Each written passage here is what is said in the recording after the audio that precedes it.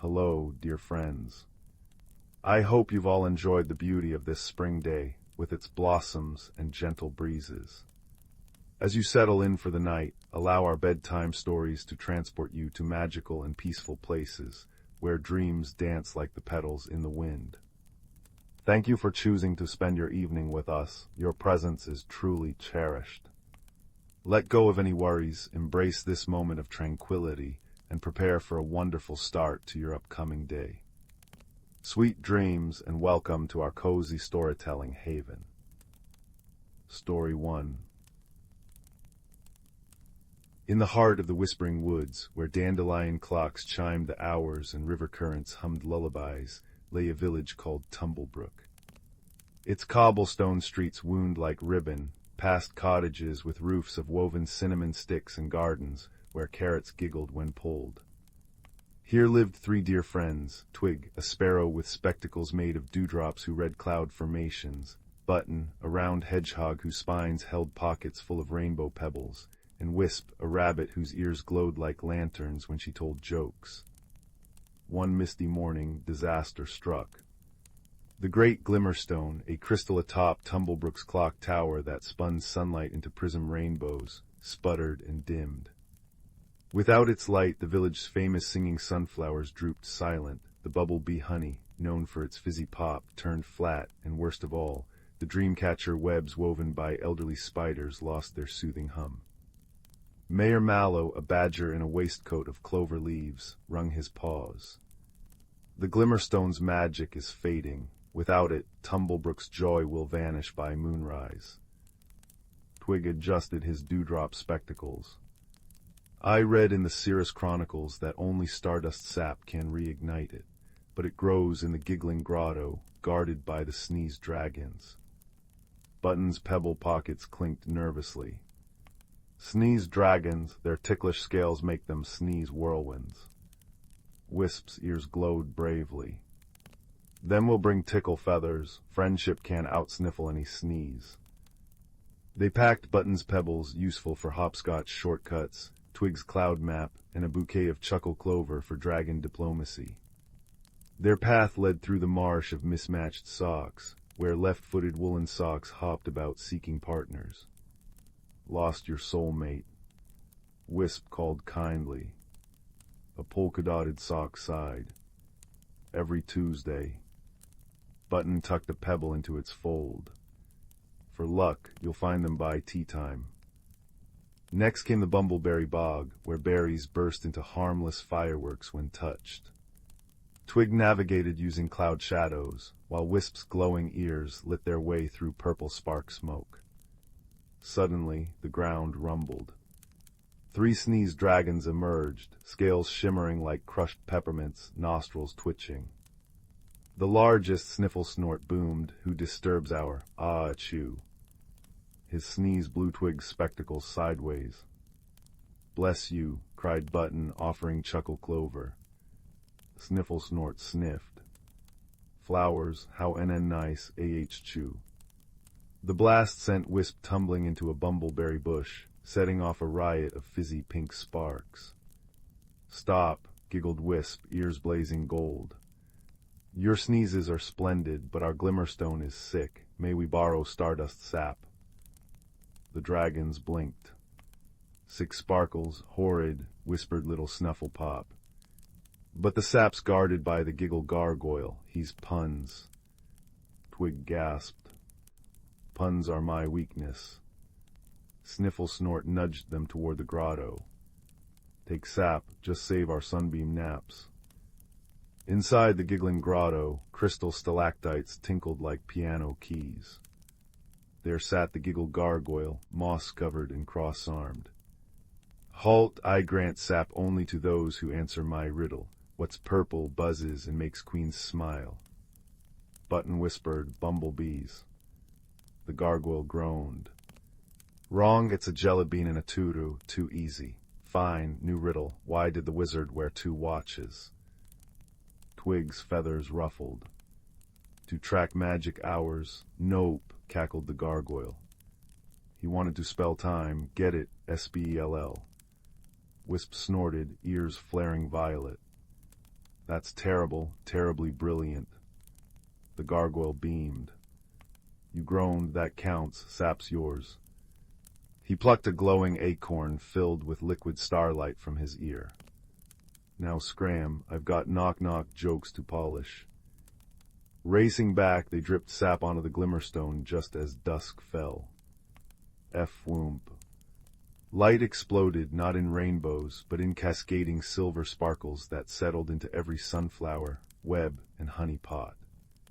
The sunflowers crooned a waltz, bubbles popped with symphony toots, and dream catchers hummed lullabies about sock reunions.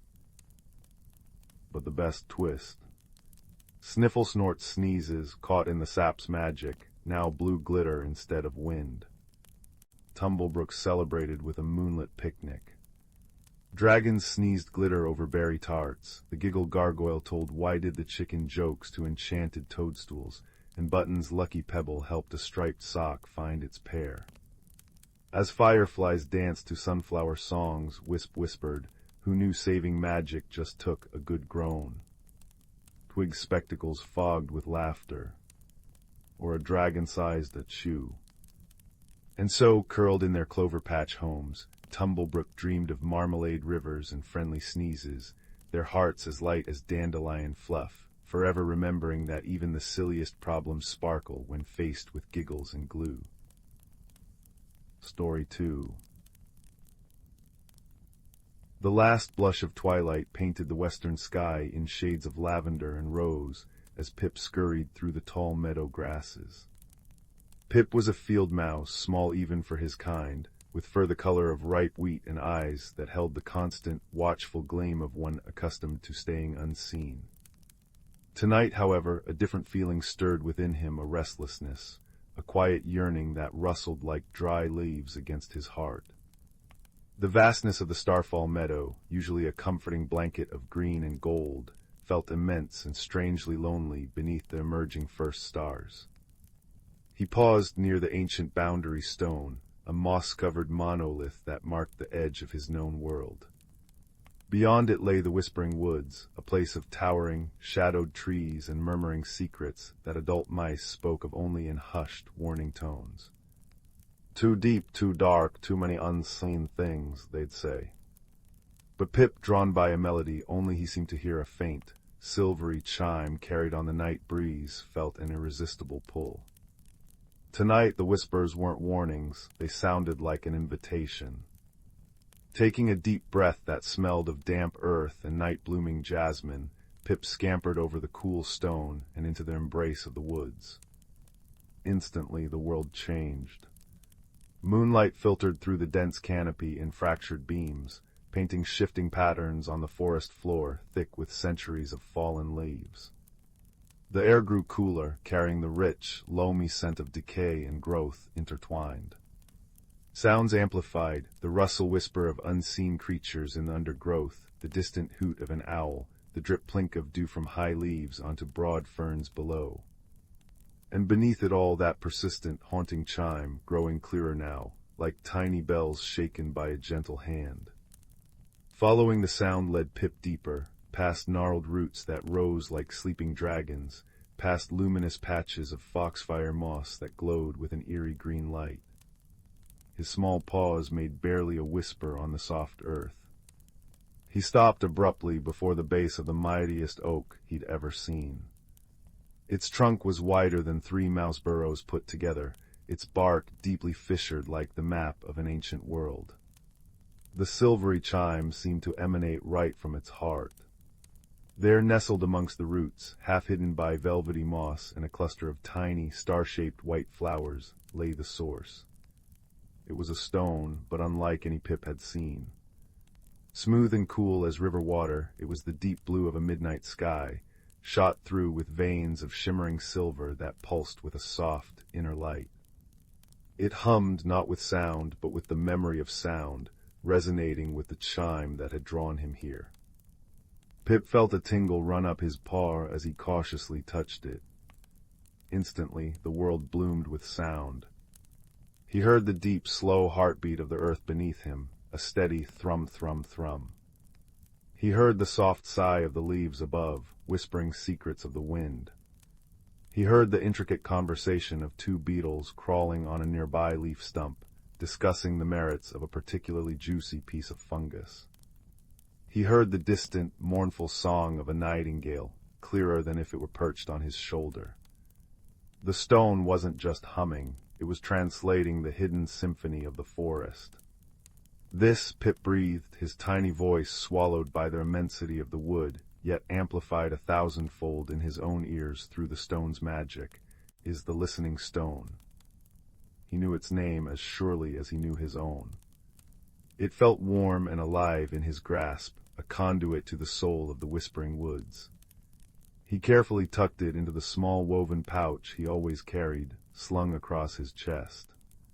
The silvery chime faded, replaced by the profound, layered silence that was actually teeming with unheard life. Suddenly, a shadow blotted out the moonlight above him. Pip froze, heart pounding a frantic rhythm against his ribs. A huge shape landed silently on a low branch nearby. An owl. Its feathers were the color of storm clouds, its eyes vast, golden discs that seemed to pierce the darkness and see right into Pip's hiding place beneath the fern. Fear, cold and sharp, flooded Pip. This was the end. The warnings were true. The owl swiveled its head, those enormous eyes fixing on Pip. It didn't hoot, didn't spread its wings to strike. It simply stared, and Pip, clutching the listening stone, heard something unexpected. Not the fierce cry of a hunter, but a low, mournful thrumming, a vibration of sadness and loneliness that resonated through the stone and into Pip's very bones. It was the owl's unspoken heart song. Little one, the owl's voice was surprisingly soft, a deep rumble like distant thunder. I mean you no harm, I saw the light, the stone's light. It has been long since such magic stirred in these woods. He shifted slightly, and Pip saw with a jolt that one of the owl's magnificent wings hung awkwardly, clearly damaged, the feathers ruffled and bent. My name is Orion, I am grounded. Pip slowly emerged from the fern, the listening stone warm against his chest, amplifying Orion's deep, resonant voice and the underlying current of pain and isolation. I'm Pip, he stammered. I found the stone, it listens. Orion nodded slowly, his great head bobbing. The heartstone of the whispering woods, it chooses who hears the true song. It has been silent for many turnings of the moon. His golden eyes held Pip's gaze. Why did it call to you, little Pip? Pip thought of the meadow, of feeling small and unseen. I felt lost, like my voice didn't matter. Then I heard the chime. Lost voices often hear the clearest, Orion rumbled. The stone reveals the unheard, the overlooked, like the sorrow of an owl who cannot fly. He looked away, a gesture so profoundly sad it made Pip's whiskers twitch with empathy. Orion explained how he'd been caught in a violent storm weeks ago, dashed against the unforgiving trunk of the great oak, his wing cruelly snapped. Unable to hunt, shunned by his own kind who saw him as weak, he'd become a lonely sentinel in the lower branches, living off grubs and berries, listening to the woods he could no longer soar above. The forest, once his kingdom, had become a cage. The listening stone hummed softly in Pip's pouch, echoing Orion's deep loneliness, a feeling Pip understood all too well. An idea, fragile as a spider's web, began to form. Orion, Pip said, his voice gaining strength, the stone, it lets me hear everything.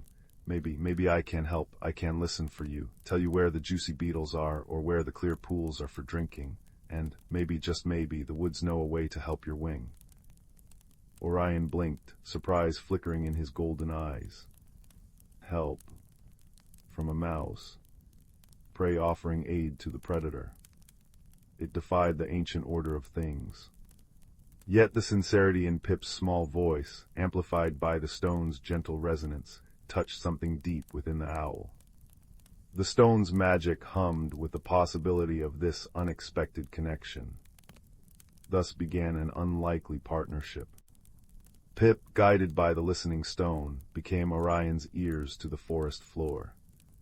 He would scurry through the undergrowth, the stone translating the rustling language of voles, the chittering gossip of squirrels, the deep, slow thoughts of badgers settling into their sets.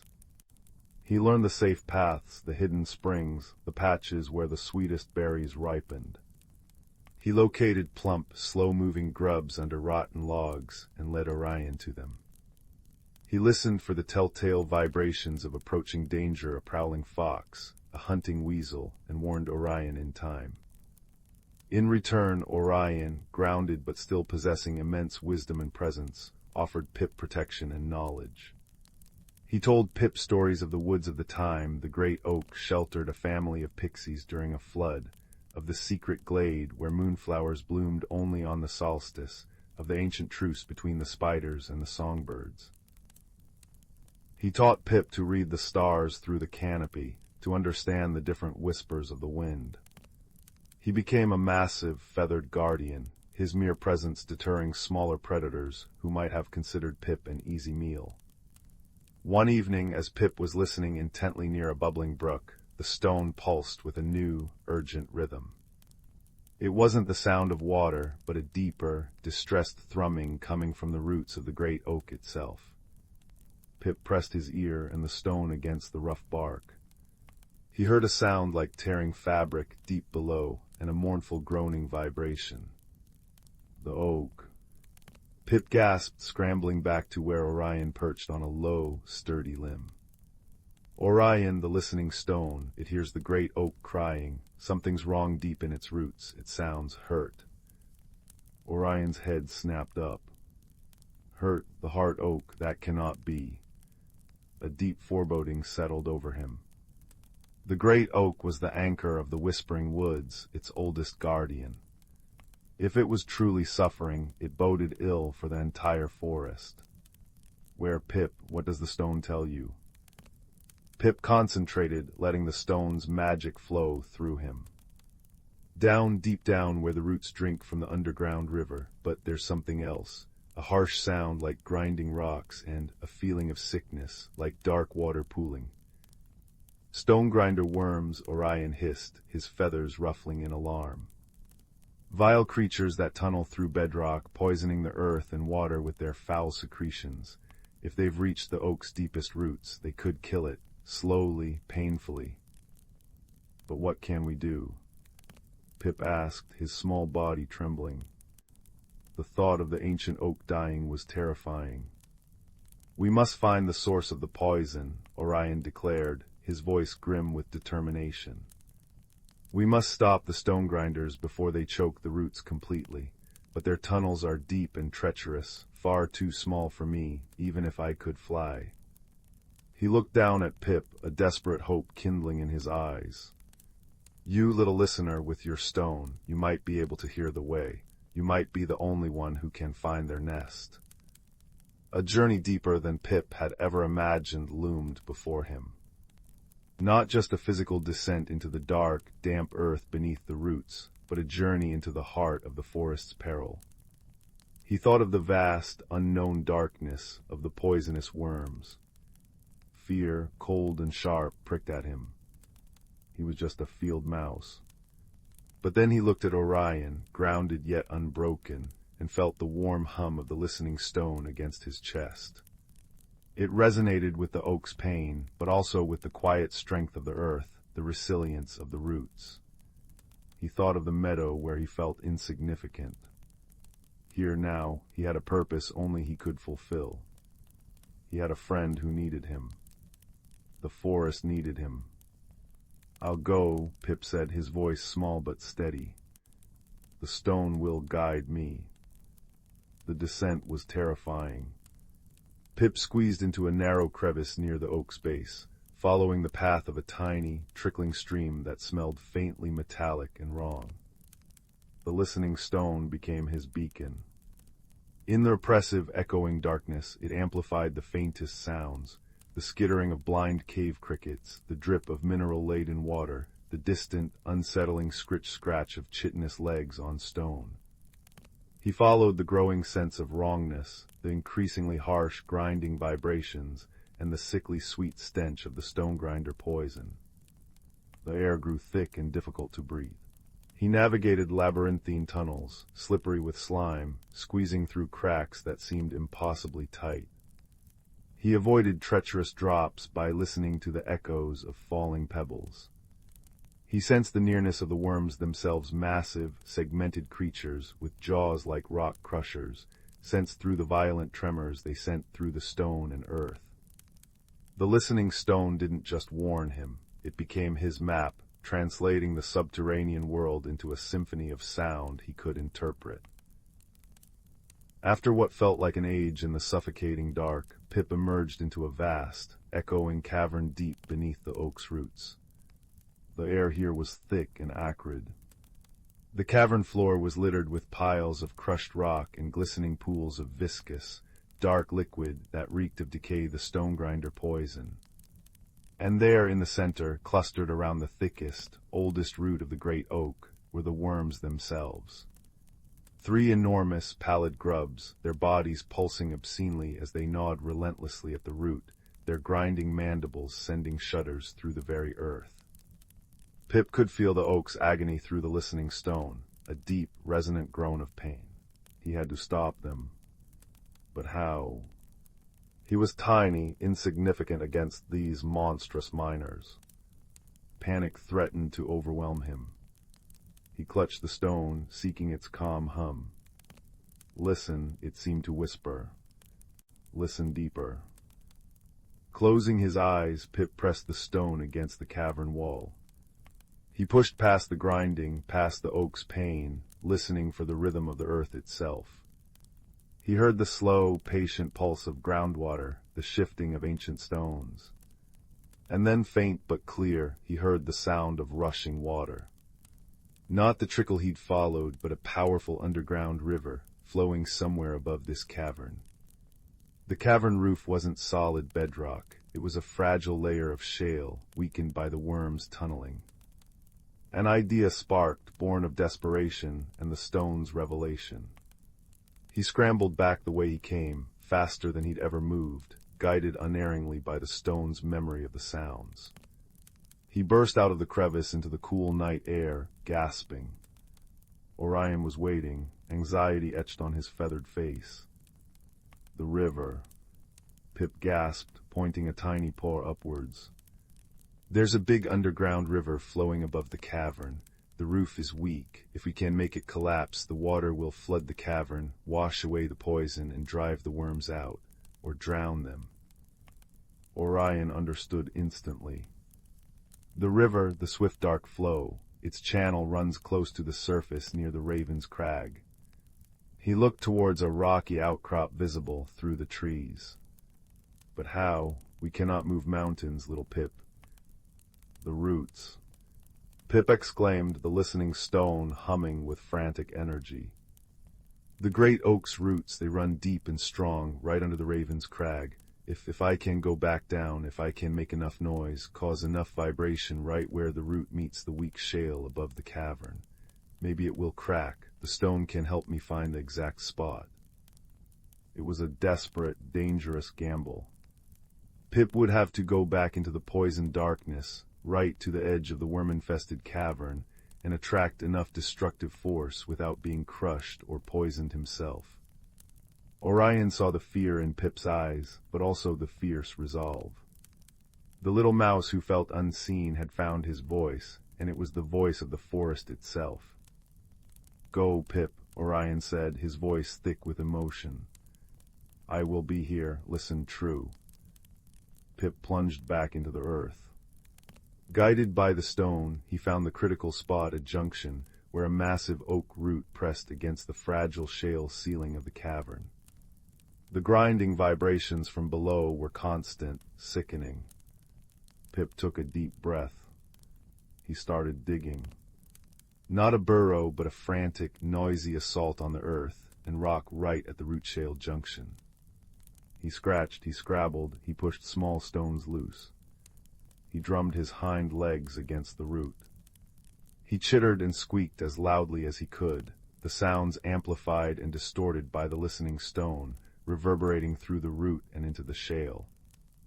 Thump thump scrabble scritch. He poured all his fear, his courage, his love for the oak and the woods into the noise. The listening stone glowed brighter, pulsing in time with his frantic efforts, sending waves of sound vibration deep into the rock. Above, in the cavern, the grinding paused. The worms sensed the disturbance. Pip redoubled his efforts, his small claws bleeding, his lungs burning with the poisoned air. Crack. A sharp, splintering sound echoed, far louder than Pip's efforts. Then another. A cascade of cracks spiderwebbed through the shale above the cavern. Dust rained down. The listening stone screamed a warning of imminent collapse. Pip didn't hesitate. He turned and fled, scrambling back up the narrow tunnel just as a section of the cavern roof gave way with a thunderous roar. He burst onto the surface as a deep, groaning shudder ran through the ground. From the direction of the Raven's Crag, they heard a muffled roar, the swift dark flow finding its new path. A torrent of cold, clean water surged into the cavern below, flooding the poison, washing over the startled stone grinders, and surging out through their tunnels, cleansing the deep earth. Silence fell, deep and profound. Then a new sound emerged. A soft, deep sigh like a giant relaxing. The listening stone in Pip's pouch hummed a pure, clear note of relief and gratitude. The great oak's pain had ceased.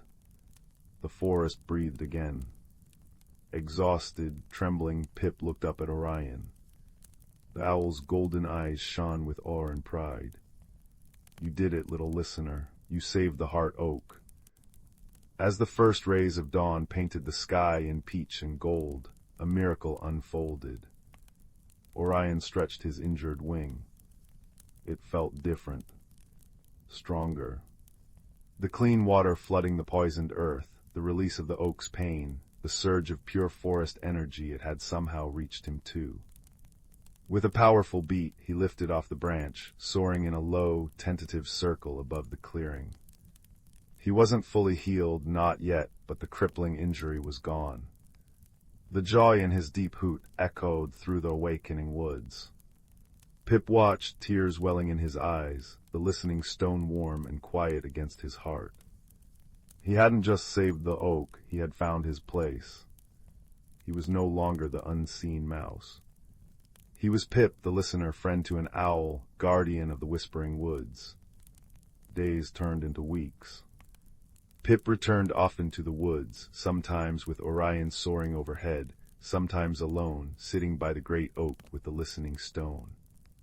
Its constant hum had faded after the flood, its great work done, it was now just a beautiful, quiet stone. But Pip no longer needed its magic to hear the forest's song. He had learned to listen with his own heart. He heard the gratitude in the rustling leaves, the joy in the babbling brook, the deep, contented hum of the ancient oak. He heard the strength in Orion's powerful wing beats and the quiet understanding in their shared silences. He returned to Starfall Meadow, but it no longer felt vast and lonely. He saw the intricate beauty of a spider's web glistening with dew, heard the cheerful chirp of a cricket hidden in the grass, felt the warm pulse of life in the earth beneath his paws. He understood now that every small voice mattered, every quiet life was part of the grand, beautiful symphony. He shared stories of the whispering woods, of the hidden glades, the ancient trees. The wise old owl and the other meadow creatures listened, their eyes wide with wonder. One evening, as Pip sat near the boundary stone watching fireflies dance like fallen stars, Orion glided down silently to land beside him. The moon, round and silver, bathed the meadow in a soft glow. No words were needed. The rustle of the grass, the chirp of crickets, the distant hoot of another owl, it was a language they both understood. Pip wasn't just listening to the world anymore, he was part of its song. He had journeyed from feeling lost to being found, from insignificance to purpose, guided by a stone that listened and a friendship that defied the sky. And as the moon climbed higher, casting long, peaceful shadows, Pip knew that the greatest magic wasn't in hidden stones or soaring wings, but in the quiet courage to listen, to care, and to find connection in the vast, whispering world. The night settled around them, warm and safe, full of the gentle, unending music of home. Story 3. The little brass key had been gathering dust for years at the back of the junk drawer, nestled amongst forgotten rubber bands and dried-up markers. It was plain, unremarkable, save for a tiny, intricate pattern etched onto its bow, a pattern that looked suspiciously like a swirling constellation. Oliver, a quiet boy with perpetually curious eyes and a faint sense of loneliness, discovered it one rainy Tuesday afternoon while searching for a spare pencil sharpener blade. Something about the key hummed faintly against his palm, a vibration more felt than heard. It didn't seem to fit any lock in the old, creaky house he shared with his grandmother. Not the attic trunk, not the mysterious cupboard under the stairs, not even the stiff lock on the garden shed. Disappointed, Oliver almost tossed it back into the drawer. But then his gaze fell upon the forgotten grandfather clock, standing sentinel in the hallway. Its face was perpetually frozen at 3 minutes past midnight, its pendulum stilled. He'd never noticed the small, almost invisible keyhole tucked discreetly beneath the ornate Roman numeral 6. Heart thudding with a sudden, inexplicable certainty, Oliver inserted the brass key. It slid in with a soft click, smooth as silk. He turned it. Not to wind the clock, but something else. The air shimmered. The hallway walls seemed to breathe and soften. The grandfather clock's face dissolved, revealing not gears, but a swirling vortex of soft, golden light, a tunnel lined with shimmering dust motes that smelled faintly of old paper and cinnamon. Taking a deep breath, Oliver stepped through. He emerged not into another room, but onto a cobbled path winding through a landscape bathed in perpetual twilight. Gigantic, luminous mushrooms glowed with soft blue and green light, casting long, dancing shadows. Trees bore leaves that shimmered like spun silver, rustling with a sound like distant wind chimes. Above, instead of stars, tiny winged creatures flitted, leaving trails of sparkling dust in their wake. Oliver gasped. He was impossibly small, standing on a path made of what looked like polished pebbles the size of his thumbnail. He was not alone. Perched on a toadstool as tall as himself was a creature, no bigger than his thumb. He had large, luminous eyes the color of moss, pointed ears twitching beneath a jaunty cap woven from dandelion fluff, and wore a waistcoat made of finely stitched beetle wings. He blinked at Oliver, then tipped his cap. "Lost your bearings, have you, traveler?" His voice was surprisingly resonant, like the chime of a tiny bell. Named Sage Thimbleton, keeper of small wonders and finder of misplaced paths, bit unusual to see a grand-scale wanderer down the Whisper path. What brings you to the Glimmer Downs? Oliver stammered out his story, the key, the clock, the unexpected doorway. Sage Thimbleton listened intently, his large eyes thoughtful. "Ah, the Chronos key, rare find that, doesn't open locks, lad, it opens moments, this path." He gestured around. "It's woven from forgotten dreams and misplaced time, fragile as a spider's web at dawn." He leaned closer, lowering his voice conspiratorially. "But something's amiss, the glimmer's fading, the whispering river up ahead, gone silent as a stone, without its song the whole downs will unravel, like a tapestry coming undone." Oliver felt a pang of responsibility. He'd opened the door. Could he help? Sage Thimbleton beamed. "Wisdom seeks willing ears. We need to reach the river's heart. Journey's a bit tricky for one my size alone, and you, lad, look like you could use a friend." He whistled, a sound like rippling water. From beneath a cluster of glowing ferns, a creature emerged. It looked like a sleek, furry mouse, but its fur shimmered with iridescent blues and purples, and large, intelligent eyes regarded Oliver calmly. It wore a tiny harness woven from moonbeams. "This," announced Sage proudly, "is Mistral." swiftest windrunner in 7 glimmer glades. She'll carry us. Mistral chirped a surprisingly musical sound and nudged Oliver gently with her cool, damp nose. With Sage perched on his shoulder and Oliver carefully holding onto Mistral's harness, the shimmering mouse took off. They raced along the cobbled path, then veered onto trails made of woven moonlight, skirting meadows where flowers chimed softly and forests where trees hummed ancient tunes. Oliver felt the wind rush past, smelling of ozone and crushed mint.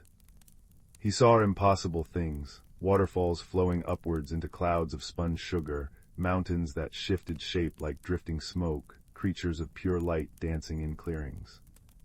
The loneliness that had clung to him back home began to dissolve, replaced by a profound sense of wonder and connection. After a journey that felt both timeless and fleeting, Mistral slowed. The path ended at the edge of a vast, silent expanse. Where Sage Thimbleton had described a river roaring with liquid music, there was only a wide, dry channel filled with dull, gray pebbles. The air felt heavy, thick with sorrow. The vibrant glow of the Glimmer Downs was noticeably dimmer here. "The heart," Sage whispered, pointing to a large, perfectly smooth obsidian stone nestled in the deepest part of the riverbed. "The river's song comes from here, but it's blocked, choked." Oliver dismounted, approaching the silent stone. He felt the sadness emanating from it, a deep, resonating ache. He saw no obvious blockage. How could he clear it? Force seemed pointless. He remembered Sage's words, "Wisdom seeks willing ears." He knelt beside the obsidian heart. Instead of trying to move it or break it, he closed his eyes. He placed his hand gently on its cool, smooth surface. He didn't push. He listened. Not with his ears, but with his heart. He poured out his own quiet feelings, his curiosity, his brief loneliness, the awe he felt for this place, his desire to help. He imagined the river flowing, singing its joyous song. For a long moment, nothing happened. Then, beneath his palm, the obsidian stone pulsed. Once faintly, then again stronger. A low hum vibrated through the riverbed, rising in pitch. Oliver opened his eyes. Tiny cracks appeared on the surface of the heart, not breaking it, but revealing intricate channels within, glowing with soft, blue light. From deep beneath the gray pebbles came a gurgle, then a trickle of pure, sparkling water. It bubbled up around the heart, washing over the pebbles, turning them from dull gray to luminous, shimmering colors. The trickle became a stream, then a rush. Music filled the air, not a roar, but a complex, beautiful melody of splashing water, chiming stones, and deep, resonant notes from the heart itself. It was the sound of joy unbound, of sorrow released. The light in the Glimmer Downs flared back to life, brighter and more vibrant than before. The trees sang louder, the flowers chimed in harmony, and the winged creatures above spun joyful spirals in the twilight air. Sage Thimbleton wiped a tear from his large eye. "You listened," he said, his voice thick with emotion. "The heart wasn't blocked by stone, lad. It was blocked by forgotten sorrow. It needed understanding, not force, a gentle touch and a willing heart." He patted Oliver's shoulder. "You've mended more than a river today." The journey back felt like a celebration. Mistral ran with renewed vigor, the whisper path itself seeming to sing beneath her paws. When they reached the point where Oliver had entered, the swirling golden light of the grandfather clock doorway awaited. "Remember, Oliver," Sage said, hopping down from Mistral. "The Chronos key opens moments, moments of wonder, moments of sorrow, moments of connection. They're all around, even in your grand-scale world. You just need to know where to look and how to listen." Mistral nudged Oliver's hand with her cool nose, a silent farewell. Oliver stepped back through the shimmering light. He found himself standing in his own hallway, the grandfather clock's face once again frozen at 3 minutes past midnight. The brass key was warm in his hand. He carefully removed it, and the tiny keyhole vanished as if it had never been. He didn't feel lonely anymore. He felt connected. To the quiet hum of the house, to the pattering rain outside, to the vast, unseen world he now knew existed just beyond the edges of perception. He placed the key back in the junk drawer, not forgotten, but cherished. That night, as he lay in bed, he heard a tiny, familiar sound. A soft, musical chirping. Peering towards the window, he saw a small, shimmering blue-purple shape nestled on the sill mistral, curled up peacefully, keeping watch under the soft glow of the moon. Outside, the rain had stopped. A single drop of water fell from the eaves, landing with a perfect, clear plink on a stone below. To Oliver, it sounded like the sweetest note of a song just beginning. He smiled, snuggled deeper under his quilt, and drifted into dreams filled with glowing paths, gentle helpers, and the comforting, endless music of a river flowing freely once more. The world was full of extraordinary secrets, and he had learned the quiet wisdom to hear them. Story 4. The little village of Willowbrook nestled in a valley where the seasons danced with particular grace.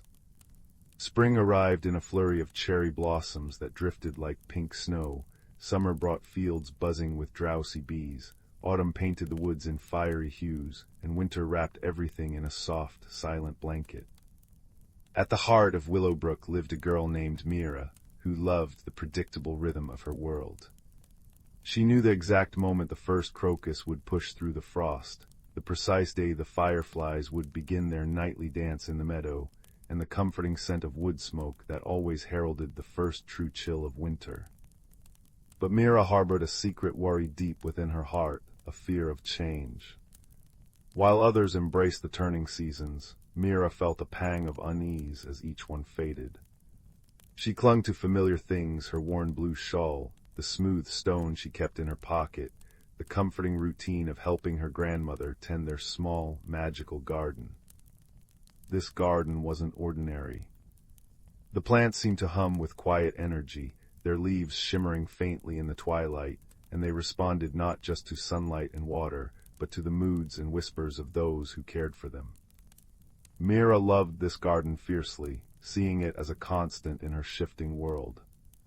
One unusually warm spring day, as the cherry blossoms began to fall, Mira noticed something troubling. The silver bells, delicate flowers that usually chimed softly in the breeze, hung limp and silent. The luminous ferns, whose fronds usually glowed with a soft, green light, were dim and dull. Even the sturdy heartwood tree in the center seemed to droop, its vibrant emerald leaves paling. Mira's own heart clenched with fear. Change, she thought, it's happening too fast. The garden is fading, just like everything else. "Grandmother," Mira whispered, her voice thick with unshed tears as she found the old woman sorting seeds by the hearth, the firelight casting dancing shadows on the stone walls. "The garden, it's sick, the silver bells won't sing, the luminous ferns are dark, what's wrong?" Grandmother looked up, her kind eyes crinkling at the corners. She patted the worn cushion beside her.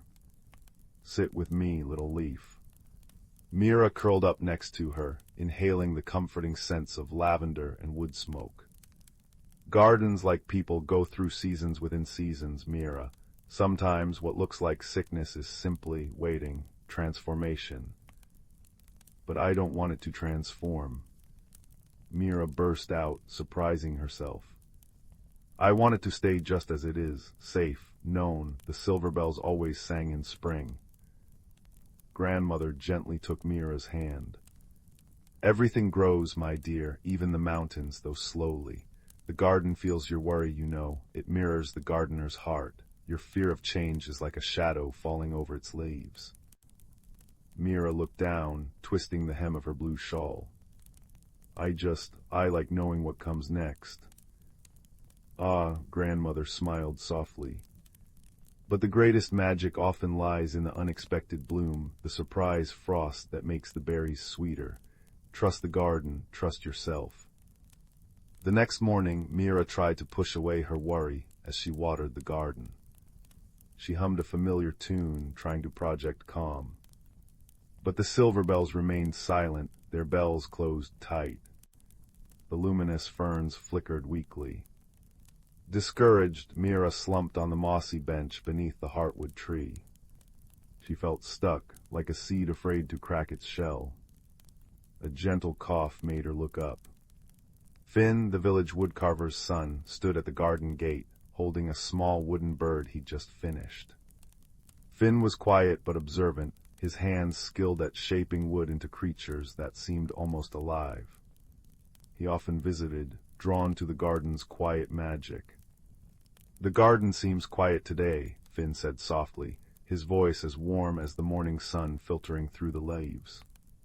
Mira sighed. "It's fading. Because of me. Grandmother says it feels my fear." She confessed her dread of change, the way the shifting seasons made her feel unmoored, how she longed for everything to stay perfectly, safely the same. Finn sat beside her, placing the wooden bird on the bench. It was a robin, carved with such care its feathers seemed ruffled by an invisible breeze. "Change is hard," he agreed, his gaze thoughtful. "When I first learned to carve, I hated making mistakes. I wanted every piece to be perfect on the first try, but my father told me the wood has its own grain, Finn. You can't force it. You have to listen, to feel where it wants to go. Sometimes the unexpected knot makes the most beautiful pattern." He picked up the robin. "See this line here? It wasn't planned, but it makes the wing look stronger, don't you think?" Mira looked at the robin, then at the drooping silver bells. Finn's words echoed grandmother's. Listen. Feel. Trust. Was she trying to force the garden to stay the same, ignoring its own grain? "Maybe," Finn continued gently, "instead of being scared of what the garden is becoming, you could help it become, whatever it needs to be." A spark of understanding flickered in Mira's chest. That afternoon, instead of trying to make the garden be as it was, she tried something different. She sat beneath the heartwood tree, closed her eyes, and just listened. She listened to the rustle of leaves, the distant murmur of the brook, the sigh of the wind.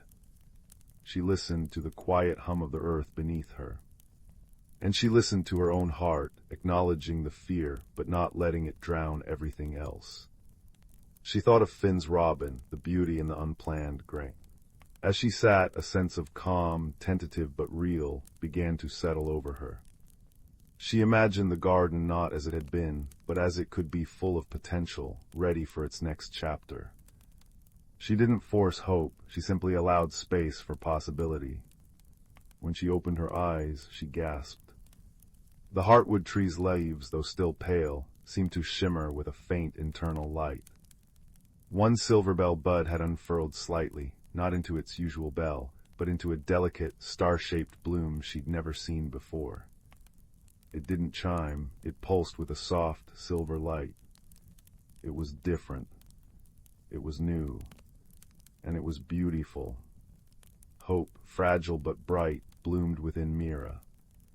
The next day, she invited Finn back. Together, they didn't just tend the garden, they observed it. They noticed tiny, glowing mushrooms sprouting near the base of the luminous ferns, where they hadn't been before. They saw the heartwood tree's bark developing intricate, swirling patterns that glowed faintly at dusk. The garden wasn't dying, it was transforming, responding to the shift in Mira's own spirit. One evening, as the first stars pricked the twilight sky, grandmother joined them. She carried a small, ancient-looking watering can crafted from moonstone. "For the heartwood tree," she said, her eyes twinkling. "It's ready for a little starlight nourishment." Mira carefully poured the cool, silvery water onto the tree's roots. As it soaked into the earth, the heartwood tree shuddered gently. Then from its highest branches, soft, glowing orbs of light began to drift downwards, not leaves, but pure, gentle light, like captured starlight. They floated around Mira, Finn, and grandmother, casting a soft, ethereal glow. The star-shaped silver bells pulsed brighter, and the luminous ferns began to emit a deep, resonant hum, harmonizing with the sighing wind. The glowing mushrooms brightened, casting pools of light on the mossy ground. The air filled with a scent like cool night air and distant galaxies. The garden hadn't returned to what it was. It had become something entirely new, something breathtakingly magical and profoundly peaceful. It was a garden of starlight and deep earth song, a testament to transformation. Mira stood amidst the floating lights, Finn beside her, wonder filling her heart to the brim. The fear hadn't vanished completely, but it was smaller now, overshadowed by awe and a dawning sense of excitement. She looked at the star-shaped bloom, the glowing tree, the humming ferns. "It's different," she whispered. "It is," grandmother agreed, her voice a soft murmur in the luminous night. "And it's magnificent, just as you are, Mira. Change isn't loss, it's the universe's way of adding new verses to our song. You held space for the garden's transformation. Now, hold space for your own." Finn nudged her gently, pointing to the wooden robin he'd placed on the garden bench. Under the influence of the garden's new magic, the wood had taken on a faint, warm luminescence, and the unplanned grain line now shimmered like a vein of gold. "See," he smiled. "Sometimes the unexpected pattern holds the most magic." Mira touched the smooth stone in her pocket, her old talisman against change. It felt warm and familiar, but it no longer felt like the only thing keeping her anchored. She looked around at the transformed garden, bathed in gentle, magical light, felt the supportive presence of Finn and her grandmother, and understood. Her growth wasn't about becoming someone else, but about unfolding into the fuller version of herself, just like the star-shaped bloom had unfurled from the silver-bell bud. It required trust, patience, and the courage to let go of the old shape to make room for the new. From that night on, Mira tended the starlight garden with a heart open to possibility. She learned to find beauty in each phase, the quiet dormancy, the surprising sprout, the radiant bloom. She discovered that her fear of change lessened as she embraced the wonder of discovery, knowing that Finn would be there to share the surprises, and grandmother would be there with her quiet wisdom. The garden continued to shift and evolve, sometimes subtly, sometimes dramatically, always reflecting the gentle unfolding of life and the quiet magic of acceptance. And every evening as the stars emerged, Mira would sit beneath the heartwood tree, watching the orbs of light drift down, a living reminder that transformation, guided by kindness and trust, could be the most peaceful and beautiful magic of all. She breathed in the cool night air, scented with stardust and damp earth, and felt a deep, comforting certainty settle in her soul. She was growing, just like her garden, and the journey itself was a kind of homecoming. The fireflies in the distant meadow winked in the darkness, joining the garden's soft glow, a chorus of tiny lights celebrating the quiet, persistent beauty of becoming. Story 5. Deep within the whisperwood, where ancient oaks stood sentinel and moss grew thick as velvet carpets, the boundary between the waking world and the realm of magic was thin as a dragonfly's wing. Here the seasons didn't merely change, they danced, each step choreographed by the unseen hands of the forest's heart. Sunlight dappled the forest floor in shifting patterns of gold and emerald, and the air hummed with the secret lives of its inhabitants. One such inhabitant was Lila, a tiny hazel dormouse with fur the color of toasted acorns and eyes like polished jet. Her home was a snug hollow high in the gnarled roots of the great mother oak, a tree so vast and ancient its bark held the whispers of centuries. Lila lived by the gentle rhythm of the forest, gathering dew-kissed berries in the cool dawn, napping amidst sun-warmed ferns at midday, and listening to old oak's deep, resonant voice as twilight painted the sky in lavender and peach. Old oak wasn't just a tree, he was the memory keeper, his roots intertwined with the deepest magic of the whisperwood. He spoke not with words, but with rustling leaves that formed images in the mind, with groans of wood that resonated as feelings, and with the scent of his bark that carried ancient tales. Leela, attuned to these subtle languages, often nestled against his warm, ridged bark, absorbing stories of the long winter sleep, the great blossoming, and the delicate balance that held all life together. "The forest breathes, little one," old oak seemed to murmur one crisp autumn evening, the scent of damp earth and decaying leaves rich in the air. "Each root draws, each leaf releases, the squirrel's forgotten nut feeds the sapling. The fallen log shelters the beetle who tills the soil for the fern. Nothing is wasted, nothing is alone." Leela felt the truth of it in the cool breeze sighing through the canopy, carrying the sweet tart scent of late apples and the damp, earthy perfume of petrichor from a recent shower. But this autumn, a subtle discord began to ripple through the Whisperwood's harmony. The usual vibrant tapestry of reds, golds, and ambers seemed muted. Leaves fell too soon, brittle and dry, littering the forest floor in a lifeless carpet. The usually clear, chattering brook that wound through the glades ran sluggish and murky, its song replaced by a weary gurgle. A strange silence hung in the air, broken only by the anxious chirps of birds and the worried rustling of smaller creatures. Even the air tasted different, stale, tinged with a faint, unpleasant bitterness, like metal left out in the rain. Leela felt it keenly. The berries she found were shriveled, the nuts hollow. Her cozy hollow felt draftier, and old oak's comforting presence seemed strained, his leaves whispering with an unfamiliar note of distress.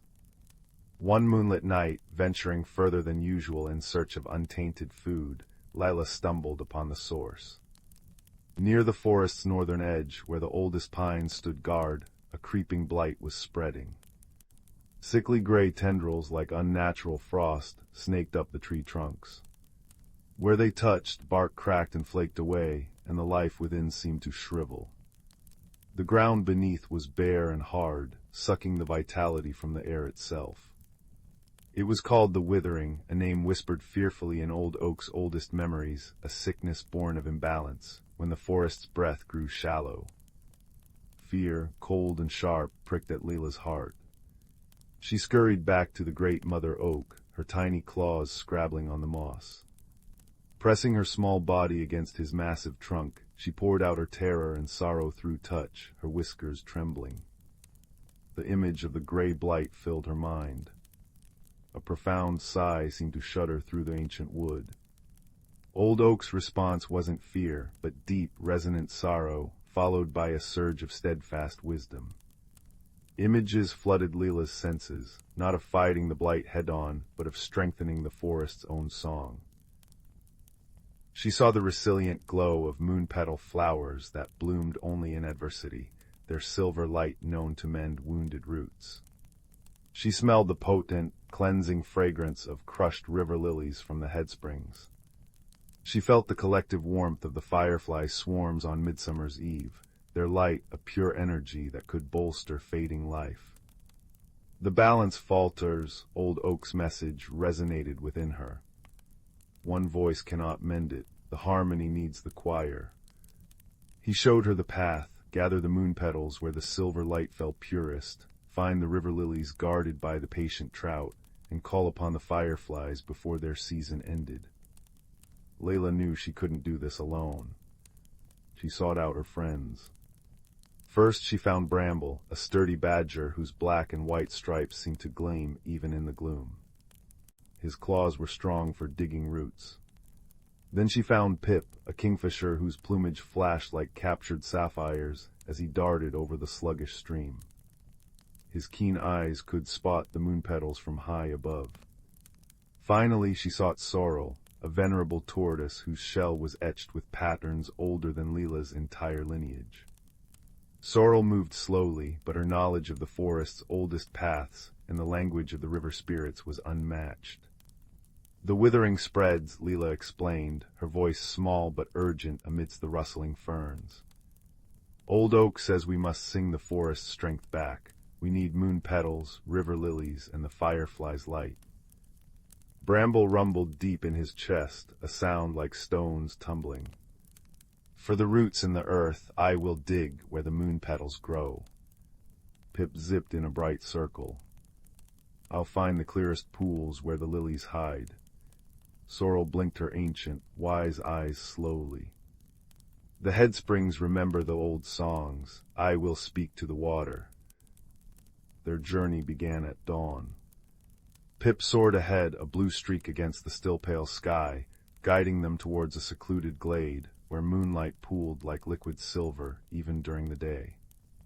Bramble used his powerful claws to carefully unearth the fragile roots of the glowing moon petals, their petals shimmering with an internal light that felt cool and soothing against Leela's paws as she gently gathered them into a woven leaf pouch. Next they followed the weary stream upwards, guided by Sorrel's slow, deliberate pace. The air grew colder, cleaner, as they neared the headsprings where icy water bubbled from moss-covered rocks.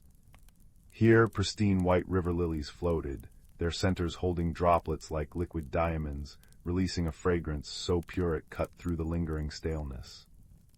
Pip darted down, plucking the most potent blooms with his sharp beak, careful not to disturb their roots. Sorrel dipped her head, humming a low, resonant tone that seemed to make the water sparkle brighter and the lily scent intensify, a plea to the water spirits for cleansing strength. As twilight deepened, painting the sky in bruised purples and oranges, they reached the Firefly Meadow, a wide clearing usually alive with thousands of tiny, drifting lanterns. But tonight, only a few flickered weakly. The withering's touch had reached even here, dampening their light. Leela stepped forward, placing the pouches of moon petals and river lilies carefully on a flat stone warmed by the day's sun. She took a deep breath, filling her lungs with the cool evening air scented with damp earth and the faint sweetness of the lilies. Then she began to sing. It wasn't a song with words, but a pure high note that rose from her heart, a sound like wind through young leaves, like water tumbling over stones, like the deep sigh of ancient wood. It was the song old oak had hummed within her, the song of the whisperwood's enduring spirit. Bramble joined in with a low, grounding hum that vibrated through the earth. Pip added a series of bright, clear chirps that danced on the air. Sorrel's deep, resonant hum rose like the bedrock itself. Together their voices wove a tapestry of sound, a plea and a promise. The few fireflies nearby pulsed brighter. Then from the edges of the woods more lights appeared, hesitant at first, then bolder, drawn by the pure harmony. Dozens, then hundreds, then thousands of fireflies streamed into the meadow, their tiny bodies glowing with renewed vigor, swirling around the stone in a living constellation of gold and green light. The light pulsed in time with their song, bathing the moon petals and lilies in its gentle radiance. The combined energies, the cool, mending light of the moon petals, the pure cleansing scent of the river lilies, and the vibrant, life-giving pulse of the fireflies mingled and amplified. Guided by the friends' united song, the swirling light and scent flowed outwards, not like a storm, but like a gentle tide washing over the whisperwood. It seeped into the gray, blighted areas near the pines. Where the light touched the withering's gray tendrils, they hissed faintly, like ice meeting warm breath, and dissolved into wisps of harmless mist. The hard ground softened, tiny green shoots, luminous in the firefly glow, pushed through the barren earth. The murky stream began to clear, its song regaining its cheerful babble as it carried the cleansing lily essence downstream. Back at the great mother oak, Leela felt the change resonate through his mighty trunk. The strain eased, replaced by a profound wave of warmth and gratitude that washed over her like sunlight. The forest sighed, a collective exhalation of relief. The next morning, dawn broke clear and crisp. The autumn colors, while still present, blazed with renewed intensity, fiery reds, burnished golds, and vibrant oranges that seemed to set the canopy ablaze. The air tasted sweet again, sharp with the scent of pine and ripe fruit. Birdsong, clear and joyous, filled the branches. Leela sat on a high root, sharing a plump, juicy blackberry with Pip. Below, Bramble nosed at a patch of newly sprouted clover, and Sorrel basked contentedly on a sun-warmed rock. The withering was halted, the balance restored, not by force, but by harmony and the shared strength of the forest's many voices. Old oak's leaves rustled softly above, a sound like gentle applause. "Remember, little guardian," the rustling seemed to say, carried on a breeze scented with wood smoke and fallen leaves. "The magic lies not in one, but in the chorus. In the roots that hold fast, the wings that seek, the shell that remembers, and the heart that sings. The seasons turn, challenges come, but the forest endures through the strength woven by friendship and the wisdom of listening to its ancient, whispering heart." As the golden light of afternoon filtered through the canopy, painting dappled patterns on the soft moss, Leela nestled deeper into her hollow, the comforting scent of healthy earth and ancient wood surrounding her.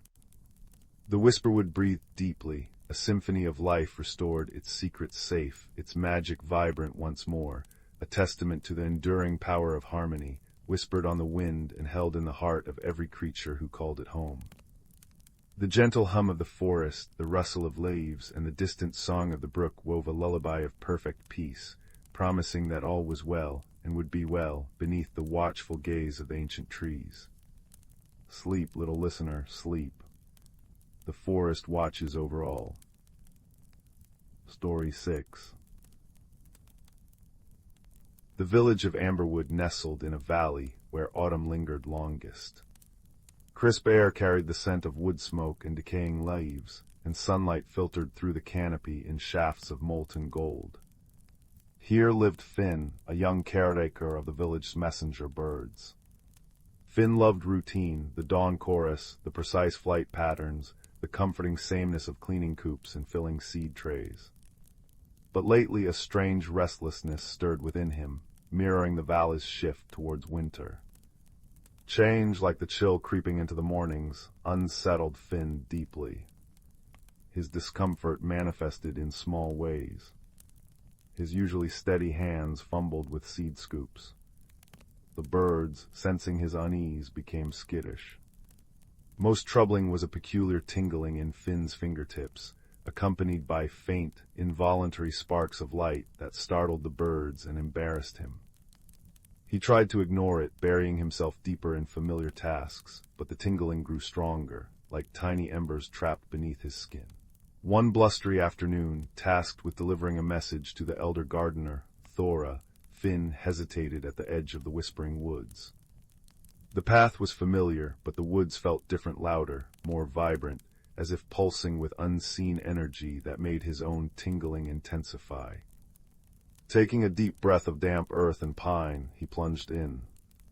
Halfway through, a fierce gust whipped fallen leaves into a frenzied dance. Finn stumbled, the message tube flying from his grasp and landing deep within a thicket of unusually large crimson ferns. As he pushed through the rustling fronds, the tingling in his hands erupted. With a soft pop, a shower of harmless, golden sparks flew from his fingertips. Startled, Finn froze. That's when he noticed the ferns. Where his sparks had touched them, the crimson leaves shimmered, transforming momentarily into delicate, glowing crystals before reverting to their original state. Curious magic, a gentle, gravelly voice observed. Thora emerged from behind an ancient oak, her weathered face crinkled in a kind smile. Her apron pockets bulged with late-blooming moon petals. The sparklet ferns haven't reacted like that in many seasons. Seems they recognize something in you, young Finn. Finn flushed, hiding his hands. It's nothing, Elder Thora, just clumsy sparks. I don't understand it. It frightens the birds. It frightens me. His voice trembled with their admission. Thora patted his shoulder, her touch warm and steadying. Change often feels like fear at first, Finn, like the trees shedding their leaves. It looks like loss, but it's preparation. Preparation for something new beneath the bark. She gestured towards the sparklet ferns. Your magic isn't clumsiness, it's awakening, and like any new growth, it needs understanding, not suppression. She handed him the fallen message tube. Come visit my garden tomorrow, bring your sparks, we'll see what they have to say. Her calm acceptance was a balm to Finn's frayed nerves. The next morning, Finn found Thora tending her extraordinary garden, where summer blooms defiantly brushed shoulders with frost-kissed berries. Flitting among the plants was Pip, a small, shimmering creature made of light and autumn breeze, a garden sprite Thora had befriended decades ago. Pip zipped over, leaving a trail of glittering dust that smelled like cinnamon and cold air. Finn's here with the tickle lights. Pip chimed, circling Finn's head. Thora chuckled. Indeed, now Finn, hold out your hands, don't force it. Just let the energy be. Observe it like you observe a new bird learning to fly. Hesitantly, Finn opened his palms. The tingling returned, stronger near Thora's vibrant plants. Slowly, tentatively, the golden sparks reappeared, dancing like fireflies over his skin. Pip darted closer, fascinated. Ooh, like tiny suns. Pip breathed, hovering near Finn's fingertips. Can they touch the sleepy seed? The sprite pointed to a pot containing a single, large, dully gray seed. Thora nodded encouragement. The frostbloom seed. It needs a special kind of warmth to wake, a warmth of spirit as much as heat. Perhaps. Finn, heart pounding, focused not on suppressing the sparks, but on the seed. He thought of the comfort of his birds, the beauty of the autumn valley, the kindness in Thora's eyes. The sparks flickered, then flowed gently from his fingertips, not as random pops, but as a soft, warm glow that settled over the gray seed like a blanket. For a moment, nothing happened. Then, a tiny crack appeared in the seed's husk. A delicate ice-blue shoot, shimmering with its own inner light, unfurled hesitantly. A wave of pure, cool fragrance like mint and starlight washed over them. You did it. Pip squealed, doing loop-the-loops. The sleepy seed woke up. Finn stared, awestruck. His sparks, his frightening, unpredictable magic, had nurtured something. Thora beamed. You see, your magic isn't separate from you, Finn. It's a reflection of your inner world. Your fear made it chaotic. Your focus and kindness gave it purpose. Over the following weeks, Finn visited Thora's garden daily. With her patient guidance and Pip's enthusiastic companionship, he practiced. He learned that his magic responded to his emotions and intentions. Anxiety made it sputter and flare, calm focus allowed it to flow. He discovered he could coax late roses into fuller bloom, encourage frost-resistant herbs to sprout, and even calm nervous animals with a soothing, golden nimbus from his hands. One crisp evening, a true test arrived. A sudden, early blizzard swept down the valley, threatening Thora's most delicate, cold-sensitive plants, the ones she nurtured, to provide winter remedies for the village. Finn rushed to the garden, finding Thora and Pip trying desperately to shield the plants with blankets and woven reed mats. The icy wind howled, and frost already edged the leaves. I can't cover them all in time. Thora called over the gale, her voice strained. Finn looked at his hands, then at the shivering plants. Fear threatened to freeze him too. But then he thought of the frostbloom seed, of the birds he cared for, of Thora's unwavering belief. He thought of the village relying on these plants. He took a deep breath, centering himself like Thora taught him, focusing not on the storm, but on the life within the plants, on warmth, protection, and resilience. He stepped forward, raising his hands. This time, the magic didn't spark erratically. It flowed from him in a wide, gentle wave of soft, golden light. It spread like liquid sunshine over the endangered plants, forming a shimmering, warm dome that deflected the biting wind and melted the encroaching frost. Inside the dome, the plants stopped trembling. Their leaves perked up, glowing faintly in the protective light. Finn held the dome, pouring his focus and his newfound understanding into the magic. It wasn't about control, it was about connection and care. The blizzard raged around them, but within Finn's golden shield, it was calm, quiet, and safe. Pip danced within the light, humming a tune like wind chimes. Thora watched Finn, her eyes shining with pride and profound tenderness. When the storm finally passed, leaving the valley coated in pristine white, Finn lowered his hands. The golden dome faded, revealing the plants unharmed, vibrant, and even blooming more brightly than before. Exhausted but exhilarated, Finn looked at his hands. The constant tingling was gone, replaced by a deep, warm hum of contained power and peace. "You didn't just protect them, Finn," Thora said softly, placing a hand on his shoulder. "You helped them grow stronger through the storm. That's the true nature of transformation. It's not about avoiding the cold winds, but finding the warmth within to meet them." Pip zipped down, landing lightly on Finn's head. Finn's magic is cozy, like a hug for the garden. As winter settled over Amberwood, Finn no longer feared his magic or the changes within himself. He tended his birds with renewed calm, his presence soothing them. He helped Thora in her garden, his gentle magic aiding the plants that thrived in the cold. The villagers noticed a new steadiness in him, a quiet confidence that bloomed alongside his abilities. He learned that personal growth, like the turning of the seasons, wasn't always easy. It required facing the unknown, accepting support, and discovering hidden strengths. His magic, once a source of fear, became a symbol of his journey, a warm, golden light born from embracing change, nurtured by friendship, and illuminating the beautiful, resilient person he was becoming. And on quiet nights, as he watched the stars glitter like frost above the snow-laden pines, Finn felt a deep sense of peace, knowing that just like the sleeping seeds beneath the snow, he held within him the quiet, magical promise of spring. Story 7. The little town of Bramblewood nestled in a valley where mist curled like sleepy cats around the chimneys each morning. In this quiet place lived a boy named Leo, whose greatest joy was exploring the dusty corners of his grandmother's sprawling, cluttered attic. While others saw only old furniture and forgotten things, Leo saw possibilities.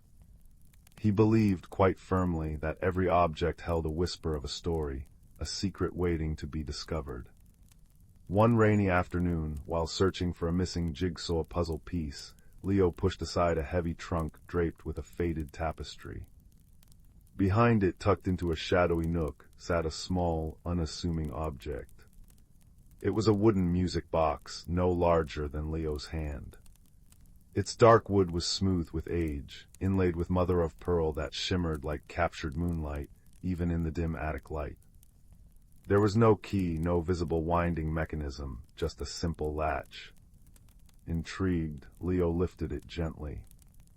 It felt surprisingly warm. He carried it to the dormer window, where gray light filtered through the rain-streaked glass. With a soft click, he opened the lid. Inside, instead of a metal cylinder with pins, lay a bed of smooth, deep blue velvet, like a tiny night sky. And nestled within that velvet was a single, perfect, iridescent feather, shimmering with colors Leo couldn't quite name: blues, purples, and hints of gold. It looked impossibly soft. Leo frowned. No music. He touched the feather lightly. As his fingertip brushed against the impossibly soft barbs, a sound filled the air. But it wasn't music from the box itself. It was music inside Leo. A melody sweet and clear as a mountain stream sprang unbidden into his mind. It was a tune he'd never heard before, yet it felt instantly familiar, warm, and comforting, like sunlight on his face. He gasped, pulling his hand away. The melody stopped. He touched the feather again, and the song resumed, weaving through his thoughts like a silken thread. This, Leo realized with a thrill that chased away the rainy day gloom, was no ordinary music box. It played the music of feeling, of pure, unspoken joy. He named it the Heart Song Box. For days, Leo experimented. The feather played different melodies depending on what he felt. Happiness brought bright, dancing tunes. Quiet contentment summoned gentle, flowing harmonies. Even a flicker of frustration produced a low, rumbling counterpoint before resolving into something calmer. The box didn't amplify his feelings, it translated them into beautiful sound. It was a secret he treasured, a private symphony. But one evening, as Leo held the box after a particularly happy day spent building a model ship, the melody shifted unexpectedly. A single pure high note pierced the joyful tune, sharp and clear, like a bird's call. Then another, lower, mournful note followed. It wasn't Leo's feeling, it felt like a message from the box. The feather itself seemed to glow faintly. A wave of longing washed over him, a deep, resonant ache that wasn't his own. It was the box's longing. It wanted to go home. This began Leo's journey. He knew the box was special, and its home couldn't be the dusty attic. He showed it to his grandmother, who peered at it with her kind, faded eyes. She murmured, tracing the mother of pearl. That pattern reminds me of the Starwood Glade, deep in the Whispering Hills. Folks say things there are different. Old Mrs. Thimblewick, who lives near the edge of the woods, knows more about such things than anyone. Her eyes twinkled. But mind the roots, Leo, they trip the unwary. So, with the heart song box tucked safely in his worn satchel, Leo set off towards the Whispering Hills. His first helper appeared almost immediately. As he crossed the old stone bridge marking the town's edge, a small, scruffy terrier with one floppy ear trotted up to him. He had bright, intelligent eyes and smelled faintly of damp earth and biscuits. Lost, the dog asked, his voice a cheerful rasp. Leo jumped. Talking dogs weren't common in Bramblewood. Going to the Starwood Glade, Leo stammered. Ah, excellent choice, name's Digby, the dog announced, tail wagging furiously. I know every sniff and snuffle path through those hills. Also excellent at digging up interesting things and avoiding nettles, mostly. Digby became Leo's cheerful guide, his keen nose leading them along hidden animal trails, his boundless optimism a counterpoint to Leo's growing nervousness as the woods grew thicker and the light dimmed. Deep within the hills, where the trees grew tall and moss hung like ancient beards, they met their second helper. Perched on a gnarled branch was a tiny owl, no bigger than Leo's fist. Her feathers were the color of dusk, and her large, round eyes gleamed with startling wisdom. You carry a song that seeks its source, young one, she hooted softly, her voice like wind through dry leaves. She introduced herself as Lumina. The glade is near, but its heart is guarded by silence. Listen not just with your ears, but with your spirit. Lumina flitted silently ahead, her dark eyes seeing paths invisible to Leo and Digby, guiding them around treacherous sinkholes disguised by ferns, and warning them with a soft hoot when the air grew too still. Finally, after a day of walking guided by Digby's nose and Lumina's sight, they reached the edge of the Starwood Glade. It was unlike any place Leo had ever seen. Ancient trees, their bark silvered and smooth, formed a wide circle. The air shimmered faintly, smelling of ozone and crushed pine needles. Sunlight, dappled and golden, streamed through the canopy, illuminating motes of dust dancing like tiny stars. In the very center stood a pedestal of pure, polished moonstone, waiting. But between Leo and the pedestal stood the challenge. The glade wasn't empty. Standing sentinel around the moonstone pedestal were 3 figures carved from living wood tall, elegant guardians with faces like wise, ancient masks. They didn't move, but the air around them hummed with a palpable energy. It wasn't hostility, Leo sensed through the heart song box, which now played a complex, questioning melody. It was vigilance. Deep, unwavering protection. Digby growled low in his throat. Guardians, look fierce, Leo, show 'em your teeth. He bared his own small, sharp ones. Lumina landed softly on Leo's shoulder. Force will only make them roots you to the spot, young one. Remember the silence. Remember the song. Leo looked at the silent wooden figures, then down at the heart song box in his hands. It was playing a melody of yearning now, pure and strong, directed towards the pedestal. The guardians remained impassive. How to reach them? Wisdom, not force. Leo closed his eyes, shutting out Digby's nervous panting and the shimmering light. He focused on the box. Not just on the melody it played for his feelings, but on the song within it, the song of the feather itself, the pure note of longing he'd first heard. He poured his understanding into that feeling, his recognition of its purpose, his desire to help it find its home. He didn't just listen, he felt the feather's story, its separation, its deep connection to this sacred place. Slowly, he opened the box. He didn't try to approach the pedestal. Instead, he simply held the open box towards the silent guardians. The feather glowed softly. The melody that flowed out wasn't just in Leo's mind this time.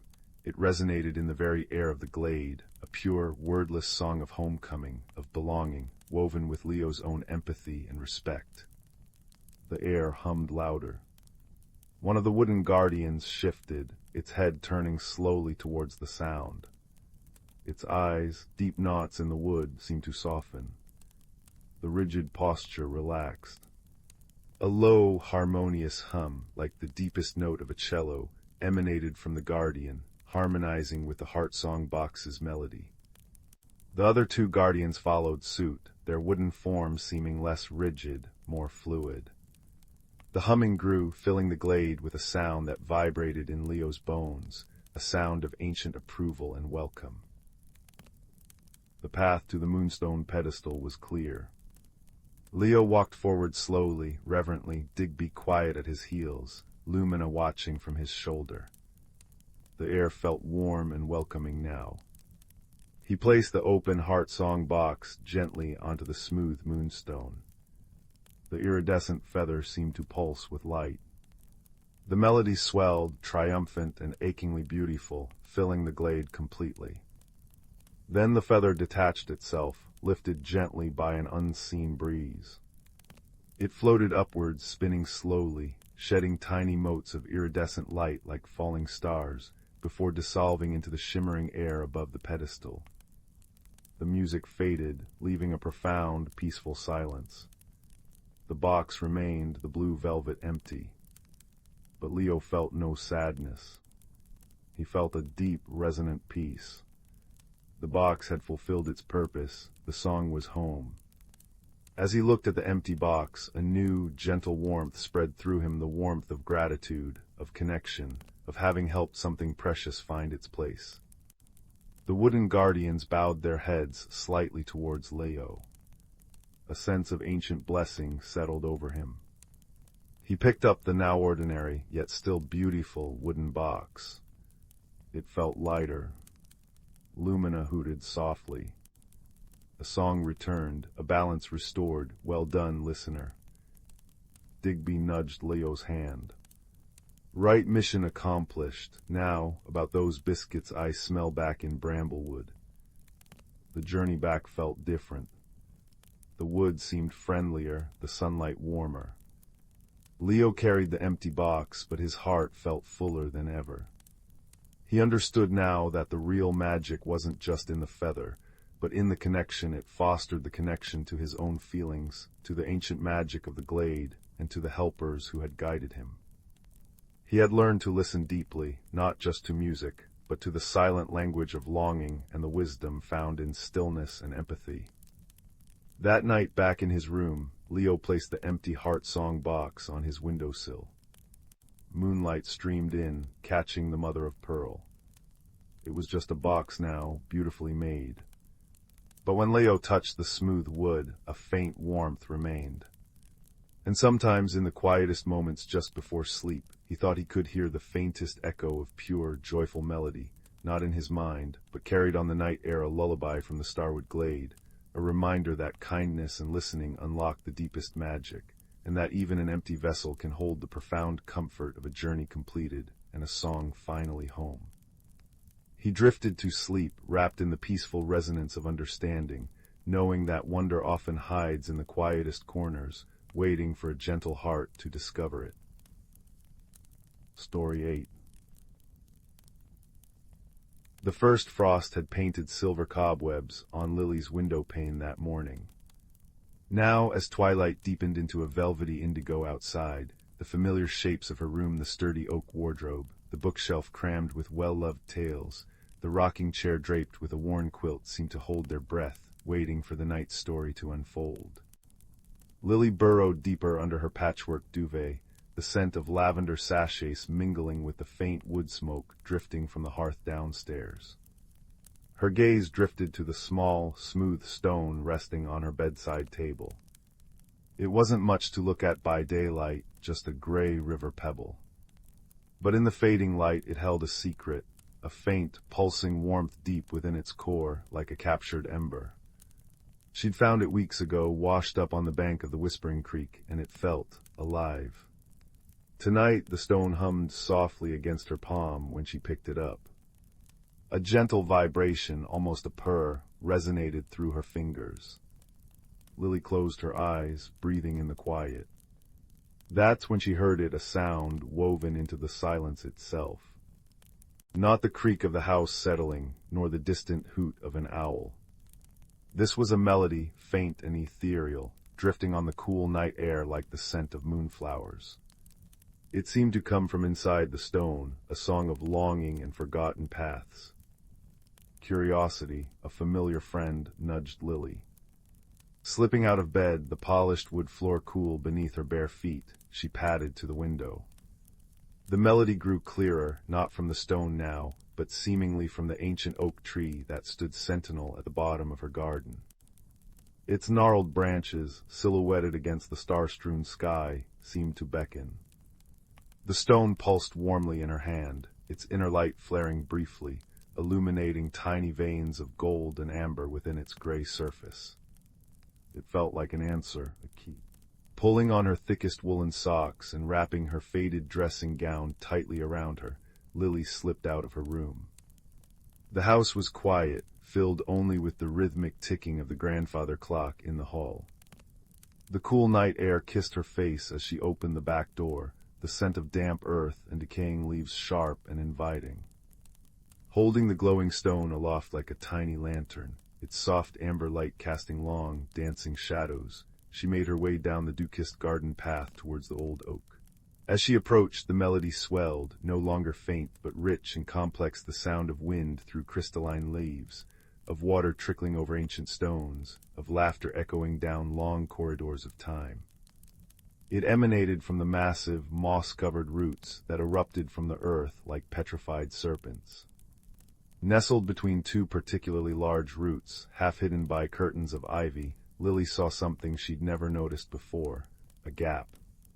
Not a crack, but an opening, dark and inviting, shaped like an arched doorway. The stone in her hand flared brightly, its warmth intensifying, pulling her gently forward. Taking a deep breath, the song filling her ears and the stone's light guiding her way, Lily stepped through the root arch. The air changed instantly. It became warmer, thicker, tasting faintly of ozone and damp moss. Instead of the expected darkness of a hollow tree, she found herself on a winding, downward path. It wasn't earth or wood beneath her feet, but smooth, cool stone, worn by time and countless unseen footsteps. Bioluminescent fungi clung to the walls, casting an eerie, beautiful blue-green glow that mingled with the warm amber light from her stone. Giant luminous mushrooms like parasols spun from moonlight dotted the path. The air hummed with unseen life, a soft chorus of chirps and rustles accompanying the haunting melody. She had stepped into the gloaming. The path descended gently, spiraling deeper. Strange, luminous flowers unfurled petals like spun glass. Tiny winged creatures, no larger than fireflies but shaped like miniature birds with iridescent scales, darted through the air, leaving trails of shimmering dust. Lily walked in wide-eyed wonder, the stone clutched tightly, her heart pounding not with fear but with a thrilling sense of discovery. She was in a hidden world, a secret heart beating beneath her own garden. The path opened into a vast, subterranean cavern. It took Lily's breath away. Above, the ceiling shimmered with constellations of embedded crystals, reflecting the soft light below. Below, a network of canals wound through the cavern floor, filled not with water, but with liquid light, a shimmering, golden substance that flowed silently, illuminating everything with a warm, buttery radiance. Buildings, if you could call them that, were carved directly into the cavern walls, or built from luminous fungi and woven vines. They looked like giant, intricate bird nests or clusters of glowing gourds. Bridges made of woven light spanned the canals, and everywhere moved the inhabitants of the gloaming. They were small, perhaps knee-high to Lily, with skin the color of polished walnut or smooth river stones. Large, luminous eyes, like pools of liquid moonlight, dominated their gentle faces. Some had delicate, moth-like wings shimmering on their backs, others had fur like soft moss, and still others seemed woven from shadow and starlight. They moved with a quiet grace, tending luminous gardens, weaving strands of light on intricate looms, or simply sitting by the canals, their reflections shimmering in the golden flow. The melody Lily had followed was everywhere here, woven into the very air, sung by the people and echoed by the cavern itself. Lily stood frozen at the cavern's edge, a giant in this miniature world. Her presence hadn't gone unnoticed. The gentle activities ceased. Hundreds of luminous eyes turned towards her, wide with shock, and Lily feared suspicion. A ripple of silence spread outwards from her. She felt enormous, clumsy, and utterly alien. Then a small figure detached itself from the shadows near a cluster of giant, glowing toadstools. It moved towards her with surprising speed, not flying, but skittering on quick, tiny legs. It was roughly the size of a hedgehog, covered in short, velvety fur the deep blue of twilight. Large, intelligent eyes, the color of periwinkles, regarded her intently from beneath tufted brows. Instead of wings, it had delicate, feathery antennae that twitched constantly. It stopped a few feet away, puffing itself up slightly, and let out a series of high-pitched chirps and clicks that sounded remarkably like a question. "Hello," Lily whispered, crouching down slowly, trying to make herself less imposing. "My name is Lily. I followed the song." The little creature tilted its head, antennae quivering. It took a cautious step closer, sniffing the air. Its eyes fixed on the stone in Lily's hand. With another series of rapid clicks, it pointed a tiny clawed finger at the stone, then at Lily, then back at the stone. You know this stone?" Lily asked, holding it out carefully. The stone pulsed warmly, and its inner light seemed to brighten in response to the creature's proximity. The blue-furred being let out a soft trill, its posture relaxing. It skittered closer, reaching out a tentative paw to touch the stone. As its tiny claws brushed the surface, the stone flared brilliantly, bathing both of them in warm, amber light. A wave of understanding, wordless but profound, washed over Lily. She felt the creature's surprise, its curiosity, and beneath it, a deep, resonant sadness. She also felt its name, Pip. Pip, Lily thought, the name feeling right. "You're Pip." Pip's large eyes widened further.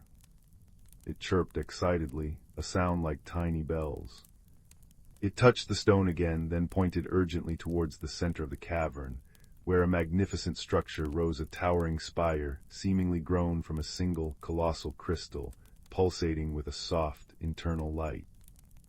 Pip's clicks and chirps grew frantic, laced with unmistakable worry. It pointed to the crystal spire, then made a gesture like something breaking, accompanied by a mournful whine. It then mimed holding something precious and looking around desperately. The song. Lily breathed, understanding dawning. "The melody I heard, it came from there, and it's fading. Something's wrong." Pip nodded vigorously, antennae drooping. The beautiful melody that filled the cavern was changing. Where it had been rich and full, now thin, discordant threads wove through it, like a tapestry beginning to unravel. A murmur of unease ran through the watching, gloaming folk. Their luminous eyes were no longer fixed solely on Lily, but darted nervously towards the central spire. Pip tugged gently on the hem of Lily's dressing gown, chittering insistently. It pointed again towards the spire, then back at Lily's stone, its tiny face etched with desperate hope. Lily looked from the anxious Pip to the troubled faces of the gloaming folk, then to the pulsing crystal spire whose light seemed to flicker uncertainly. The humming stone in her hand felt like an anchor, its warmth spreading courage through her. This hidden world, this fragile, beautiful place beneath her feet, was in trouble. And somehow Pip believed her stone, and perhaps her, could help. "I don't know how," Lily whispered, more to herself than to Pip, "but we have to try." She straightened up, meeting Pip's determined gaze. "Lead the way, Pip." A collective sigh, like wind through reeds, seemed to ripple through the cavern. The suspicion in the luminous eyes softened into wary curiosity and a flicker of desperate hope. Pip gave a determined little chirp and scampered off along a path of smooth, glowing stones that wound towards the crystal spire. Lily followed, her bare feet silent on the cool surface, the stone held aloft like a beacon. The gloaming folk parted silently before her, their watchful gazes now carrying the weight of their world's fragile song. The path led to the base of the immense crystal spire. Close up, it was even more breathtaking.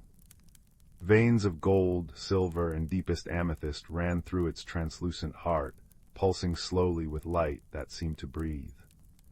The discordant notes in the cavern's melody were stronger here, jarring against the spire's inherent harmony. At the spire's base was an arched opening, leading into its cool, shimmering interior. Inside, the air hummed with power. The walls glowed softly, casting shifting patterns of light on the smooth floor. In the very center of the chamber stood a pedestal carved from the same living crystal. Resting upon it wasn't a grand gem or a complex machine, but something surprisingly simple. A large, perfect seashell, spiraled like a unicorn's horn, crafted from mother-of-pearl that shimmered with all the colors of dawn and dusk. This, Lily understood instinctively, was the heart shell. It was the source of the gloaming's song, the focus of its harmony. But its light was dim, flickering erratically. Fine cracks like spiderwebs of shadow marred its luminous surface. The beautiful melody emanating from it was strained, thin, and punctuated by jarring silences. Surrounding the pedestal were three elderly gloaming folk, their fur or skin etched with deep lines, their large eyes clouded with worry. They were singing, their voices high and pure, weaving intricate harmonies aimed at the heart shell. But their song seemed weak, unable to penetrate the shadowy cracks or mend the fraying melody. One of them, a being with bark-like skin and hair like silvery moss, looked up as Lily and Pip entered. His eyes, ancient and weary, widened slightly at the sight of Lily, then fixed on the stone in her hand. A spark of something recognition, disbelief, flickered within them. Pip skittered forward, chattering urgently at the elders, pointing emphatically at Lily and her stone. The elder with bark-like skin listened, his gaze never leaving the pulsing pebble. He raised a gnarled hand, silencing Pip.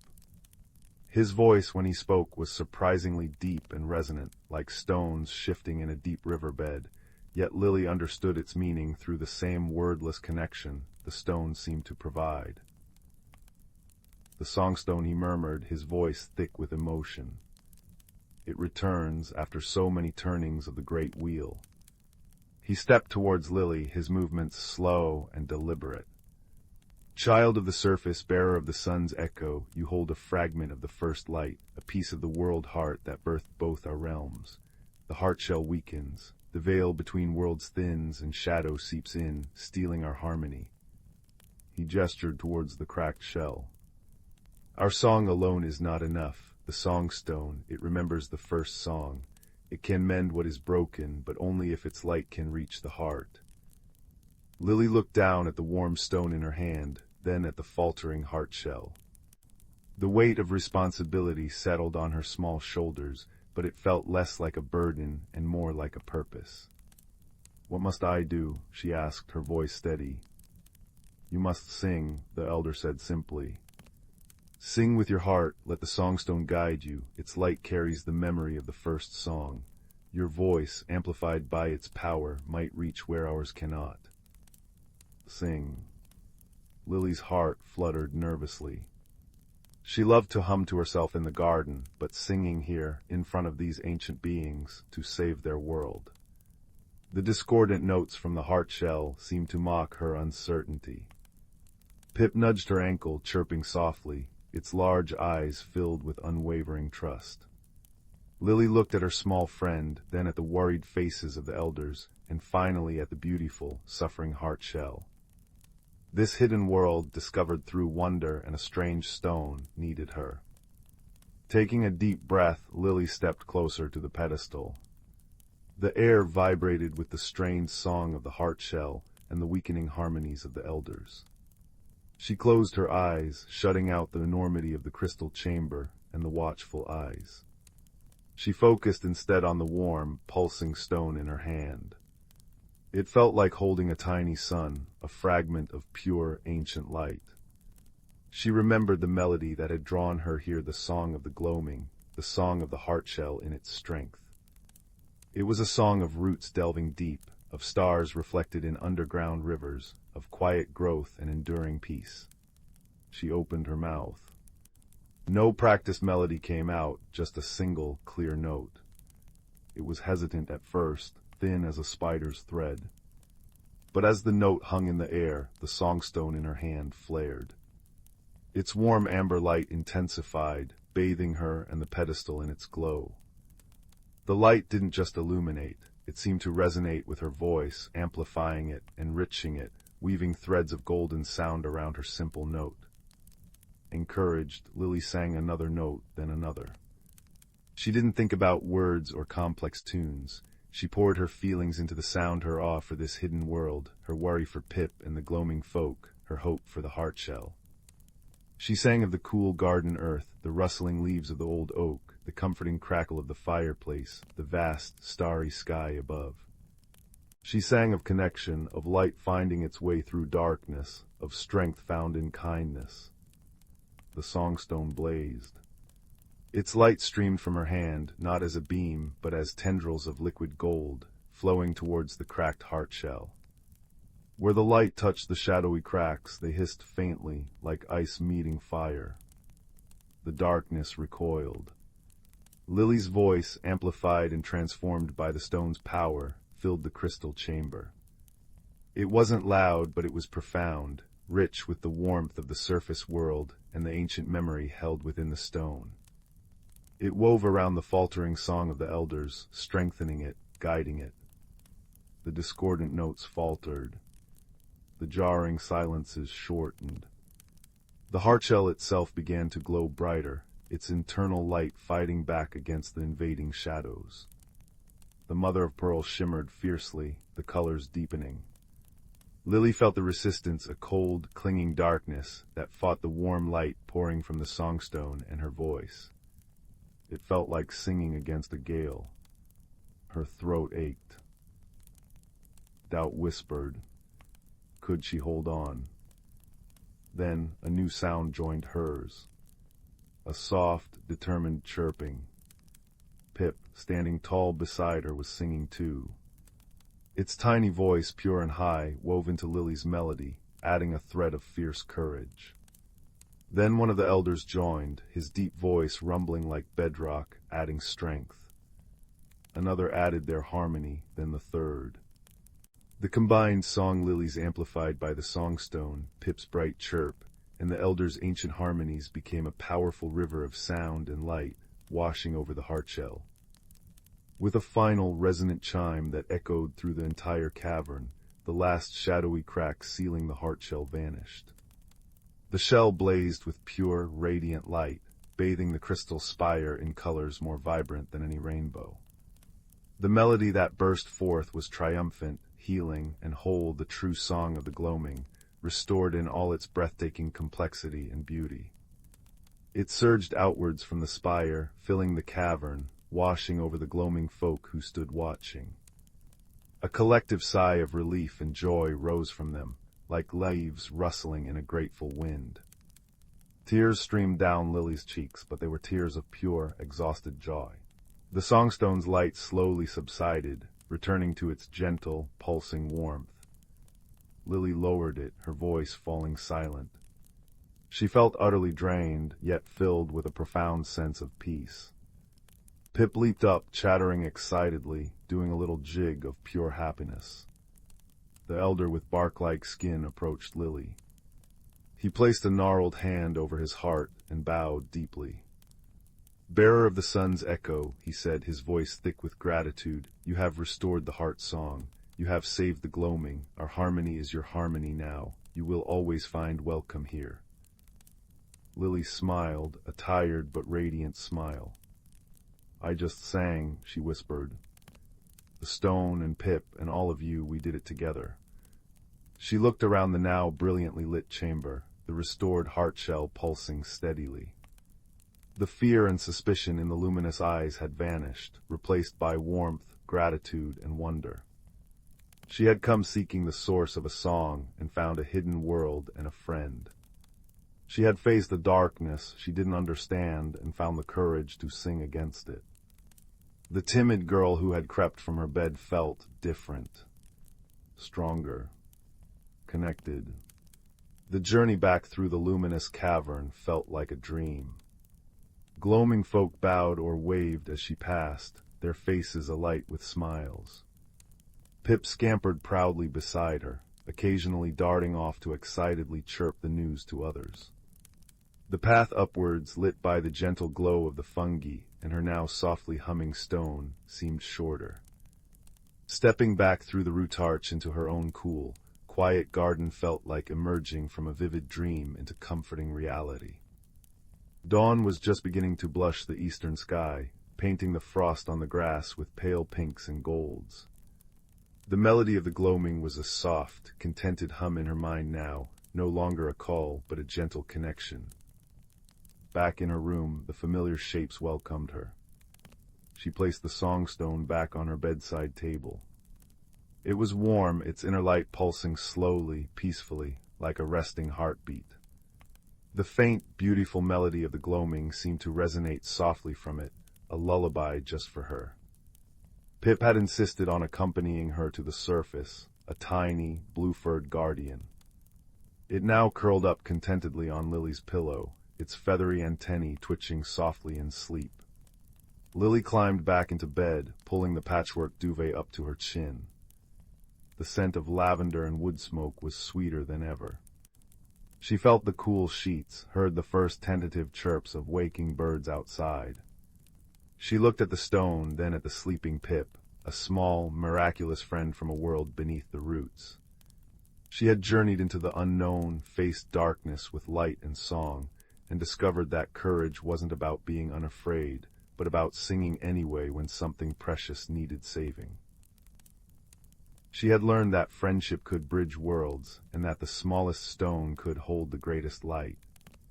As the first rays of true dawn painted her windowpane gold, Lily closed her eyes. The gentle melody from the stone, intertwined with Pip's soft snores, wove around her like a blanket woven from starlight and gratitude. The world above and the world below felt connected, held in harmony by the song in her heart and the warm, pulsing stone beside her. Sleep, deep and peaceful, claimed her, filled with the quiet certainty that she was part of something vast and beautiful, a guardian of light and song, forever changed by the wonders hidden just beneath the surface. And somewhere deep below, in the heart of the gloaming, the restored heartshell pulsed with a melody of enduring peace, a silent thank you echoing through the roots of the ancient oak, reaching up to the girl who had sung their world whole. Story 9. Deep in the whisperwood, where ancient oaks wore cloaks of moss thicker than winter quilts and sunlight dappled the forest floor like scattered gold coins, lived creatures unseen by hurried human eyes. Here the air hummed with a quiet magic, older than the stones in the creek bed. It was a place where the boundaries between the world and something more were as thin and shimmering as a spider's web kissed by dawn dew. Among the gnarled roots of a grandfather oak named Old Man Thistle lived a community of Mossglen. Small folk barely taller than a buttercup, they wore tunics woven from spider silk dyed with crushed berries and lichen. Their leader was a gentle elder named Birch, his face as lined and wise as the bark of his home tree. Birch's granddaughter, a bright-eyed sprite named Fern with hair the color of sun-dappled ferns, was known for her boundless curiosity about the Whisperwood's deepest secrets. The Whisperwood thrived on a delicate balance, a symphony conducted by the seasons. In spring the lumina petals bloomed, their soft, internal light painting the forest floor with constellations that mirrored the sky above. Their sweet, honeyed scent summoned the dreamwing butterflies, whose iridescent wings scattered pollen carrying whispered wishes and gentle dreams. Summer brought the rain singers, tiny frog-like beings who lived in the crystal-clear pools. When clouds gathered, they climbed onto lily pads and sang complex, rhythmic songs that coaxed the rain down gently, drop by drop, ensuring no seedling thirsted. Autumn saw the leaf weavers, industrious squirrels with coats the color of russet leaves, meticulously guiding each falling leaf to blanket the earth, insulating roots and nurturing the soil with their decay. Winter belonged to the frost sprites, ethereal beings formed from the first breath of cold air. They danced silently on the frozen streams, tracing intricate, glittering patterns that held the promise of spring's return deep within their icy hearts. Fern loved listening to Birch recount the old ways beside their glowing hearth mushroom. The warm, earthy smell of the mushroom mingled with the comforting scent of cedar bark burning low. Birch's voice, soft as rustling leaves, wove tales of the great heartwood tree, rumored to stand at the very center of the Whisperwood. It was said to be the source of the forest's magic, its roots drinking deep from hidden springs of starlight, its leaves capturing the moon's silver song. The heartwood's rhythm pulsed through the forest, unseen but felt in the thrum of life, the unfurling of a bud, the steady beat of a woodpecker's drum. "Balance, little Fern," Birch would murmur, the firelight dancing in his kind eyes, is the forest's truest magic. Each creature, each season, each drop of rain and ray of sun plays its part. We listen, we respect, and we give back. That is the wisdom carried on the wind through countless turnings of the seasons. One unusually crisp autumn morning, Fern felt a strange unease prickling beneath her skin, like static before a storm, but without the storm's promise. The air, usually crisp and scented with ripe nuts and damp earth, felt thin, brittle. The lumina petals, usually fading gently as autumn deepened, seemed to dim prematurely, their soft glow flickering weakly. Worse, the rain singers' songs, normally a comforting counterpoint to the rustling leaves, sounded thin and faltering. The streams, fed by their magic, ran lower than they should. "Grandfather," Fern whispered, her voice small against the sudden quiet of the woods, "something feels wrong. The magic feels thin, like stretched spider silk." Birch's face, usually serene, creased with deep concern. He closed his eyes, placing a gnarled hand on the trunk of Old Man Thistle. Fern watched as a faint tremor ran through his fingers. "You feel truly, child," he murmured, his voice heavy. "The rhythm, the heartwood song, it's fading, the balance is shifting." A ripple of worry spread through the Mossglen community. The leaf weavers reported finding patches of earth where leaves crumbled to lifeless dust instead of nourishing the soil. The dreamwing butterflies fluttered listlessly, their colors muted. Even the frost sprites glimpsed early near the shaded creek banks seemed less substantial, their icy patterns melting too quickly. Birch gathered the Mossglen elders under the vast canopy of a weeping willow, its long fronds brushing the moss like gentle fingers. The air was cool, carrying the scent of damp earth and decaying leaves, a scent that now held an undercurrent of anxiety. "The heartwood weakens," Birch announced, his voice carrying a weight that silenced the rustling fronds. "The ancient pact, the flow of magic that binds us all, is faltering. We must discover why." Fern stepped forward, her small frame trembling but her voice surprisingly steady. "I'll go, grandfather, to the great heartwood. I can follow the old paths, the ones you told me about." Her heart hammered against her ribs, but the image of the dimming lumina petals and the rain singer's strained songs spurred her on. Birch looked at his granddaughter, seeing not just the child, but the spark of the forest's future. He nodded slowly. "The journey is long and the paths are guarded by the forest's oldest memories. Go with the wisdom of the wind, little fern. Listen to the whispers of the trees, the guidance of the stones. Seek the keeper."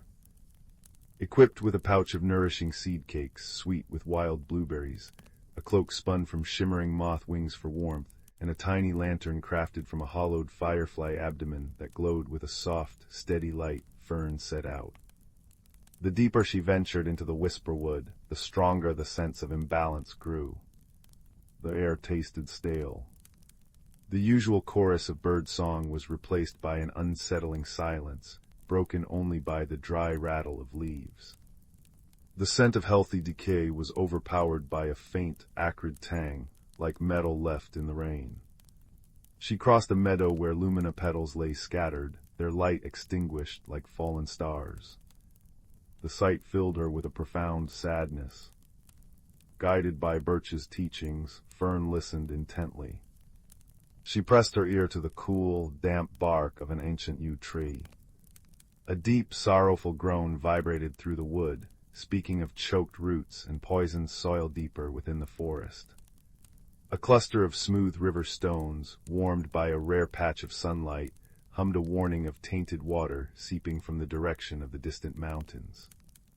A family of badgers, their faces etched with worry, spoke of strange, bitter smells carried on the wind from the north, where human settlements edged the forest. After days of travel, guided by the fading pulse of the forest's magic, and the subtle signs Birch had taught her to read the way moss grew thicker on one side of a tree, the specific constellation of mushrooms pointing the way Fern reached a hidden valley.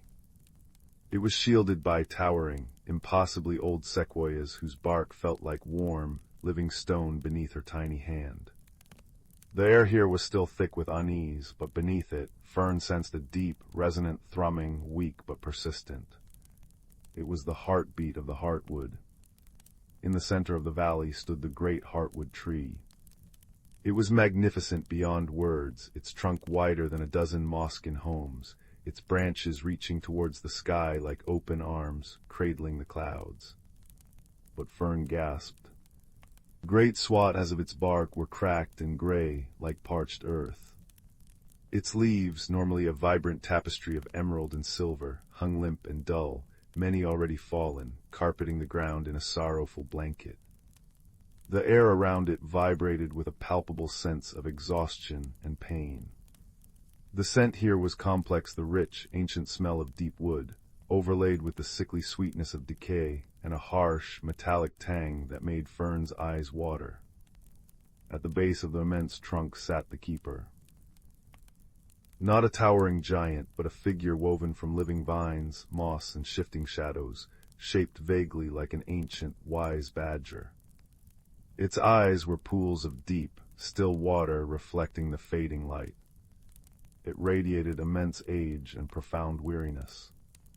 Little listener, the keeper's voice was the sound of wind sighing through deep canyons, low and resonant, echoing slightly in the quiet valley. You feel the fading song, you have journeyed far. Fern bowed low, her heart pounding. Keeper, the whisperwood is ill. The lumina dims, the rain singers falter, the balance breaks. We felt the heartwood's pain. What harms it? The keeper shifted, vines rustling like dry parchment. Its watery eyes seemed to gaze far beyond Fern. The harmony is frayed. From the north, beyond the stone-teeth mountains, comes a slow sickness. Humans dig deep, seeking bright stones that burn. They poison the earth's blood, the water that feeds my roots. They cut the ancient sentinels whose roots spoke to mine, whose leaves sang with the wind. The connection weakens, the magic starves. A deep sigh, like stones grinding together, escaped it. The old ways are forgotten, the pact of respect fades. Fern felt a chill deeper than winter's touch. But what can we do? We are so small, and the sickness comes from so far away. The keeper's form seemed to gather the fading light. Small you are, but connected. The heartwood's strength lies not just in itself, but in the web of life it sustains and which sustains it. The pact is not broken, only strained. The magic sleeps, it does not die. It needs remembrance. It needs the song. The song. Fern asked, hope flickering like her tiny lantern. The heart song, the keeper murmured. The song of belonging, of gratitude, of connection, sung not by one but by all. Sung with pure intent, it resonates with the heartwood's core, reminding it of the life that depends on its rhythm, strengthening the frayed threads. It is the oldest magic, passed down since the first leaf unfurled. Your elder knows the seed of it. Fern remembered. Birch on quiet evenings would hum a simple, wordless melody, a tune that felt like roots sinking into cool earth, like sunlight warming moss. He called it the forest's lullaby. But how can all sing? Fern wondered, looking at the vast, suffering tree. The creatures are scattered, frightened. The song starts small, the keeper whispered, its voice growing fainter, its form seeming to blend more with the shadows at the heartwood's base. Like a single raindrop finding the stream, it needs a conductor, a focus of pure heart. Carry the seed back, plant it with belief. Let the forest remember its own voice. Go now, little listener. Time flows like the tainted stream. Fern didn't hesitate. She turned and ran, the image of the dying heartwood burning in her mind, the keeper's words echoing, remembrance. The song. All. The journey back felt longer, the forest's distress more acute. The metallic tang seemed stronger, the silence heavier. When she finally stumbled into the Mossglen hollow beneath Old Man Thistle, weary and coated in forest dust, Birch was waiting. The worry on his face deepened as he saw her expression, but also a flicker of hope. Fern poured out her tale, the dying heartwood, the poisoned earth's blood from the north, the forgotten pact, and the keeper's words about the heart song. A heavy silence fell over the gathered Mossglen, the only sound the crackle of the hearth mushroom and the sigh of the wind through Thistle's branches, carrying the scent of distant decay. The heart song. Birch breathed, his eyes distant. I remember the tune passed from my grandmother's grandmother, but it is a whisper, Fern. How can a whisper reach the heartwood now? The keeper said it needs to start small, Fern insisted, her voice firm despite her exhaustion. But it needs to grow. It needs all of us. And it needs belief. We need to remind the forest who it is, what it means to be connected. Birch looked at his granddaughter, then at the worried faces of his people. He saw the dimming light of their own hearth mushroom. He saw the resolve in Fern's eyes, mirroring the determination he'd carried in his youth. He nodded slowly, a spark rekindling in his own gaze. Then we begin, here now, we sing the seed. Gathered under the protective boughs of Old Man Thistle, as the first true snowflakes of winter began to drift down like frozen whispers, the Mossglen formed a circle. Birch closed his eyes, took a deep breath of the cold, pine-scented air, and began to hum. It was the simple, ancient melody, the forest's lullaby. It started soft, hesitant, a fragile thread of sound in the vast, troubled woods. Fern joined in, pouring all her love for the whisperwood, all her hope, all her belief in the keeper's words, into the notes. Her clear voice wove around Birch's deeper hum. One by one, the other Mossglen added their voices, timidly at first, then stronger. The song wasn't loud, but it was pure. It spoke of cool moss underfoot, the scent of rain on hot earth, the taste of wild strawberries, the comforting darkness of a tree hollow, the the joyful dance of fireflies on a summer night. It was a song of home, of belonging, of gratitude for the sheltering branches and the nourishing soil. As they sang, something remarkable happened. The hearth mushrooms glowed brightened, casting warmer, steadier light.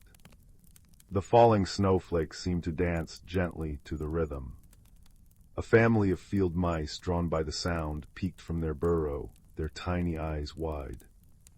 A weary robin huddled on a branch, puffed out its chest, and added a tentative, sweet trill to the melody. Word traveled, carried by the wind, by the chattering squirrels, by the silent flight of an owl. Fern, guided by the Mossglen elders, journeyed to the rain singer's pools. She hummed the melody to them. Their large, luminous eyes blinked, and then one brave singer climbed onto a half-frozen lily pad. Its song, usually reserved for rain, now wove the Mossglen's melody into its own complex rhythms, creating a new, hopeful harmony that rippled across the water. The sound carried far. Fern visited the leaf weavers in their autumn-gilded dens. She sang the heart song's core. The squirrels, initially skeptical, found the tune settling into their busy hearts. As they worked, guiding leaves to the earth, they began to hum it, a steady, grounding rhythm that vibrated through the soil. The decaying leaves seemed to settle with more purpose, releasing their nutrients with a sigh of contentment. She sought out the frost sprites near the icy streams. Communicating through feelings and gentle touches on their shimmering forms, Fern shared the song's essence, warmth not of fire, but of connection. The sprites, embodiments of quiet winter, began to trace their frost patterns in time with the melody, their icy spirals holding the promise of the song within their delicate structures. The Mossglen sang every dusk and dawn under Old Man Thistle. The rain singers added their watery harmonies from their pools. The leaf weavers hummed as they worked. The frost sprites danced their silent symphony. Birds picked up the tune, weaving it into their calls. Even the wind seemed to catch the melody, sighing it through the branches. It started as scattered notes across the vast whisperwood, like the first stars appearing at twilight. But gradually the notes found each other. The forest began to remember its own voice, its own deep connection. The pure collective intent, the gratitude, the belonging, the shared love for their home began to resonate. Deep in the hidden valley, the great heartwood tree shuddered. The weak, faltering pulse within its ancient core began to steady. A faint silvery light, unseen for seasons, flickered deep within its cracked bark. The metallic tang in the air lessened, replaced by the faint, sweet smell of sap beginning to stir, even in winter's heart. The keeper, a shadowy figure at its base, lifted its head. The pools of its eyes reflected not just fading light, but a burgeoning spark. A deep, resonant thrum, felt more than heard, vibrated outwards from the heartwood, a counterpoint to the forest's growing song. The change wasn't instant, nor was it a cure for the deep sickness creeping from the north. But the balance, the vital harmony, began to knit itself back together, thread by shimmering thread. The lumina petals didn't suddenly blaze, but their fading light steadied. The rain singers found strength returning to their voices. The streams, while still low, flowed with a cleaner sound. The oppressive silence lifted, replaced by the tentative but growing chorus of the heart song, woven through the natural sounds of the forest. Back under Old Man Thistle, the Mossglen sang with renewed vigor as the first true thaw began. Tiny green shoots, brave and bright, pushed through the snow near their hearth mushroom. The air, crisp and cold, carried the clean scent of melting snow, and underneath it, the undeniable fragrance of life stirring, of resilience. Birch placed a gnarled hand on Fern's shoulder as they sang, their voices blending with the drip of melting ice and the distant chorus of the forest. He looked not just at the returning green, but at his granddaughter, whose courage and belief had carried the seed of the song. The wisdom of generations, whispered under mossy roots, had found fertile ground in a young heart. The magic of the Whisperwood hadn't died. It had merely been sleeping, waiting to be remembered, waiting for the pure, shared song of belonging to awaken it once more.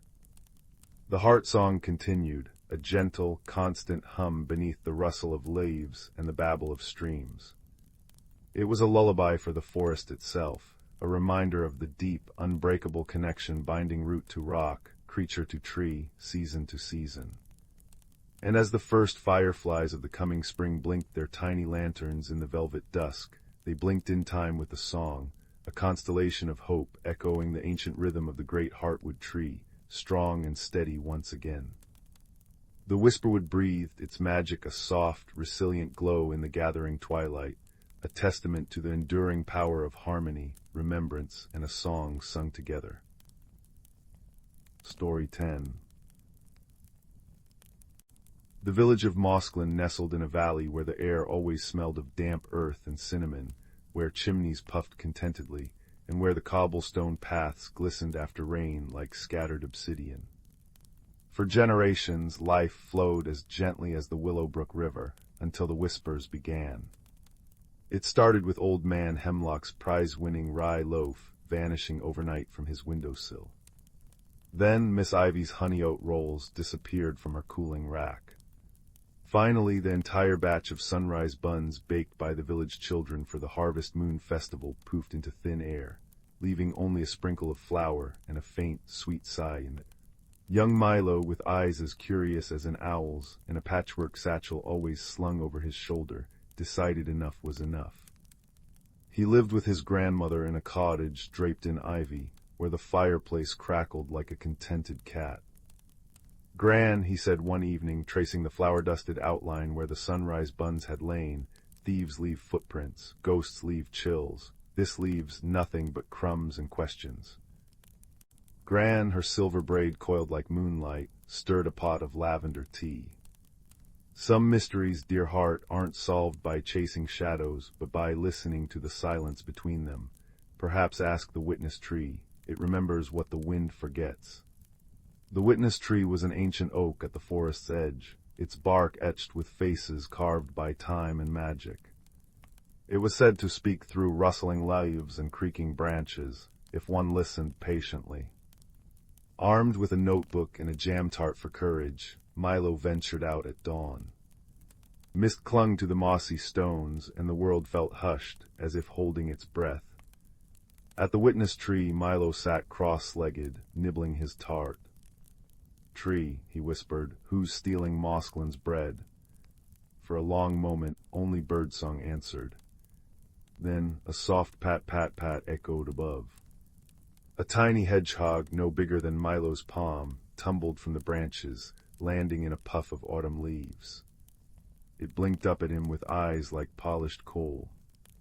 "Pardon the intrusion," it squeaked, brushing a leaf from its quills. "I'm Prickle, the tree sent me, said you've got a crumbly conundrum." Prickle, it turned out, was a dust drifter, a magical creature who collected lost whispers and overlooked details. "Show me where the bread vanished," he chirped. Milo led him to the village bakeries.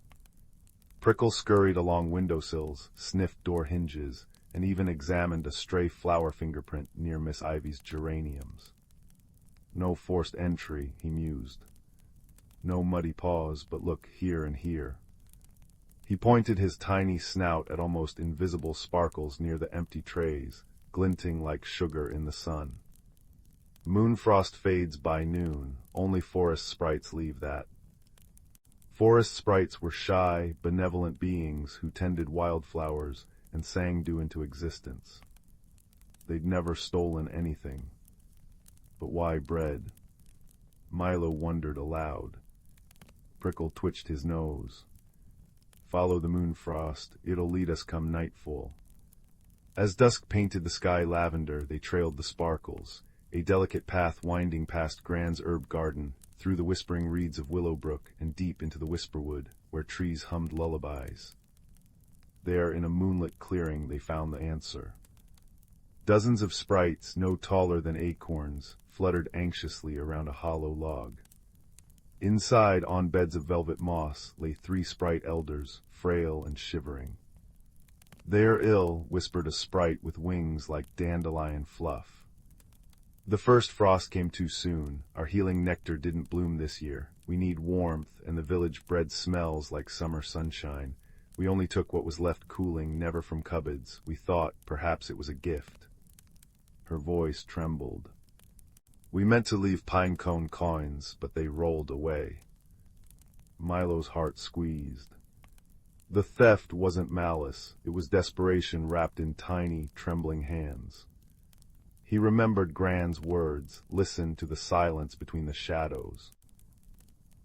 The sprites hadn't asked because fear had stolen their voices, just as hunger had guided their wings. "Prickle," Milo said, "fetch Gran. Tell her we need her hearth and her honey ginger tonic." As Prickle zipped away, Milo turned to the sprites. In Mossglen, bread is shared, always.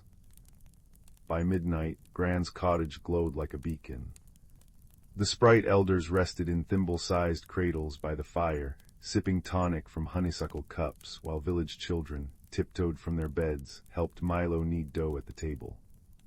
Miss Ivy brought honeycomb, Old Man Hemlock donated raisins, and even the grumpy cat offered its warmest rug. As loaves baked, filling the cottage with buttery gold warmth, the sprites sang, a sound like crystal bells and rustling leaves. With every note, color returned to the elders' cheeks. The mystery hadn't needed solving, it needed understanding. The next morning, Mossglen awoke to a surprise. Every doorstep bore a perfect miniature loaf, still warm, beside a twig of evergreen. And at the forest's edge, a new tradition bloomed, a sharing sill where villagers left extra bread and sprites left pots of wildflower honey or dewdrop pearls. The witness tree creaked approvingly in the breeze, and Prickle took up residence in Milo's satchel, ready for the next gentle puzzle. As for Milo, he learned that kindness often hides in quiet corners, that even the smallest voices hold big truths, and that sometimes the sweetest resolutions begin not with a clue, but with an open heart. That night, as he drifted to sleep to the purr of the fireplace and the distant chime of sprite laughter, the village of Mossglen felt cozier than ever, a place where mysteries didn't end with solutions, but with shared stories and the comforting scent of fresh-baked bread on the breeze. And all was well under the watchful, twinkling stars. Story 11. The old garden behind Granny Sylvie's cottage breathed differently at twilight. Petals unfurled like sleepy fists, moonflowers glowed pearl white, and fireflies winked above the rosemary bushes. 10-year-old Leela noticed it first in the silence, a deep, velvet hush that made her heartbeat sound like distant drums. She'd come to spend the summer while her parents traveled, and every evening she'd tiptoe past the drooping willows to watch the garden wake. One humid July night, Layla spotted something new, a trembling blue light hovering near the stone bird bath. It pulsed like a captured star, casting sapphire shadows on the foxgloves. When she reached for it, the light darted away, leading her through a curtain of ivy she'd never noticed, thick, ancient ivy clinging to a crumbling brick archway. Beyond it lay a hidden glade where mushrooms glimmered like amber lanterns, and the air smelled of rain-soaked parchment and forgotten dreams.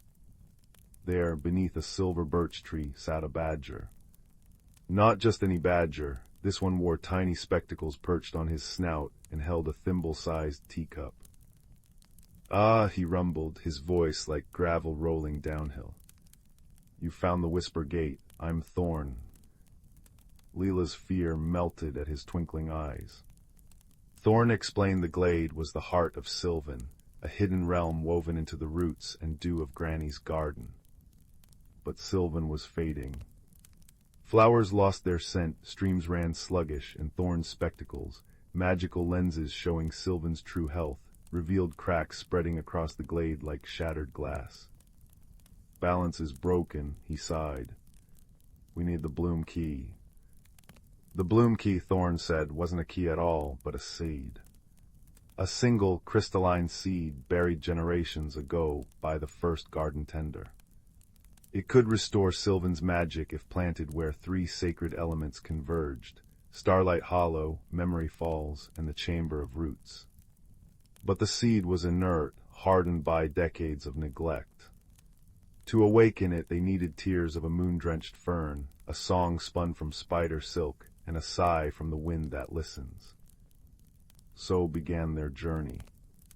Leela, who'd never ventured beyond her books, and Thorn, whose badger legs were stout but slow.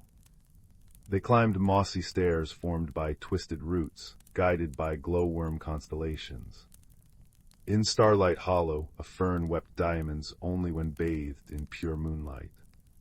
Leela waited for hours, still as stone, until a cloud drifted away. She caught a tear in an acorn cup, her patience rewarded. Next, the spiderweave glen, where arachnids strung harps between thistles. Spiders fear heavy footsteps, Thorn whispered. Lila removed her shoes, feeling the earth's hum through her soles. She sang a lullaby Granny Sylvie taught her, soft, wordless, and full of comfort. A crimson spider lowered itself, spinning a thread that vibrated with the melody. It chimed like raindrops on tin when Leela wounded around the seed. The hardest task awaited in the Whispering Peaks.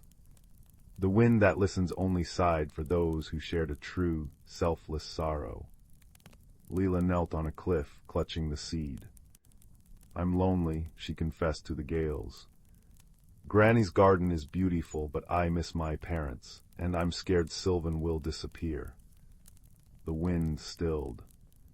Then, like a mother's breath on a fevered brow, it sighed, a warm, resonant exhalation that lifted Leela's hair and kissed the seed. The crystal glowed, soft as a heartbeat. They raced to the Chamber of Roots, a cavern pulsing with emerald light where ancient trees cradled the ceiling. As Leela planted the seed, Sylvan's cracks yawned wide. Thorny vines surged from the darkness, manifestations of the realm's despair.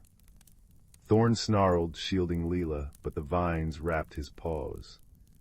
Run, he cried. Leela stood firm. You showed me magic isn't in doing things alone, she whispered, pressing her palm to the earth. It's in the doing together. She poured the moon tear onto the seed. The spider silk song echoed. The wind's sigh stirred the soil. Light exploded, not blinding, but gentle, gold and green radiance unfurling like fern fronds. The seed sprouted into a tree of living crystal, roots knitting the fractured earth. Vines retreated, blooming with jasmine. Sylvan healed, colors deepening, streams laughing. And Thorn's spectacles cleared, showing a realm vibrant and whole. When Leela returned to Granny's cottage at dawn, she found Sylvie waiting with steaming chamomile tea. Sylvan's song is sweeter today, the old woman smiled, her eyes knowing. That summer, Leela grew braver. She wrote letters to her parents without tears, rescued trapped birds, and even taught Thorn to skip stones. The badger visited often, his spectacles now spotting jam from shared scones. Years later, when Leela inherited the cottage, she'd walk through the Whisper Gate at twilight. Sylvan thrived, its magic now tended by generations of creatures, and Leela's own children, who'd listen wide-eyed as Thorn, now with silver-tipped fur, recounted the tale of the Bloom Key. Courage, little sapling, he'd murmur, isn't the absence of fear. It's planting kindness in cracked earth and trusting light will grow. And in the deepest quiet of night, if you pressed your ear to the garden soil, you might hear it, the soft, crystalline chime of a tree made of friendship, singing the world whole. Story 12. The village of Sparkleberry Hollow nestled in a valley where dandelion clocks told the right time twice a day, and the river giggled as it flowed over smooth, rainbow-colored pebbles. It was a place where cobblestone paths hummed softly underfoot, and the lampposts were topped with glowing, friendly will-o'-the-wisps. Here lived three rather extraordinary friends, Thimblewick, a hedgehog whose spines were perpetually dusted with flour, and who baked the most astonishingly fluffy cloudberry scones, Pipkin, a rabbit whose ears twitched to the rhythm of growing things and could coax even the shyest moonflower to bloom, and Barnaby, a bookish owl whose spectacles perched precariously on his beak, and who curated the village's library of whispering scrolls. One misty Tuesday morning, a peculiar problem drifted in on the breeze. The vibrant colors of Sparkleberry Hollow were fading. The normally sapphire blue sky turned a watery gray. The emerald grass became a dull olive. The scarlet poppies in Pipkin's garden looked like faded pink handkerchiefs, and Thimblewick's famous rainbow frosting looked worryingly pastel. Even Barnaby's prized collection of shimmering ink seemed washed out. A collective sigh, softer than a moth's wing, went through the village. "Botheration!" exclaimed Thimblewick, staring mournfully at a batch of decidedly beige biscuits. "My frosting won't hold its blush. It tastes fine, mind you, but it lacks pizzazz." Pipkin hopped anxiously, her nose twitching double time. "The blossoms are wilting before they even show their true colors. It's like the very heart of the hue has gone missing." Barnaby adjusted his spectacles, peering closely at a scroll. According to the annals of chromatic curiosities, this resembles the great pallor of '87. It was caused by, he squinted, a severe case of homesick fireflies. Homesick fireflies. Pipkin echoed, perplexed. "Indeed," Barnaby continued, tapping the parchment. "Fireflies aren't just lights, you see. Their inner glow helps stabilize the ambient color spectrum. If they are melancholy, their light dims, and well, everything else loses its luster." "But why would our fireflies be homesick?" Thimblewick pondered, absent-mindedly dusting flour from his brow. Just then a faint, high-pitched humming, like a tiny, sad violin, drifted from the direction of whispering willow woods. It was an unusual sound for midday. Sharing a determined glance, the three friends set off, Thimblewick carrying a basket of slightly pale but still delicious scones, Pipkin clutching a pouch of luminous moonflower seeds, and Barnaby fluttering alongside with the relevant scroll. Deep within the woods, beneath their enormous, ancient willow whose leaves shimmered like silver coins, they found the source of the humming. Not just one, but hundreds of tiny fireflies huddled together on a large, flat mushroom cap. Their usual golden gleam was flickering weakly, casting long, melancholy shadows. One slightly larger firefly, with a distinctive zigzag pattern on his tiny abdomen, seemed to be leading the mournful chorus. "Excuse me," Barnaby said gently, landing softly on a nearby toadstool. "Might we inquire as to the nature of your diminished luminance?" The humming stopped. The lead firefly, whom Barnaby's scroll identified as a lumina majoris named Zephyr, fluttered weakly. "Oh, wise owl," Zephyr sighed, his voice like tinkling dewdrop bells. "We are dreadfully lost. We were riding the summer solstice Zephyr, you see, bound for the glimmering glades beyond the crystal mountains. But a mischievous gust spun us off course, and we landed here. It's very nice," he added hastily, trying to be polite, "but it's not home. The glimmering glades have pools of liquid starlight and fields of phosphorescent pollen. We miss the sparkle." He drooped, his light dimming further. Understanding dawned on the three friends. Homesick fireflies. Pipkin's ears perked up. "But Sparkleberry Hollow has its own sparkle. It's just, well, a bit faded right now because you're feeling blue." Thimblewick had an idea. "What if," he said, carefully unpacking a scone, "we could bring a taste of home to you, just until we figure out how to get you back to the glimmering glades?"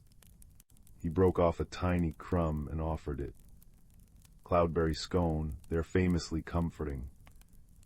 Zephyr cautiously took a nibble. Instantly a tiny, warm, pinkish light pulsed from him. "Oh," he chirped, surprised. "That is comforting, like a hug for my insides." Pipkin sprang into action. "Barnaby, where does it say fireflies get their best glow?" Barnaby scanned the scroll. "Ah, here, optimal luminance is achieved through a combination of ambient joy, nourishing light pollen, and rhythmic encouragement." "Rhythmic encouragement," Pipkin exclaimed. She carefully scattered her luminous moonflower seeds around the mushroom cap. With a gentle hum and a wiggle of her nose, she coaxed them to sprout instantly. Tiny silver buds unfurled, releasing a soft, pearlescent glow. Their light pollen. Then Thimblewick, inspired, began tapping his little clawed foot on the mushroom cap. Tap tap tippity tap. It was the rhythm he used when kneading his happiest dough. Come on, little lights, a little beat for your feet, or wings. Zephyr blinked. He hovered uncertainly for a moment. Then tentatively he started to bob in time with Thimblewick's tapping. Bob, bob, wibble, bob. His light brightened, shifting from weak yellow to a warm amber. Encouraged, the other fireflies began to join in, bobbing and weaving, their lights flickering more strongly. Pipkin started humming a cheerful tune about sunshine and dewdrops, her voice blending with the tapping and the soft rustle of the luminous moonflowers. Tap tap tippity tap. Bob bob wibble bob. Hum hum happy hum. Suddenly, Barnaby had a brilliant, slightly silly thought. The scroll mentions ambient joy, Thimblewick your cloudberry scones, Pipkin your fastest growing, most fragrant blossoms, Zephyr gather your friends. Thimblewick quickly crumbled the remaining scones into a fine, sweet dust. Pipkin gathered handfuls of petals fragrant lavender, bright calendula, velvety pansies, and crushed them gently, releasing their potent scents. Barnaby directed the operation from his scroll. Mix the scone dust and petals. Now, Zephyr, have your squadron fly through it, fast as you can. Zephyr rallied his troops. Fireflies, formation Glimmergust, charge. With a collective buzz of newfound energy, the entire swarm zipped through the fragrant, sugary cloud Thimblewick and Pipkin held aloft. Poof. It wasn't an explosion, but a burst of pure, radiant color.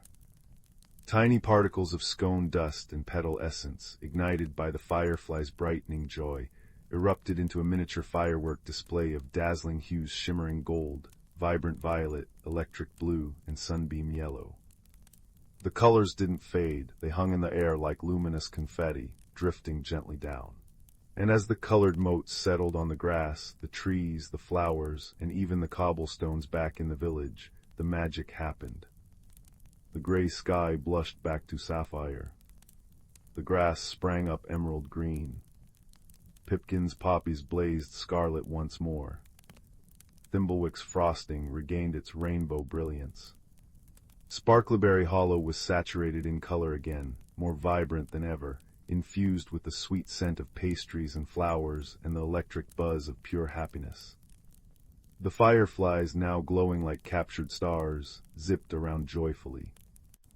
"Oh," cried Zephyr, doing a loop-the-loop. "This is sparkly, it's not the glimmering glades, but it's wonderful. You made us feel at home." The solution presented itself. "We might not get you home tonight," Barnaby said kindly, "but we know how to keep your sparkle bright until the next favorable wind.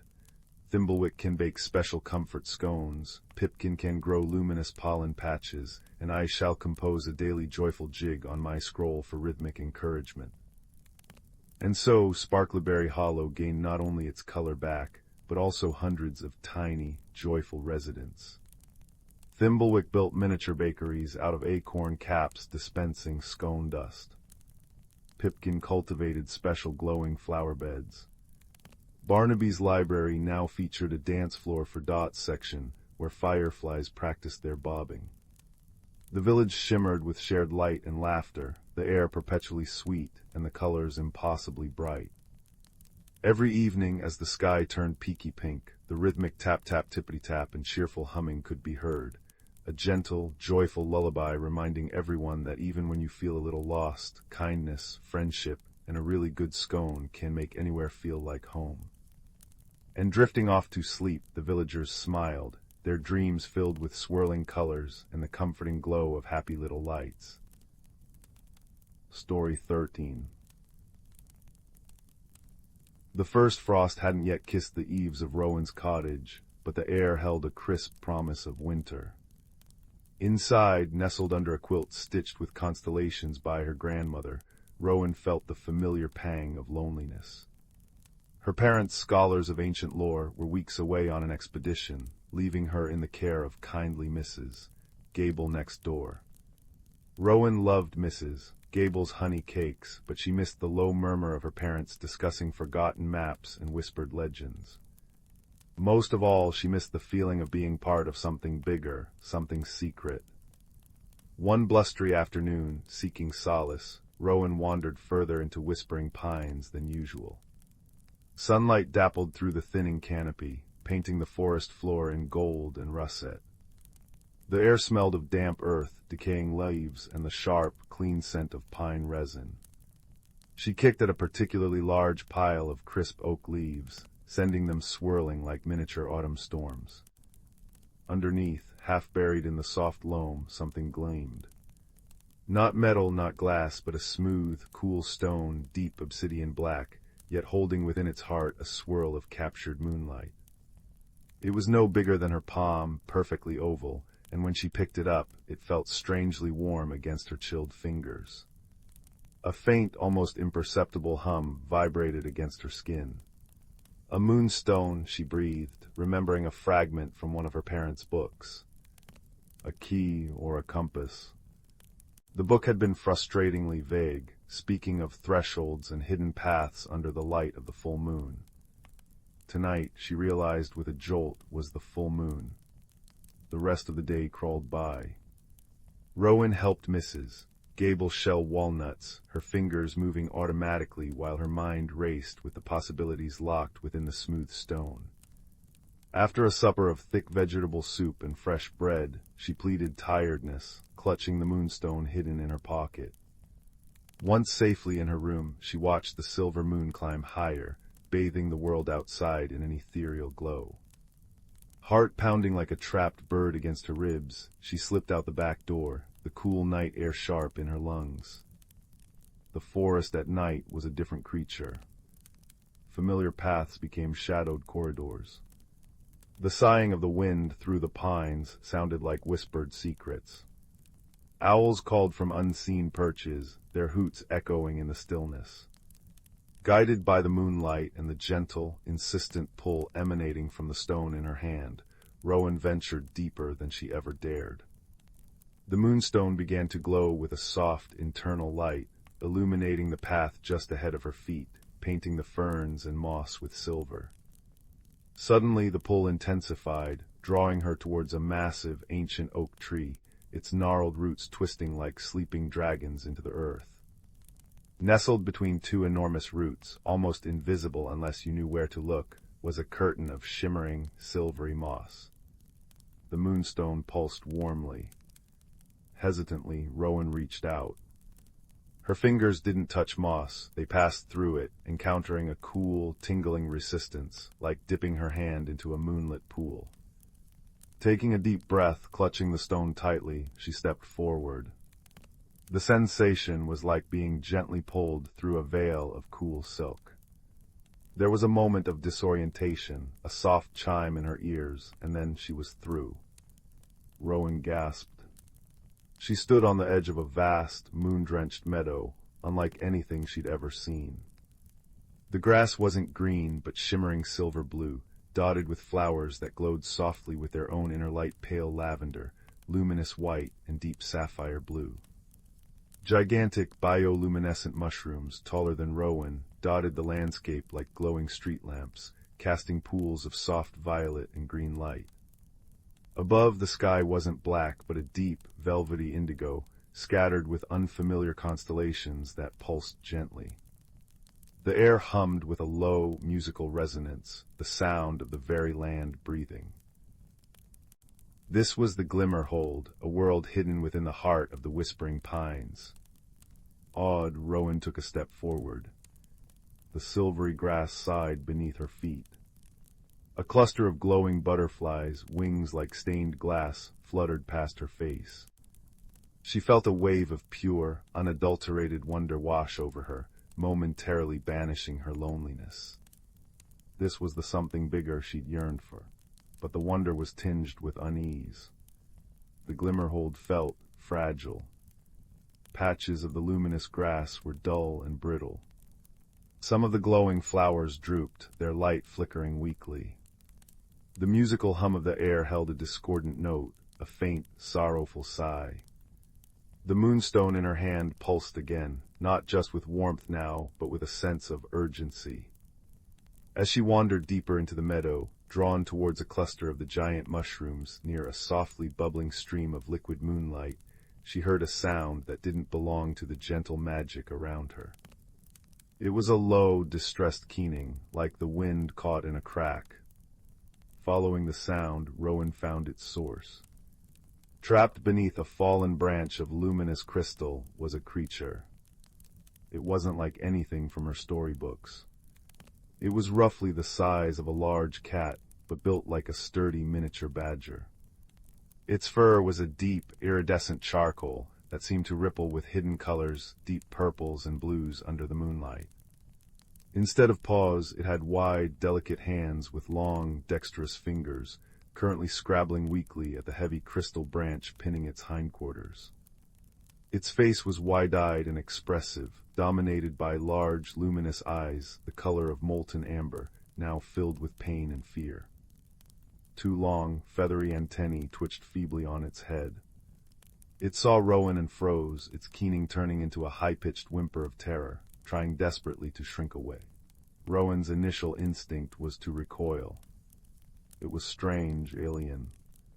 But the fear in its huge amber eyes mirrored her own loneliness too perfectly. The moonstone pulsed warmly in her hand, almost reassuringly. This creature wasn't a monster, it was hurt and scared. "SHHH," Rowan whispered, her voice barely audible in the vast meadow. She crouched down slowly, keeping her movements deliberate and non-threatening. "It's okay, I won't hurt you, you're stuck." The creature flinched but stopped whimpering, watching her with intense suspicion. Rowan studied the branch. It wasn't wood, it was crystalline, heavy but surprisingly brittle-looking where it had snapped. She couldn't lift it alone. "My name is Rowan," she said softly, inching closer. "I found a moonstone, it brought me here." She held the stone out slightly. The creature's antennae twitched towards it, its eyes widening slightly in recognition, or perhaps surprise. It made a soft, clicking sound in its throat. "Can you understand me?" Rowan asked. The creature tilted its head, then gave a single, slow blink. Maybe not words, but perhaps intent. Rowan pointed to the branch, then mimed lifting. "I need to move this, but it's heavy. Can you help push?" The creature seemed to consider this.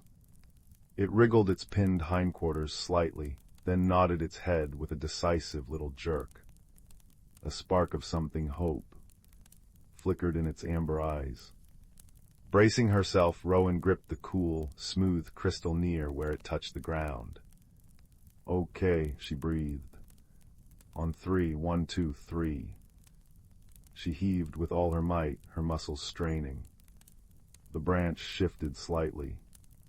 The creature beneath let out a grunt of effort, pushing upwards with its powerful forelimbs and shoulders.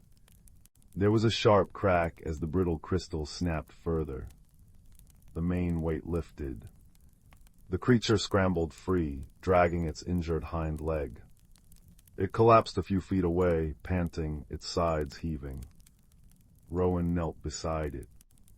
"You're free. Are you badly hurt?"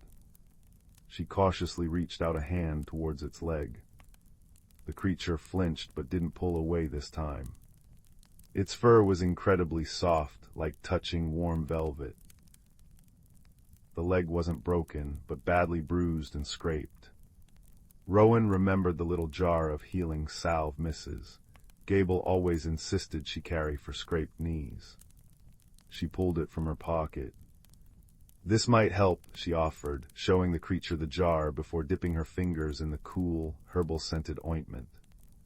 The creature sniffed the air, its antennae quivering, then gave a soft chirp. It seemed to approve. Gently, Rowan applied the salve to the bruised leg. The creature made a low, rumbling sound, almost like a purr, closing its eyes in evident relief.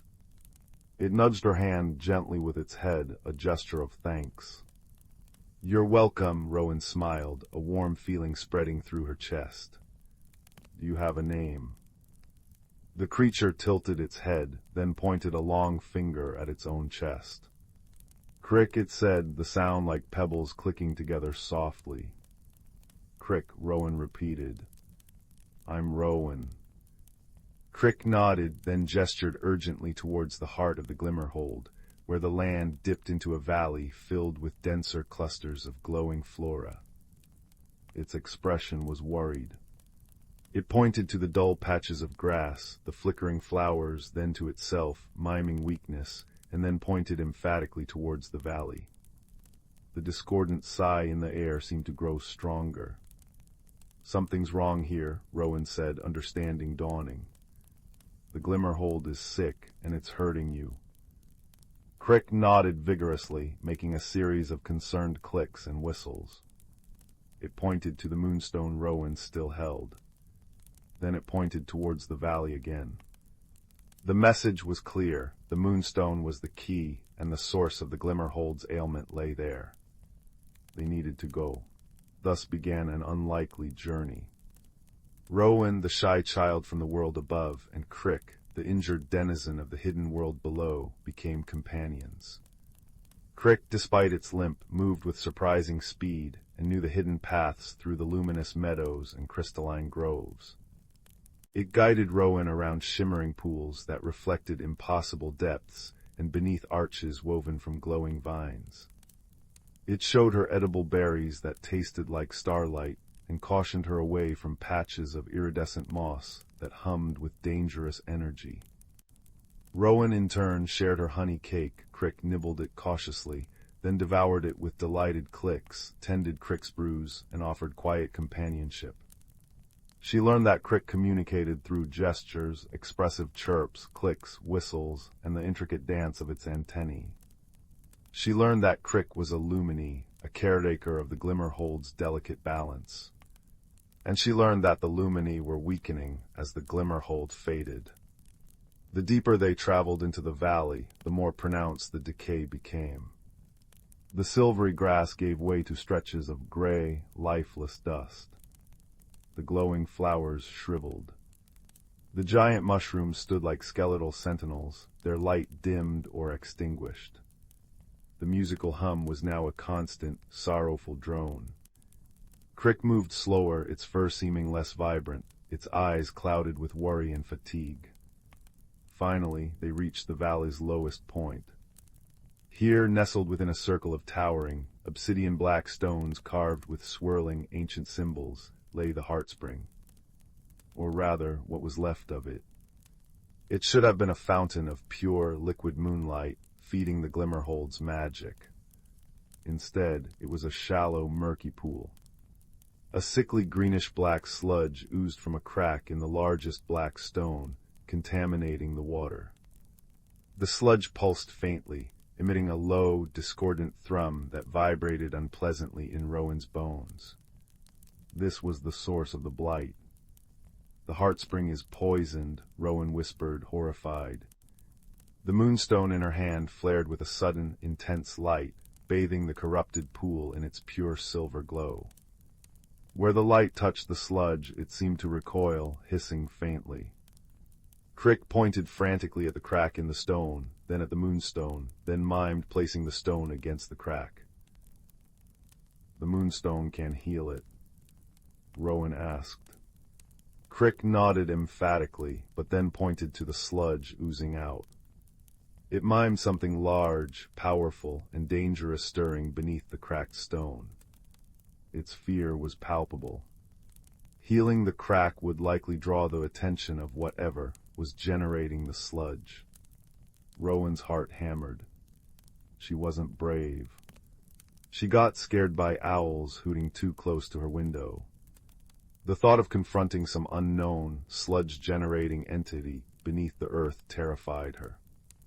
She looked at the dying Glimmerhold, at the fading light in the mushrooms, at Crick's weary, trusting eyes. She thought of the loneliness she'd felt and the connection she'd found here, with Crick in this fragile, beautiful world.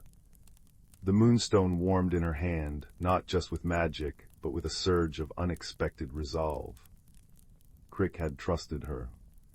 The Glimmerhold needed her. Her own quiet courage, buried beneath shyness, began to stir. "Okay," she said, her voice firmer than she felt. "I'll do it, but I need a distraction. Can you make a lot of noise over there?" She pointed to a cluster of brittle, dead mushrooms near the edge of the stone circle. Crick understood. It gave a determined chirp, then scurried off, its limp barely noticeable now, fueled by purpose. Rowan took a deep breath, the scent of decay thick in her nostrils. She clutched the moonstone, its light steady and reassuring. She crept towards the cracked monolith, the source of the oozing sludge. The thrumming grew louder, more insistent, vibrating up through the soles of her boots. She could see the crack clearly now, a jagged fissure leaking darkness. Just as she reached the base of the stone, Crick launched its distraction. It slammed its sturdy body against the dead mushrooms. They shattered with an enormous echoing crack, sending shards of dull crystal flying. Simultaneously, Crick unleashed a series of piercing, high-pitched shrieks and whistles, unlike any sound Rowan had heard from it before, a cacophony designed to enrage and attract. Their effect was immediate. The ground trembled. The sludge pulsed violently. From the depths of the crack, something began to rise. Not a creature, but a thick, viscous tentacle formed of the same noxious sludge, dripping with greenish-black ooze. It lashed out blindly towards the source of the noise, towards Crick. No. Rowan screamed, her fear forgotten in a surge of protective fury for her friend. She didn't think. She acted. Leaping forward, she slammed the glowing moonstone directly onto the jagged fissure in the black stone. The reaction was instantaneous and blinding. Pure, radiant silver light erupted from the moonstone, flooding the crack, searing through the oozing sludge. The tentacle recoiled with a shriek that wasn't sound, but a wave of pure malice that rattled Rowan's teeth. The sludge where the light touched it vaporized with a hiss, leaving only clean, dark rock. The light poured down into the crack, deeper and deeper, a cleansing torrent. The sludge tentacle thrashed wildly, lashing towards Rowan now, drawn by the source of the painful light. Rowan pressed the stone harder against the fissure, pouring all her focus, all her newfound courage into it. The light intensified, forming a protective shield around her. The tentacle struck the shield and recoiled, smoking and sizzling where the light touched it. Crick, seeing Rowan in danger, stopped its shrieking and bounded towards the thrashing appendage, not to attack, but to dart in and scoop up fallen shards of the dead mushrooms. With surprising accuracy, it hurled them at the base of the tentacle, where it emerged from the crack. The battle raged, Rowan anchoring the cleansing light, Crick providing agile, distracting strikes with the brittle shards. Each time the light pulsed stronger from the moonstone, the sludge recoiled further, the tentacle weakening, its substance thinning. The discordant thrumming grew frantic, desperate, then began to falter. With a final, deafening silence that seemed to suck the air from the valley, the sludge tentacle dissolved into a cloud of foul-smelling vapor that dissipated instantly. The oozing from the crack stopped entirely. The moonstone's light, having done its work, dimmed to its original soft glow.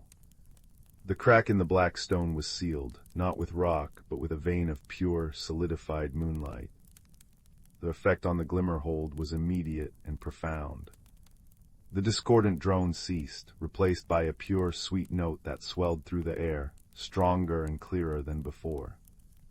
Before Rowan's eyes, color flooded back into the landscape. The gray dust sprouted fresh blades of shimmering silver-blue grass.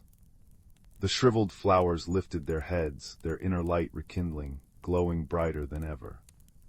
The giant mushrooms pulsed back to life, their caps radiating soft violet and green luminescence. The very air tasted sweeter, charged with renewed vitality. The heart spring bubbled, its murkiness clearing, transforming into a pool of pure, liquid moonlight that shimmered and flowed with renewed energy. Crick bounded over to Rowan, its eyes blazing with triumphant amber light, its fur shimmering with renewed iridescence. It threw its small arms around her legs in a fierce, furry hug, chittering with pure joy. Rowan sank to her knees, exhausted but elated, hugging Crick back, laughing with relief and wonder. The warmth of the moonstone in her hand was now a gentle pulse, satisfied. The blight was cleansed. The Glimmerhold was healing. They rested by the restored heartspring, watching the life flood back into the hidden world. Crick explained, through gestures and clicks, that the sludge creature was a manifestation of deep, forgotten decayous sickness that had festered when the connection between the Glimmerhold and the true moonlight above had weakened over time. The moonstone, a conduit of pure lunar energy, had been the only thing powerful enough to cleanse it and reseal the ancient stone. As the false constellations above began to soften with the approaching dawn of the world above, Rowan knew she had to return. Crick led her back through the rejuvenated meadows, the path now vibrant and humming with life. At the veil of shimmering moss beneath the ancient oak, they paused. Crick looked up at her, its amber eyes solemn now. It placed a small, warm paw hand on her knee. Then it reached up and gently plucked one of its long, feathery antennae. Rowan gasped, but Crick held it out to her. The antenna shimmered faintly, holding a soft, internal glow of its own. Crick mimed, holding it to her ear. "So I can hear you, or the Glimmerhold?" Rowan asked, touched beyond words. Crick nodded. It pointed to the antenna, then to Rowan's heart, then to the moonstone. It was a bond, a promise, a way to feel connected, even worlds apart. Rowan carefully took the glowing antenna. It felt warm and alive. She tucked it safely into her pocket beside the now quiescent moonstone. Stepping back through the veil was easier this time. Rowan emerged into the pre-dawn gray of the whispering pines. Birds were beginning their first tentative songs. The world felt fresh, washed clean. She looked back at the ancient oak. The shimmering moss was just moss again. But in her pocket, the warm weight of the moonstone and the faint, comforting pulse from Crick's antenna told her it was real. Returning to the cottage, she slipped back into bed just as the first true rays of dawn painted the sky. Mrs. Gable found her later that morning, seemingly fast asleep, but with a small, peaceful smile on her face. Rowan never spoke of the Glimmerhold to Mrs. Gable, or later, even to her parents when they returned, laden with maps and stories of their own. Some secrets were too precious, too fragile for words. But on nights when the moon was full, Rowan would sometimes sit by her window, the moonstone warm in her hand. And if she held Crick's glowing antenna close to her ear, she could hear it the soft, musical hum of the Glimmerhold, strong and healthy. Sometimes, woven into the melody, was a familiar series of cheerful clicks and whistles. She would smile, no longer feeling the ache of loneliness, but a deep, quiet joy. She had ventured into the hidden heart of the world, faced her fears with courage she didn't know she possessed, and forged a friendship that defied the boundaries of reality. She had learned that even the smallest light, held with conviction and kindness, could banish the deepest darkness. And that true magic wasn't just in hidden worlds or glowing stones, but in the courage to step through the veil and the warmth of a friendship found in the most unexpected places. The memory of the silver meadows and Crick's trusting amber eyes was a cozy blanket for her soul, a story held close, a secret source of strength that would forever light her path, long after the last embers in the fireplace had faded to ash. And as sleep finally claimed her on those moonlit nights, the gentle hum from the antenna was the most soothing lullaby of all, a reminder that she was never truly alone. Story 14. The nebula outside the viewport swirled like spilled watercolors, amethyst and sapphire bleeding into cosmic dust. Inside the Stardust Weaver, a small cargo freighter adrift in Sector 7, two beings regarded each other with profound uncertainty. Zix, a slender engineer from the crystalline caves of Veridia, shimmered with internal light, her six-fingered hands hovering over flickering control panels. Opposite her, filling the co-pilot's seat with quiet solidity, sat Kalen. He hailed from the moss-draped forests of Luminara, his fur the deep green of ancient pines, large, luminous eyes reflecting the starlight. They were the only crew left after a micrometeor shower crippled the ship and forced the evacuation pod's launch. Now adrift light years from any known port, they were each other's only hope. Their journey began with silence thicker than the nebula's gases. Zix communicated through intricate patterns of colored light pulsing across her smooth, opalescent skin, accompanied by soft, resonant hums. Kalen spoke in deep, rumbling tones and subtle shifts in the bioluminescent spots dotting his fur. Neither understood the other's language. A simple request for a hydro-spanner became a frustrating ballet of misinterpretation. Zix pulsed urgent red streaks, pointing at a malfunctioning coolant pipe. Kalen, thinking she indicated danger, rumbled a low warning and retreated, his fur spots flaring amber. The pipe hissed, spraying freezing vapor. Panic, cold and sharp, filled the cramped cockpit. Misunderstanding, Zix hummed mournfully, her light dimming to a worried indigo. She pointed at the lake, then mimed twisting a tool. Kalen watched her delicate gestures, his large eyes narrowing thoughtfully. He rumbled, a softer sound this time, and carefully extended a broad, furred hand towards the toolkit Zix had indicated. Slowly, deliberately, he picked up the hydro spanner. Zix's light flared hopeful gold. He handed it to her. Their first moment of clumsy connection. Repairing the weaver became their shared crucible. Zix's understanding was crystalline logic and intricate circuitry. Kalen's was intuitive, attuned to the ship's groans and vibrations like the sighing of his forest home. When the life support recyclers stuttered, Kalen sensed the imbalance in the airflow before the alarms blared. He rumbled and tapped a section of ducting. Zix, interpreting his urgency, scanned it with her multispectral vision, finding a hairline fracture invisible to standard sensors. She patched it with sonic solder, her hums harmonizing strangely with Kalen's approving growl.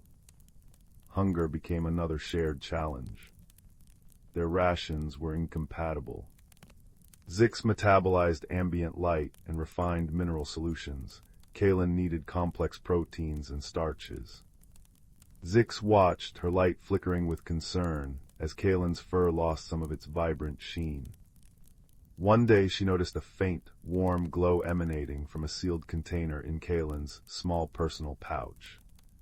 He opened it, revealing clusters of glowing, soft blueberries, luminaire, and starfruit. Hesitantly, he offered one to Zix. She pulsed a querying violet. He rumbled softly, placing a berry near her, then mimed eating. Though her biology couldn't process it, Zix understood the profound gesture. In return, she focused her internal light onto a small, clear crystal she always carried, bathing Kalen in a warm, nourishing spectrum she knew his photosynthetic cells could absorb. His fur immediately brightened, and a deep, contented rumble vibrated through the deck plates. They hadn't solved the ration problem, but they'd shared comfort. The true test came when the nebula, stirred by unseen cosmic currents, erupted into a violent ionic storm. Lightning-like tendrils of pure energy lashed the Weaver's hull. Alarms shrieked. Navigation failed. Shields buckled. Zix's light patterns became frantic, chaotic streaks of crimson and white as she fought to stabilize the engines. Kalen braced himself against the bucking console, his deep voice a steady, grounding rumble beneath the chaos. He sensed the ship's terror, its structural groans mirroring the panic Zix radiated. One particularly savage strike overloaded the primary power coupling near Zix. Sparks exploded. She cried out, a high-pitched harmonic shriek of pain and fear, her light flickering erratically. Kalen didn't hesitate. Ignoring the searing heat and flying debris, he lunged forward, enveloping her slender form in his massive, furred arms, shielding her with his own body. His dense fur absorbed the worst of the sparks. He rumbled, a deep, resonant sound that wasn't words, but pure, unwavering reassurance, the sound of ancient trees standing firm against a gale. Safe within his protective embrace, Zix felt the raw terror recede. She felt the steady thrum of his life force, a powerful, grounding vibration unlike anything she'd known. It wasn't logic, it was pure presence. Her own light, calmed by his strength, shifted. Instead of panic, she projected a complex, calming pattern of intertwined gold and blue light directly onto Kalen's fur, where he could feel its warmth and intention. It was her language, but infused with gratitude and a newfound trust. He understood. A soft, answering glow emanated from his own bioluminescent spots, a gentle counterpoint to her light. Together, guided by Zix's regained focus and Kalen's intuitive sense of the ship's straining frame, they weathered the storm. Zix rerouted power through secondary systems Kalen identified as stable by their resonant hum. Kalen, guided by Zix's precise light instructions, manually reinforced buckling hull plates with emergency sealant foam. It was a desperate, beautiful dance of light and sound, logic and instinct, finally moving in harmony. When the storm finally abated, leaving the stars clear and bright once more, the Weaver drifted, battered but intact. Exhausted, they slumped together near the repaired console. Kalen gently examined a minor scorch mark on Zix's arm, where a spark had landed. He rumbled softly, a questioning tone. Zix pulsed a warm, affirmative yellow. Then slowly, deliberately, she reached out one shimmering hand and placed it lightly on Kalen's massive forearm. She projected a simple, repeating pattern, soft gold light pulsing gently like a heartbeat. Kalen looked at her hand, then into her luminous eyes. He understood. It wasn't Viridian or Luminaran. It was the language they had forged in the fire of shared peril. He covered her small hand with his own, his fur spots glowing a steady, warm green in response. A deep, contented rumble vibrated in his chest, not a word but a feeling. Friend. Weeks later, limping into a bustling spaceport on the fringe world of Haven, the Stardust Weaver drew curious glances. Its hull was patched, its paint scorched, but it flew true. As they disembarked, Zix walked beside Kalen, her light patterns now instinctively complemented by the subtle shifts in his fur glow. They didn't need universal translators anymore. They understood the gold pulse of joy, the indigo wash of concern, the grounding green rumble of reassurance. They had learned that friendship wasn't about speaking the same words, but about listening to the same heart. It was found in shared warmth against cosmic cold, in the shelter offered during a storm, in the quiet understanding that bloomed when fear was faced together. Their journey had begun with isolation and misunderstanding, adrift in an indifferent universe.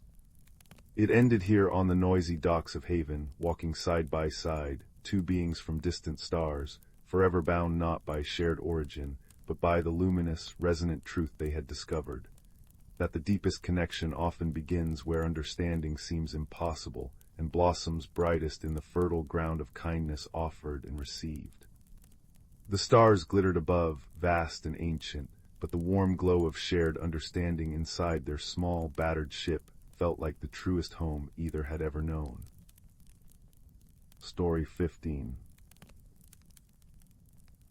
The twin suns of Viridia Prime were dipping below the crystal spires of the city, painting the sky in molten amethyst and tangerine, when Rin's small salvage shuttle finally gave up its ghost. A shudder ran through the vessel, deeper than the usual groans of its aging frame, followed by a sickening silence as the engines sputtered and died. Alarms blinked frantically across the console, their sharp chirps discordant in the sudden quiet. Rin, a being whose smooth blue-green skin shimmered faintly in the dimming light, gripped the controls with webbed fingers. Her large, luminous eyes scanned the readout's critical engine failure, power reserves plummeting. Below stretched the vast, uncharted expanse of the Whispering Dunes, a desert planetoid notorious for swallowing ships whole. "Not here," Rin murmured, her voice like water over smooth stones. She wrestled the shuttle towards the only landmark visible, a jagged, obsidian rock formation jutting from the endless sand like a broken tooth. With a grinding crunch and a spray of glittering silica, the shuttle skidded to a halt against the dark stone, half buried in the dunes. Dust filled the cabin, tasting dry and ancient. Rin unstrapped herself, her movements graceful despite the gravity of the situation. Her species, the Aquarii, hailed from a water world. Dryness was an alien, uncomfortable sensation. Sealing her protective suit a necessity in arid environments, she activated its internal hydration system with a sigh of relief. Pushing open the dented hatch, she was met by a blast of hot, gritty wind and the profound silence of the desert. The twin suns vanished, plunging the world into deep indigo twilight, lit only by the first, cold stars and the shimmering band of the galactic core. As Rin assessed the damage, a low, grinding sound echoed from the other side of the rock formation. She froze, her bioluminescent markings pulsing faintly with caution. Peering cautiously around the obsidian monolith, she saw another crashed vessel smaller, sleeker, and clearly not Viridian design. Its hull was scorched and dented. Standing beside it, kicking angrily at the sand, was a creature unlike any Rin had encountered. He was bipedal, roughly her height, but covered in short, coarse fur the color of rusted iron. Two large, mobile ears twitched atop his head, and his face, dominated by large, dark eyes that reflected the starlight, held an expression of pure frustration. He wore a simple tunic and trousers, patched and worn. Seeing Rin, he startled, leaping back a step and baring surprisingly blunt teeth in what seemed like a snarl. A low, guttural growl rumbled in his chest.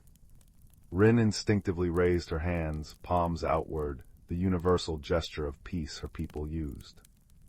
"Peace," she called out, her voice modulator translating her liquid tones into galactic standard. "My ship crashed too, I mean no harm." The furred creature tilted his head, his ears swiveling forward. The growl subsided, replaced by a curious chittering sound. He pointed a clawed finger at her, then at her shuttle, then back at himself and his own vessel. His gestures were sharp, agitated. "Kale," he stated gruffly, thumping his chest. "Griffa." He pointed emphatically at the sand beneath their feet. "Rin," she replied, touching her own chest. "Aquarii." She gestured towards the sky. "Crashed, need help." She mimed repairing something. Kale the Griffa snorted, a puff of dust rising from his nostrils. He pointed at Rin's faintly glowing skin markings, then at his own eyes, squinting. He made a sharp, sweeping gesture with his hand, as if pushing something away, and growled again, softer this time, but clearly wary. Misunderstanding number 1, light. To Kale, raised on the perpetually dim, dust-choked world of Griffa Prime, Rin's bioluminescence was unsettling, even threatening like an unexpected flare in the dark. To Rin, his reaction seemed inexplicably hostile to her natural state. She dimmed her markings self-consciously, feeling exposed. They spent a tense hour establishing a fragile truce, communicating through gestures and broken standard. Kale's ship had suffered a catastrophic sand scourge in its intake valves during the sudden storm that had also downed Rin. His water reclaimer was damaged. Rin's shuttle had power cell failure, and her long-range comms were fried. Both were stranded. Both needed resources the other might possess.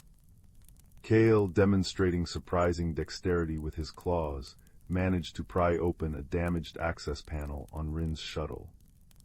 He pointed at the complex tangle of wires and crystalline power conduits, chittering excitedly. He mimed using tools, then pointed towards his own ship. "You fix?" Rin asked, hope flickering. Kale nodded vigorously, then pointed to Rin's hydration suit intake valve. "Water," he rasped, the word sounding harsh and dry. "Need fix." He mimed drinking. Misunderstanding number 2, need versus generosity. Rin recoiled slightly. Her suit's water was recycled precious. Sharing it felt like offering a piece of her own lifeblood. To Kale, water was a scarce commodity, traded hard. His request felt blunt, almost demanding. He saw her hesitation as greed, not survival instinct. A flicker of distrust passed between them. The desert night deepened, the temperature plummeting rapidly. The heat that had been oppressive hours ago vanished, replaced by a biting cold that seeped through Rin's suit and made Kale's fur fluff out for insulation. They retreated into the relative shelter of the lee side of Rin's shuttle, huddled against the cold metal. Rin shivered, her movements sluggish. Kale noticed, his large dark eyes studying her. He shuffled closer, radiating surprising warmth from his dense fur. It wasn't an invitation, just practical proximity against the cold. Rin, cautiously, leaned slightly towards the warmth. Silence stretched, filled only by the mournful sigh of the wind sculpting the dunes. Kale broke it, his voice rough but quieter. "Cold, bad, Griffa, burrow, warm." "Water thin for aquarii," Rin explained haltingly, tapping her suit. "Cold steals strength." Kale grunted, understanding dawning. He rummaged in a pouch at his belt and pulled out a rough, gray cake. He broke it in half, offering one piece to Rin. It looked unappetizing, like compacted dust. "Mineral cake," he stated. "Strength, eat." Rin hesitated, then accepted. It tasted chalky and dry, utterly alien, but it settled warmly in her stomach. She reached for her suit's auxiliary port, detached a small water bulb, and offered it to Kale. "Water, share." He took it reverently, sipping only a tiny amount before sealing it and handing it back. "Save," he said. The simple act, the recognition of each other's most basic needs, was a bridge built in the cold darkness. Shared challenge number 1, the sandstorm. Dawn arrived not with gentle light, but with a furious, howling wall of sand. The storm hit with terrifying force, scouring paint from the shuttle, reducing visibility to 0. The wind screamed like a living thing. Rin and Kale scrambled inside Rin's shuttle, sealing the battered hatch just as the full fury descended. The ship groaned under the assault. Sand hissed against the viewport like a million angry insects. Suddenly, a sharp ping echoed, followed by a hiss. A microfracture, stressed by the crash and the storm, had opened in the hull near the floor. Silica sand began trickling in, a relentless, invasive flow. "Breach!" Rin cried, her bioluminescence flaring with alarm. Kale didn't hesitate. He lunged towards the lake, tearing a strip of reinforced fabric from his tunic. He pressed it against the fracture, but the sand's abrasive force quickly shredded it. He growled in frustration, looking around desperately. His eyes landed on a discarded food wrapper, a flexible polymer sheet. He grabbed it, but holding it in place one-handed was impossible against the pressure. "Hold," he barked at Rin, thrusting the sheet towards her. "Press." Rin, her heart pounding, threw her weight against the sheet over the fracture. Kale scrambled, his claws clicking rapidly as he searched the debris-filled cabin. he found a snapped strut, a curved piece of metal. Wedging it against the polymer sheet Rin held, he braced it against a bulkhead, creating a crude but effective seal. The hissing subsided to a faint whisper. They slumped back, breathing heavily, coated in a fine layer of dust. In the dim emergency light, Rin's faint glow illuminated Kale's face. He wasn't snarling now. He looked relieved. He met her gaze and gave a single, slow nod. Rin managed a shaky smile. They had saved their fragile shelter together. Mutual support and understanding. In the relative calm after the storm, they worked. Kale, with his innate understanding of mechanics and materials, cannibalized parts from both ships. Rin, with her meticulous aquarii precision and knowledge of crystalline energy systems, guided him through the delicate process of jury-rigging a power coupling. They communicated in a blend of gestures, shared words, and a growing sense of shared purpose. Rin learned that Kale's snarl was often just concentration, and his sharp gestures were enthusiasm, not anger. She saw the deep care he took with tools, the quiet pride in his work. Kale learned that Rin's glow intensified with her emotions: fear, yes, but also focus and satisfaction. He saw the deep resilience beneath her apparent vulnerability to the environment. He stopped flinching at her light. Sometimes, in the dark recesses of the shuttle as they worked, he even found its soft radiance comforting. When Kale accidentally brushed against Rin's exposed wrist with his dry, sandy fur, causing her skin to prickle painfully, he recoiled instantly, chittering apologies. Rin, instead of withdrawing, explained her sensitivity. Later, Kale returned from scouting the rocks with a small, porous stone he'd found deep in a crevice. It was damp to the touch. Condensation. He offered it to Rin without a word. She pressed it gratefully against her skin, the cool moisture a balm. It was a small thing, but it spoke volumes. Shared challenge number 2, the depths. Their repairs revealed a bigger problem. The primary power cell for the shuttle's comms needed a rare catalyst crystal, depleted during the crash. Kale remembered seeing similar crystalline structures deep within the obsidian rock formation during his exploration. Below, he rasped, pointing downwards. Caves, crystal-like. He pointed to the dead cell. The caves were treacherous. Descending a narrow, natural chimney, they entered a world of utter darkness, broken only by Rin's bioluminescence and the beams from their suit lamps. The air was cold and still, smelling of ancient rock and ozone. Stalactites hung like fangs, and the floor was uneven, littered with sharp debris.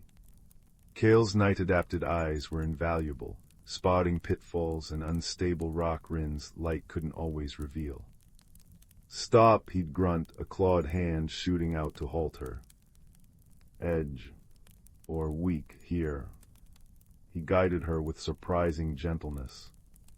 Deep within the labyrinth, they found a cavern glittering with embedded veins of the necessary blue catalyst crystal.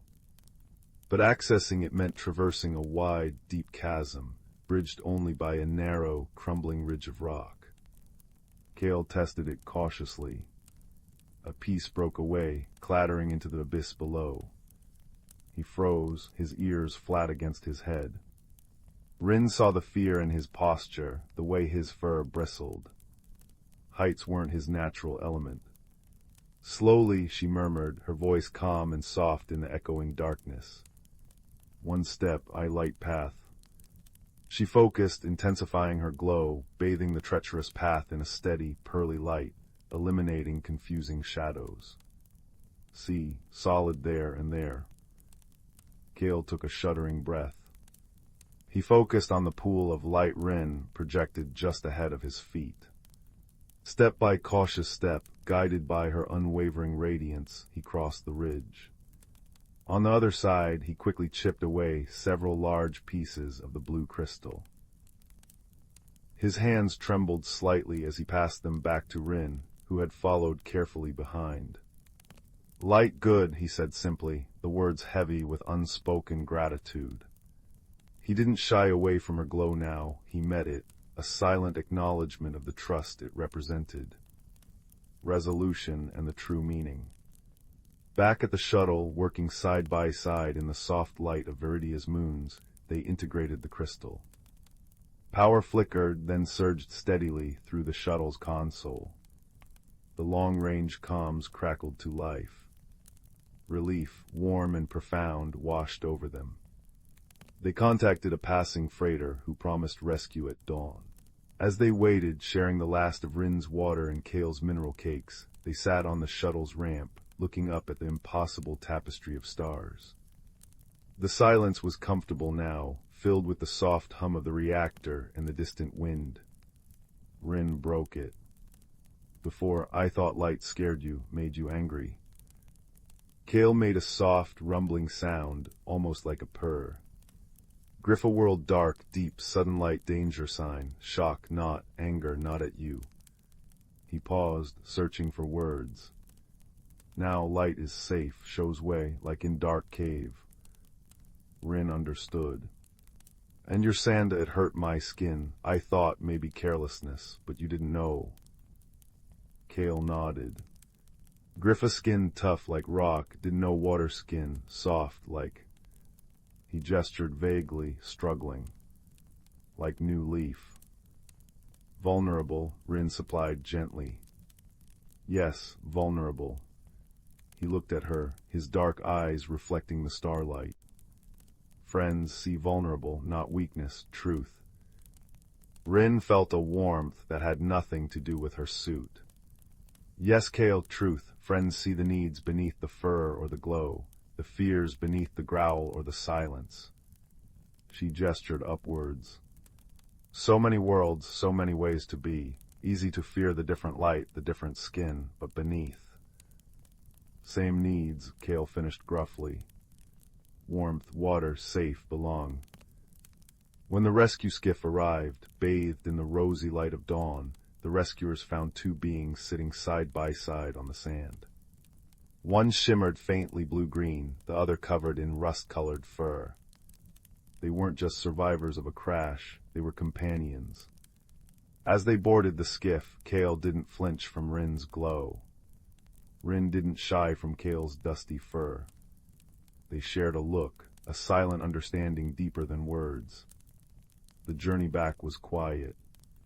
Later, docked at a bustling space station, they stood at a viewport overlooking the swirling nebulas and distant stars. Their paths would diverge soon, Rin to her aquatic homeworld, Kale to his dusty burrows.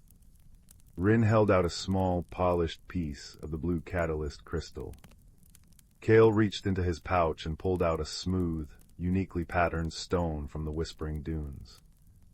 They exchanged them without a word. The crystal would glow faintly in Kale's dark world, a reminder of light that guided, not frightened. The stone, cool and solid, would rest in Rin's hand, a reminder of strength found in unexpected places, and the warmth that bloomed when differences were not walls but windows. They parted with a simple nod, a touch of clawed hand to webbed hand. No grand speeches were needed. The true meaning of their friendship was etched not in the stars, but in the shared cold of a desert night, the repaired fracture in a hull, the guided steps across a dark chasm, and the quiet understanding that the universe, for all its vastness and strangeness, felt a little less lonely when you found someone whose different light helped you see your own path more clearly. And as they journeyed homeward, each carried within them a small, solid warmth, a quiet echo of an unlikely friendship forged under alien stars, a beacon against the vast, comforting dark. Story 16. The air in Rowan's small attic room hung still and warm, thick with the scent of dust motes dancing in the late summer sunbeams slanting through the dormer window. Outside, the bustling town of Meadows Edge hummed with the final flurry of market day, a cheerful cacophony that always felt distant to Rowan. Rowan preferred the quiet corners, the rustling secrets of the ancient oak in the overgrown garden behind the baker's shop, the way sunlight dappled the forest floor beyond the town boundary. They felt most themselves not in the clamor, but in the hushed company of rustling leaves and patient stones. One such stone, smooth and cool as river water, nestled in Rowan's pocket. It was unremarkable to most eyes, a flat, gray pebble flecked with tiny, almost invisible silver veins. But Rowan had found it weeks ago beneath the gnarled roots of the whispering oak, and it felt different. Holding it brought a sense of deep calm, a quiet hum that resonated in their bones.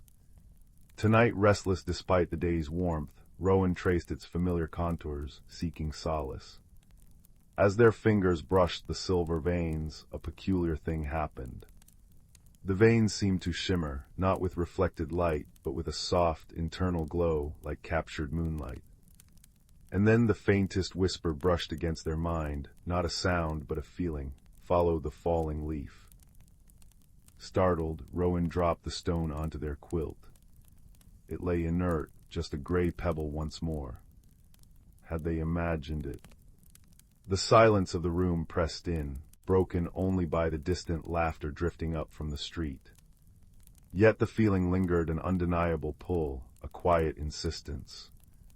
Follow the falling leaf. Curiosity, a spark often dampened by Rowan's natural reserve, flickered brightly.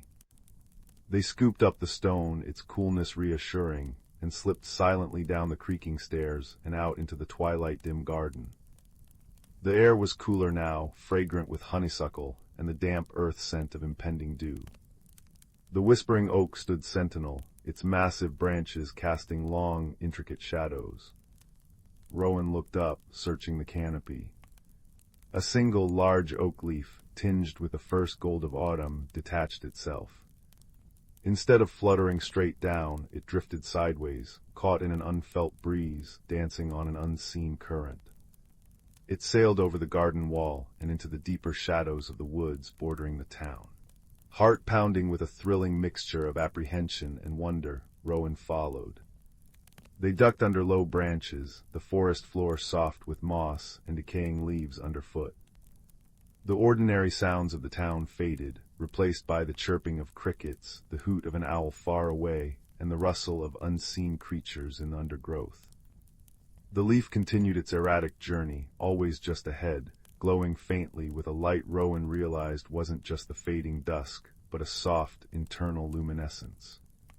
It led them deeper into the woods than Rowan had ever dared venture, past familiar landmarks like the crooked hawthorn and the mossy boulder shaped like a sleeping badger.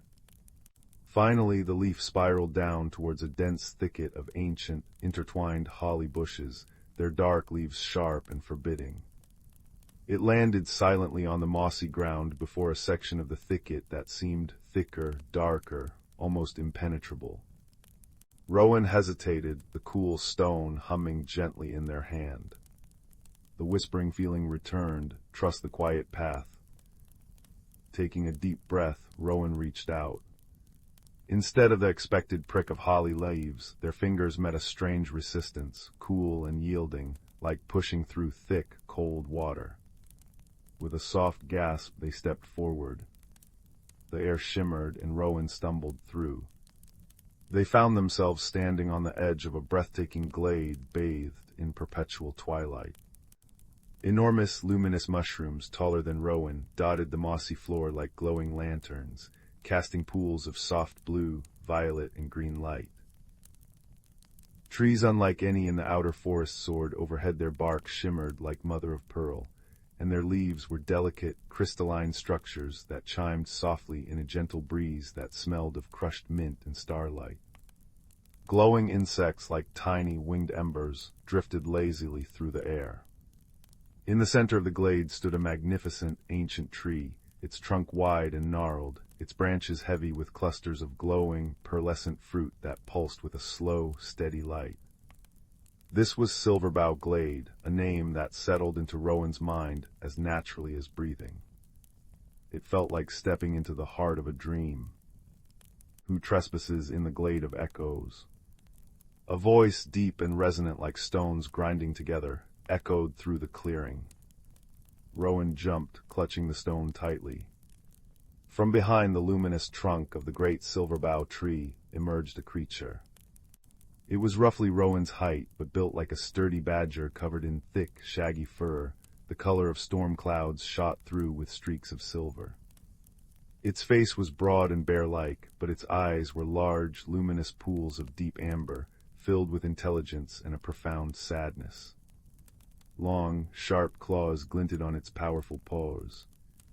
Rowan instinctively shrank back. I didn't mean to trespass," Rowan stammered, their voice barely a whisper. "The leaf, the stone, it led me." The creature tilted its massive head, sniffing the air. Its amber eyes fixed on the stone in Rowan's hand. The heartstone, it rumbled, its voice softening slightly. "It has been silent for many turnings of the moon. Why does it sing for you, little wanderer?" It whispered to me," Rowan explained hesitantly. "It told me to follow the falling leaf." They held out the stone. "My name is Rowan." The creature studied Rowan, its gaze intense but not unkind. "I am Borin," it said, its voice a low rumble that vibrated in Rowan's chest. "Keeper of the silver bough, and the heartstone is the key, the anchor, but its song is weak. Can you not feel it? The glade, it fades." Rowan looked around, truly seeing for the first time. While beautiful, there was an undercurrent of wrongness. The light from the mushrooms seemed dimmer than it should be, flickering occasionally. Some of the crystalline leaves on the trees were dull, their chime muted. The very air felt thinner, less vibrant. A pang of sorrow touched Rowan's heart. "What's happening?" "The echoes are failing," Borin sighed, a sound like wind through dry reeds. He gestured towards the silverbough tree. "Its roots drink from the wellspring of memory deep below, but the wellspring is clouded. The memories it feeds upon, they grow faint, forgotten. The glade lives on the echoes of joy, wonder, kindness, the quiet moments treasured by the world outside. Without them, it withers." He looked at Rowan, his amber eyes heavy with a burden carried too long. "I have guarded this place for ages, but I cannot hear the fading memories clearly enough to find the source of the clouding. I am too much of the stone, too grounded. The heartstone needs a listener, one attuned to quiet things." Rowan understood. Borin, the powerful, grounded guardian, was deaf to the subtle whispers the glade needed to survive. The heartstone, attuned to quietude, had sought out the quietest soul it could find. It had chosen Rowan. "I want to help," Rowan said, the words firmer than they felt. The stone pulsed warmly in their hand, a silent agreement. Borin nodded, a slow, ponderous movement. "The path is perilous, little listener. We must descend to the roots, to the wellspring itself. The way is hidden and guarded by the fading magic. Are you certain?" Looking at the dimming lights, feeling the faint tremor of sadness in the air, Rowan knew they had no choice. This hidden world, discovered through quiet listening, needed their quiet strength. "I'm certain." Their journey began within the hollow base of the silverbough tree. Borin led the way, his thick claws easily finding purchase on the smooth, spiraling root that descended into cool, earthy darkness. The heartstone became their guide and lantern. When held aloft, its silver veins glowed brighter, casting a gentle, moon-like radiance that illuminated the intricate tunnel wall's roots intertwined like ancient braids, threaded with veins of glowing crystal that pulsed faintly in time with the stone. The descent was long and winding. The air grew cooler, damper, smelling of rich loam and deep minerals. Strange sounds echoed the drip of unseen water, the skittering of tiny, translucent creatures that fled from their light, and a low, melancholic hum that seemed to resonate from the very rock.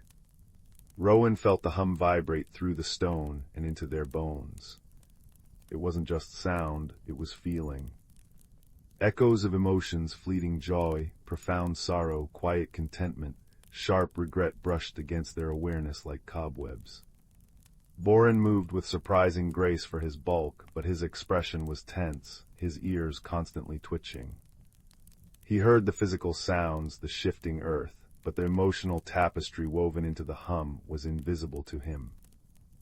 The echoes grow weaker, Borin rumbled, pausing at a junction where 3 tunnels branched off. Which path sings true, little listener? Rowan closed their eyes, focusing on the Heartstone's gentle thrum and the complex symphony of echoes. One tunnel felt cold and hollow, devoid of resonance. Another vibrated with a discordant, jarring energy. The third hummed with a faint, fragmented melody, a child's laughter tangled with a sigh of contentment. This one, Rowan whispered, pointing. It feels warm, like remembering sunshine. Borin grunted, a sound of approval, and led them down the chosen path. The deeper they went, the more fragmented and melancholic the echoes became. Rowan felt whispers of forgotten promises, abandoned dreams, moments of kindness lost to time. It was overwhelming, a tide of unspoken sorrow. They clutched the stone tighter, focusing on its steady, calming presence. They encountered the first true guardian near a vast underground cavern, where glowing moss painted the walls with shifting patterns. It wasn't a beast, but a manifestation of fading magic, a swirling vortex of shimmering dust motes that coalesced into the shape of a large, spectral owl. Its eyes were empty voids, and its wings beat silently, creating chilling gusts of air that seemed to leach warmth and memory. The disperser. It scatters the echoes, Borin growled, placing himself protectively in front of Rowan. I can't hold it, but it feeds on force. It must be calmed, reminded of its true purpose. The disperser swooped, its chilling breath making Rowan gasp. Borin roared, a sound that shook the cavern, and swiped his massive claws, dispersing part of the swirling dust, but it instantly reformed. It was drawn to conflict, to fear. Rowan felt the panic rising, but forced it down, focusing on the Heartstone. Remembering the glade's beauty, the warmth of the echoes they had felt earlier, Rowan closed their eyes and listened. Not to the chilling wind, but to the faint, underlying hum of the cavern itself, the slow pulse of the earth, the distant drip of water, the resilient glow of the moss. They projected that feeling of deep, quiet stability, of enduring life, through the Heartstone. The stone flared not brightly, but with a profound, grounding light. The swirling dust of the disperser hesitated. The chilling gusts faltered. For a moment the spectral owl seemed to solidify, its void eyes flickering with a hint of the ancient wisdom owls were known for. It tilted its head, regarding Rowan and the glowing stone. Then instead of attacking, it let out a soft, mournful hoot, and dissolved back into harmless dust motes that settled gently onto the cavern floor like glittering snow. The chilling air vanished, replaced by the cool, mineral scent of the deep earth. Borin stared, astonishment clear in his amber eyes. You didn't fight. You reminded it of what it once was. It wasn't bad, Rowan said softly, catching their breath. Just lost, like the echoes. Borin nodded, a newfound respect in his gaze. Your quiet way, it has power, little listener. Come. The path grew steeper, the air thicker with a melancholic hum. They navigated treacherous root bridges over dark chasms where faint, sorrowful wails echoed upwards. They passed through chambers where ghostly images flickered scenes of joy and connection, now fractured and dim. Each step was a weight on Rowan's heart, but the Heartstone pulsed steadily, a constant reminder of the glade above and the bond forming with the gruff guardian beside them. Borin, initially distant, began to share snippets of his long vigil, the glade in its prime, vibrant with laughter and starlight, the creeping sense of unease as the echoes faded, his helplessness against a foe he couldn't grasp. Finally, the tunnel opened into a vast, breathtaking chamber. In its center lay the wellspring of memory. It wasn't water, but a pool of swirling, iridescent light, like liquid opal. This was the source of the glade's magic. But instead of clear radiance, thick, dark tendrils of shadow writhed within it, like ink polluting pure water. The light pulsed weakly, choked by the darkness. The melancholic hum was loudest here, a dirge of forgotten things. Standing at the edge of the wellspring, seemingly woven from the shadows themselves, was the source of the corruption. It was a figure, vaguely humanoid but indistinct, constantly shifting like smoke. It had no face, only deep pits where eyes should be, radiating a profound sense of loneliness and despair. Its form seemed to absorb the light around it. This was the forgotten sorrow, a coalescence of grief and loss so potent it had seeped into the wellspring, clouding the pure echoes of joy and connection. It wasn't malicious, Rowan realized with a jolt. It was achingly sad. Boren tensed, claws unsheathed, a low growl building in his chest. The blight, he snarled, ready to charge. Wait, Rowan cried, grabbing his thick forearm. The contact startled Boren. Look at it, Boren, it's not attacking, it's hurting. Boren paused, truly looking at the shifting figure. He saw the darkness, the menace, but Rowan, through the heartstone and their quiet empathy, felt the overwhelming tidal wave of sorrow emanating from it, the grief of a love lost forever, the crushing weight of abandonment, the echo of a final, unanswered cry. It was a sorrow so deep it had become parasitic, feeding on the wellspring's light because it had nothing else. It needs the echoes, too, Rowan whispered, understanding dawning. But it only remembers the pain, it's drowning in it. What can be done?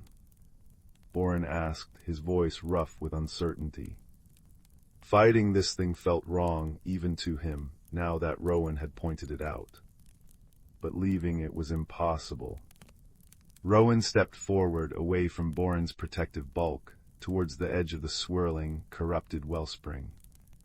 The forgotten sorrow turned its eyeless pits towards them. A wave of pure, icy despair washed over Rowan, threatening to freeze their heart. They staggered but held firm, clutching the heartstone like an anchor. They didn't try to fight the feeling. Instead, they opened themselves to it, letting the sorrow flow through them, amplified and clarified by the heartstone. They felt the depth of the loss, the crushing loneliness, the desperate need to be remembered, even if only in pain. Tears streamed down Rowan's face, hot against their cool skin. But they didn't close off. Instead, they focused past the pain, searching for the memory behind the sorrow. The heartstone glowed brighter, its light not banishing the shadows, but illuminating them. Within the swirling darkness of the figure, fragmented images flickered, a warm hand holding a smaller one, sunlight on a field of wildflowers, a lullaby hummed softly. The source of the love that had been lost. It wasn't just pain, Rowan whispered, their voice thick with shared tears but clear in the vast chamber. They projected the fragmented images, the feeling of the warm hand, the scent of the wildflowers, the melody of the lullaby, through the heartstone and straight towards the forgotten sorrow. There was love, so much love, it's still there. Don't let the pain make you forget the love. The shifting figure froze. The writhing dark tendrils within the wellspring stilled. The eyeless pits seemed to fix on Rowan, not with hostility, but with a dawning, agonized recognition. A low, shuddering sigh, like the wind through 1,000 broken reeds, filled the chamber. The oppressive weight of despair lessened, replaced by a raw, aching vulnerability. Remember the love, Rowan urged softly, pouring every ounce of their quiet empathy into the words, channeled through the heartstone's gentle power.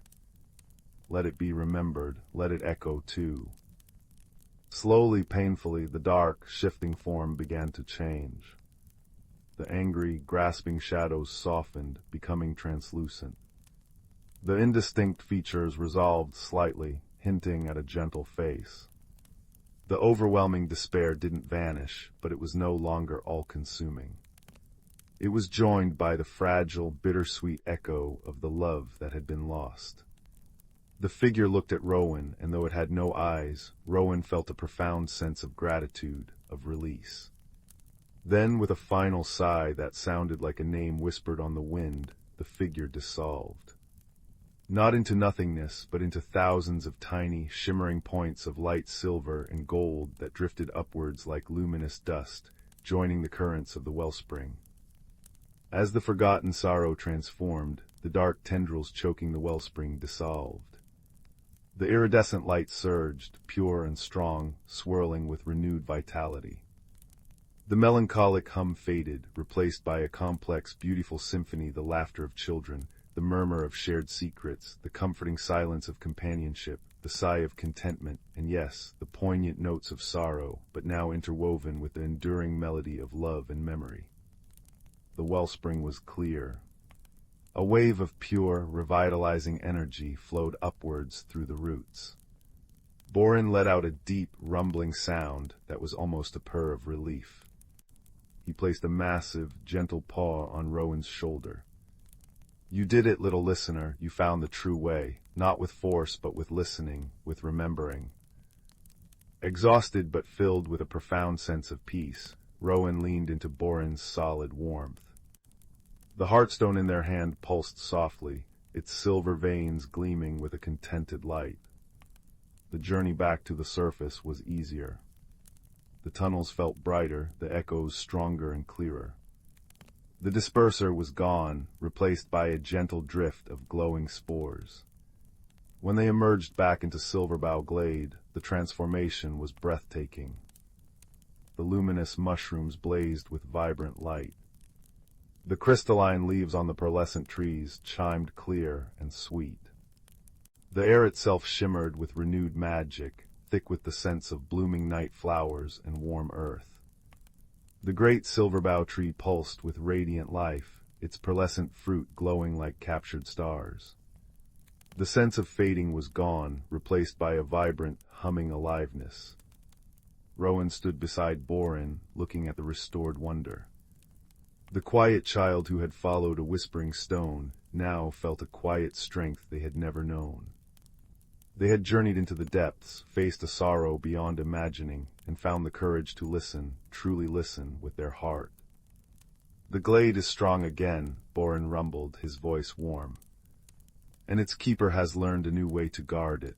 You will always be welcome here, Rowan. The Heartstone chose wisely. Your quiet heart is a beacon." As dawn began to tinge the sky beyond the hidden entrance, Rowan knew it was time to return. Borin led them back to the thick holly barrier. "The path will open for you now whenever you seek the quiet," he said. He placed a large, rough paw over Rowan's small hand, holding the Heartstone. A pulse of warmth, of understanding, passed between them, the grounded stone and the quiet listener, guardians bound by an unexpected friendship forged in the depths. Rowan stepped back through the shimmering barrier, emerging into the familiar woods just as the first rays of sunlight painted the canopy gold. The ordinary forest seemed different now, alive with its own subtle magic, its own quiet whispers. The Heartstone in their pocket was just a cool pebble once more, but it held the memory of the glade, the wellspring's song, and Borin's sturdy presence. Back in their attic room, the sounds of the waking town drifted up, the clatter of carts, the calls of neighbors. But Rowan no longer felt apart. They sat on the edge of their bed, looking out at the whispering oak.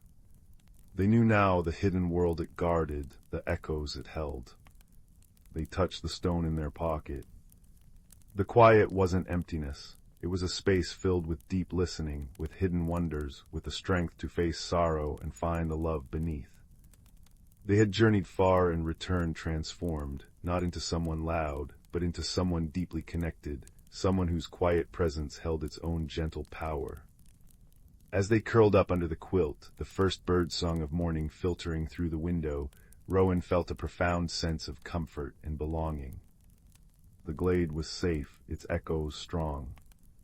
Borin stood watch.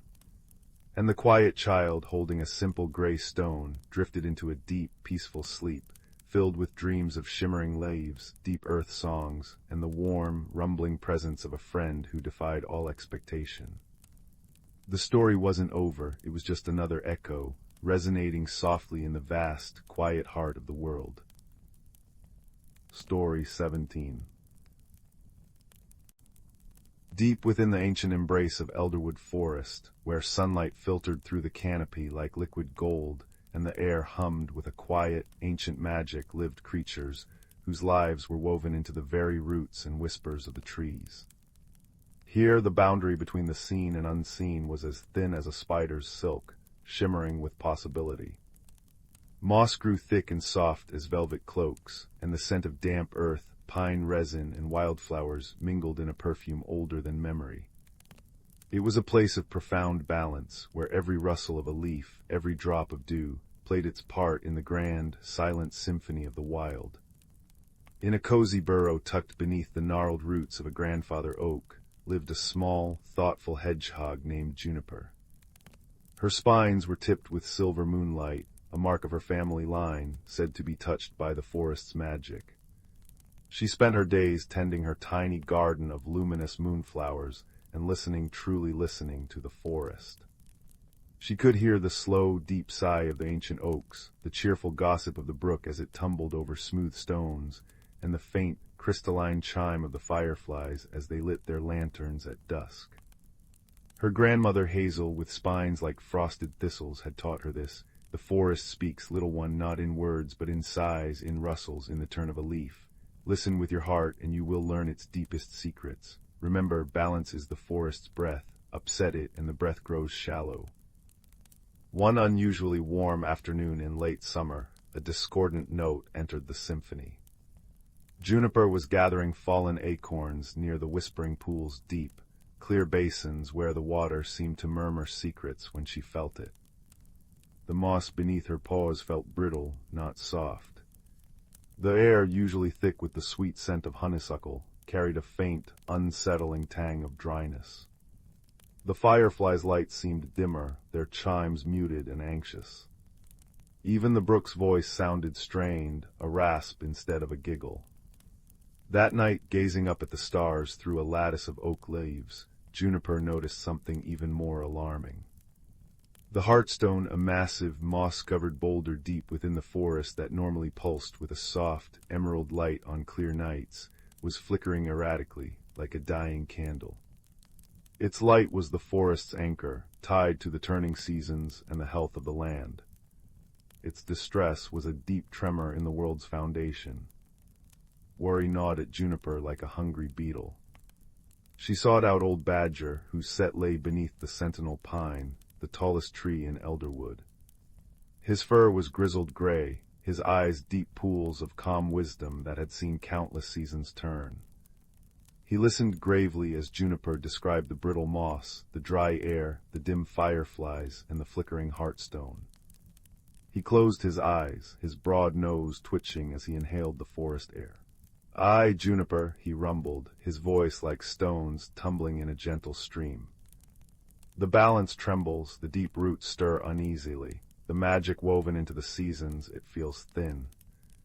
He gestured with a weathered claw towards the Heartstone's distant, faltering glow. "Its light is tied to the everbloom, a flower of pure starlight, and that blooms only once every 100 years, hidden deep within the crystal caves beneath the whispering pools. Its petals hold the essence of renewal, feeding the Heartstone and strengthening the forest's bond with the turning wheel of sun and moon, rain and snow. But the everbloom, it is fading before its time." Juniper's heart sank. "Fading? Why? How can we stop it?" Old Badger sighed, a sound like wind through dry reeds. "The magic is delicate, child. It requires harmony. The long dry spell, the heat, it has parched the earth deeper than we knew. The everbloom draws strength from the cool, deep waters that feed the crystal caves. If those waters diminish, so does the flower. And without its light feeding the Heartstone as autumn approaches, the forest may not weather the turn. The vibrant fall colors might not come.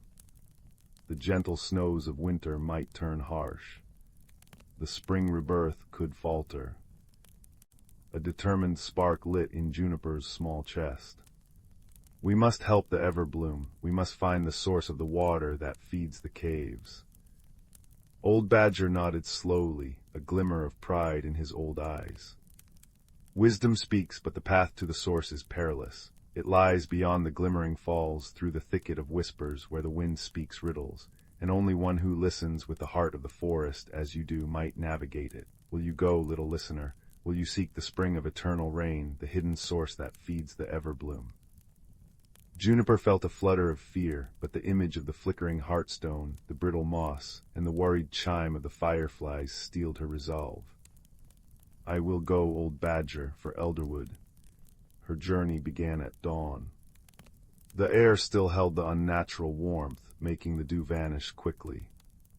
She followed the brook upstream, past the whispering pools, whose murmurs now held a note of urgency.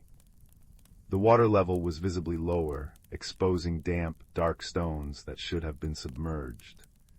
She climbed mossy banks, her small paws sure on the familiar terrain, until she reached the glimmering falls.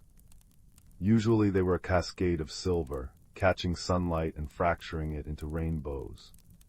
Now they were a thin, sad trickle, barely whispering over the rocks. The rainbows were gone. Beyond the falls lay the thicket of whispers. Tall, slender birches grew close together, their silvery bark shimmering faintly. As Juniper stepped beneath their canopy, the air changed. It grew cool and still, filled with a soft susurration, not the rustle of leaves, but the sound of countless faint voices murmuring on the breeze. Left, the path winds left, one voice sighed. Beware the root that trips, another cautioned. Seek the moss that glows, a third chimed. Juniper closed her eyes for a moment, remembering Hazel's words. Listen with your heart. She took a deep breath, letting the cool air fill her lungs, and focused not on the individual words, but on the feeling behind them, the gentle guidance, the protective caution, the subtle hints woven into the collective whisper. She felt a gentle tug, like a soft paw on her shoulder, guiding her to the left around a gnarled root half hidden by ferns. She noticed a patch of moss on a birch trunk pulsing with a faint, ethereal blue light, a marker. She understood. She followed the glowing moss patches, her heart attuned to the thicket's benevolent spirit.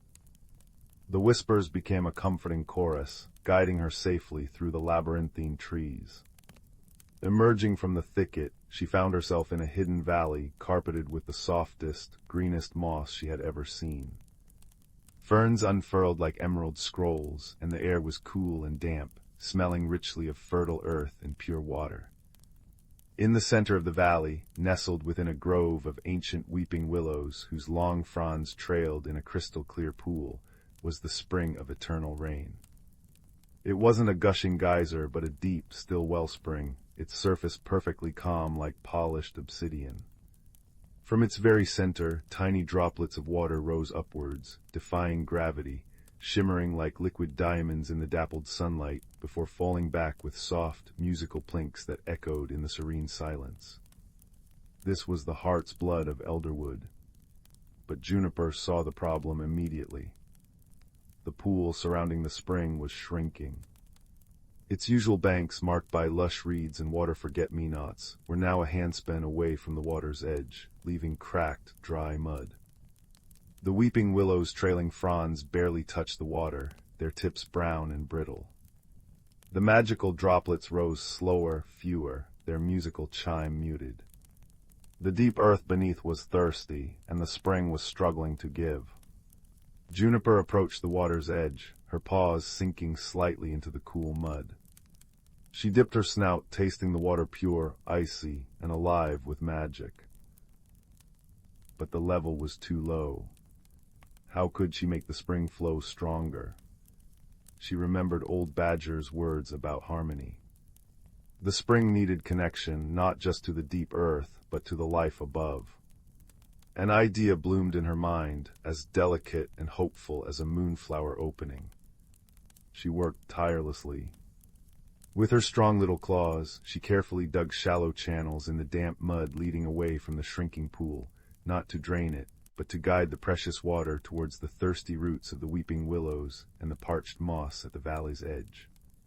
She gathered smooth stones from the dry banks and placed them carefully around the spring's edge, a gesture of respect and care. She sang softly, a song her grandmother had taught her, a song of gratitude for rain, for roots, for the turning earth. Her small voice, filled with earnest love for the forest, mingled with the soft plink of the droplets. As she worked and sang, a gentle magic began to stir. Fireflies, drawn by her song and the renewed promise of water, drifted into the valley. Their soft amber light reflected in the dark water like scattered stars. A family of tiny tree frogs, their skin like polished jade, emerged from beneath the ferns and added their cheer-ups to her melody.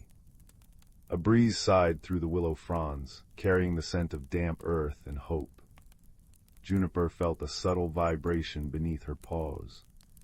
She looked down at the spring. The droplets rising from its center seemed to grow brighter, larger. The plinks as they fell became louder, more frequent, forming a rhythmic, soothing chime. Slowly, miraculously, the water level in the pool began to rise. Inch by precious inch, it crept up the cracked banks, embracing the thirsty roots of the willows, soaking into the dry moss, filling the channels Juniper had dug. The willow fronds dipped lower, their brittle tips drinking deeply, greening before her eyes. The moss drank greedily, plumping up, its vibrant green deepening. The air filled with the fresh, sweet smell of water meeting parched earth. A profound sense of peace settled over the valley, deeper than before. The spring of eternal rain hummed with restored vitality. Juniper knew deep in her bones that the cool, life-giving water was now flowing freely through hidden underground rivers, reaching the crystal caves, nourishing the roots of the precious everbloom far below. Her journey back was lighter. The thicket of whispers offered clear guidance, the voices warm and approving. As she emerged near the glimmering falls, she heard a new sound, the stronger, happier rush of water. The falls were still not at full strength, but the trickle had become a steady stream, singing with renewed energy. When she reached the whispering pools, she saw the water level had risen noticeably. Their murmurs were contented sighs once more. That night, the entire forest seemed to hold its breath. Creatures gathered in the clearing around the Heartstone. Old Badger stood beside Juniper, his paw resting gently on her shoulder. Fireflies danced in joyful constellations above. The air had lost its dry tang, replaced by the cool, moist promise of approaching autumn. And then, as the first stars pricked the twilight sky, the Heartstone flared. Not erratically, but with a steady, strong, pulsing emerald light that washed over the clearing, bathing every leaf, every creature, in its soothing radiance. It was a light that spoke of deep roots, flowing water, and seasons turning in perfect harmony. High above, unnoticed by most but felt by all, the first cool breeze of true autumn rustled through the canopy, carrying the scent of change and ripening nuts. The forest exhaled a long, slow breath of relief and profound gratitude. Days later, on the night of the autumn equinox, a ceremony was held at the Heartstone. Old Badger spoke of balance, of listening, of the courage of small hearts, and the power of gentle actions. Juniper, her silver-tipped spines gleaming in the stone's light, felt the warmth of the forest's gratitude wash over her. The fireflies chimed their brightest song, and the first vibrant crimson and gold leaves began to drift down from the maples, painting the forest floor. The air was crisp with the promise of gentle frosts and the deep, renewing sleep of winter, safe in the knowledge that the everbloom, deep in the earth, glowed with restored starlight, ready to sustain the Heartstone and the forest through the turn and into the rebirth of spring. Juniper returned to her burrow beneath the grandfather oak. Outside, the ancient forest settled into its autumn rhythm, the rustle of falling leaves, the distant hoot of an owl, the ceaseless, comforting murmur of the brook, now full and strong. The scent of wood smoke from a faraway, friendly badger's hearth mingled with the damp earth and decaying leaves. Curled on her bed of soft moss and dried lavender, Juniper listened to the symphony, the deep sigh of the oaks, content and strong, the giggle of the brook, the crystalline chime of the fireflies. The Heartstone's emerald glow, visible even through her doorway, pulsed steadily, a lullaby written in light. It spoke of balance restored, of wisdom past and heeded, of a magic woven not from grand gestures, but from listening hearts and caring paws. As sleep gently claimed her, wrapped in the deep peace of elderwood, Juniper knew the forest's breath was deep and true once more, a promise kept beneath the watchful stars. The gentle magic of the turning seasons, safe and sound, hummed her into dreams. Story 18.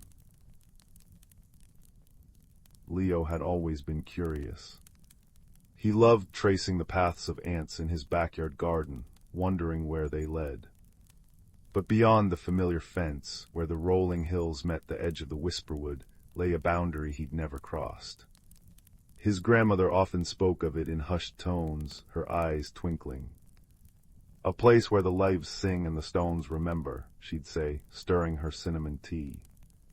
One crisp autumn afternoon, when the sunlight turned the world to liquid gold, Leo's curiosity finally outweighed his caution. He slipped through the gap in the old stone wall and stepped into the whisperwood.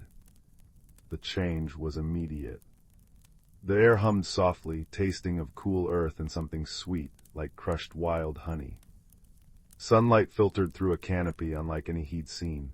Leaves shimmered in hues of emerald, topaz, and amethyst, each one seeming to hold a tiny, captured star.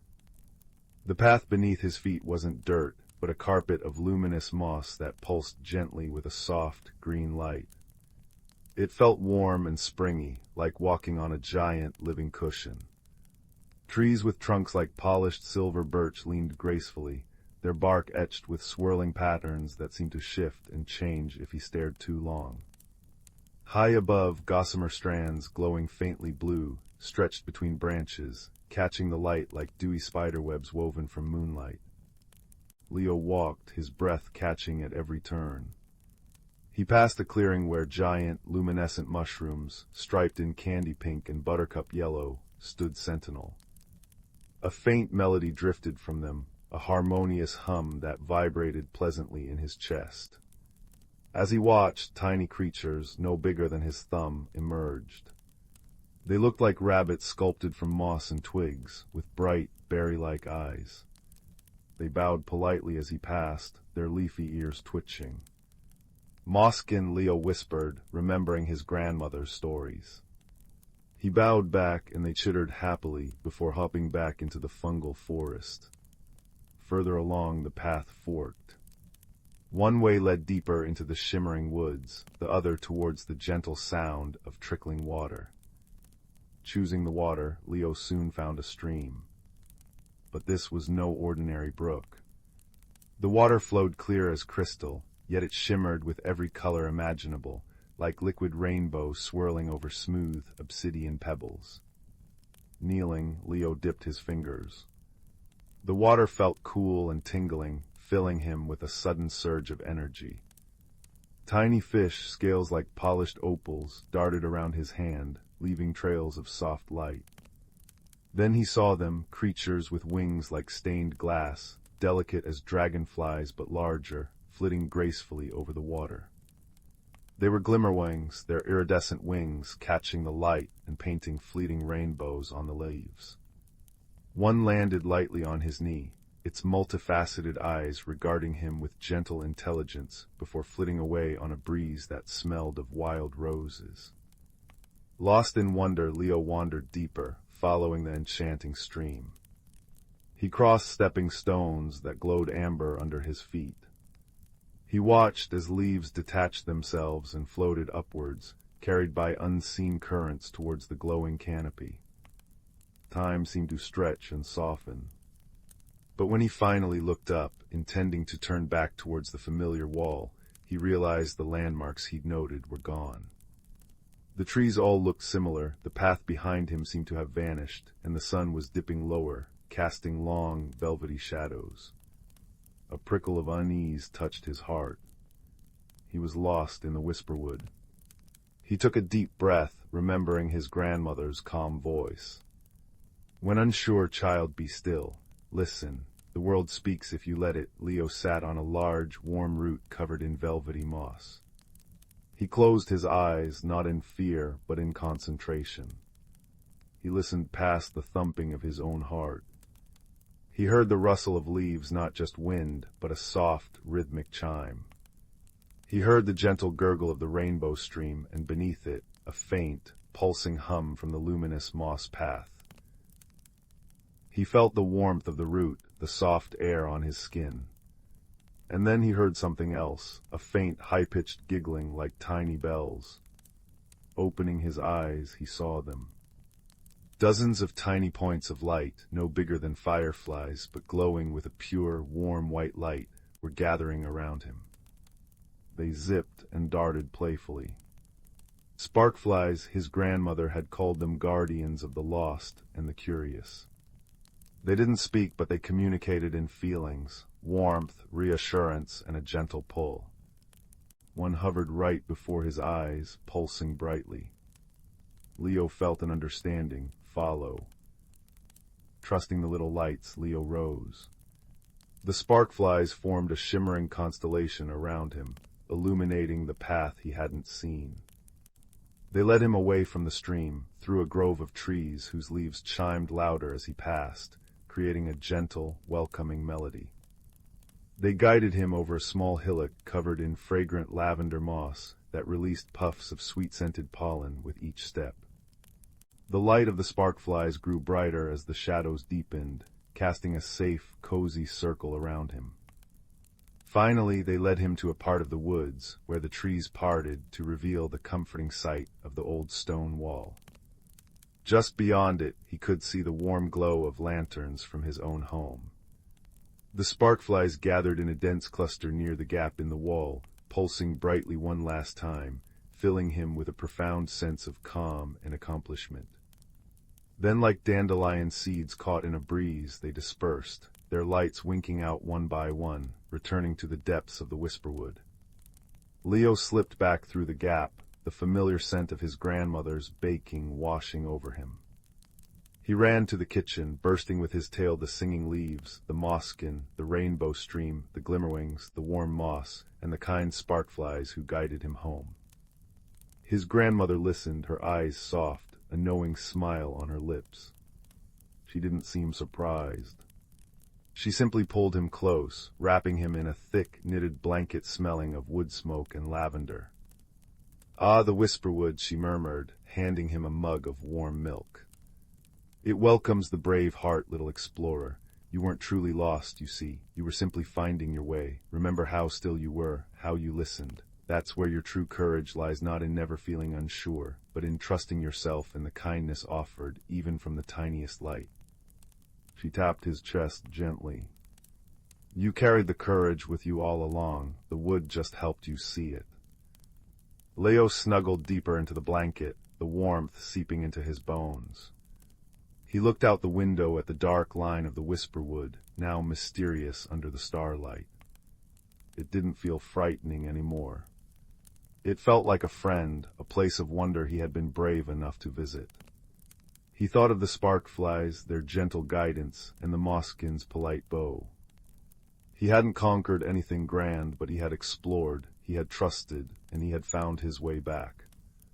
He took a sip of the warm milk, its sweetness mingling with the lingering memory of honeyed forest air. As his grandmother began humming a soft, familiar tune, Leo felt a deep contentment settle over him. The adventure was over for tonight, tucked safely away like a precious stone. But the whisperwood waited, and the quiet courage he discovered within himself glowed warmly, a tiny, steady light, just like the sparkflies, promising more wonder to come on another golden afternoon. He drifted towards sleep, the gentle chime of distant leaves singing him a lullaby, safe, brave, and wonderfully found. Story 19. Deep within the whisperwood, where ancient oaks stretched gnarled fingers towards a sky perpetually dusted with starlight, lived a world unseen by hurried human eyes. Here the moss felt like velvet beneath paw pads, the air hummed with the secret songs of crickets, and the boundaries between the solid earth and the shimmering veil of magic were as thin as a spider's silk. This was the domain of the forest folk creatures small and wise, whose lives were intricately woven into the tapestry of the seasons. Among them was a young hedgehog named Thistle. His spines, the color of twilight shadows, held dewdrops like scattered diamonds each morning. His closest friend was Pip, a swift-footed squirrel whose russet fur held the warmth of autumn leaves. Thistle was apprenticed to Bramble, an ancient badger whose silvered muzzle spoke of countless seasons past. Bramble, set deep beneath the roots of the grandmother oak, was a library of whispered lore, smelling of damp earth, dried herbs, and quiet wisdom. One crisp morning, Thistle noticed something amiss. The air, usually carrying the first warm sighs of spring, held an unseasonable bite. Frost, sharp and glittering like crushed pearls, clung stubbornly to the delicate bluebell buds that should have been unfurling. Pip skittered down a birch trunk, his breath puffing white. Thistle, the creeka, it's whispering strangely, it sounds worried. Thistle shuffled closer to the mossy bank. The water, usually chuckling merrily over smooth stones, now gurgled with a low, troubled murmur. Its surface reflected not the burgeoning green of new leaves, but a lingering grayness, like a forgotten winter shroud. He felt a prickle of unease travel down his spines. Bramble spoke of this, he murmured. When the seasons lose their rhythm, the heart of the wood feels the chill. He hurried to Bramble's set. The badger was already awake, his wise, dark eyes gazing intently at a crystal dewdrop balanced on a fern frond. Inside the droplet, refracted light showed swirling patterns of frost and struggling shoots. "Ah, Thistle," Bramble rumbled, his voice like stones shifting gently in a stream. "You feel it too. The willow heart slumbers too deeply." The willow heart. It was the oldest legend of the Whisperwood, whispered from elder to youngling for generations. Deep in the heart of the forest, where the oldest willows wept their silver leaves into a hidden pool, lived the spirit of the willow heart. It wasn't a creature one could see, but a presence, a song woven into the roots and the rain, the wind and the warmth. Its gentle magic was the pulse of the forest, ensuring the smooth turn of the seasons, the timely bloom and slumber. When the willow heart rested peacefully, spring arrived with soft rains, summer hummed with drowsy heat, autumn painted the world in fiery hues, and winter wrapped the land in a hushed, sparkling sleep. But if its rest was troubled, imbalance spread like creeping frost. "The great chill last winter," Bramble explained, settling onto his bed of dried ferns, the scent of chamomile and pine resin filling the air. "It lingered too long, biting deep into the earth. It has disturbed the willow heart's ancient sleep. Its song is faint, faltering. Without its melody to guide the turning, spring hesitates. Summer's warmth may never fully come." Thistle's small heart clenched. He remembered the stories of a time, generations ago, when the willow heart's song had weakened. Crops withered before fruiting, berries shriveled on the vine, and the forest grew quiet and thin. "What can we do, Bramble?" "The willow heart responds to care, to harmony," Bramble said softly. "Its slumber deepens when the forest's own song falters, when fear takes root, when creatures forget their connection. We must remind it, we must sing the forest back into balance. But the journey to the heart glade is long, and the path is veiled in the lingering cold." "I'll go," Thistle said, puffing out his small chest. "Pip will come too. We'll find the heart glade." Bramble nodded slowly, a glimmer of pride in his old eyes. "Wisdom blooms in courage, young Thistle, but remember the song isn't just for you to sing. It is the forest's song. Listen, feel the roots beneath your paws, the wind in your fur, the sigh of the trees. Carry their voices with you." So Thistle and Pip set out as the weak sun struggled through the frost-hazed canopy. The forest felt strangely still. Birdsong was muted, replaced by the brittle crackle of frozen leaves underfoot. The air tasted sharp and metallic, devoid of the usual earthy sweetness of spring growth. They followed the troubled creek upstream, its worried murmur their guide. The path grew stranger. In one sun-dappled clearing, they found summer wildflowers, bright poppies, and nodding foxgloves blooming bravely amidst the frost. their petals edged with ice crystals, a pocket of misplaced warmth fighting the chill. Further on, under the dense canopy of ancient pines, they stumbled upon a patch of deep autumn.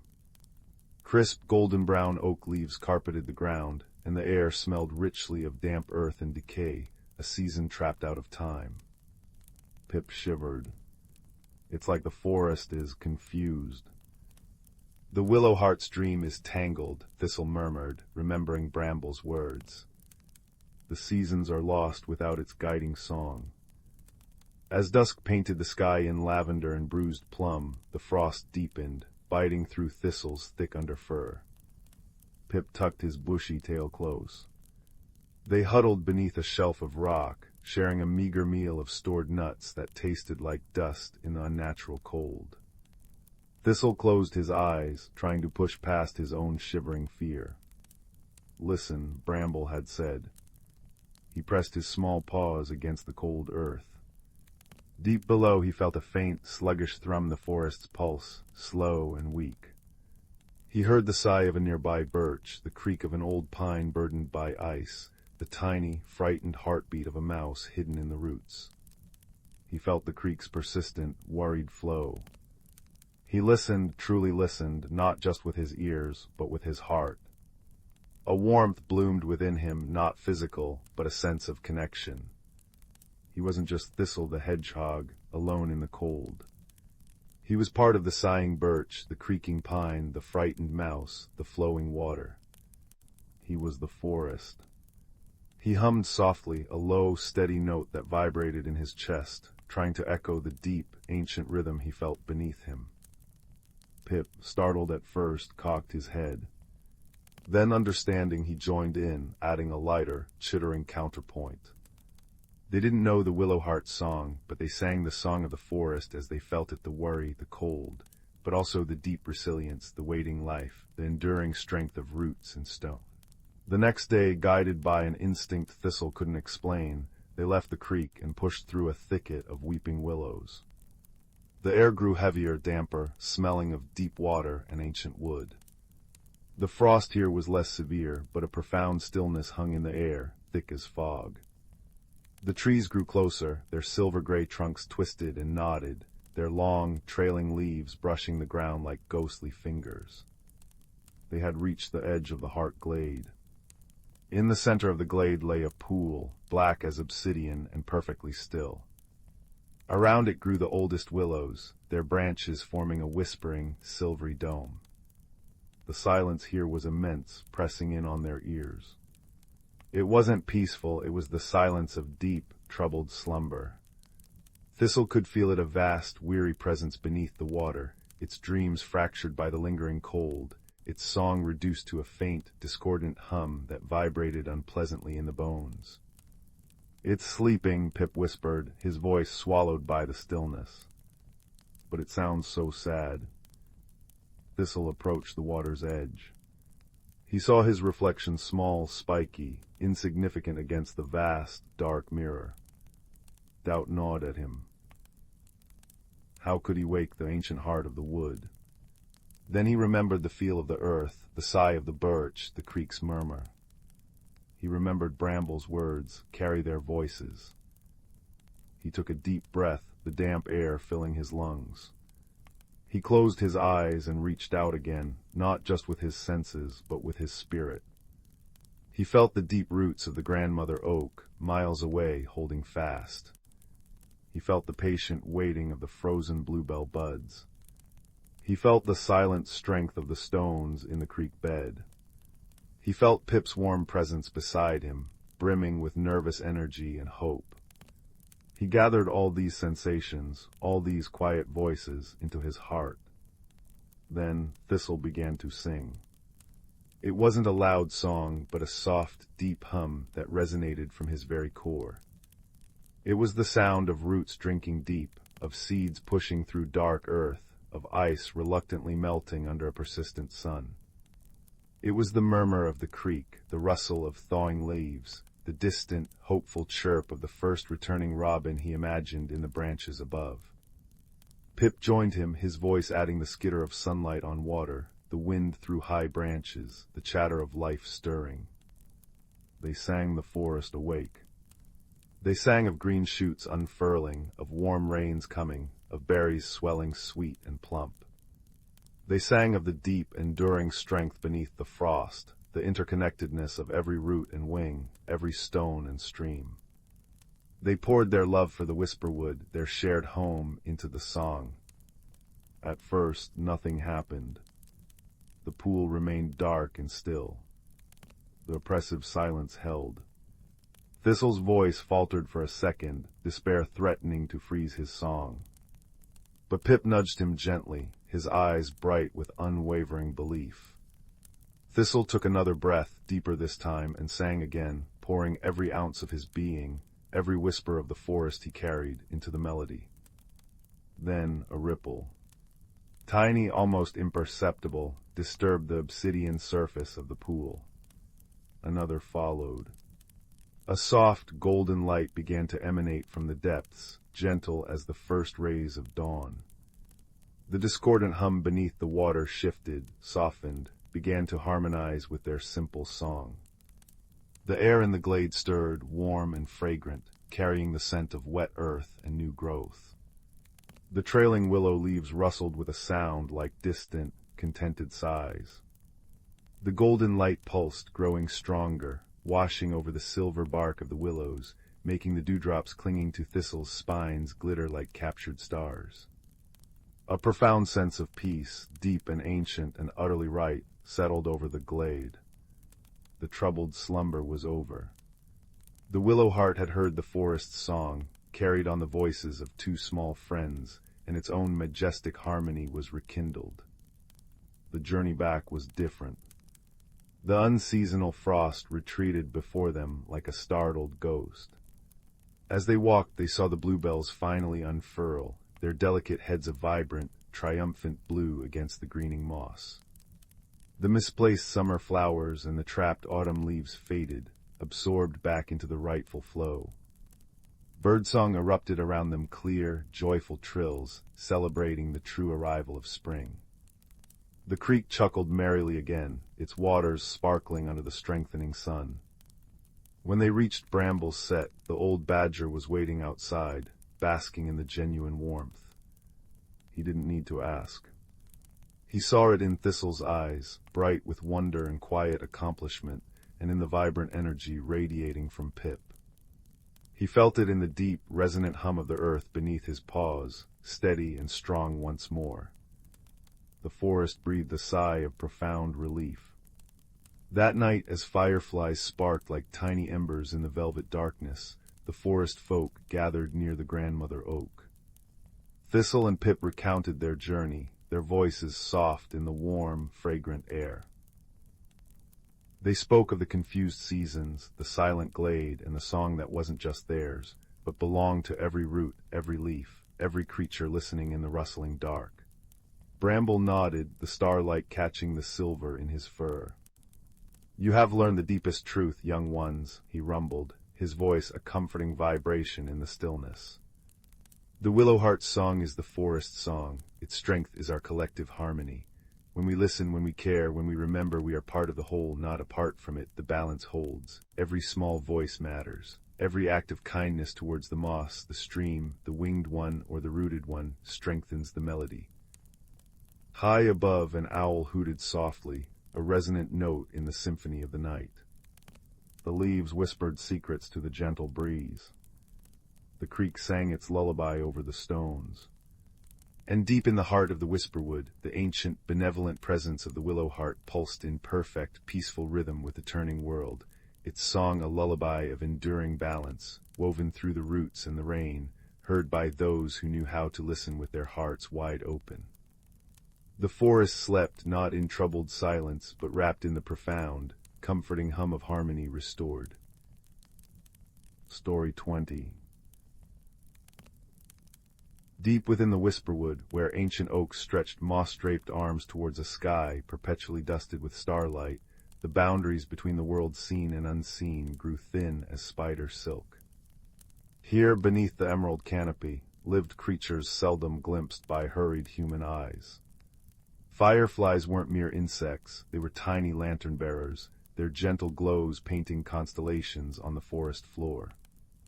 Mosses whispered secrets to the roots, and the wind carried melodies older than the oldest stone. In a hollowed-out knot of a venerable silverpine tree, warmed by the faint, constant radiance of luminous fungi, lived a community of fireflies. Among them was a young one named Rill, whose light flickered with the restless energy of curiosity. Rill loved the veil, the shimmering curtain of pure, living light that pulsed deep within the heartwood of the silverpine. It was the forest's breath made visible, a magical phenomenon woven from the essence of the whisperwood itself. Its colors shifted with the seasons, vibrant greens and golds in summer, deep ambers and russets in autumn, cool blues and silvers in winter, and soft pinks and yellows in spring. It hummed, a low, soothing vibration felt in the roots and the air, harmonizing the life force of every leaf, every beetle, every drop of dew. Rill's elder, a firefly named Kalin, whose light burned with a deep, steady amber like ancient honey, often spoke of the veil's importance. "It is the balanced little glow," Kalin would murmur, their voice like dry leaves rustling softly. "The veil draws strength from the sun's warmth, the moon's coolness, the rain's nourishment, and the earth's deep slumber. It gives back, too, weaving magic into the roots, coaxing seeds to sprout, guiding the sap's flow. It connects all things seen and unseen. Remember this, Rill, harmony is not stillness, but the constant, gentle exchange, like the tide kissing the shore." One unusually crisp autumn morning, Rill noticed something unsettling. Frost, sharp and white like shattered crystal, clung stubbornly to the moss near the silverpine's base long after the sun had climbed high. It wasn't the gentle, sparkling frost of approaching winter, but a brittle, invasive cold that seemed to leach the color from the leaves it touched. More troubling was the veil itself. Instead of its warm, autumnal amber glow, it flickered erratically, patches of it tinged with an unnatural, sickly gray. The comforting hum had become a discordant, thin whine that set Rill's tiny wings vibrating uncomfortably. "The veil, it's sick," Rill whispered, their light dimming with worry. They zipped down to where Kalin rested on a bed of velvety liverwort. Kalin stirred, their amber light pulsing slowly. They didn't need to look, they felt the disharmony deep within their ancient spirit. "Aye, young glow," Kalin sighed, the sound carrying the weight of centuries. "The frost comes too early, too harsh, it bites where it should only whisper. The veil feels the forest's distress, the balance wavers." "But why?" Rill asked, hovering anxiously. "The season's turn is natural. The frost should be soft, promising rest, not this biting cold." Kalin lifted their heads slightly. "Look deeper, Rill, beyond the frost, what feels absent." Rill concentrated, letting their senses expand beyond the immediate chill. They noticed the silence first.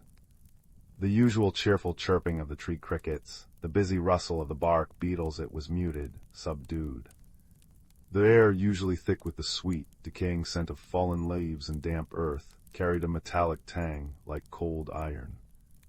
And the light, the dappled sunlight filtering through the canopy, seemed thinner, weaker, as if strained through worn cloth. Then Rill saw it, high in the canopy, where the silverpine met the sky. Several thick, ancient vines, heavy with glossy, dark leaves, had woven themselves tightly around the upper branches. These were strangle vines, usually slow-growing and kept in check by the forest's natural rhythms. But these vines were unnaturally thick, their leaves unnaturally dark and waxy, smothering the branches beneath them, blocking the precious sunlight the silverpine needed to draw strength. "The vines," Rill exclaimed. "They're choking the sunlight. The silverpine can't breathe properly, can't gather the sun's warmth to share with the veil." "Wisdom blooms in the watching heart," Kalin murmured approvingly, though their light remained dim. "The balance is delicate. The vines grew strong because the rains were heavy last spring, and the woodpeckers who usually keep them trimmed moved deeper into the forest when the old thunder oak fell. Now they block the sun. Without the sun's full kiss, the silver pine weakens. Its connection to the seasonal flow falters. The veil grows cold and thin, and that unnatural frost it is the cold of neglect, of imbalance seeping in. A profound sense of responsibility settled over Rill, warmer than their own light. We have to help, we have to tell the others. Kalen nodded slowly. We must, but help comes in many forms, young glow. We cannot tear the vines ourselves. We must remind the whisperwood of its own strength, its own interconnected song. Go, seek the moss weavers, find the dew spiders, speak to the wind singers, tell them of the silver pine's need, tell them the veil calls for harmony. Rill zipped out into the whisperwood, their tiny light a beacon of urgency in the unnaturally crisp air. They flew low, skimming over carpets of emerald moss that felt strangely cool and stiff under the lingering frost.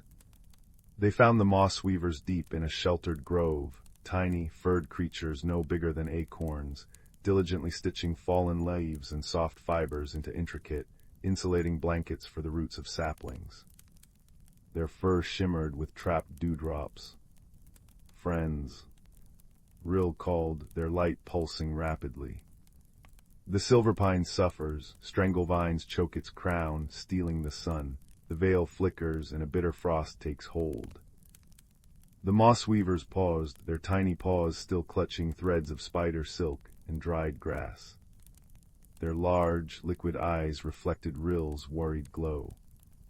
One elder, her fur silver-tipped, stepped forward.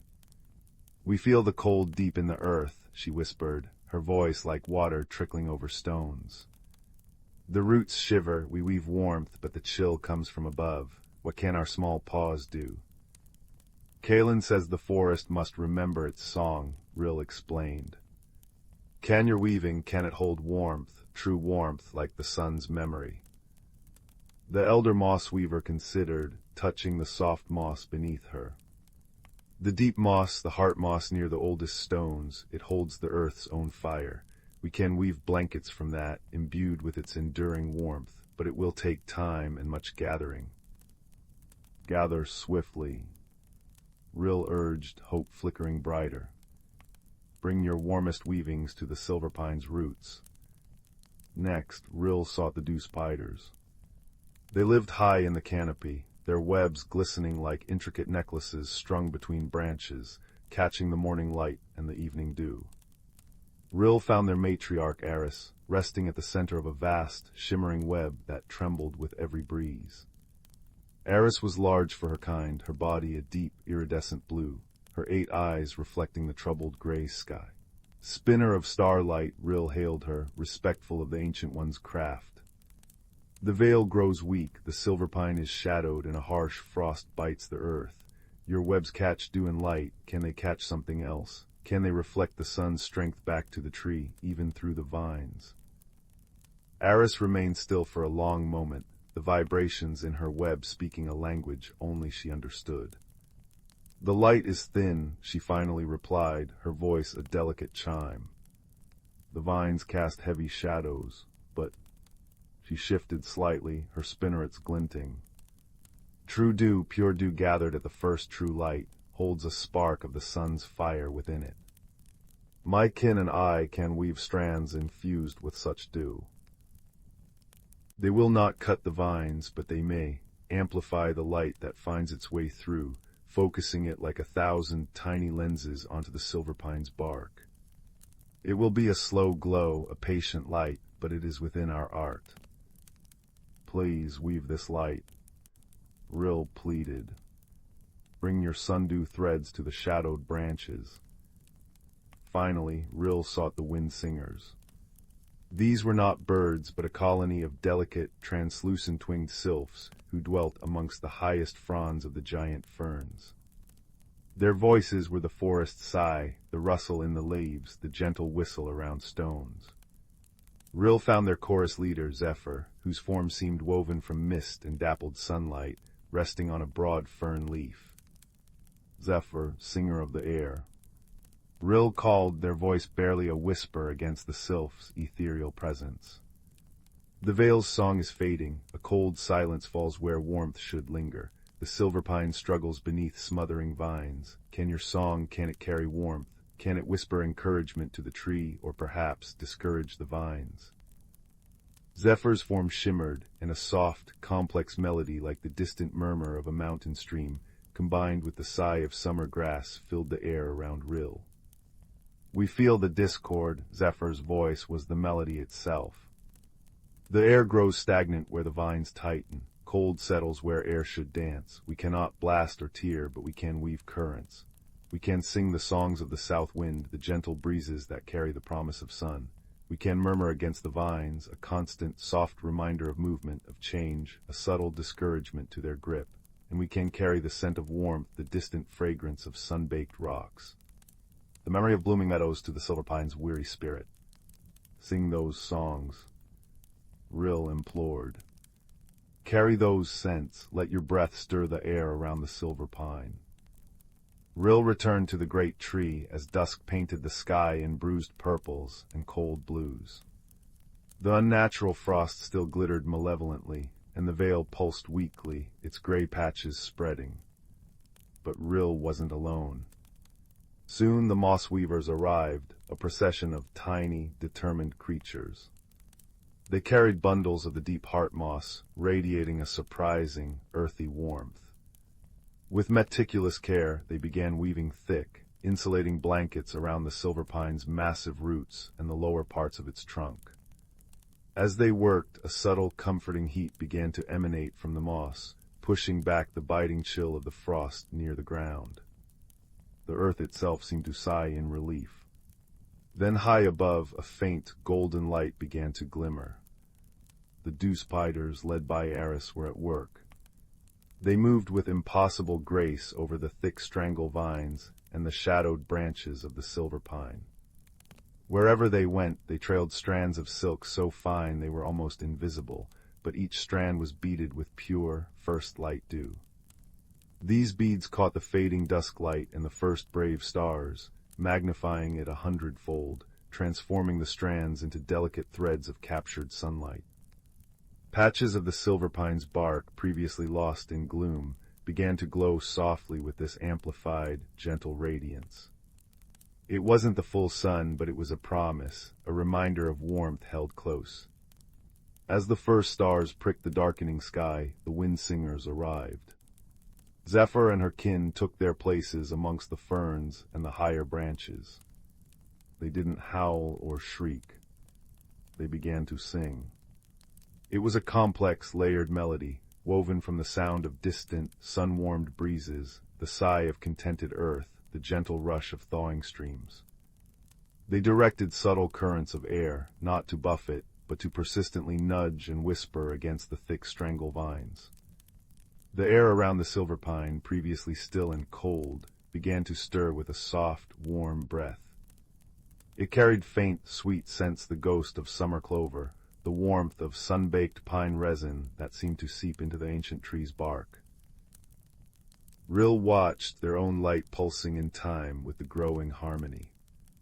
They saw the unnatural frost near the moss-warmed roots begin to recede, melting into the grateful earth. They saw the patches of gray in the veil flicker, then slowly begin to recede, replaced by tentative pulses of amber light. The discordant whine softened, becoming a low, strengthening hum that resonated up through the roots and into the branches. Kalen joined Rill on a broad, warm root now covered in the moss weaver's handiwork. "See young glow," Kalen murmured, their amber light steady and warm. No single force healed the breach, not strength against strength, but harmony with harmony. The moss weavers offered the earth's enduring warmth. The dew spiders offered captured light, a reflection of the sun's gift. The wind singers offered movement, breath, and the memory of warmth. Each played their part in the forest song.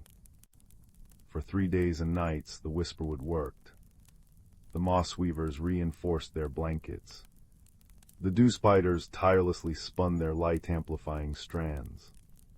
The wind singers sang their constant, warm melodies. Rill flitted everywhere, a messenger of encouragement, their light a constant, hopeful beacon. Slowly, steadily, the balance was restored. The unnatural frost vanished completely, replaced by the gentle, sparkling frost of true autumn. The strangle vines, persistently whispered against by the wind and deprived of the unnatural cold that had briefly strengthened them, began to loosen their grip. Their waxy leaves lost some of their unnatural darkness. Sunlight, amplified by the dew strands, finally reached the silver pine's bark in greater measure. On the morning of the fourth day, as the first true rays of dawn painted the eastern sky peach and gold, the vale pulsed once, strongly, deep within the heartwood. The sickly gray vanished entirely. A wave of pure, vibrant amber light, warm as honey and rich as autumn leaves, flowed outwards from the silver pine. It washed over the roots, up the trunk, through the branches, and out into the whisperwood. The hum returned, deep, resonant, and profoundly peaceful, vibrating through every living thing. The forest exhaled. Birdsong, clear and bright, erupted from the canopy. The rustle of small creatures resumed, a contented murmur. The air smelled sweetly of damp earth, decaying leaves, and healthy pine. Rill hovered beside Kalin, bathed in the vale's restored golden light. They felt the warmth, the rightness, seep into their very being. "It's back," Rill whispered, awestruck. "The balance." "It is never truly lost, little glow," Kalin said softly, their light blending seamlessly with the vale's radiance. "Only forgotten for a moment, the forest remembers, it always remembers. The sun gives, the rain nourishes, the earth rests, and life endures. The vale is the song of that enduring connection. Remember this night, Rill. Remember the weavers, the spinners, the singers. Remember the warmth of the earth, the captured light, the whispered wind. True strength lies not in one, but in the harmony of many, each contributing their unique gift to the whole. This is the wisdom of the whisperwood. As down through the rustling leaves and the sighing wind, through the patient roots and the glowing vale, guard this balance, honor each voice in the chorus, for in harmony there's warmth, there's light, and there is everlasting peace." As the golden light of the vale mingled with the rising dawn, bathing the ancient forest in a soft, ethereal glow, Rill understood. The whisperwood wasn't just a place. It was a living, breathing tapestry of interconnected lives, each thread vital, each note essential. The gentle hum of the vale, the comforting warmth of the moss, the soft glimmer of the dew strands, and the soothing sigh of the wind singers wove together into a lullaby of perfect balance. The unnatural cold was but a memory, melted away by the forest's own resilient heart. High above, a shaft of true, unfiltered sunlight finally broke through the loosened vines, striking the silver pine's bark like a benediction. The forest breathed deep, its ancient rhythm restored, cradling all its hidden lives in the deep, enduring peace of harmony found once more. And under the watchful gaze of the stars and the gentle pulse of the vale, the creatures of the whisperwood settled into the profound comfort of a world perfectly, peacefully, in tune. The frost was gone, replaced only by the promise of gentle seasons turning, forever watched over by the quiet magic deep within the trees. Story 21. The cosmic storm raged outside the observation dome, painting the void with great ribbons of emerald and violet light that pulsed against the reinforced transparisteel. Inside the abandoned Wayfarer station, the only sounds were the distant groan of straining bulkheads and the soft patter of rain-like static against the dome's surface. Beneath a bank of flickering holoscreens, a small creature huddled beneath a thermal blanket woven from shimmering moon-moth silk. Kalin from the forest planet Verdantia trembled not from cold, but from profound loneliness. His fur, the deep green of ancient moss, bristled as another flare of lightning illuminated the angular, crystalline form standing rigidly by the viewport. Tarn from the mineral world Geodessa remained utterly still. His multifaceted body caught the storm's light, scattering prismatic shards across the floor. When he shifted, a low hum resonated from his core, like stone grinding deep within a mountain. Kalin flinched at the sound. To his sensitive ears, attuned to the gentle chimes and rustles of Verdantia, it felt harsh and alien. He chirped softly, a questioning trill that meant, "Are you danger?" in his native tongue. Tarn's facets dimmed slightly. He interpreted the sound as agitation, a sign of instability. Organic life forms exhibit inefficient emotional responses, he hummed to himself in geodescent, a language of vibrational calculus. Their first true misunderstanding came when the station's gravity generator stuttered. Kalen yelped as he floated upward, paws flailing. Tarn, anchored by his dense mineral composition, extended a sharp, crystalline limb. Grasp this point for stabilization, he resonated. But Kalen saw only a jagged spear lunging toward him. He recoiled, tumbling into a console with a thud. Hurt flickered through Tarn's core light. Assistance was offered, he pulsed, the harmonics sharp with confusion. Kalen, nursing a bruised shoulder, whistled a mournful Verdantian lament. Sharpness cuts trust. They retreated to opposite corners, the storm's fury outside mirroring the chill between them. The crisis began with a deafening crack. A power conduit overloaded, plunging the dome into near-darkness save for Tarn's internal glow and the frantic strobing of emergency beacons. Alarms wailed a sound like metallic birds in distress. Life support compromised, Tarn intoned, scanning the failing systems with photoreceptors. Primary oxygen recycler offline. Secondary system requires manual reactivation. In Sector Gamma. Kalen's large, luminous eyes widened. Sector Gamma was where the storm pressed hardest against the station's hull, a maze of shuddering corridors exposed to cosmic radiation. He trilled urgently, death winds blow there. Tarn misinterpreted the warble as refusal. Your biological fragility is illogical. Without cooperation, termination is inevitable. The words, meant as factual assessment, struck Kalen as cruel indifference. He curled tighter under his blanket, emitting soft, despairing clicks. But as minutes passed and the air grew thin, Kalen noticed something. Tarn's glow had shifted from cool blue to a warm amber. In Verdantia, color changes in bioluminescent fungi signaled distress or protection. Hesitantly, Kalen approached, placing a small paw against Tarn's smooth, cool surface. He hummed a Verdantian harmony, shared breath, shared path, an old traveler's blessing. Tarn's resonance softened. Your sonic pattern indicates unity, he queried. Kalen nodded, though Tarn couldn't see it. He trilled again, this time weaving in the cadence of geodescent's basic harmonics, a sound he'd absorbed from Tarn's earlier mutterings. Surprise vibrated through Tarn. You learn. Together they devised a plan. Kalen, agile and small, would navigate tight vents leading to Sector Gamma. Tarn, sturdy and radiation-resistant, would shield him with his body and interpret the technical schematics. Their journey through the trembling station was a tapestry of growing trust. When Kalen froze before a gaping chasm where the floor had sheared away, Tarn formed his body into a bridge, humming a steady, grounding frequency. Step upon my stability, I will not fracture. Kalen crossed, his tiny claws clicking gently on crystal, realizing Tarn's hardness wasn't coldness, it was resilience. Later, in a corridor lashed by energy surges, Tarn's photoreceptors faltered. Visual input corrupted, he pulsed, disoriented. Kalen leapt onto his shoulder, chirping directions like a living compass. Left clear, right danger. His large eyes, evolved for Verdantia's twilight forests, pierced the gloom where Tarn's sensors failed. Tarn felt an unfamiliar warmth spread through his core.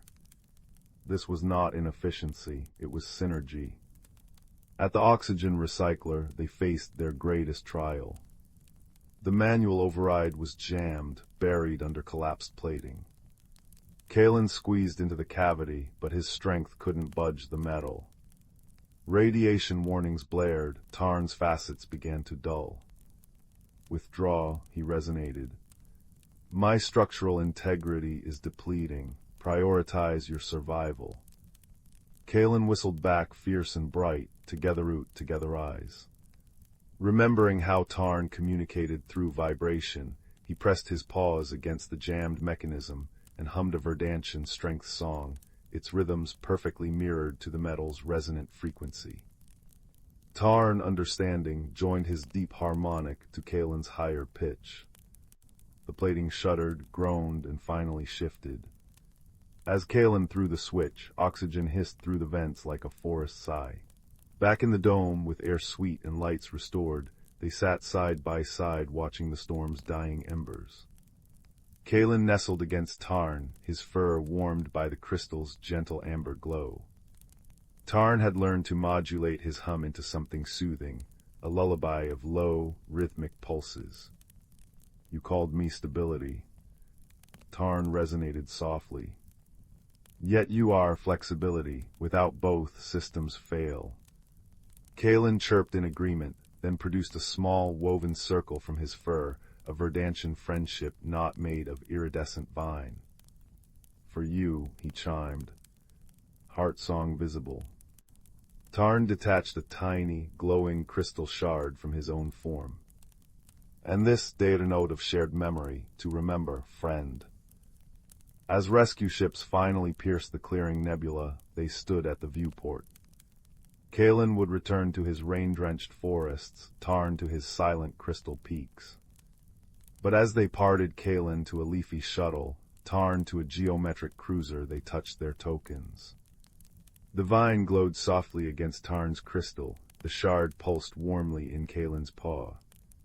Outside, the stars bloomed like distant campfires, countless and kind. They understood now that friendship wasn't about being the same, but about becoming a shelter for each other's differences. Across the light years, they'd carry this warmth of Verdantian's courage woven with a geodescent steadfastness, proof that even in the vast, cold universe, two hearts could build a bridge strong enough to span galaxies. And as their ship soared into the velvet dark, the last thing each felt was the other's silent promise, echoing like a chime in crystal, "You are not alone." Story 22.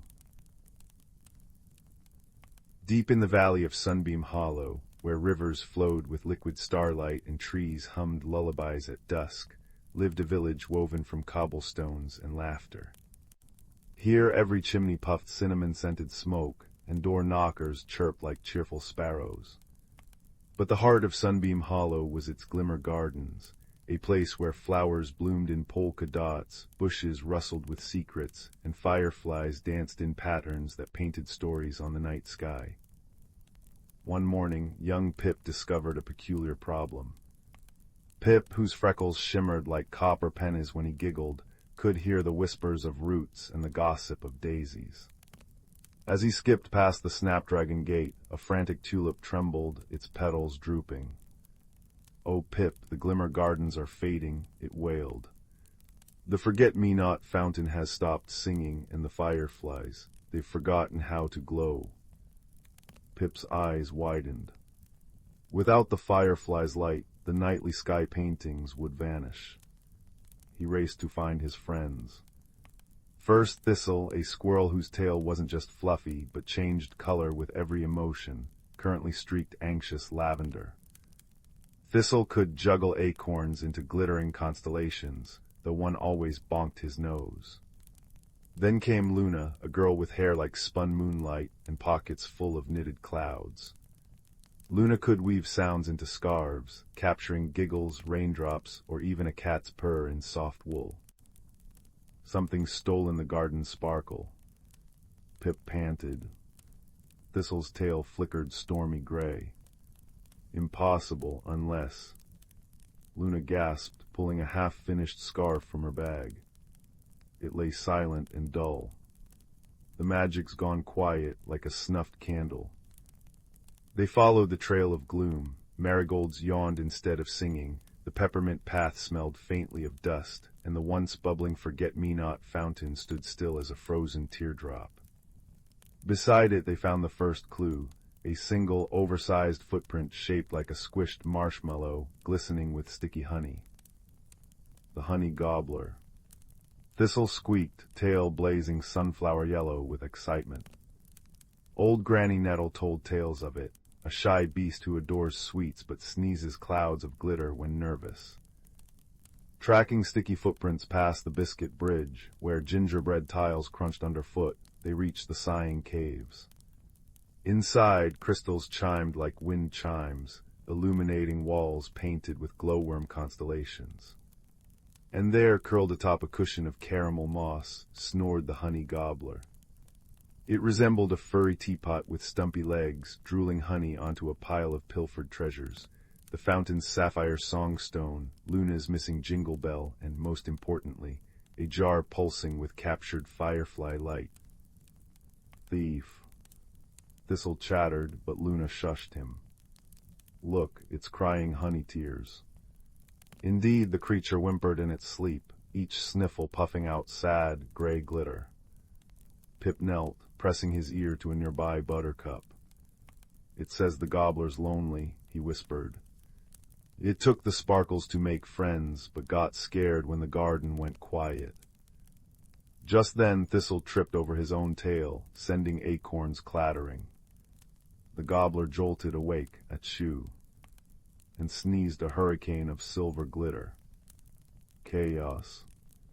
Pip slipped on honey, Luna's scarf tangled her legs, and Thistle somersaulted into a crystal, making it shriek like a startled flute.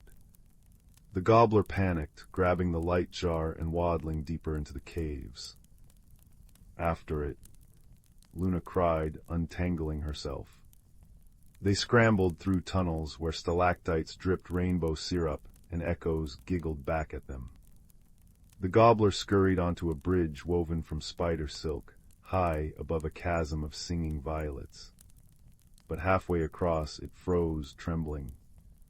Below, the violets harmonized a mournful tune that made the bridge sway dangerously. Luna had an idea. Thistle, Juggle, Pip, ask the flowers to change their song. I'll weave us a safety net. As Thistle tossed acorns into glowing spirals, Pip hummed to the violets.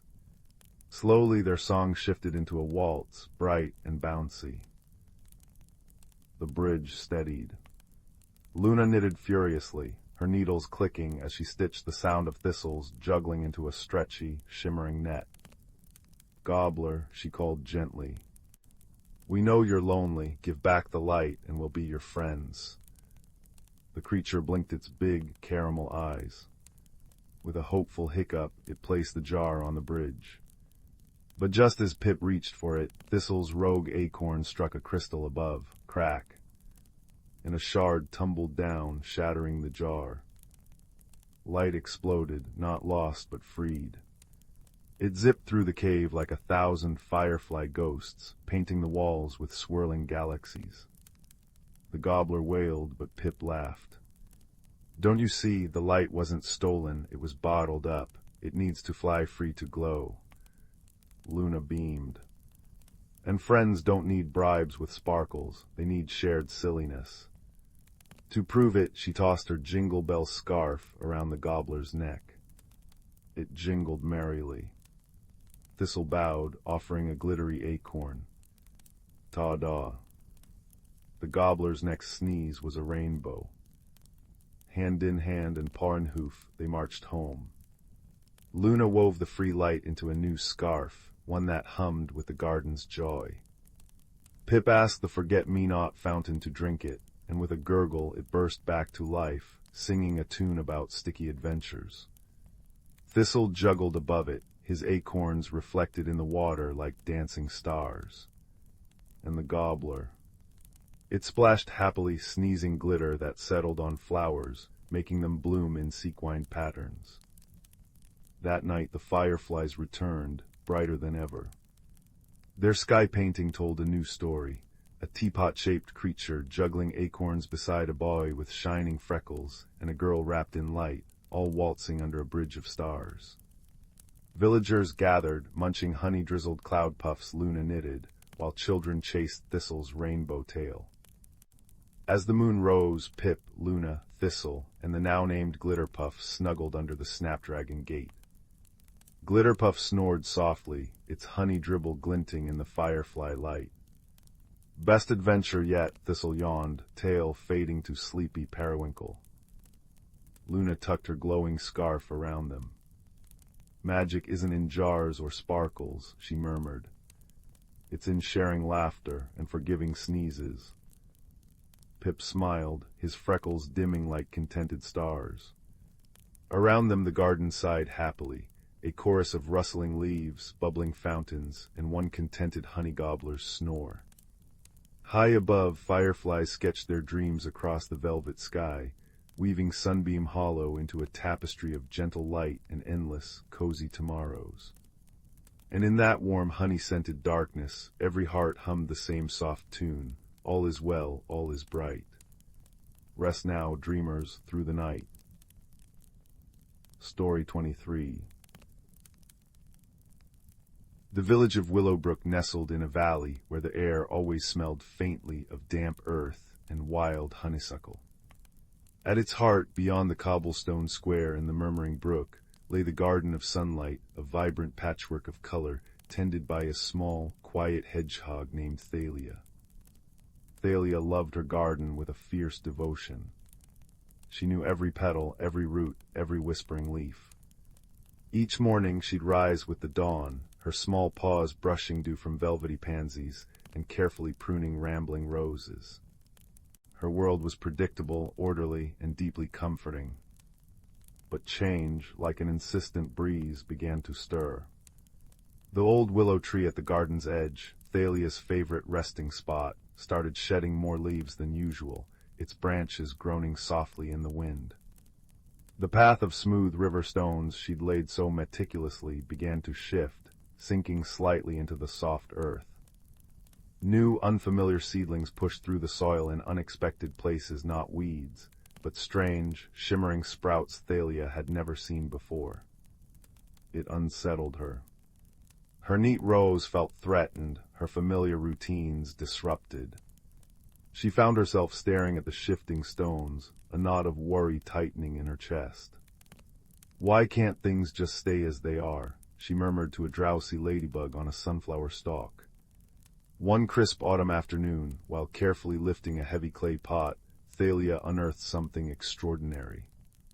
Nestled beneath the cool, dark soil was a small, intricately carved wooden box, its surface worn smooth by time. Inside, cushioned on velvety moss, lay 3 seeds unlike any she'd ever seen. They were the size of hazelnuts, but they shimmered with an inner light. One glowed like molten gold, another pulsed with deep emerald green, and the third radiated a soft, silvery blue. A faint warmth emanated from them, humming against her paws. Alongside them lay a tiny, faded scroll with elegant, looping script, for the gardener who listens, plant where the heart feels lost, and tend with courage, not control. Thalia was intrigued, yet deeply hesitant. New seeds meant new growth, new unknowns. What if they grew too wild? What if they overshadowed her beloved snapdragons and marigolds? The shimmering seeds felt like agents of the very change she resisted. She tucked the box away in her burrow, hidden beneath a stack of seed catalogs, hoping the unsettling feeling would fade. But the garden seemed to echo her unease. The new shimmering sprouts grew taller, twisting in unusual patterns. The willow tree sighed more deeply. Even the cheerful song of Milo, the sparrow who often visited her, seemed tinged with concern. "Everything all right, Thalia," he chirped one morning, landing lightly on her watering can. "You seem, well, pricklier than usual." Thalia sighed, her spines drooping slightly. "It's just everything's changing, Milo. The stones move, the willow ages, these strange new plants appear, and now these seeds." She confided about the magical discovery. "They're beautiful, but what if they ruin everything?" Milo tilted his head, his bright eyes kind.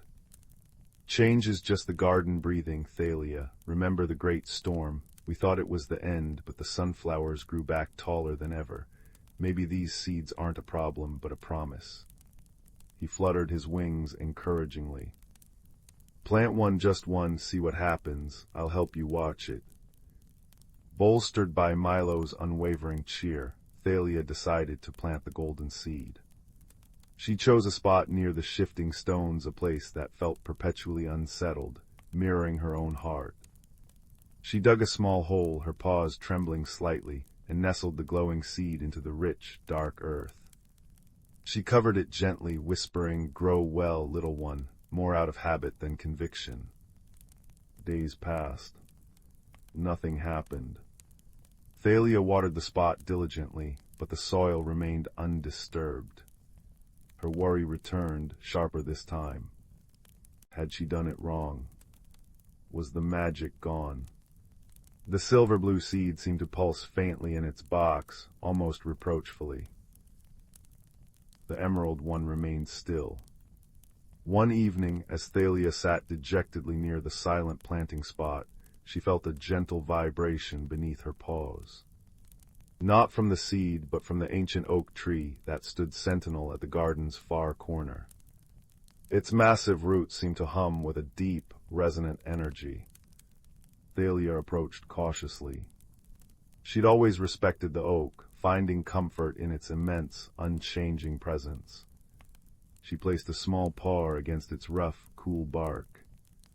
A wave of warmth and immense calm washed over her. Images flickered in her mind, not words, but feelings.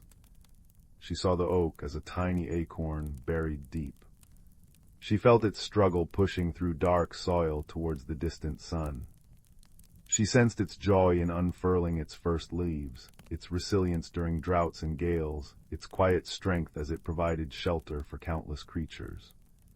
She felt its deep roots holding fast, yet its branches constantly reaching, adapting, growing.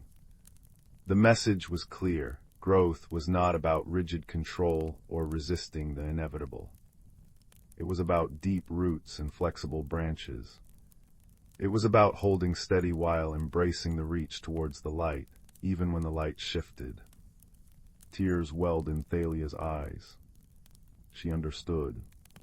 Her fear wasn't of the garden changing, it was of herself changing within it. The magical seeds weren't demanding chaos, they were offering transformation, a reflection of the inner growth she'd been resisting. With newfound resolve, Thalia returned to the spot where the golden seed lay dormant. Instead of willing it to grow her way, she knelt and simply listened. She felt the cool earth, the faint pulse of life waiting beneath. She didn't command, she offered. "I'm here," she whispered. "Grow as you must, I will tend you." She poured water infused with starlight gathered in dewdrops, not out of duty, but with genuine care. The very next morning, a miraculous sight greeted her. A slender golden shoot, delicate as spun glass, had pierced the soil. It grew not straight, but in a gentle, graceful spiral. Thalia watched, breathless, as it unfurled its first leaf, a heart-shaped marvel that shimmered like captured sunlight. It wasn't disruptive, it was breathtakingly beautiful, adding a new dimension to the familiar bed. Encouraged, Thalia planted the emerald seed near the sighing willow tree. She understood now that the willow's change was part of its wisdom, its graceful surrender to the seasons. She planted the seed with a prayer for gentle strength. This time she didn't just water, she sat beside it, sharing her worries about the willow and her own fears. The emerald sprout emerged swiftly, not a towering plant, but a low-growing vine with leaves like jade coins. It wound its way tenderly around the willow's ancient trunk, its touch seeming to soothe the tree's weary groans. Where the vine touched the bark, a soft, silver moss began to grow, cushioning the old wood. Finally, Thalia took the silvery blue seed. She carried it to the center of the garden, the heart of her world. This seed felt different, cool and quiet, like moonlight. She planted it not in a prepared bed, but right where the path stones had shifted most dramatically, creating a small, uneven hollow. She accepted the imperfection of the spot. "Bloom where you are planted," she murmured, echoing the oak's silent lesson. "Find beauty in the unexpected." This seed took the longest. Days turned into weeks. Autumn deepened, painting the maples in fiery hues. Thalia tended it patiently, not with anxiety, but with quiet trust.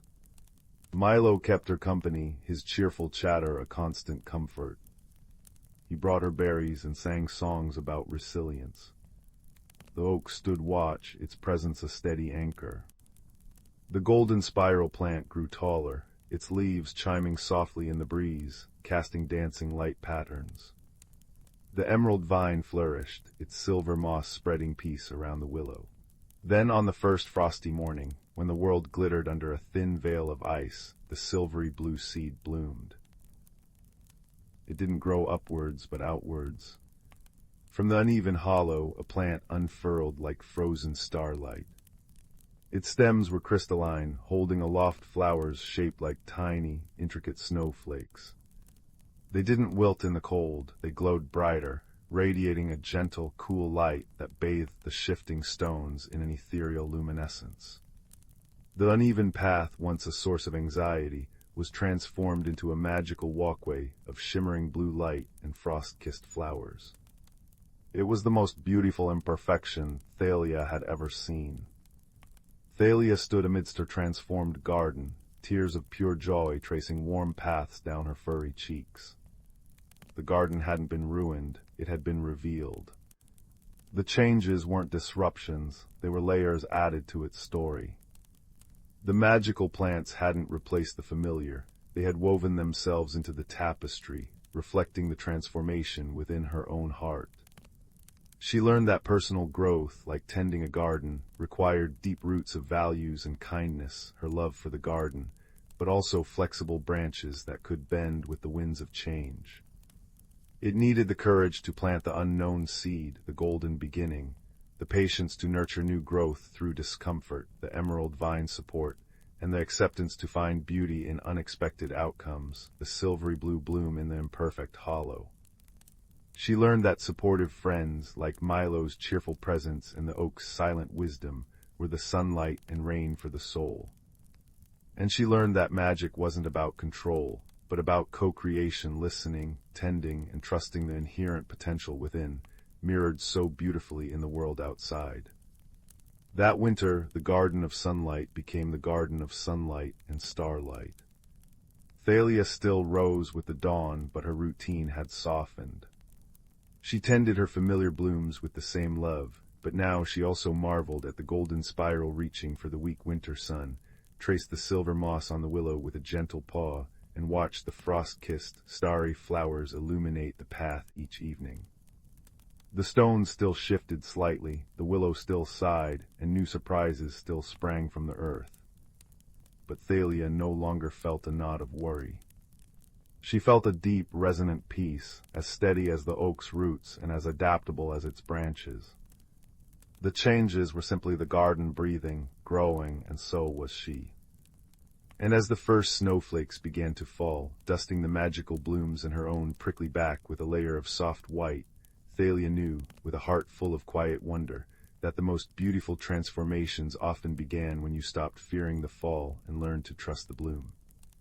The gentle hum of the garden, the soft chime of the golden leaves, and the cool radiance of the starry flowers lulled her into a deep, contented sleep, wrapped in the peaceful certainty that growth, in all its forms, was simply life's most magical story. Story 24. The village of Willowbrook, nestled in the valley, was known for two things: the warm, golden honey from its drowsy bees, and the gentle, everyday magic that hummed just beneath the surface of ordinary life.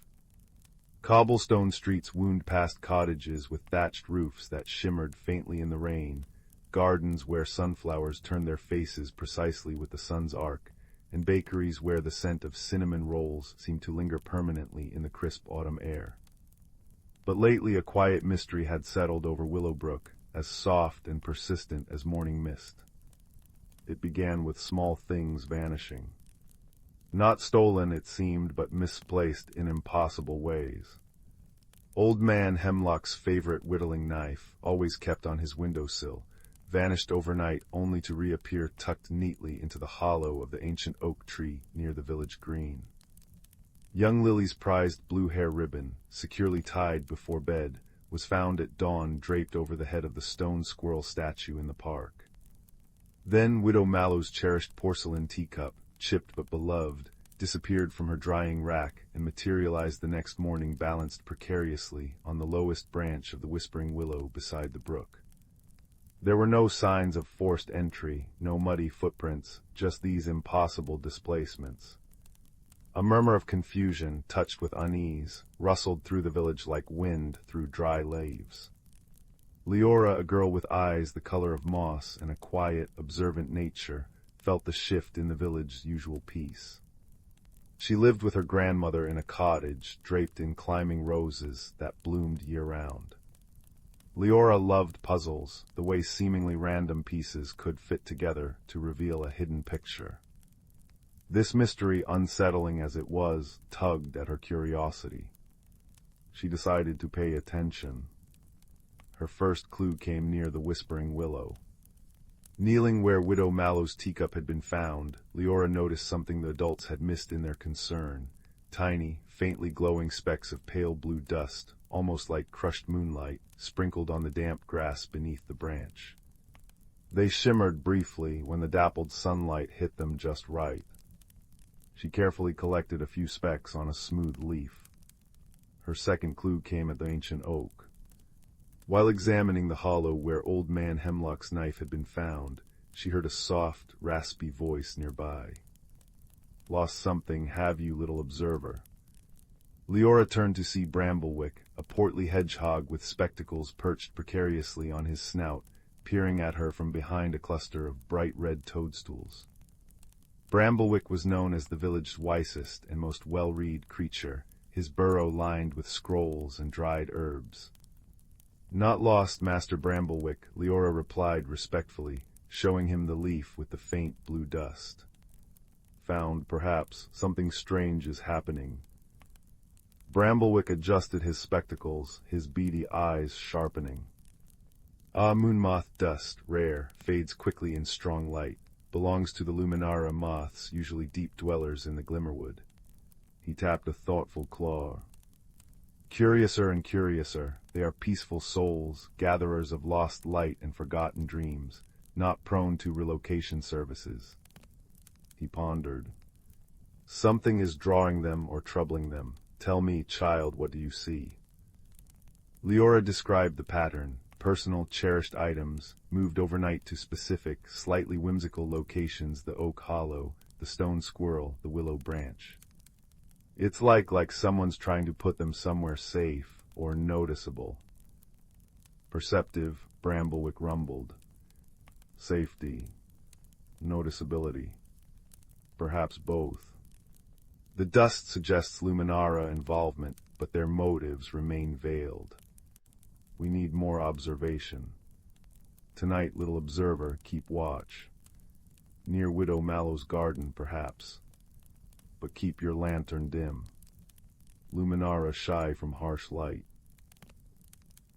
As dusk painted the sky in hues of lavender and peach, Leora settled herself beneath the sprawling lilac bush beside Widow Mallow's cottage, wrapped in a thick woolen shawl that smelled of wood smoke and lavender. She held her small lantern, its shutter mostly closed, casting only the faintest amber glow. The air grew cool and still, filled with the chirping of crickets and the distant hoot of an owl. Fireflies winked like scattered emeralds in the deepening gloom. Time stretched. Leora's eyelids grew heavy, lulled by the peaceful night sounds. Just as she was about to nod off, a soft, ethereal light caught her eye. Not the sharp green of fireflies, but a cool, shimmering blue.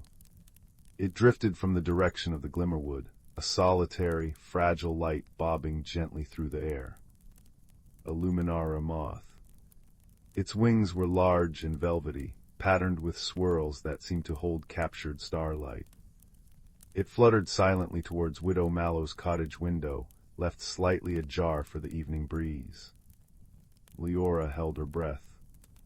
The moth hovered for a moment, then slipped inside. Minutes later, it emerged. Clutched delicately in its tiny forelegs wasn't a teacup this time, but Widow Mallow's silver thimble, glinting faintly in the moth's own glow. The moth didn't fly towards the whispering willow. Instead, it fluttered higher, towards the cottage roof. Leora, moving with silent care, crept around the side of the cottage, keeping the moth's soft blue light in sight. The moth landed not on the thatch, but on the chimney stack. And there, nestled precariously on a loose brick near the top, Leora saw a small, haphazard pile of other shiny objects. A lost brass button, a tiny, smooth river stone that looked like quartz, a piece of tarnished costume jewelry, and Widow Mallow's thimble was gently added to the collection. The moth lingered for a moment, its antennae twitching, then lifted off, its blue light fading as it headed back towards the glimmerwood. Why the chimney? Leora wondered. And why shiny things? It wasn't just cherished items, it was also lost trinkets. The pattern shifted, became less clear. She needed Bramblewick. The next morning, Leora found the hedgehog meticulously cataloging dewdrops on spiderwebs in his sun-dappled garden. She recounted the night's events, the single moth, the thimble, the hidden collection on the chimney. Shiny things on the highest point. Bramblewick mused, polishing his spectacles. Safety, noticeability, both perhaps, but for whom, and why the shift from deeply cherished items to lost trinkets? He shuffled towards his burrow entrance. Come, little observer, let us consult the chronicles of winged whispers. Inside his cozy, earthy-smelling burrow, Bramblewick pulled down a large, leather-bound book. He flipped through pages filled with intricate sketches and flowing script. Ah, here, Luminara moth, solitary by nature except during the great gathering, when they seek the highest vantage point under the full moon to weave their light song, attracting mates and strengthening their colony's spirit. He tapped the page. The great gathering happens only once every 7 years, under the brightest autumn moon, which is tonight. Leora's eyes widened. So they're gathering shiny things to decorate their gathering spot, like making it brighter. Precisely, Bramblewick exclaimed. They are drawn to objects that catch and reflect light, moonlight especially. Cherished items often hold a subtle personal glow, a resonance of affection which shines brightly to their senses. Lost trinkets, if they catch the light, also serve. They seek the highest points, chimneys, treetops, rooftops for their gathering, believing it makes their light song more potent, visible to potential mates from afar. He frowned. But the relocating of personal items, that is unusual. They usually gather naturally lost things or unattended trinkets. Leora thought hard.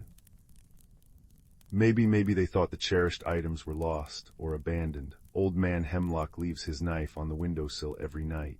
Lily's ribbon was tied to her bedpost, but maybe it looked loose. Widow Mallow's cup was drying. Perhaps they thought it forgotten. Bramblewick nodded slowly. A plausible deduction, little observer. Their understanding of human keeping might be limited. They see an object left alone, sparkling with the resonance of care, and assume it needs safekeeping until its owner finds it again in a prominent place. Their intentions are pure if their methods cause consternation. The mystery was solved, but the problem remained. Tonight was the great gathering. Moths would be drawn to shiny things throughout the village, potentially causing more disappearances. We must communicate, Leora declared. Tell them we understand and help them gather safely. Indeed, agreed Bramblewick. But how? Their language is light and vibration, not words. Leora had an idea. That evening, as the sky deepened to indigo and the first stars blinked awake, the villagers gathered at Bramblewick's request in the small square near the ancient oak. Lanterns glowed softly. Leora explained the mystery, the gentle Luminara moths preparing for their rare gathering, mistaking cherished items for lost treasures needing safekeeping. So they weren't stealing?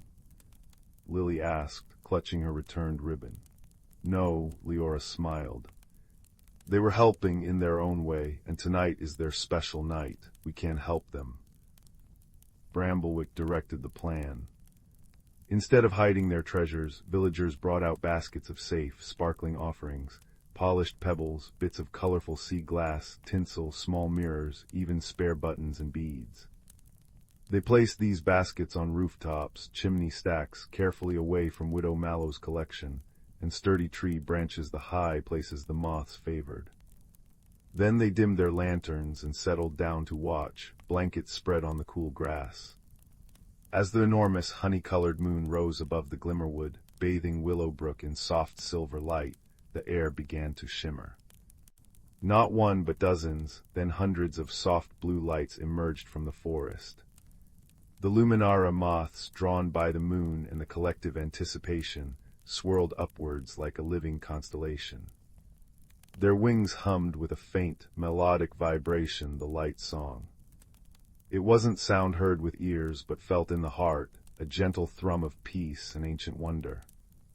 The moths fluttered towards the baskets of offered trinkets, their blue light mingling with the reflected sparkles of glass and metal. They landed, their delicate legs sorting through the beads and pebbles, adding chosen pieces to small clutches they carried. It was a breathtaking spectacle, a dance of light and gentle purpose. Leora saw several moths investigate Widow Mallow's chimney-top collection, but finding the new, abundant offerings nearby, they seemed content. None ventured towards the cottages below. The villagers watched in hushed awe. Old Man Hemlock chuckled softly. "Well, I'll be. My whittlin knife must have looked mighty fine in the moonlight on that sill." Widow Mallow wiped a tear from her eye, touched by the moth's misguided but beautiful attempt to safeguard her cup. Lily held her ribbon tightly, understanding now.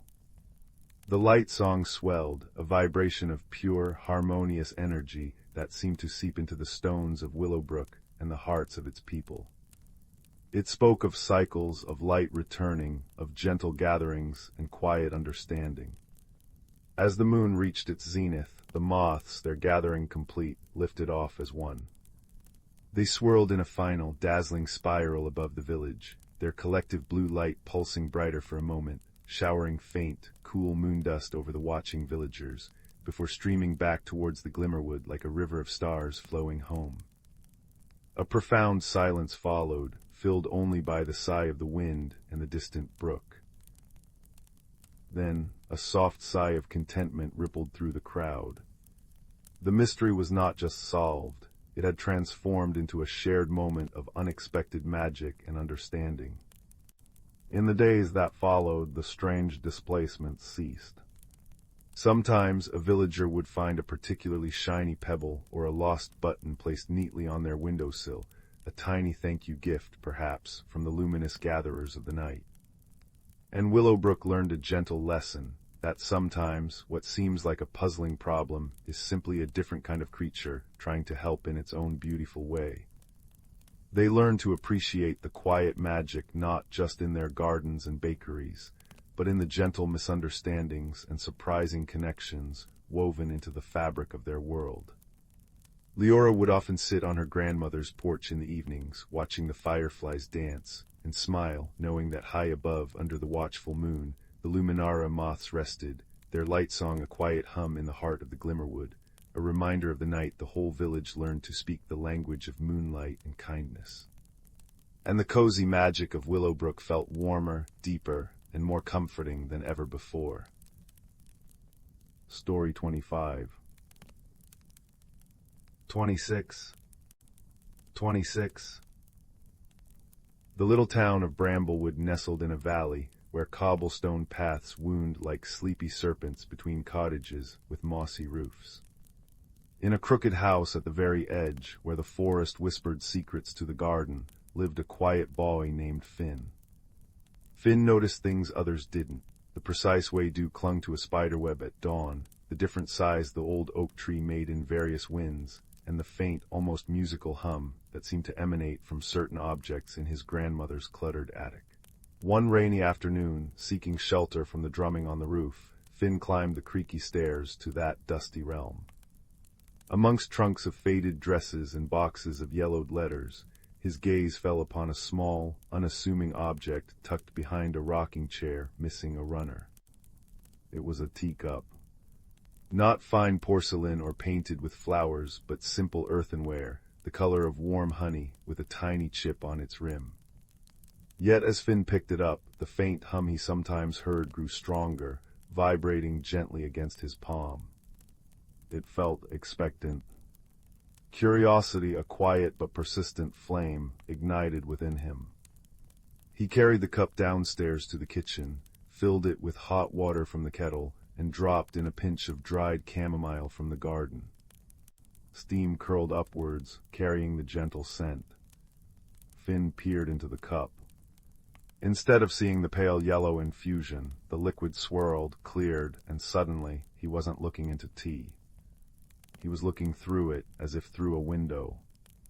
He saw his grandmother, much younger, laughing as she placed the very same cup on a sun-drenched windowsill, a robin perched outside chirping a tune she seemed to understand. The image shimmered and shifted. Now it was his grandfather, weary but smiling, sipping from the cup after a long day planting seeds, the warmth visibly easing his tiredness. Finn gasped. The teacup held memories. Not his own, but echoes of moments steeped within it, moments of simple, profound connection and quiet joy. But the cup felt incomplete. The hum was pleasant, but there was a yearning note beneath it, like an unfinished song. Finn sensed the cup had more to share, a deeper secret it guarded. He resolved to understand it, to discover the source of its gentle magic. This wasn't just about seeing old memories. It felt like a journey the cup itself needed to take. His quest began in the whispering heart of Bramblewood Forest. Finn packed a small knapsack, a crust of bread, a wedge of cheese, a flask of water, and the precious teacup wrapped in soft flannel. He wasn't sure where to go, but he trusted the cup's quiet pull, leading him deeper under the ancient canopy, where sunlight dappled the forest floor like scattered gold coins. He hadn't walked long when a voice, gruff but not unkind, stopped him. "Lost are ye, lad, or just wanderin' with purpose?" From behind a curtain of ferns emerged Thorn, a stout badger whose fur was grizzled gray at the muzzle. Thorn was known as the keeper of crossed paths, for he knew every deer track, every badger set, and every hidden spring in the forest. He squinted at Finn, his nose twitching. Finn hesitated, then showed Thorn the wrapped cup. "I found this. It shows things, memories, but it feels like it needs something more. I need to understand it." Thorn sniffed the flannel bundle. "Ah, the echo cup. Haven't seen one o' those in many a season. Holds echoes, it does. Whispers of warmth shared, but ye're right, lad. It's only half the story." He tapped his paw thoughtfully. "To truly hear its song, ye need its partner. The cup remembers the warmth poured into it, but who remembers the warmth poured out, that's the question." Before Finn could ask more, a flurry of shimmering blue feathers descended from the canopy. It was Lyra, a kingfisher whose plumage held the hues of twilight. She landed lightly on a low branch, tilting her head. "Thorn, you old grumbler," filling the boy's head with riddles. Her voice was like the chime of distant bells. "He needs the source stone, doesn't he? The cup's silent counterpart." Lyra, it turned out, was the listener of reflections. She knew the secrets held in still water and polished stones. "The source stone," she explained to Finn, her eyes bright, "is where the echo begins. It's the heart of the memory, the place where the warmth was first shared outward. Find the stone that resonates with your cup, and you'll hear the full harmony, not just the echo." Finn's heart leapt. A journey with a purpose. Thorn offered practical wisdom, the safest paths, the warning signs of unstable ground, the best places to find clean water and edible berries. Lyra, with her aerial perspective, guided him towards places of stillness, hidden pools, clearings bathed in moonlight, and moss-covered rocks that hummed with ancient calm, places where the source stone might be found. For days they traveled. Finn learned to move quietly, to listen to the forest's language, the rustle of leaves, the gurgle of streams, the different calls of birds. He practiced patience, sitting silently by pools as Lyra instructed, holding the teacup and trying to feel its resonance. He shared his bread with Thorn, listening to the badger's tales of forest lore. The teacup occasionally warmed in his hands, showing fleeting glimpses, a shared joke between friends on a riverbank, a comforting hand on a shoulder during a storm, a silent understanding between two people watching a sunset. Each glimpse reinforced the cup's purpose. It held the magic of connection. One evening, as twilight painted the sky in lavender and peach, they reached a place Lyra called the Whispering Glen. It was a small, circular clearing carpeted in velvet moss, surrounded by tall, silent ferns. In the very center lay a large, smooth stone, dark as polished river rock, flecked with tiny, glimmering crystals that caught the fading light. It radiated a profound stillness. "This is a place of many beginnings," Lyra murmured, landing on Finn's shoulder. "Many source stones rest here, waiting to be remembered." Finn approached the central stone. He unwrapped the echo cup. Instantly the faint hum intensified, becoming a soft, clear chime. He held the cup near the dark stone. Nothing happened. Disappointment flickered. He tried other smaller stones around the glen. Still nothing. The cup hummed, but no stronger than before. Thorn nudged his leg. "Not about proximity, lad, not about touching the right stone, it's about the memory. The stone remembers the giving, the cup remembers the receiving. You need to bridge them. How does the memory feel?" Finn sat down on the cool moss, the echo cup cradled in his lap. He closed his eyes, recalling the glimpses he'd seen. His grandmother's laughter with the robin, his grandfather's weary comfort, the shared jokes, the comforting touch. He focused not on the images, but on the feeling they evoked. Warmth, understanding, a sense of being seen and cherished. The simple, profound magic of kindness, freely given and gratefully received. He poured a little water from his flask into the echo cup. He didn't look into it. Instead, he held it out, offering the water the simple act of giving towards the central source stone. He poured the water slowly onto the moss at the stone's base, a small libation of pure intention. As the water soaked into the earth, something extraordinary happened. The echo cup in his hands glowed with a soft, golden light. From the source stone, a deep, resonant tone arose, like the lowest note of a cello. The two sounds, the cup's chime and the stone's tone, intertwined, weaving together into a single, harmonious melody that filled the Whispering Glen. It wasn't loud, but it was profound, vibrating in Finn's bones and filling his heart with an indescribable warmth and peace. Images didn't just appear in the cup, they unfolded around him. He saw not just moments, but the flow of kindness, the joy in his grandmother's heart as she shared her crumbs with the robin, the deep gratitude his grandfather felt for that simple cup of warmth after toil, the ripple effect of a comforting word passed from one friend to another. He saw the invisible threads of connection woven by countless small acts of generosity and understanding, stretching out across the town, the forest, and beyond. The magic wasn't just in the objects, it was in their intention behind the giving and the openness in the receiving. It was the echo of kindness amplified by its source. The melody faded slowly, leaving the glen bathed in the soft silver light of the rising moon. The echo cup felt warm and complete in Finn's hands, its hum now a contented purr. The source stone pulsed gently with a soft inner light. Lyra sighed happily. The harmony is restored, the memory is whole. Thorn nodded, a rare softness in his eyes. "Wisdom, lad, ye found it, not by searching the ground, but by feeling the heart of the thing." The journey back felt different. Finn carried the echo cup, no longer a mystery, but a cherished companion, a reminder.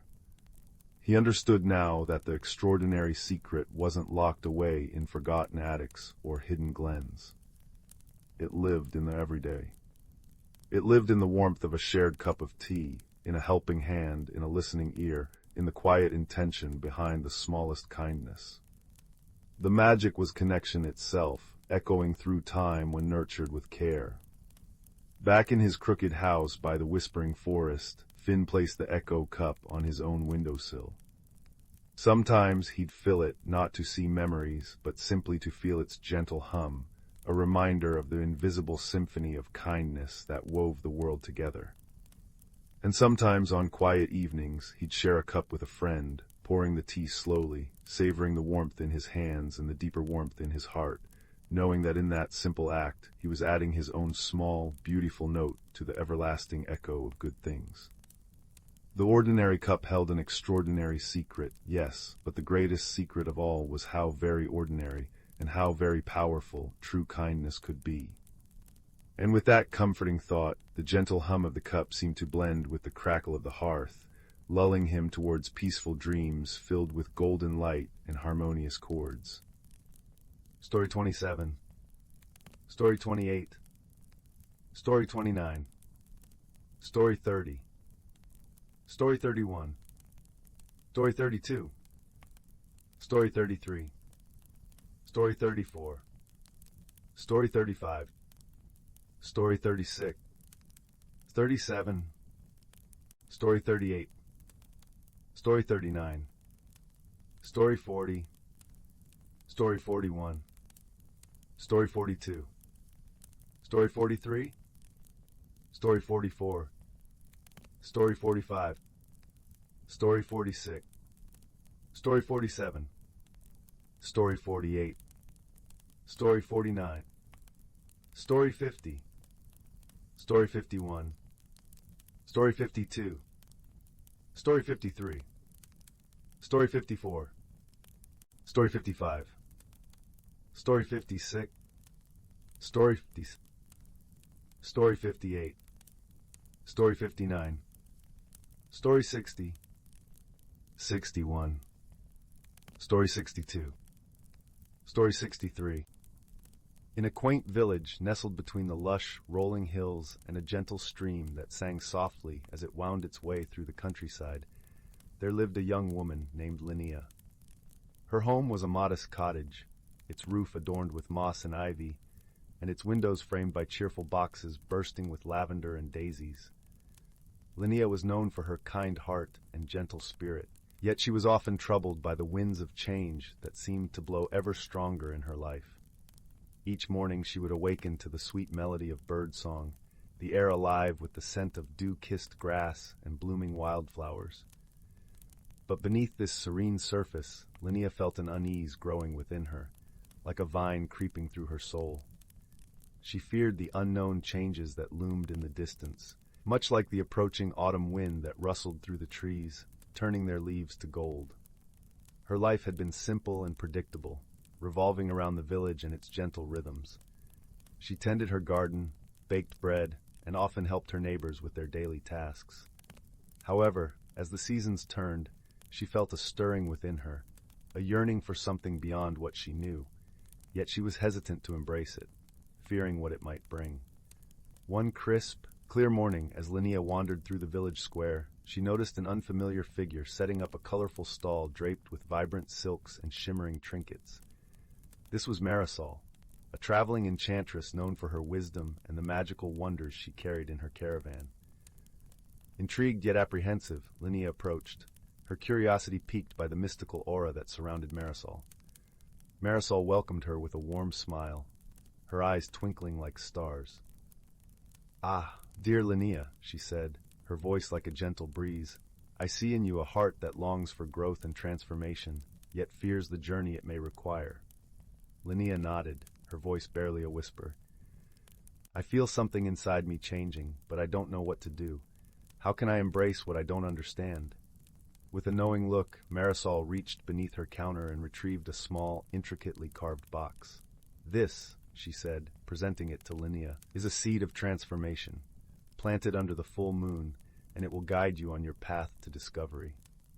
Clutching the box to her chest, Linnea thanked Marisol and returned home, her heart alight with a mix of hope and uncertainty. That evening, as the silver moon hung like a lantern in the sky, she ventured into her garden, the cool earth soft beneath her feet. With a deep breath, she planted the seed, feeling a strange warmth spread through her fingers as she covered it with soil. In the days that followed, Linnea tended the spot with care, watering it with love and anticipation. Slowly, a delicate sprout emerged, its leaves unfurling like tiny green hands reaching for the sky. As it grew, Linnea found herself drawn into a world of wonder, for the plant was unlike any she had ever seen, its petals shimmering with colors that danced in the sunlight. With each passing day, Linnea noticed changes within herself, mirroring the plant's growth.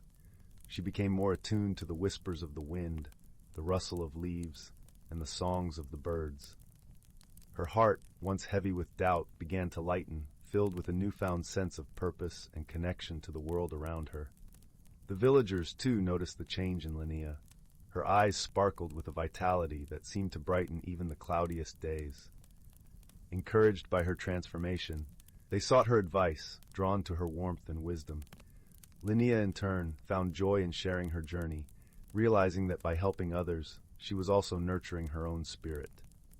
One afternoon, as she sat beneath the shade of an ancient oak, her friend Tomas joined her.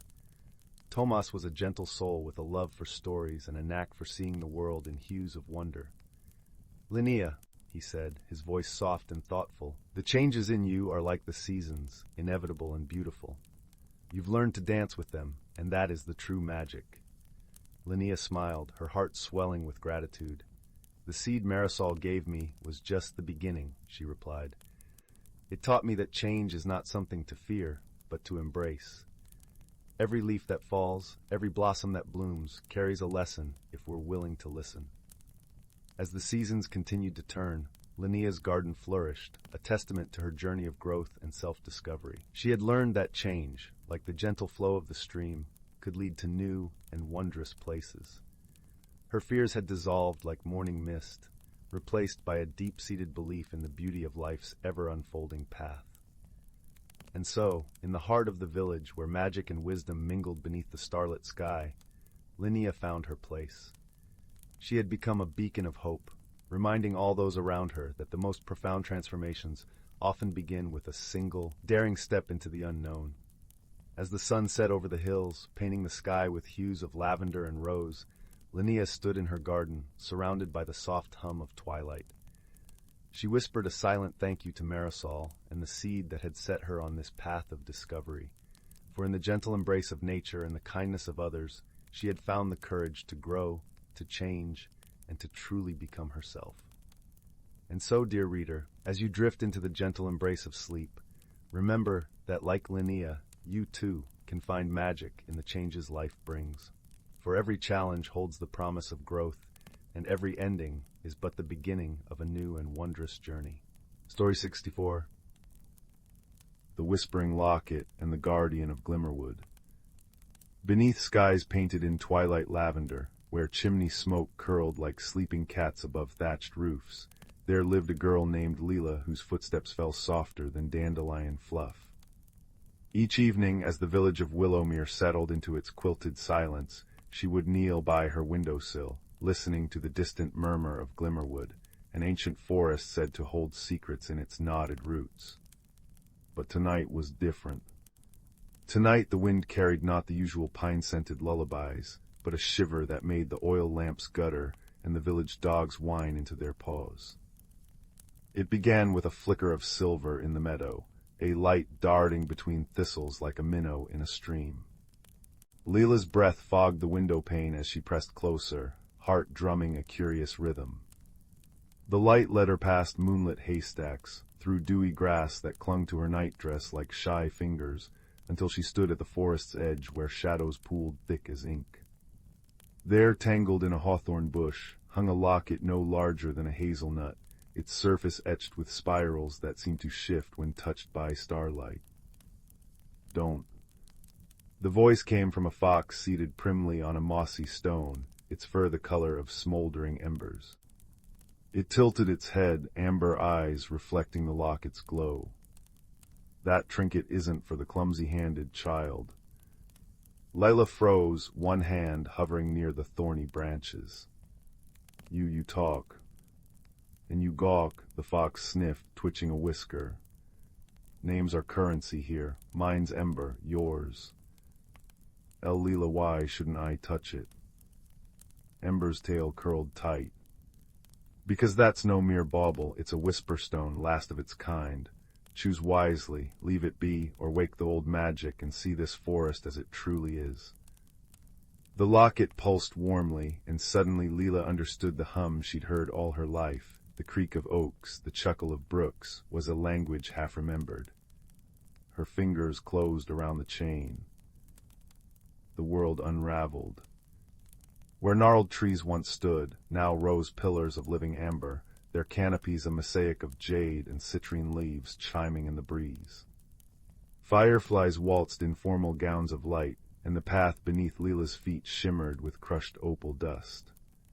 Ember trotted beside her, fur blazing brighter in this unveiled realm.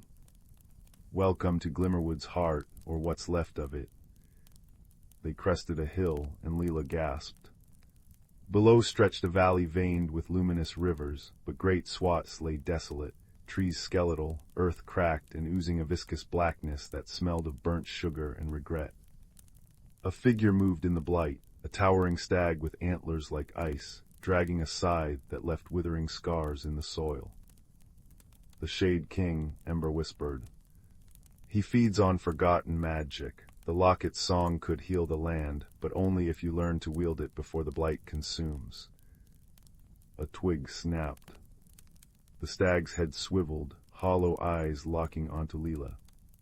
She ran, thorns tearing her sleeves, the locket burning against her chest. They escaped through a waterfall that parted like liquid crystal, tumbling into a cavern where bioluminescent mushrooms bobbed in alarm. He felt the locket's pulse, Ember panted. We need the grove wardens, guardians who once kept the balance, but they've scattered since the blight began. Find them and you might mend this. Their first ally emerged at dawn, an owl named Pippin, no taller than a teacup, whose feathers changed color with his moods. He perched on Leela's shoulder, blinking milky eyes. South, he hooted, where stone kisses sky. The mountains loomed treacherous, cliffs slick with ice. Halfway up, a rock slide trapped them in a crevice, the air thinning as night gnawed at their courage. Leela pressed the locket to her heart, humming a lullaby her mother once sang. The spirals glowed, weaving golden threads into the rock until a tunnel unfurled, fragile as spider silk but holding. Clever, rumbled a voice like grinding boulders. A mountain hare the size of a sheep blocked their path, obsidian claws glinting. But cleverness won't sway me, little thief. Ember growled low, but Leela knelt, offering wild rosemary from her pocket. We're not stealing anything, we're trying to give back what was lost. The hare, named Thorn, studied her. The last human who came here took our crystal springs for his jewels. I'm not him. Leila opened her palm, where the locket's light pooled like liquid sun. Please, help us save your home. Thorn's ear twitched. Then he turned, carving a path through the snow with a single swipe. Mind the crevices, and don't touch the blue ice, it bites. Winter melted into a valley where autumn reigned eternal. Maple trees rained copper leaves, each one singing a different note when caught. Here they found Win, a girl woven from willow branches, her hair a cascade of lichen. She danced around Leila, leaving trails of clover. The locket remembers you, she trilled. You've worn it before, many, many turnings ago. In a pool formed by petrified tears, wept, Win explained, by a star who loved the earth too much, visions flickered. Leela saw her own face reflected in a medieval tapestry, the locket around her ancestor's neck as they planted the first acorn of Glimmerwood. The magic chose your bloodline, Win murmured. But magic fades when stories aren't shared. The Shade King's roar shook the valley. Black vines slithered over the ridge, thorns dripping venom. Thorn charged, shattering the first wave with a stomp, while Pippin dive-bombed snarling tendrils. Go. Ember shoved Leela toward a grove of stone monoliths. The final warden's here. Among the monoliths stood a child sculpted from marble, eyes sealed shut. Leela touched its hand, cold. Wake up, she pleaded. The locket dimmed, its song faltering. Ember nuzzled her cheek. You've been trying to fix things alone, but some doors only open together. Leela glanced at her companions, fox, owl, hare, dryad, and understood. She placed the locket on the statue's palm, then layered their paws and hands atop it. Light erupted. The marble child blinked, revealing eyes like molten quartz. The keeper returns, it intoned. Speak your wish. Heal the forest, Leela whispered, and the Shade King. The keeper smiled sadly. To mend a wound, you must first claim it. They found the stag at the blight's epicenter, his scythe raised over the heart tree, an oak whose roots cradled a pulsing sapphire. Stop, Leela cried. You're killing it. The Shade King stilled. I am saving it, he rasped, voice frayed as old rope. The blight must be cut away. Ember stiffened. He's not the enemy, he's a guardian gone mad with grief. The keeper stepped forward, light swirling from its fingertips. Images unfolded, the Shade King centuries ago, a noble guardian pruning sickened branches to save the whole. But as villages grew and magic waned, his purpose twisted. You tried to protect, Leela realized. But the blight isn't the sickness, it's the cure gone wild, like fever-fighting infection. The stag trembled. I forgot the balance. Leela approached, unafraid. Let us remember together. Guided by the locket's song, they wove a new magic. Thorn's strength breaking the cracked earth, Pippin's sight finding healthy roots beneath rot, Wind's laughter coaxing buds from dead branches, Ember's warmth melting frost, and the keeper's hands blending their efforts into harmony. The Shade King's scythe dissolved into fireflies that settled on the blight, not destroying, but transforming it into rich loam where white lilies bloomed. In the village, dawn broke with birdsong sweeter than any in memory. Leela stood at her window, the locket now a simple silver shell against her chest. She could still taste elderberry wine from the warden's celebration, still feel Ember's fur as they parted, a brush of warmth against her hand. Where's the fox? Her little brother asked, peering at the meadow. Leela smiled, touching a lily that grew by her doorstep, its petals edged in gold. Guarding something precious, but he'll visit when the maple leaves sing.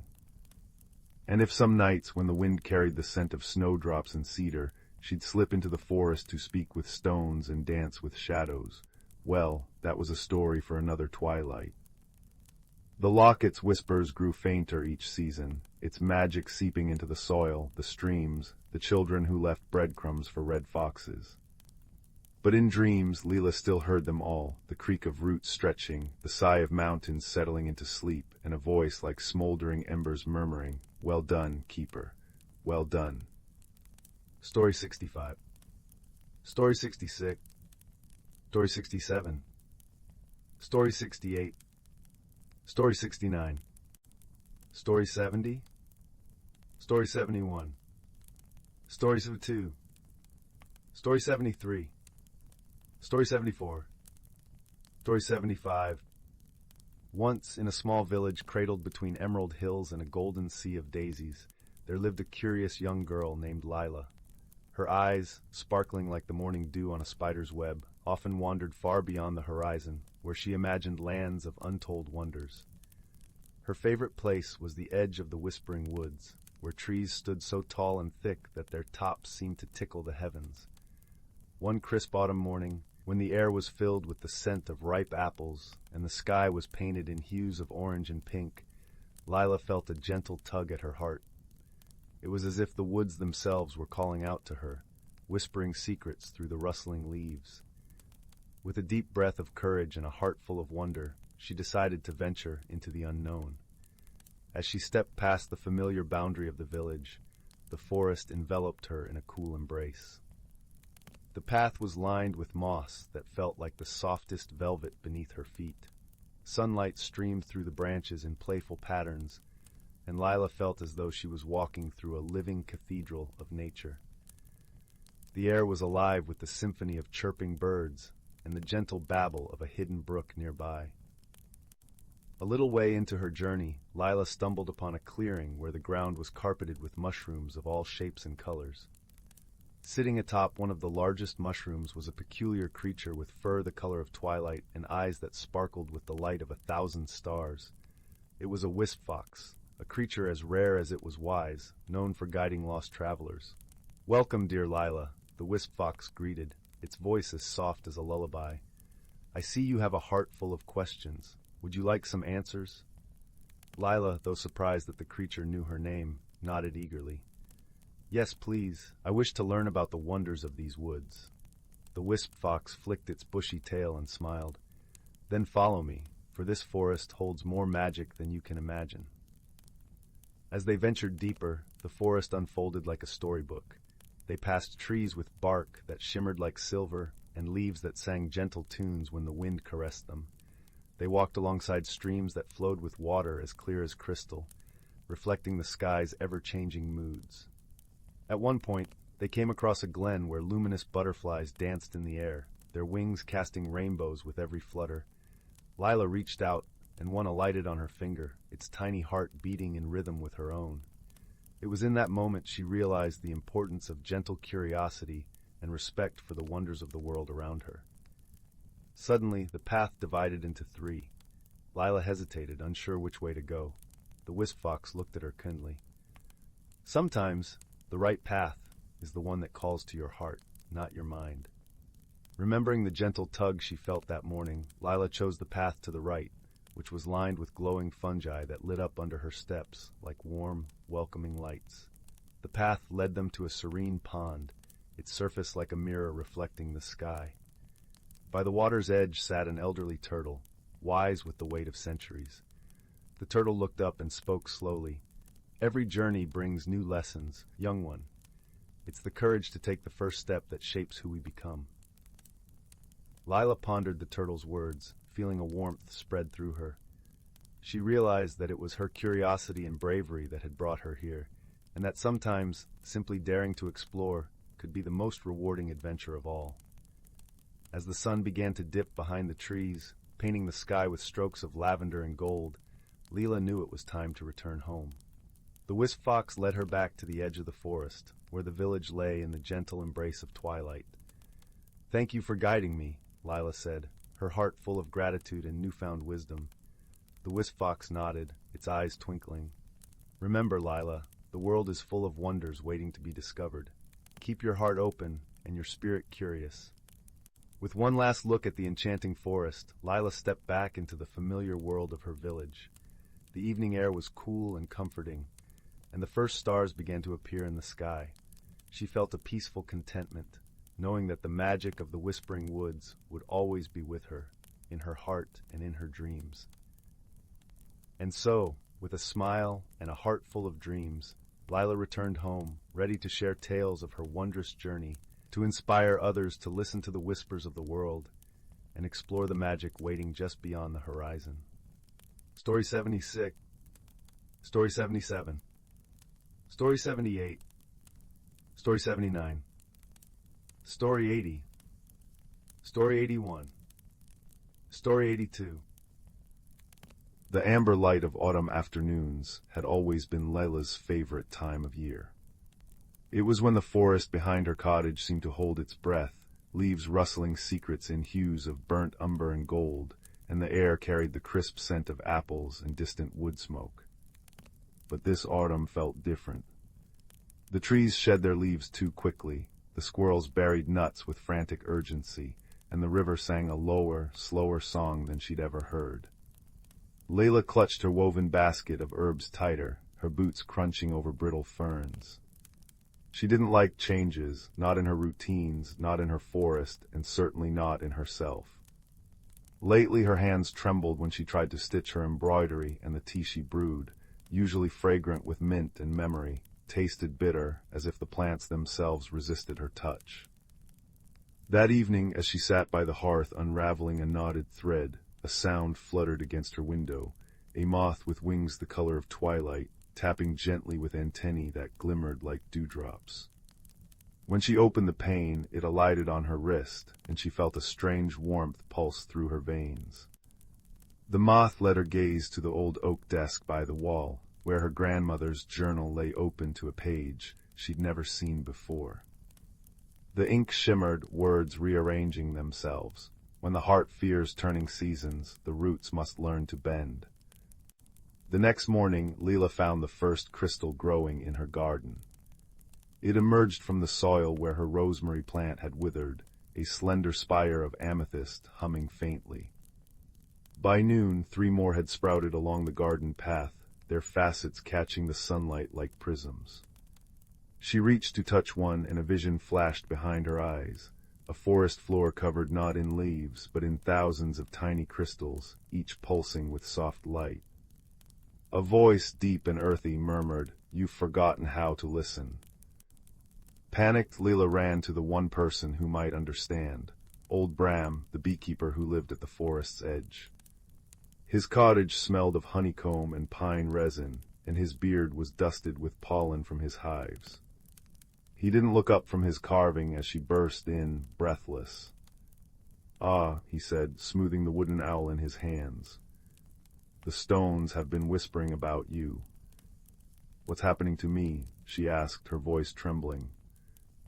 Bram set down his knife. "Same thing that happens to a hive when the queen is unsure. Everything gets stuck. You've been clinging to the way things were, Leela, but the forest and you are meant to grow." He pressed a jar of honey into her palms. "Take this to Maris by the willow grove, and listen on your way." The path to Maris's hut wound through the heart of the woods, where shadows danced longer than they should. Leela walked slowly, the honey jar warm against her chest. She paused where a creek giggled over stones, and there, beneath the water's surface, she spotted a pebble shaped like a crescent moon. As she fished it out, the crystal in her pocket vibrated, and the pebble's edges softened into a tiny silver bell. A laugh echoed, not her own, but bright and clear, like wind chimes. "That's for noticing," said a voice above her. Maris perched on a branch, her cloak stitched with feathers and spider silk. She swung down, landing light as a dandelion seed. "Bram's honey, is it? Good. We'll need sweetness for what's coming." "What's coming?" Leela asked. Maris tapped the bell now tied to Leela's basket. "Change, and not the easy kind, but you've got better guides than most." She nodded at the crystals now peeking from Leela's pockets, glowing in rhythm with her breath. Over the next week, the forest guided Leela through small, strange tasks. A family of foxes led her to a clearing where fireflies spelled out riddles in the air. A maple tree shed a single red leaf into her palm, which unfolded into a map of stars.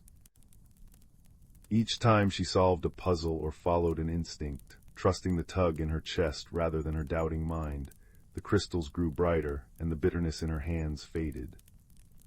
Yet the heart of her fear remained. One moonless night, she woke to find her garden transformed. Crystals towered like frozen flames, their light casting cobalt and topaz shadows. In their center stood a figure made of swirling autumn leaves, with eyes like molten amber. "Why do you resist?" it asked, its voice the crackle of a hearth. "I don't want to lose what I love," Leela whispered. The figure bent, and a leaf brushed her cheek. "Nothing is lost, only transformed." It gestured to the crystals. "These are your fears, hardened by holding on. Let them soften." Tears blurred her vision. How? Breathe. She inhaled, slowly, deeply, and the crystals shivered. With each exhale, their sharp edges blurred, melting into liquid light that pooled around her feet. The light seeped into the soil, and where it touched, flowers bloomed, snowdrops in December, roses in spring colors, all seasons existing at once. "You see," said the figure, now a girl with moss-green hair and a crown of acorns. "You contain multitudes." She placed a hand over Leela's heart. "The magic wasn't leaving you, it was waiting for you to grow." By dawn, the garden had settled. The crystals remained but as slender obelisks humming with quiet music. Her herbs regrew, lush and fragrant, and when she brewed tea that morning, it tasted of sunlight and forgiveness. Wordlessly the forest folk gathered, Bram with a comb of golden honey, Maris with a cloak woven from dawn mist, the foxes bearing garlands of ivy. They didn't celebrate with feasts or songs, but with the gentle rustle of wind through crystals, the contented sigh of soil settling into new shapes. Leela sat among them, stitching an embroidery of a tree whose roots cradled 1,000 stars. Her hands no longer shook. That winter, when the first snow fell, it glittered with the memory of crystals. Children from the village would come to hear Leela's stories, and she'd tell them of the moth that whispers to closed hearts, the bell that rings only for those who pause, and the garden that taught her how to hold life seasons like a flame cupped in her palms, not tightly but gently, so the light could breathe. And deep in the forest, if you're very quiet, you can still hear the crystals singing, a lullaby of growth, soft as a root pushing through dark soil toward the unknown, grateful dawn. Story 83. Story 84. Story 85. Story 86. Story 87. Story 88. Story 89. Story 90. Story 91. Story 92. Story 93. Story 94. Story 95. Story 96. Story 97. Story 98. Story 99. The village of Hearthglen nestled in a valley where morning mist clung to cobblestone streets like silver lace. Chimneys puffed sleepy spirals into the crisp autumn air, and the scent of cinnamon and wood smoke wove through gardens of frost-touched marigolds. Young Finn lived here with his grandfather in a cottage crowned by a thatched roof, where ivy curled around the windows like green ribbons. Finn loved Hearthglen's gentle rhythms, until the week the teacups began singing. It started subtly. Mrs. Gable's porcelain teapot would hum during afternoon tea, a soft melody like distant wind chimes. Then Old Man Hemlock's favorite mug crooned folk tunes at dawn. Soon every ceramic vessel in the village chimed, clinked, or warbled at unpredictable hours. Though the songs were sweet, the constant chorus frayed nerves. Baker Brenner's scones burned thrice because her mixing bowls harmonized too loudly. Finn noticed patterns others missed. The singing only happened near water, a sink, a rain barrel, or the moss-edged well in the square. And the tunes grew strongest when dew glistened on spiderwebs at dawn. Armed with a notebook and his grandfather's advice, listen deeper than the noise, lad, Finn sought the reclusive moss-keeper. She dwelled beyond Sunfall Creek in a cottage woven from living willow branches, her only companion a badger with starlight-dappled fur named Nimbus. "Ah," murmured the moss-keeper when Finn described the singing. Her fingers, knotted like tree roots, stroked Nimbus's fur. Ceramics absorb memories like sponges, but this is the work of brook sprites, shy little things drawn to laughter trapped in clay. She explained that brook sprites polished forgotten joys inside pottery, their magic making memories resonate. But why now? Finn asked. The moss-keeper's eyes clouded. Something frightens them. Sprites only sing this urgently when seeking refuge. Guided by Nimbus's twitching nose, Finn traced the sprite trails, glimmers no brighter than dust motes along the creek bank. At the mossy hollow where 3 birch trees embraced, he found the source. A once bubbling spring feeding Sunfall Creek had clogged with storm-wrenched branches. The blockage silenced the water's whisper, and without its soothing song, the sprites huddled trembling in cracked acorn caps, their light flickering like guttering candles. They'd fled to the village ceramics, pouring their anxiety into every cup and saucer. But the branches were too heavy for Finn's small hands. Remembering the moss-keeper's wisdom, kindness asks for help, wisdom accepts it, he whistled the lullaby his grandfather sang at bedtime. From fern-shaded tunnels emerged earth giants no taller than Finn's knee, stoic stone dwarves with lichen beards and fists like river rocks. They grumbled in gravelly voices, but nodded at Finn's polite bow. With synchronized heaves, they dislodged the branches. Water gushed free, its melody a liquid sigh. The brook sprites burst upward in a helix of blue light, brushing Finn's cheeks with cool, grateful kisses before diving into the rejuvenated spring. That evening, as Hearthglen gathered in the square, teacups sat silent upon checkered cloths, until Mayor Thistle filled her grandmother's wedding china cup. Instead of chaotic singing, the cup released a single clear note that hung in the air like a frozen raindrop. Then, like an echo, every vessel in the village chimed softly in harmony, a grateful lullaby that curled around the villagers like a warm shawl. Finn's grandfather smiled, stirring honey into his own quiet cup. "Sprites polished more than memories today," he said as fireflies blinked gold above them. "They reminded us that even broken things hold music, if we clear the debris together." Under a sky embroidered with stars, Hearthglen sipped their tea, listening to the creek's contented murmur carry the sprite's lullaby into the dreaming woods. And Finn, wrapped in his grandfather's knitted blanket, knew some mysteries weren't meant to be solved alone, only shared like steam rising from a cup into the cool, kind night. The rain whispered secrets against the window pane of old Mr. Thimblebee's clockwork shop. Inside, the air hummed with the steady tick-tock of 100 timepieces and smelled of oiled brass, polished wood, and the faintest hint of cinnamon from the tea mister Thimblebee always kept brewing. His apprentice, a quiet boy named Leo with ink-smudged fingers and a head full of cogs and springs, was sorting through a dusty box of forgotten parts. He sighed. Nothing but broken mainsprings and chipped gears.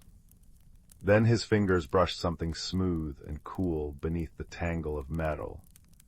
He pulled out a teacup.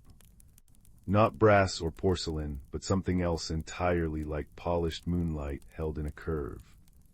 It felt impossibly light, yet solid. Delicate swirls like captured smoke danced just beneath its surface. Leo held it up, utterly bewildered. How had this ended up in a box of clock parts? He carried it to Mr. Thimbleby, who peered over his spectacles. "Ah," the old man murmured, his voice like a well-oiled gear.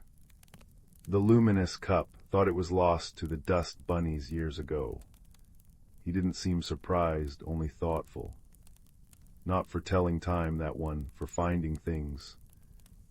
Finding things. Leo echoed. "Lost things, Mr. Thimbleby clarified, tapping the cup gently. Pour warm tea into it, see what appears." Intrigued, Leo filled the small kettle, lit the spirit lamp beneath it, and selected Mr. Thimblebee's special chamomile blend. As the water heated, filling the shop with its gentle, floral scent, he placed the luminous cup carefully on the workbench. He poured the steaming tea. Instantly, the liquid inside the cup began to shimmer, not reflecting the lamplight, but glowing with its own soft, internal light. Wisps of steam curled upwards, forming shapes. Leo gasped. Within the steam, he saw a miniature image not of the shop, but of a sun-dappled forest path. And there, lying half-buried in fallen leaves beside a gnarled oak root, was the tiny, perfect image of his most treasured possession, his father's old brass compass, lost weeks ago during a walk in the Whispering Woods. His heart leapt. "Mr. Thimbleby, it shows the compass, in the woods," Leo exclaimed. The old clockmaker smiled faintly. "It shows what the heart seeks most when lost, but the cup only shows the where. Finding it, that's the journey, and journeys are best not taken alone, especially into the whispering woods near dusk. Be mindful, Leo. Wisdom sees clearer than haste." Leo understood. He filled a small thermos with the fragrant tea, carefully wrapped the luminous cup in soft cloth, and set out. The rain had softened to a mist that clung to the cobblestones as he left the cozy glow of the shop. The image in the cup led him towards the edge of town, where the neat houses gave way to the ancient, towering trees of the whispering woods. The air grew cooler, smelling of damp earth, pine resin, and secrets. His first helper appeared near the old stone bridge. Mrs. Nettle the baker was wrestling with a sack of flour that had tipped precariously from her cart. She was a woman built like a sturdy loaf herself, cheeks rosy and perpetually dusted with flour. "Blast this stubborn thing," she huffed. "Can I help, Mrs. Nettle?" Leo offered. She beamed. "Bless you, lad, strong arms are welcome." Together they righted the sack. Seeing Leo glance towards the woods, she asked about his journey. He showed her the cup, pouring a little warm tea into it. The swirling steam reformed, showing the compass nestled by the oak root, deeper in the woods. Mrs. Nettle's eyes widened. "Lost things finding their way back, that's a bit of magic, that is. Here." She rummaged in her cart and handed him a small, warm parcel. "Hazelnut shortbread for the path. And remember, lad," she added, her voice softening, "sometimes the loudest problems crumble like pastry if you give him a gentle touch, not a shove." Her kindness was like the warmth from the thermos against his chest. Deeper into the woods, the mist thickened, and the light grew dimmer. The path became tangled and confusing. Doubt began to creep into Leo's heart. Had he taken a wrong turn? He poured a little more tea. The image flickered, the compass still waiting, but the path around it seemed obscured by shifting shadows. Suddenly, a soft, rhythmic clink-clink echoed nearby. Following the sound, Leo found Mr. Filbert, the lamplighter, perched precariously on a ladder, carefully cleaning one of the rare glass lanterns that marked the safe paths through the deeper woods. He was a thin, quiet man who moved with deliberate grace. He saw Leo's worried face and the glowing cup. "Lost, young master?" "Mr." Filbert asked, his voice as soft as lamplight. "Not lost," Leo said, showing him the cup's image. "But the path seems hidden now." Mr. Filbert studied the steam picture, then the surrounding gloom. "Ah, the glimmer moss is thick here after the rain, tricks the eyes, makes straight paths seem crooked and safe ground look treacherous." He descended the ladder. "Come, I'll walk with you a ways. These old lamps need tending deeper in, regardless." Walking beside the quiet lamplighter was calming. Mr. Filbert pointed out things Leo would have missed: the safe stepping stones across a gurgling stream, the subtle notch on an ancient birch tree marking a fork, the way the fireflies gathered where the ground was firmest. "The woods speak," Mr. Filbert murmured, polishing a lantern globe as they walked. "Not in words but in signs. Moss grows thickest where the earth is solid. Birdsong falters near hidden water. Patience listens, young master. Patience sees what haste rushes past." His quiet wisdom was a lantern itself in the growing dusk. Finally, guided by the lamplighter and the occasional sip of tea to renew the cup's vision, they reached the great gnarled oak. And there, just as the image showed, half buried in damp leaves, gleamed Leo's brass compass. Relief washed over him. He knelt to retrieve it. But as his fingers brushed the cool metal, a low, rumbling growl echoed through the trees. A massive shadow detached itself from the deeper gloom beneath the oak. It was a guardian stag, its coat the deep brown of ancient bark, its antlers like tangled branches tipped with points of sharpened moonlight. its eyes, intelligent and wary, fixed on Leo and the compass in his hand. It stood squarely over the path Leo needed to take back. Leo's heart hammered. He remembered Mrs. Nettle's words about gentle touches and Mr. Filbert's advice about patience. He remembered Mr. Thimblebee's warning, wisdom sees clearer than haste. Force wasn't an option against such a majestic creature. What did it want? Why was it guarding the path? He looked at the luminous cup, still warm in his hand. He had one last measure of tea in the thermos. An idea sparked. He poured the tea slowly into the luminous cup. The steam swirled, but instead of showing the compass, Leo focused his thoughts, his deepest wish. Show me what the guardian needs. The steam shimmered, shifted, and reformed. This time it showed not an object, but a scene. The guardian stag limping slightly, its powerful flank marred by a deep, angry gash tangled with thorny vines. The image pulsed with the creature's pain. Understanding dawned. The stag wasn't guarding the path out of malice. It was protecting itself, wounded and vulnerable. Mr. Filbert, Leo whispered urgently, do you have anything sharp, but small?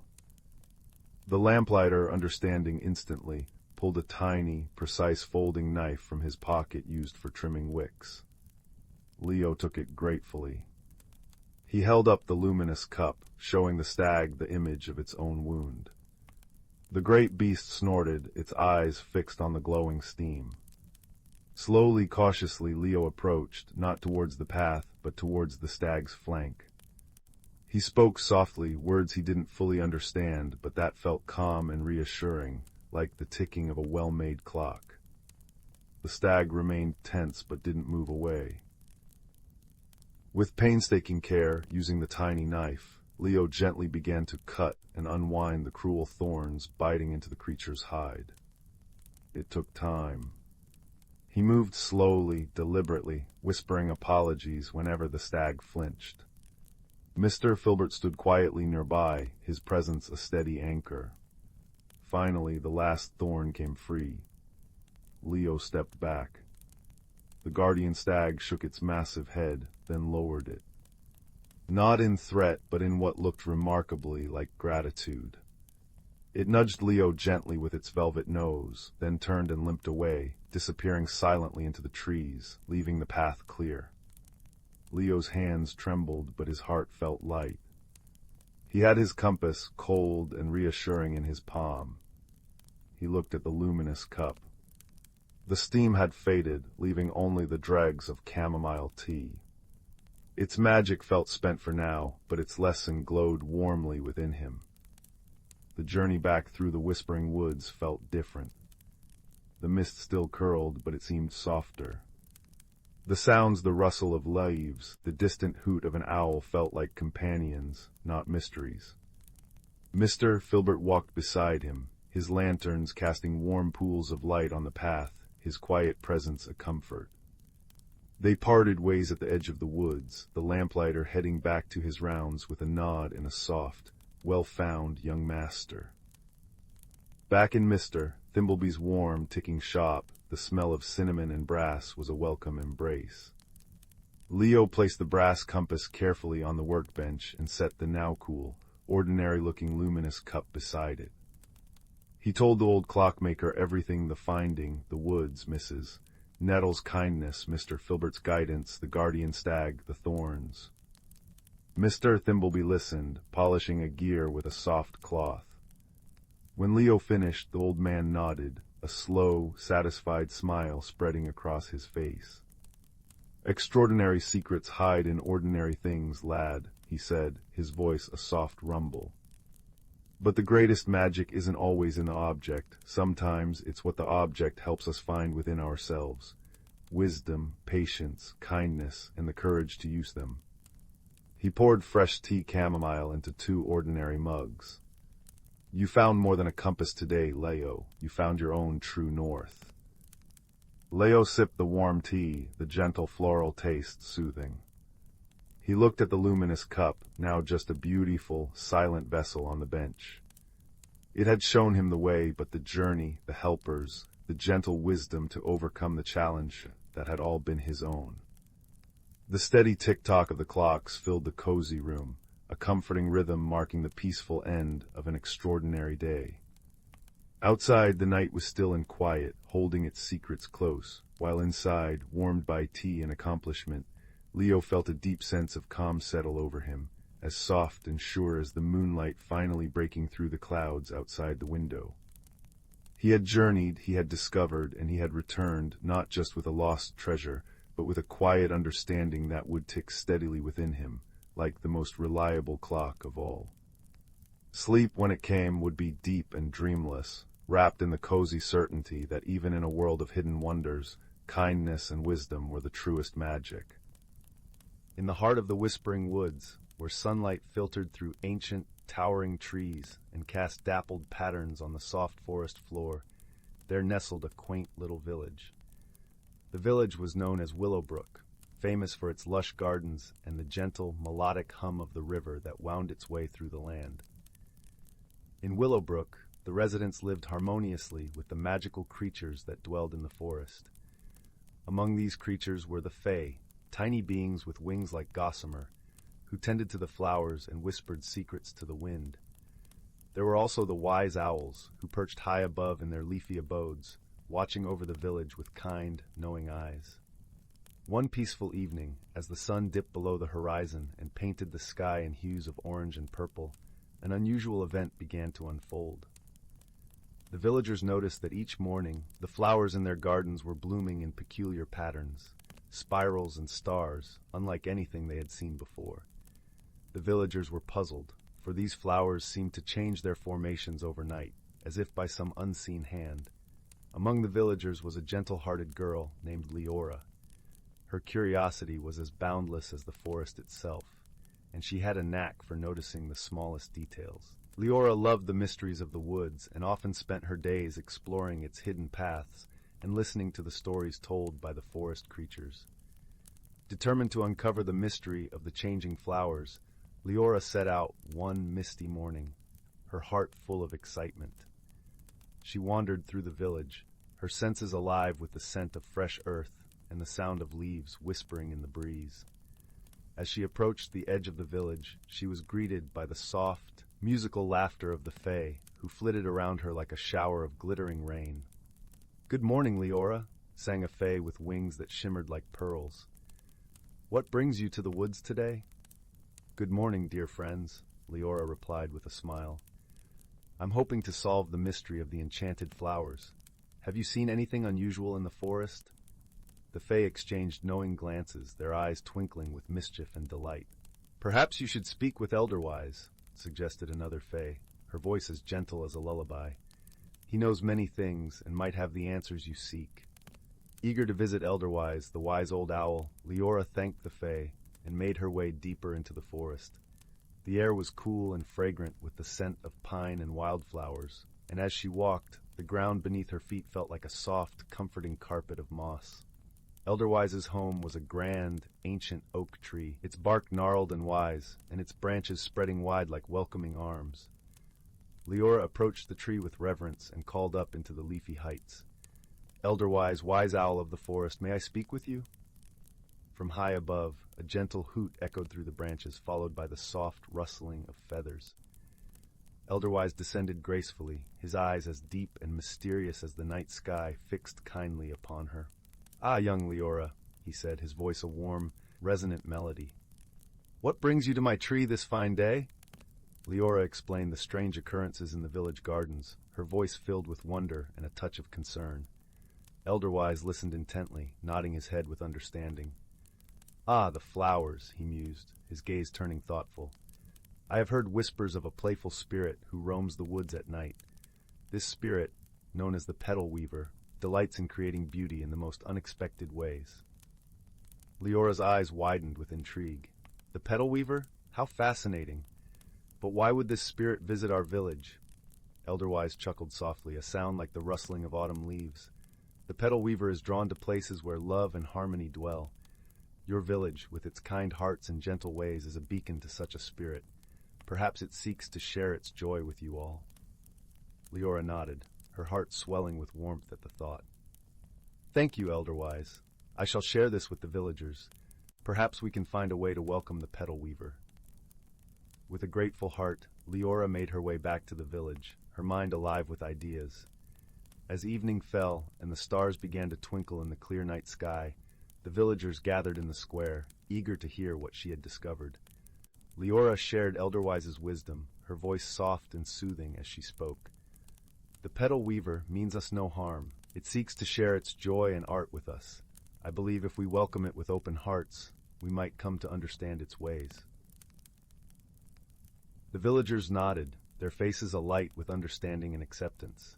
That night they decided to leave small gifts of appreciation in their gardens, tiny lanterns, delicate ribbons, and fragrant herbs, hoping to show the petal weaver their gratitude. As the moon cast its gentle glow over Willowbrook, the petal weaver appeared, unseen by human eyes, but sensed in the gentle rustling of petals and the soft shimmer of moonlight on the flowers. It saw the villagers' gifts and felt their warmth and gratitude. The next morning, the village awoke to a wondrous sight. Each garden was a tapestry of breathtaking beauty, with flowers arranged in patterns that spoke of joy and friendship. The air was filled with a sense of magic and peace, and the villagers knew their hearts had made a new friend. From that day on, the petal weaver became a cherished part of Willowbrook's lore, its visits bringing delight and wonder to the village.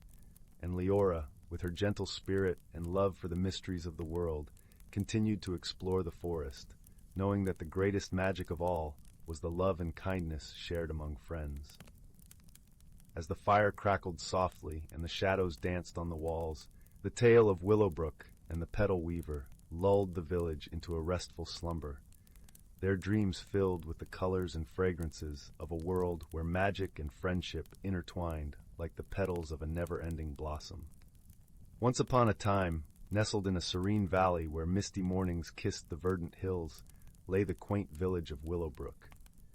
The village was known for its enchanting landscape, where ancient willow trees whispered secrets to the babbling brook, and vibrant wildflowers painted the meadows in hues of gold and violet. The air was always filled with a symphony of birdsong, and the gentle rustling of leaves provided a melodic backdrop to the villagers' daily lives. In this idyllic setting lived a young woman named Lila. Lila was as much a part of the village as the stones in the winding paths or the stars that twinkled in the night sky. She had hair the color of chestnuts and eyes that mirrored the deep green of the forest canopy. Her heart was as kind as the gentle breeze that caressed the fields, yet she struggled with a fear of change. The world outside Willowbrook seemed vast and uncertain, and Lila found comfort in the familiarity of her surroundings. Each day, Lila would visit the edge of the forest, where the trees stood tall like sentinels guarding the mysteries within. She would sit on a sun-dappled rock, listening to the symphony of the woods, dreaming of the adventures she might have if only she could muster the courage to step beyond the village boundaries. But the thought of change, of leaving the safety of what she knew, kept her tethered to her little corner of the world. One crisp autumn morning, as the leaves turned to shades of amber and russet, Lila's routine was interrupted by an unexpected visitor. A small, luminous creature with wings that shimmered like moonlight flitted into her garden. It was a fairy, delicate and ethereal, leaving trails of stardust in its wake. The villagers spoke of fairies as guardians of the forest, beings of wisdom and magic. The fairy introduced herself as Mirabelle, her voice as soft as the whispers of the wind. "Lila," she began, her eyes sparkling with ancient knowledge, "I have watched you from afar, yearning for change yet afraid of its embrace. The forest holds secrets that can guide you if you are willing to listen." Intrigued yet hesitant, Lila nodded, feeling a gentle warmth spreading through her chest. Mirabelle continued, "Within the heart of the forest lies the Grove of Reflection. It is a place where magic and nature intertwine, where you will discover the strength within to embrace transformation." With Mirabelle as her guide, Lila embarked on a journey into the forest. The path was softly lit by the golden glow of the morning sun filtering through the canopy. As they ventured deeper, the air grew fragrant with the scent of pine and earth. The forest seemed to welcome her, wrapping her in its timeless embrace. Along the way, They encountered friendly creatures, wise owls with eyes like polished amber, gentle deer that moved with silent grace, and playful squirrels that chattered merrily as they scurried through the branches. Each one offered Lila a piece of advice or a word of encouragement, their voices echoing with the wisdom of the ancients. Finally, they arrived at the Grove of Reflection. The grove was a realm of enchantment, where the trees formed a perfect circle around a crystal-clear pond. The water was as smooth as glass, reflecting the world above in a flawless mirror. Lila approached the edge, her heart filled with a mixture of awe and trepidation. Mirabelle hovered beside her, her wings casting dappled shadows on the ground. Look into the pond, Lila, and see not just your reflection, but the essence of who you are and who you can become. Taking a deep breath, Lila gazed into the water. Her reflection stared back, but as she watched, it began to shift and change. She saw herself not as she was, but as she could be, confident, adventurous, and unafraid of the unknown. The vision filled her with warmth and a newfound sense of possibility. With Mirabelle's gentle encouragement, Lila dipped her hand into the pond. As her fingers touched the water, ripples spread across its surface, sending shimmering waves of light into the air. She felt a tingling sensation, as if the magic of the grove was flowing through her, awakening something deep within. As the ripples settled, Lila felt lighter, as though a weight had been lifted from her shoulders. The fear that had once held her back was replaced by a quiet determination. She realized that change was not something to be feared, but a natural part of life, as essential as the changing of the seasons or the ebb and flow of the brook. With a grateful heart, Lila turned to Mirabelle. "Thank you," she whispered, her voice filled with emotion. "You've shown me that the journey of self-discovery is as beautiful as the destination." Mirabelle smiled, her eyes twinkling like stars. "Remember, Lila, the magic lies not in the grove, but within you. Embrace the journey, and let your heart be your guide." With newfound courage, Lila returned to Willowbrook, her spirit as radiant as the morning sun. She began to explore beyond the village, discovering the wonders of the world with eager eyes and an open heart. The villagers noticed the change within her, inspired by her transformation and the joy she found in each new experience. As the seasons turned and the years passed, Lila's adventures became the stuff of legend in Willowbrook. Her stories were filled with laughter and learning, with kindness and courage. Each tale was a testament to the beauty of personal growth and the magic of embracing change. And so, in the heart of the valley where the willows whispered and the brook sang its timeless song, Lila lived a life rich with discovery and wonder. She had learned that true magic lay not in the mystical creatures of the forest, but in the power of friendship, the strength of the heart, and the endless possibilities that awaited those who dared to dream. In the end, Lila found that the journey of growth was the greatest adventure of all, and that by embracing change, she had unlocked the door to a world of infinite beauty and boundless hope. And as she sat by the fire, surrounded by friends and family, she knew that she had finally come home to herself. Once upon a starlit night, a young girl named Lily stood by her bedroom window, gazing wistfully at the velvety sky. Though only 9 years old, she felt a yearning for something more, a pull towards the great unknown that echoed in her restless heart. In the small village where Lily lived, changes came rarely, and life followed the steady rhythm of the seasons. But Lily's curious spirit longed to spread its wings and explore the vast world that lay beyond the rolling hills and ancient forests surrounding her home. Little did she know, a magical journey awaited her, one that would teach her the true meaning of growth and transformation. One evening, as Lily wandered through the woods, she stumbled upon an enchanting sight. A glittering pool nestled among the towering oaks. Mesmerized by its ethereal beauty, she knelt beside the water's edge, and that's when she saw it, a tiny glowing speck dancing upon the surface. With a delicate touch, Lily cupped the speck in her hands, and it unfurled into a dazzling sprite, no bigger than her thumb. The sprite's gossamer wings shimmered like crystal, and its eyes twinkled with ancient wisdom. "Greetings, young one," spoke the sprite in a voice as soft as moonbeams. "I am Zephyr, a guardian of these woods, and I sense the yearning in your heart." Lily gasped, her eyes wide with wonder. "How is this possible? Are you magic?" Zephyr chuckled, a sound like tinkling bells. Magic exists all around us, dear child, if only we open our eyes to its wonders. From that moment on, Zephyr became Lily's guide, introducing her to the hidden magical realms that coexisted with the world she knew.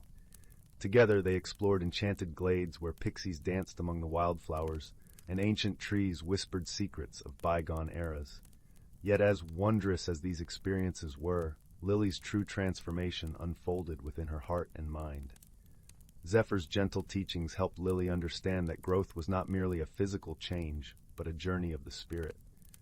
With each new adventure, Lily learned valuable lessons: patience from the steady trickle of a stream, resilience from the oak that weathered storms, and courage from the brave little sparrow that took flight. And just as the natural world around her shifted with the seasons, so too did Lily's perspectives and dreams evolve. Lily's dearest friend, a kind-hearted boy named Ethan, bore witness to her remarkable journey. Though he could not see the magical beings, he supported Lily's explorations, offering a listening ear and a shoulder to lean on when the path grew challenging. One autumn day, as the leaves turned to fire and the air grew crisp, Zephyr appeared with a somber expression. "My time in these woods is nearing its end," the sprite said, her voice tinged with melancholy. "But fear not, little one, for the true magic lies within you now." Lily's eyes shimmered with unshed tears, but she nodded, understanding that all things must change and grow. With a tender smile, Zephyr continued, "The seeds of wisdom I have planted in your heart will blossom into something extraordinary. Embrace the uncertainties of life, for they are windows to new discoveries and personal growth." As the sprite faded into the dappled sunlight, Lily felt a warmth blossoming in her chest, a newfound confidence and appreciation for the journey that lay ahead. In the years that followed, Lily's thirst for knowledge and experience only deepened. She pursued her dreams with unwavering determination, yet always remained grounded in the lessons Zephyr had imparted: to embrace change with grace, to find beauty in the smallest wonders, and to nurture the magic within her own heart. And though the enchanted realms faded from her sight, the magic lived on in Lily's open mind, her compassionate spirit, and her unwavering belief in the transformative power of growth and self-discovery. In the heart of the ancient forest, where the air was perpetually sweet with the scent of pine and earth, and sunlight filtered gently through a canopy of ancient oaks, there existed a world untouched by time. This was a land where the whispers of the wind carried secrets from one generation to the next, and every creature, from the smallest ant to the mightiest stag, played a role in the grand tapestry of life. The forest was alive with colors and sounds that danced through the senses, leaves rustling in a gentle breeze, streams murmuring over smooth stones, and the distant calls of birds that painted the sky with their graceful arcs. Here, nature was both the stage and the storyteller, weaving tales of harmony and balance that had been passed down through countless seasons. At the heart of this forest stood a great oak, its branches stretching wide as if to embrace the sky. It was known as the elder tree, the guardian of the forest, and beneath its boughs, creatures of all kinds gathered to share their stories and learn from its ancient wisdom. The elder tree had seen the birth of stars and the passing of ages, and its deep, resonant voice was a soothing balm to all who listened. One cool autumn morning, as the sun began its lazy ascent, painting the sky with strokes of amber and gold, a gentle squirrel named Fern scurried through the fallen leaves. Her fur was the color of warm chestnuts, and her eyes sparkled with curiosity. Fern had long been enchanted by the stories told by the elder tree, and she often found herself drawn to the gatherings beneath its expansive branches. That morning, as the forest awoke in a symphony of sound and color, Fern noticed something unusual. The leaves, usually vibrant in their autumnal hues, seemed to be shimmering with a soft, golden light. It was as if the forest itself was glowing, breathing with a life more vivid than ever before. Intrigued, Fern quickened her pace, eager to reach the elder tree and uncover the mystery of this magical dawn. As she arrived, she found a small assembly of forest creatures already gathered. Wise old badgers, graceful deer, and a family of rabbits huddled close together. They all gazed up at the elder tree with a mix of awe and anticipation. The air was filled with a gentle hum, a melody that seemed to emanate from the tree itself, resonating with the heartbeat of the forest. The elder tree, sensing the presence of its attentive audience, began to speak in its deep, melodious voice, rich with the wisdom of ages. "Dear friends," it intoned, "today you witness a rare and wondrous phenomenon, the dance of the seasons. It is a time when the essence of the forest shifts, a sign of balance and renewal, as one season makes way for another." The creatures listened with rapt attention, their hearts swelling with a sense of unity and purpose. Fern, perched on a low branch, felt a warmth spread through her, as if she were part of something far greater than herself. The elder tree continued, "Each season brings its own gifts and challenges, teaching us lessons of patience, resilience, and harmony. We must cherish these gifts and learn from them, for they are the threads that weave the fabric of our world." As the elder tree spoke, the shimmering light intensified, enveloping the forest in a gentle glow. It was as if the very soul of the forest was singing, a melody of life and light that filled every corner of the ancient woods. Fern closed her eyes, letting the music wash over her, feeling a deep connection to the earth and sky, to every leaf and creature that called this place home. In that moment, Fern understood the true meaning of balance, the delicate dance between the changing seasons, each one a vital part of the greater whole. She realized that just as the forest embraced the cycle of life, so too must she embrace the changes in her own journey, trusting in the wisdom of the ages and the power of friendship and community. As the light began to fade, returning the forest to its familiar hues, the creatures slowly dispersed, their hearts full of wonder and gratitude. Fern lingered a moment longer, her eyes turned skyward, silently thanking the elder tree for sharing its wisdom and the beauty of the dance of the seasons. With a newfound sense of purpose, Fern bounded back through the forest, her heart light and her spirit renewed. She knew that whatever challenges lay ahead, she would meet them with courage and grace, drawing strength from the lessons of the forest and the enduring bonds of friendship. As the day turned to dusk and the moon rose high above the treetops, casting a silver glow over the sleeping forest, the ancient woods remained a sanctuary of peace and harmony. And beneath the watchful gaze of the elder tree, the creatures of the forest dreamt of the endless cycle of seasons, each one a testament to the beauty and balance of nature. In the quiet of the night, the wind carried the promise of a new dawn, whispering tales of hope and renewal to all who listened. And so the forest lived on, a timeless realm where magic and reality danced hand in hand, a gentle reminder of the enduring power of nature and the wisdom found in every leaf and stone. The soft hum of the damaged engine echoed through the cargo bay like a lullaby gone wrong.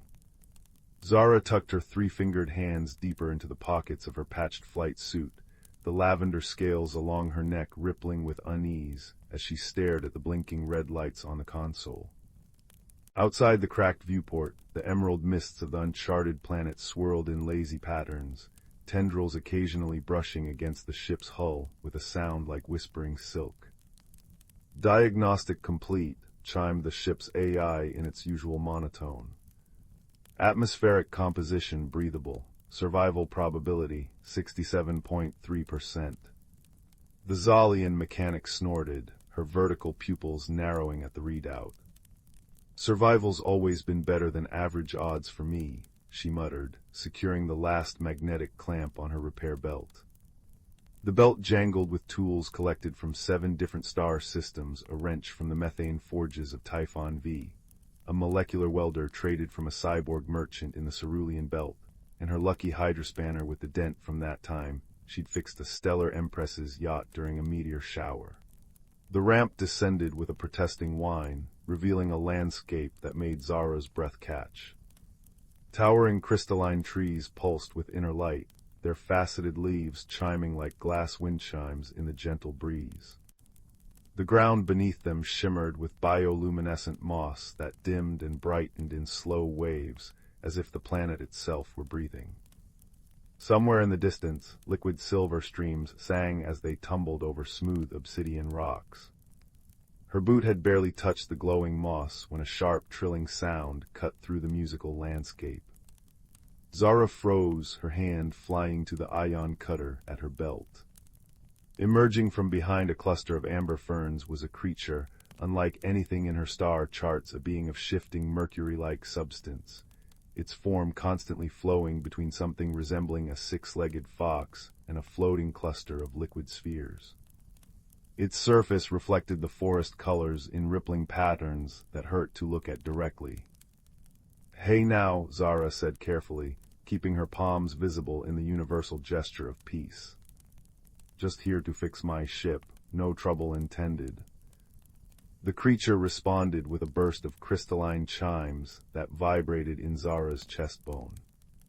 When she didn't react, it shimmered brighter, its form suddenly resolving into a perfect mirror image of Zara herself, lavender scales, tool belt and all, before dissolving back into quicksilver abstraction.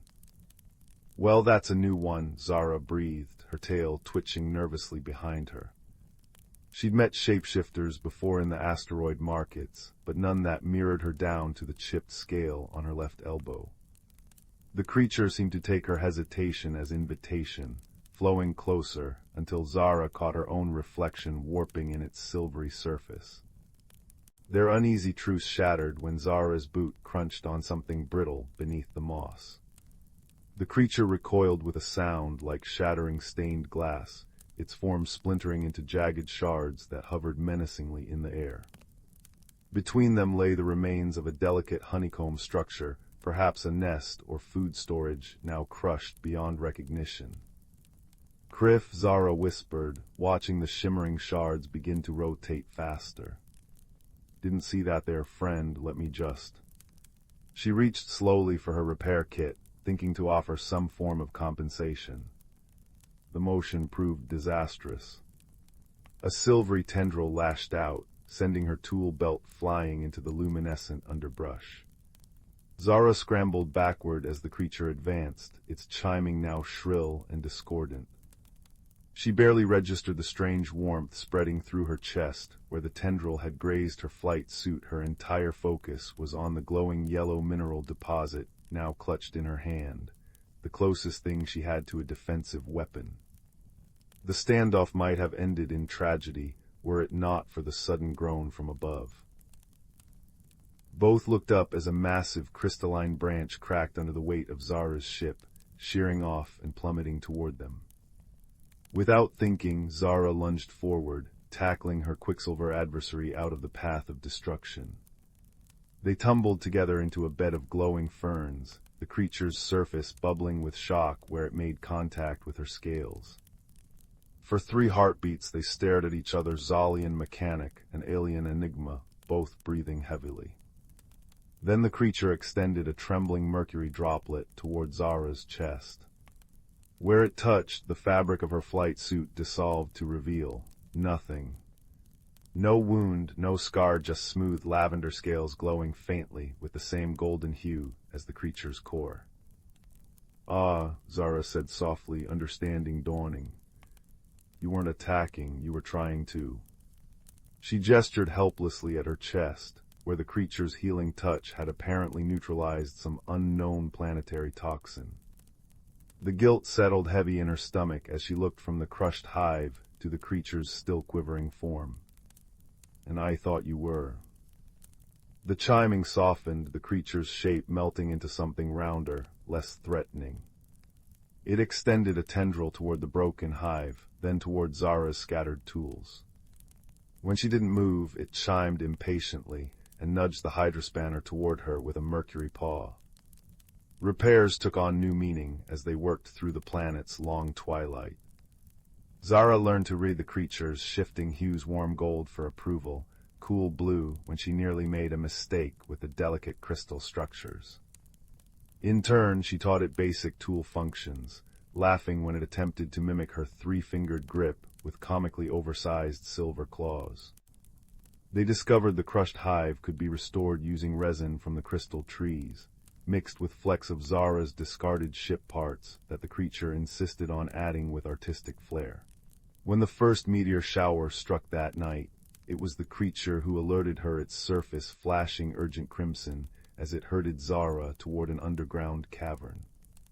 They huddled together beneath the planet's surface as the world above erupted in blazing light, Zara's hand resting on what passed for the creature's shoulder, feeling its vibrations gradually calm from panicked staccato to a soothing hum.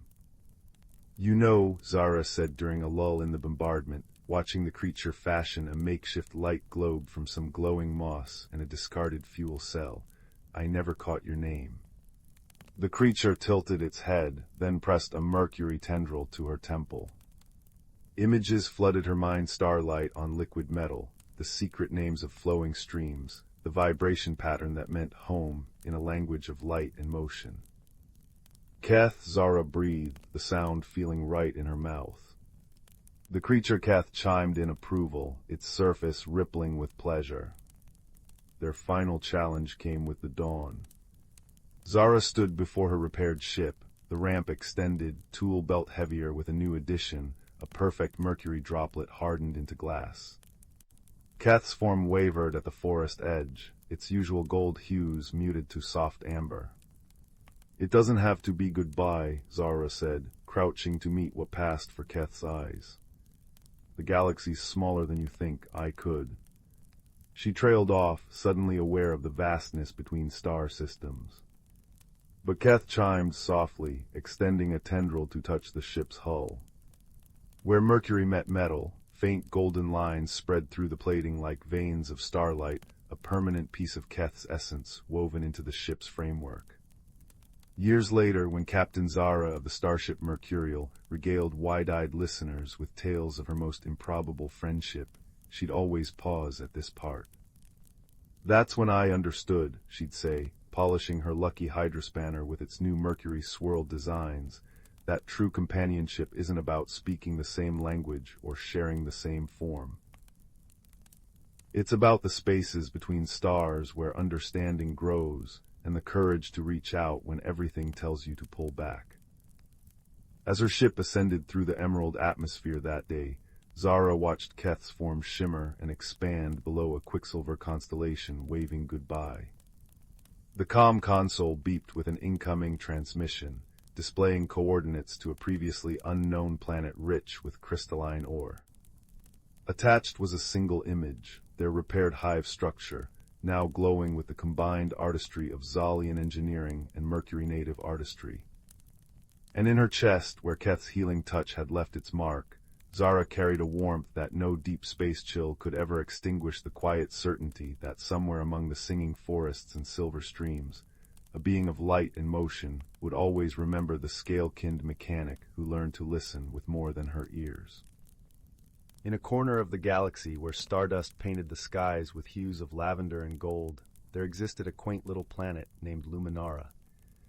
This planet was home to the lumens, gentle beings who glowed softly in the dark, their light a beacon of warmth and kindness. They thrived in harmony, living amidst forests of shimmering crystal trees and lakes that reflected the swirling galaxies above. One evening, as the lumens prepared for their nightly glow gathering, a time when they would sing and share stories, a peculiar event disrupted the gentle rhythm of their lives. A streak of fiery light tore through the velvet sky, crashing into the heart of their tranquil forest. The lumens, curious and concerned, gathered around the smoking crater that had formed amidst the crystal trees. From the crater emerged a creature unlike any they had ever seen. It was a mechanical being, a construct of metal and wires, with eyes that flickered like tiny screens. It was Arzon, a species known across the cosmos for their technological prowess and analytical minds. Its name was Quarren, and it had crash-landed on Luminara due to a navigation error in its spaceship. The lumens, despite their initial apprehension, approached Quarren with gentle curiosity. Their leader, a wise elder named Solara, extended a glowing hand in greeting. "Welcome, traveler," she said, her voice as soothing as a lullaby. "You are among friends here."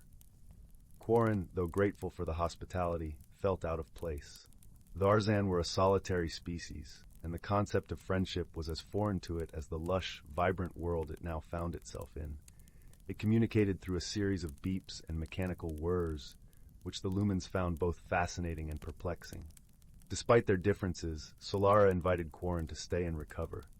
The lumens, in their gentle way, offered their help in repairing its ship. Quarren, though hesitant, accepted, knowing it had little choice but to rely on these strange, glowing beings. Days turned into weeks, and as the lumens worked to help Corin rebuild its spaceship, they also shared their world with it. They showed Corin the beauty of Luminara, the way the crystal leaves sang in the wind, the way the moonlight danced upon the lakes. In return, Corin shared its knowledge of the stars and the stories of its travels through the cosmos. Yet misunderstandings were inevitable. The lumens, who thrived on emotion and intuition, often found Corin's logical nature perplexing. One day, as they gathered by the lakeside, a young lumen named Lyra expressed her sadness over a wilting crystal tree. Corin, in its analytical way, suggested cutting it down to make room for new growth. Lyra was taken aback, interpreting Corin's suggestion as cold and unfeeling. Solara, sensing the tension, gently intervened. "Corin did not mean to hurt you, Lyra," she soothed. "To the Arzan, logic is their language, just as light is ours. Let us listen with understanding, and we might learn something new." Corin, realizing its mistake, attempted to explain. "In my world, we seek efficiency and order. I did not understand the emotional bond you share with the trees. I am sorry if I caused you distress." Lyra, with Solara's guidance, began to see beyond Corin's mechanical exterior. "Perhaps," she said softly, "we can learn from each other. You teach us about the stars, and we will teach you about the heart." As time passed, Corin began to understand the lumens in ways it never expected. It learned to appreciate the beauty of emotion, the strength and vulnerability. In turn, the lumens adopted some of Corin's logical insights, finding ways to strengthen their homes and improve their community. Their bond deepened when a sudden storm threatened Luminara. Dark clouds loomed, and fierce winds howled through the crystal trees. The lumens, unaccustomed to such violent weather, were frightened. Corin, with its knowledge of technology, suggested constructing a temporary shelter using materials from its spaceship. Together, lumens and Arzan worked side by side, their efforts a testament to their growing friendship. Corin's careful calculations ensured the shelter was strong, while the lumens infused it with their light, creating a space of warmth and safety. As the storm raged outside, they huddled together, sharing stories and laughter, their fears dissipating in the glow of their companionship. Corin, feeling a strange warmth in its circuits, realized it had found something it never knew it was missing, a sense of belonging. When the storm finally passed, leaving the air crisp and clean, Corin's ship was finally ready.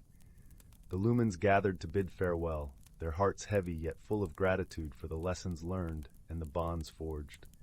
Before departing, Corin addressed the lumens, its voice filled with newfound emotion.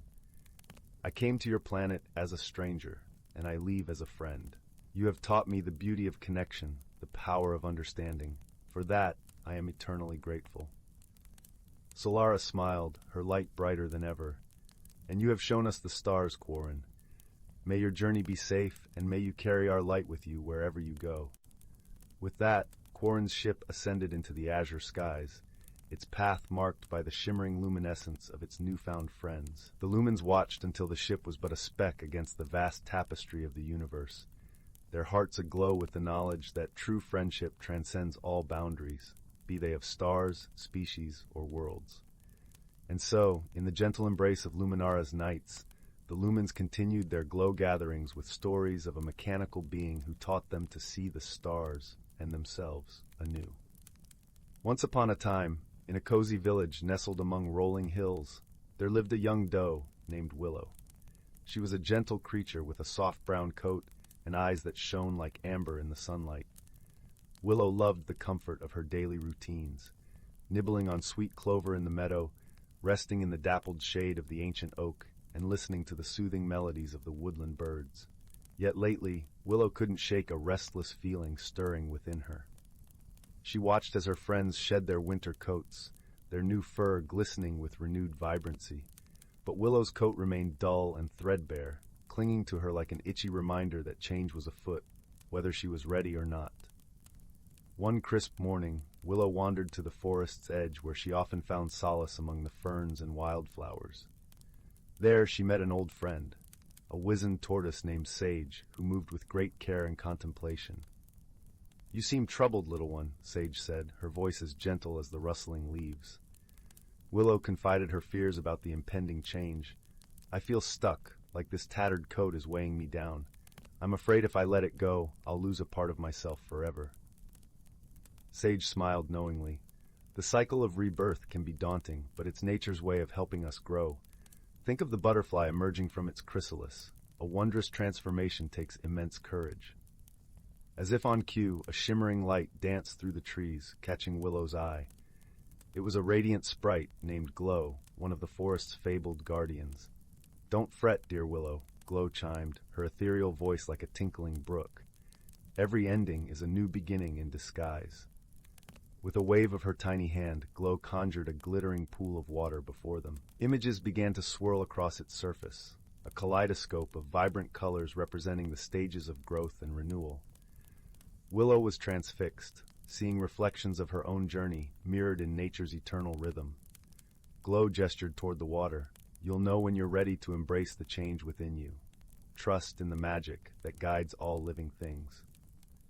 Heartened by her friend's wisdom, Willow realized her fears were rooted in resistance to the unknown. As the days passed, she moved through the transition with newfound grace, allowing her tattered coat to shed naturally.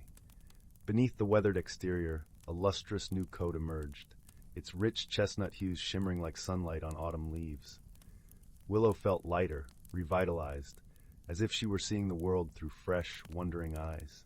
From that day on, she greeted each season as a wondrous teacher, honoring the continual cycle of transformation as the greatest magic of all.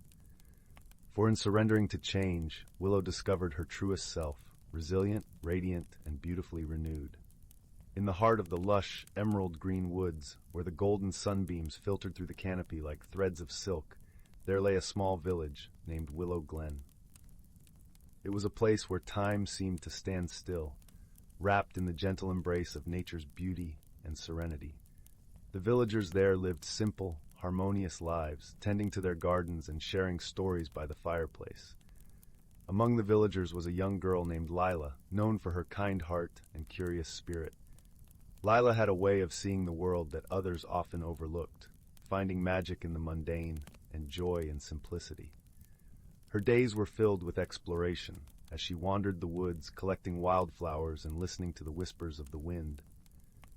One day, while following a particularly curious-looking butterfly with wings the color of a late-afternoon sky, Lila stumbled upon something extraordinary. Nestled beneath the roots of an ancient oak tree was a small, intricately carved wooden box. It was adorned with swirling patterns, reminiscent of the dancing leaves in autumn. As she carefully picked it up, she noticed it felt warm to the touch and seemed to hum with a life of its own. Lila's heart raced with excitement as she opened the box. Inside was a shimmering, iridescent stone, unlike anything she had ever seen. It glowed softly, casting a gentle light that danced in her eyes. As she held it, a comforting warmth spread through her, as if the stone itself was whispering secrets of forgotten times. Intrigued by her discovery, Lila hurried back to the village to show her best friend, Finn. Finn was a gentle soul with a mind as sharp as a fox's and a heart as vast as the ocean. Together they had shared countless adventures, each one more thrilling than the last. "Lila, where have you been?" Finn called out as she approached, his eyes lighting up with curiosity. "Finn, you won't believe what I found!" Lila exclaimed, holding out the stone for him to see. As Finn took the stone in his hands, his eyes widened in awe. "It's beautiful, Lila. But what is it?" he asked, turning the stone over to admire its luminescent surface. "I don't know," Lila admitted, "but I think it's special. It feels alive." The two friends sat beneath the shade of a willow tree, discussing the stone's origins and pondering its purpose. As they spoke, the stone seemed to pulse softly, as if responding to their words. It was then that Finn noticed something remarkable. "Lila, look!" he said, pointing to the ground. As they watched, the grass around them began to shimmer with the same iridescent glow as the stone, forming a delicate pathway leading deeper into the woods. With hearts full of wonder and a sense of adventure, Lila and Finn decided to follow the glowing path. It twisted and turned through the forest, leading them to places they had never seen before. The air was filled with the scent of wildflowers, and the sounds of birdsong accompanied their journey. As they walked, they noticed that the path seemed to guide them through a hidden world, one that existed just beyond the veil of the ordinary. Trees with leaves of silver and flowers that sang in the breeze surrounded them, and they marveled at the beauty of it all. Eventually, the path led them to a clearing bathed in golden light. In the center stood a magnificent tree, its branches stretching toward the heavens, adorned with blossoms that glowed like stars. "This must be the heart of the forest," Finn whispered, his voice filled with awe. Lila nodded, her eyes shining with wonder. "It's like a dream," she said softly. As they approached the tree, the stone in Lila's hand began to glow brighter, and a gentle voice filled the air around them. It spoke not in words, but in feelings and images, conveying a sense of warmth and belonging. "You have found the stone of harmony," the voice seemed to say. "It is a gift from the forest, a symbol of the bond between nature and those who cherish it." Lila and Finn exchanged a glance, understanding dawning within them. The stone was not just a magical object. It was a reminder of the harmony that existed between all living things, a connection that could be felt in every breath of wind and every rustle of leaves. As they stood beneath the tree, the stone pulsed with a gentle rhythm, and the world around them seemed to come alive. The whispers of the forest became clearer, speaking of ancient stories and timeless wisdom. "We must protect this place," Leela said, her voice filled with determination. "It's a treasure, and it needs to be cherished." Finn nodded, his heart swelling with pride. "Together, we can make sure it stays safe," he agreed. With a newfound purpose, the two friends made their way back to the village, their hearts light with the knowledge of the secret world they had discovered. They shared their tale with the villagers, who listened with rapt attention and vowed to help protect the forest and its hidden wonders. As the days turned into weeks, Lila and Finn continued to visit the clearing, tending to the tree and learning from the wisdom of the forest. They discovered that the stone had the power to heal and to bring peace, and they used it to help those in need, spreading kindness and harmony throughout the village. Through their actions, the forest thrived, and the bond between the villagers and the natural world grew stronger.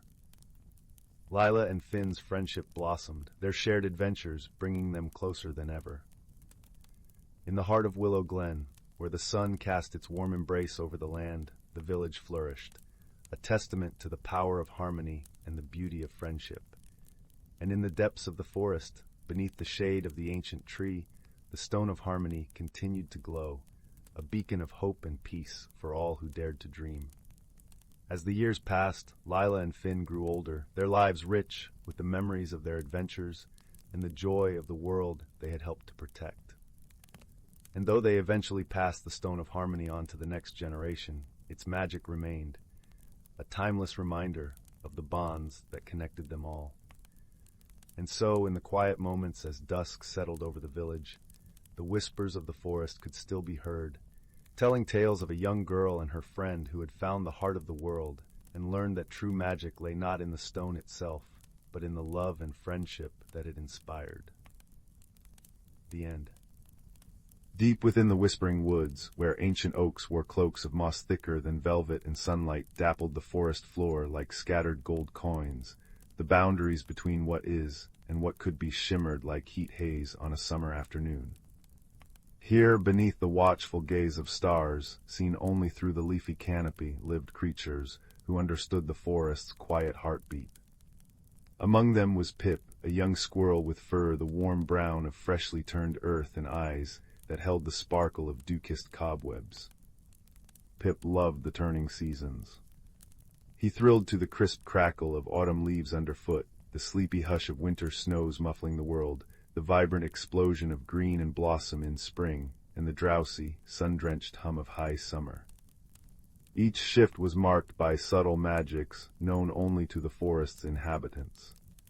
Spring arrived on the breath of the zephyr sprites, tiny beings woven from wind and pollen, who danced through the branches, coaxing buds to unfurl with their laughter.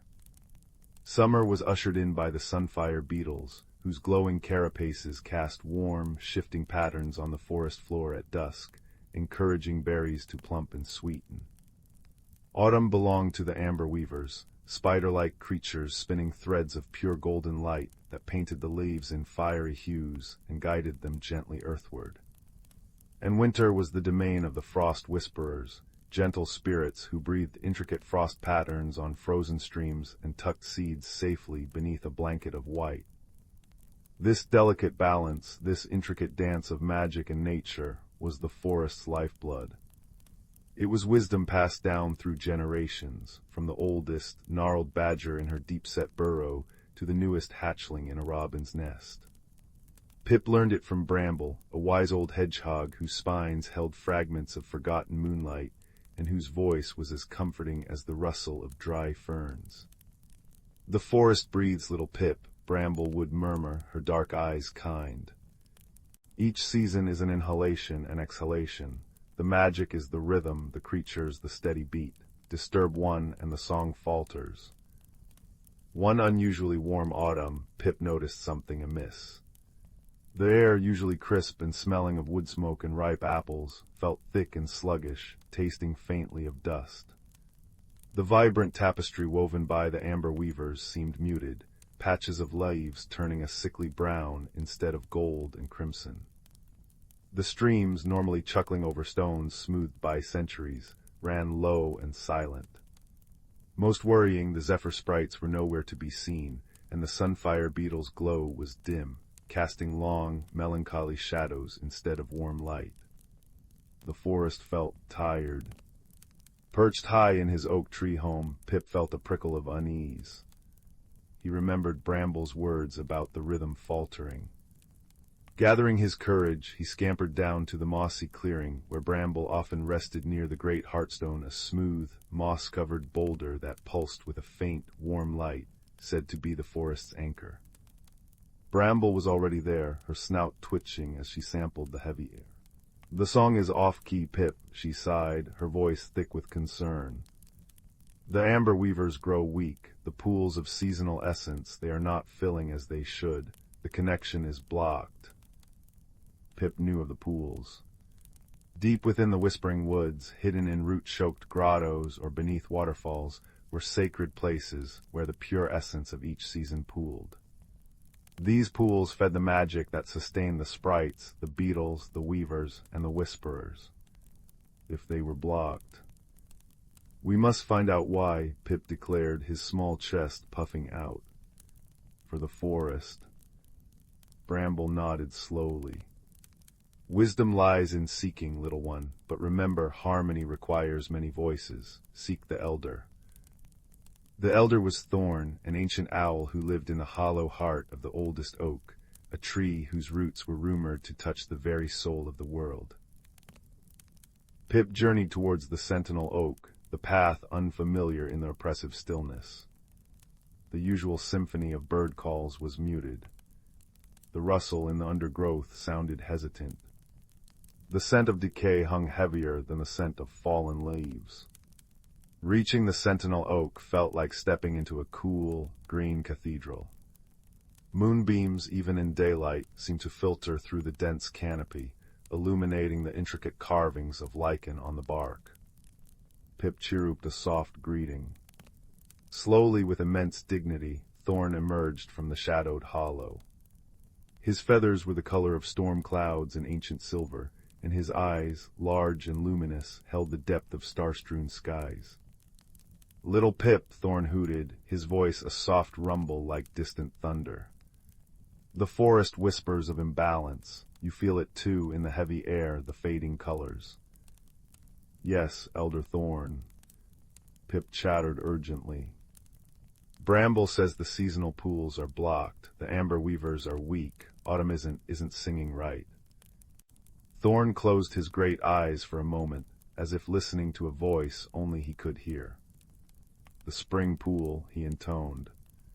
"Deep within the fern grotto, where the zephyr sprites draw their first breath, a great stone, shaken loose by the grumbling earth in the deep places, has fallen across its mouth. The essence cannot flow. Spring's renewal is stifled, weakening the chain that follows. Summer cannot fully wane, and autumn cannot fully awaken."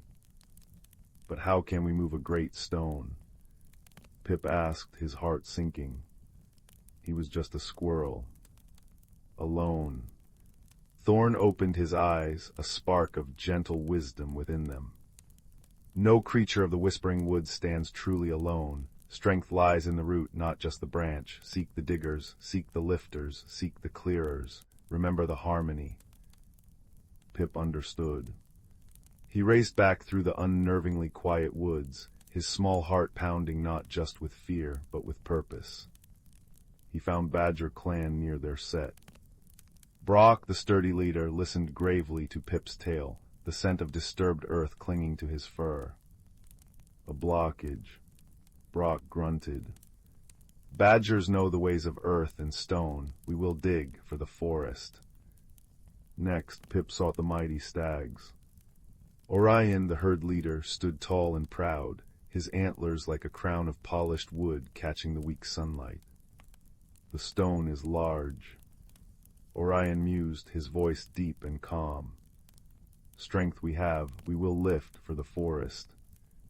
Finally, Pip scurried to the banks of the silver thread stream, where the water voles lived.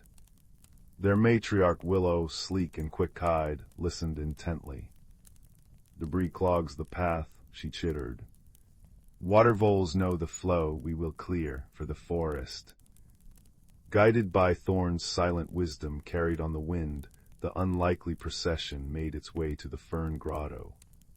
It was a hidden sanctuary, usually vibrant with maidenhair ferns and the sound of trickling water.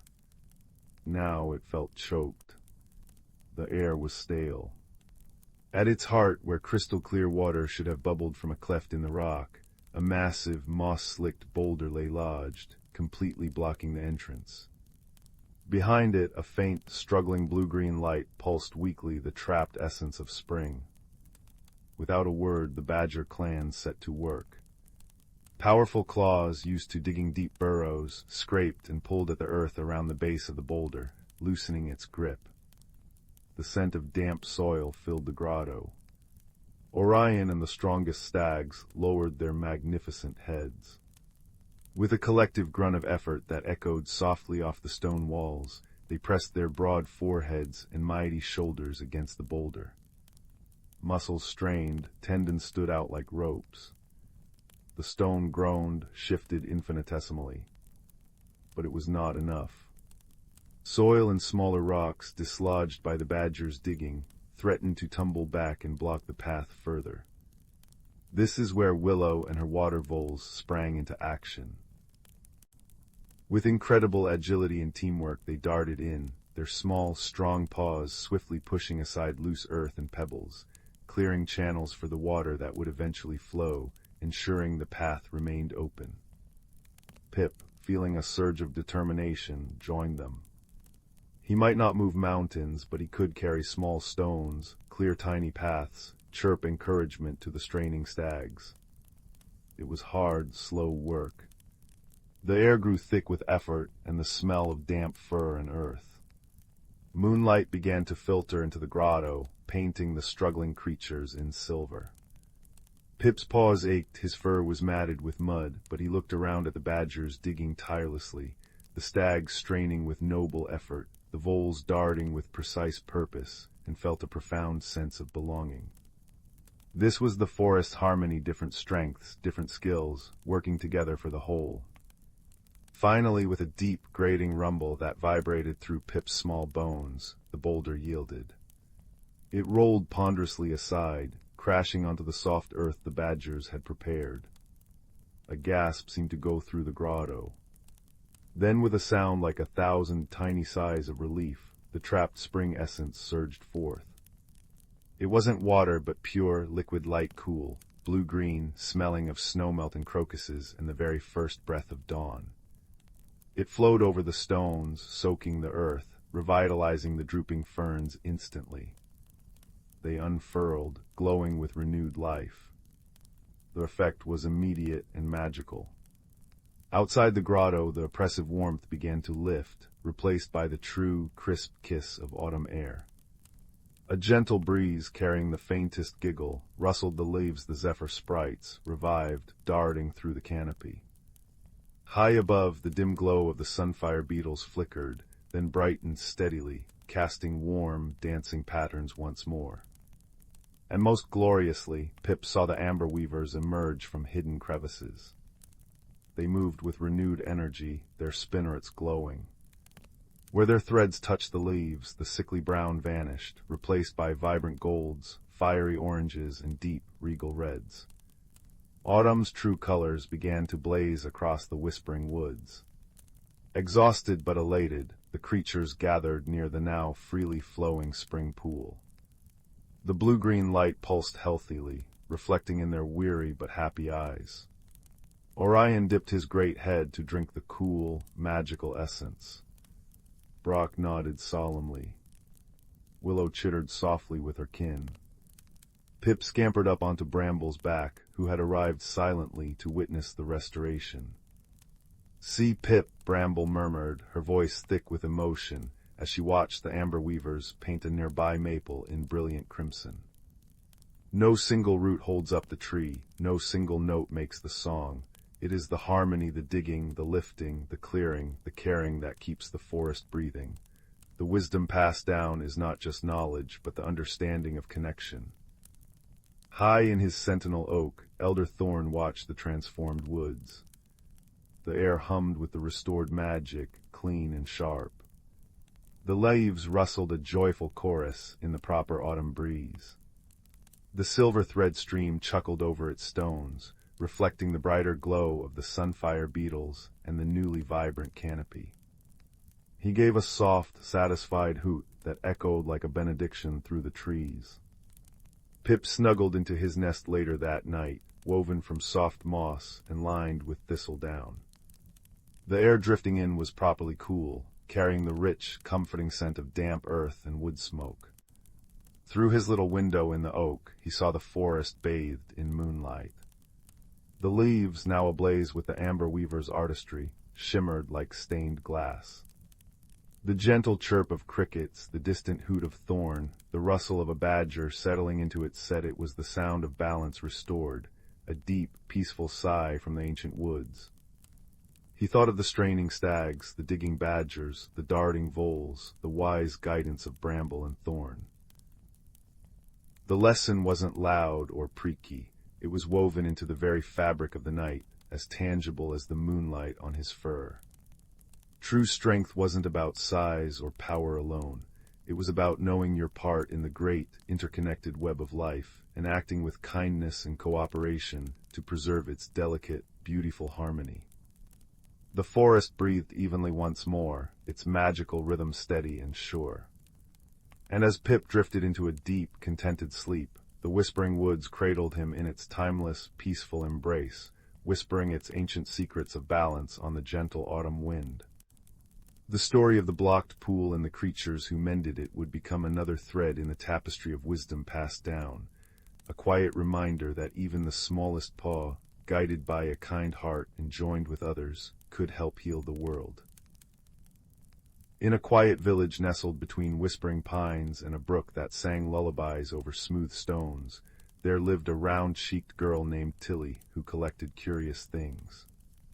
Her pockets always bulged with bottle caps that shimmered like dragon scales, feathers that changed color in sunlight, and pebbles warm as freshly baked bread. But her most prized possession was a tarnished silver key found buried in the roots of an ancient oak, its teeth shaped like tiny crescent moons. One drizzly afternoon, while organizing her treasures in the attic, Tilly discovered a peculiar keyhole beneath a moth-eaten tapestry. It glowed faintly, as if someone had trapped moonlight in the wood. When her lunar key slid in with a satisfied click, the wall dissolved into mist, revealing a cobblestone path lined with lanterns shaped like dandelion clocks, their seeds glowing like captive fireflies. The path led to a dimly lit workshop where 7 clocks hung suspended from the ceiling, each frozen at a different hour. In the center stood a workbench cluttered with curious tools, scissors that snipped shadows into lace patterns, a thimble overflowing with liquid starlight, and an enormous book bound in what looked like dragonfly wings. A voice like creaking floorboards startled her. "You're early for the mending, but just in time for tea." From behind a grandfather clock emerged a badger in a patched waistcoat, balancing a tray of lavender shortbread and steaming chamomile tea in a pot that swirled with galaxies. I'm Horatio, he said, brushing flour from his whiskers, keeper of lost moments. That key of yours isn't for doors, child. It wins the clocks of forgotten memories. As Tilly sipped tea that tasted like grandmother hugs and rainy day stories, Horatio explained how unremembered joys escaped as silver dust collected by the clocks. But the seventh clock, its face cracked, hands dangling limply, had stopped absorbing memories long ago. Without it, the village will lose its laughter, its secret kindnesses, its quiet courage, he sighed, the constellations in his teacup dimming. Their quest began in the velvet hollows, where memories rolled like fog through valleys of memory moss. A chatty sparrow named Pippin, who wore acorn caps as hats, joined them. Lost things find me whether I like it or not. She navigated using a compass needle that pointed not north, but toward what matters most. Through fields of frozen tears that chimed like wind chimes when stepped on, and past rivers where fish made from whispered secrets jumped over their canoe, they collected glowing memory fragments in Horatio's starry teapot. The true challenge came at the obsidian bridge guarded by the absence, a shadow creature formed from forgotten fears. It loomed like storm clouds given form, its voice the screech of unoiled hinges. No light may cross, it roared, tendrils of darkness extinguishing their lanterns. Tilly's fingers trembled against the memory-filled teapot, now pulsing warm as a heartbeat. Remembering how her mother once calmed her night terrors by naming 3 good things, Tilly whispered, the cinnamon scent of Horatio's workshop. Pippin chirped, watching sunrises from my birch tree perch. Horatio added, the click when a memory fits where it belongs. As they spoke, the teapot overflowed with light, not blinding but gentle as dawn. The absence shriveled like mist under morning sun, revealing the bridge now carpeted in starlight blossoms. Mending the 7th clock required not tools, but truth. Tilly placed the teapot's memories into the clock's cracked face as Horatio hummed a lullaby older than rivers. The final fragment, a memory of Tilly herself placing the key back under the oak for her future self to find, clicked into place. Clocks chimed in unison, showering the workshop in snowflake-shaped memories that dissolved into the air like sugar in tea. Returning home, Tilly found her key now warm to the touch, its teeth gleaming. The village seemed unchanged, yet Baker missed her. Bramble suddenly recalled his wife's favorite song, Old Miss. Ivy found her long-lost recipe for Honeycrisp apple pie, and children's laughter lingered in twilight like fireflies. In her attic the keyhole remained, a faint silver smile in the wood. Years later, when a wide-eyed boy showed Tilly a compass that pointed to second chances, she served him starberry tea in a familiar galaxy-swirled pot, the 7th clock ticking contentedly above them.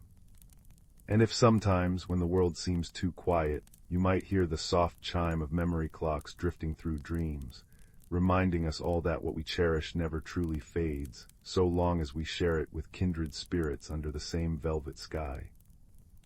In a quaint village nestled between rolling emerald hills and a babbling brook, there lived a young girl named Lila. Her eyes sparkled with the same curiosity as the brook rippling outside her window, forever whispering tales of lands unknown. Lila loved her village, with its cobblestone paths and flower-laden windowsills, but her heart yearned for adventure beyond the familiar fields and orchards. One misty morning, as the sun began its gentle climb above the horizon, Lila set off on a journey, wrapped in a cloak of soft wool and armed with nothing but a small satchel filled with bread and cheese. She followed the brook's melodious tune, which seemed to invite her to discover its source.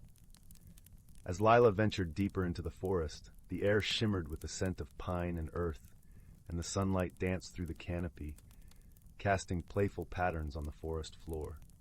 She soon arrived at a place where the brook widened into a serene pond, its surface a mirror of the azure sky. Here, Lila paused, enchanted by the sight of lily pads floating like tiny green islands. Suddenly, the stillness was broken by a gentle splash. Lila turned to see a curious creature peeking out from behind a lily pad. It was a frog, but unlike any she had seen before.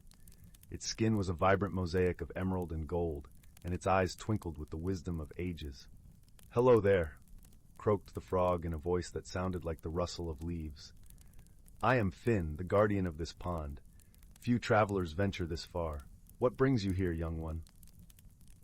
"I seek adventure and the wonders of the unknown," Lila replied, her voice filled with the earnestness of a true explorer. Finn nodded, his eyes crinkling with approval. "Then you must follow the path of the fireflies," he said, gesturing to a trail of glowing lights that danced in the air, leading deeper into the forest. Lila thanked Finn and set off once more, her heart alight with excitement.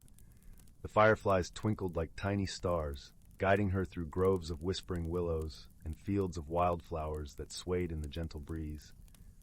The forest was alive with the songs of birds and the rustle of small creatures hidden in the underbrush. As she walked, Lila encountered a family of rabbits, their fur as soft and white as freshly fallen snow. The youngest rabbit, with ears too large for his little head, hopped over to her, offering a carrot from their stash.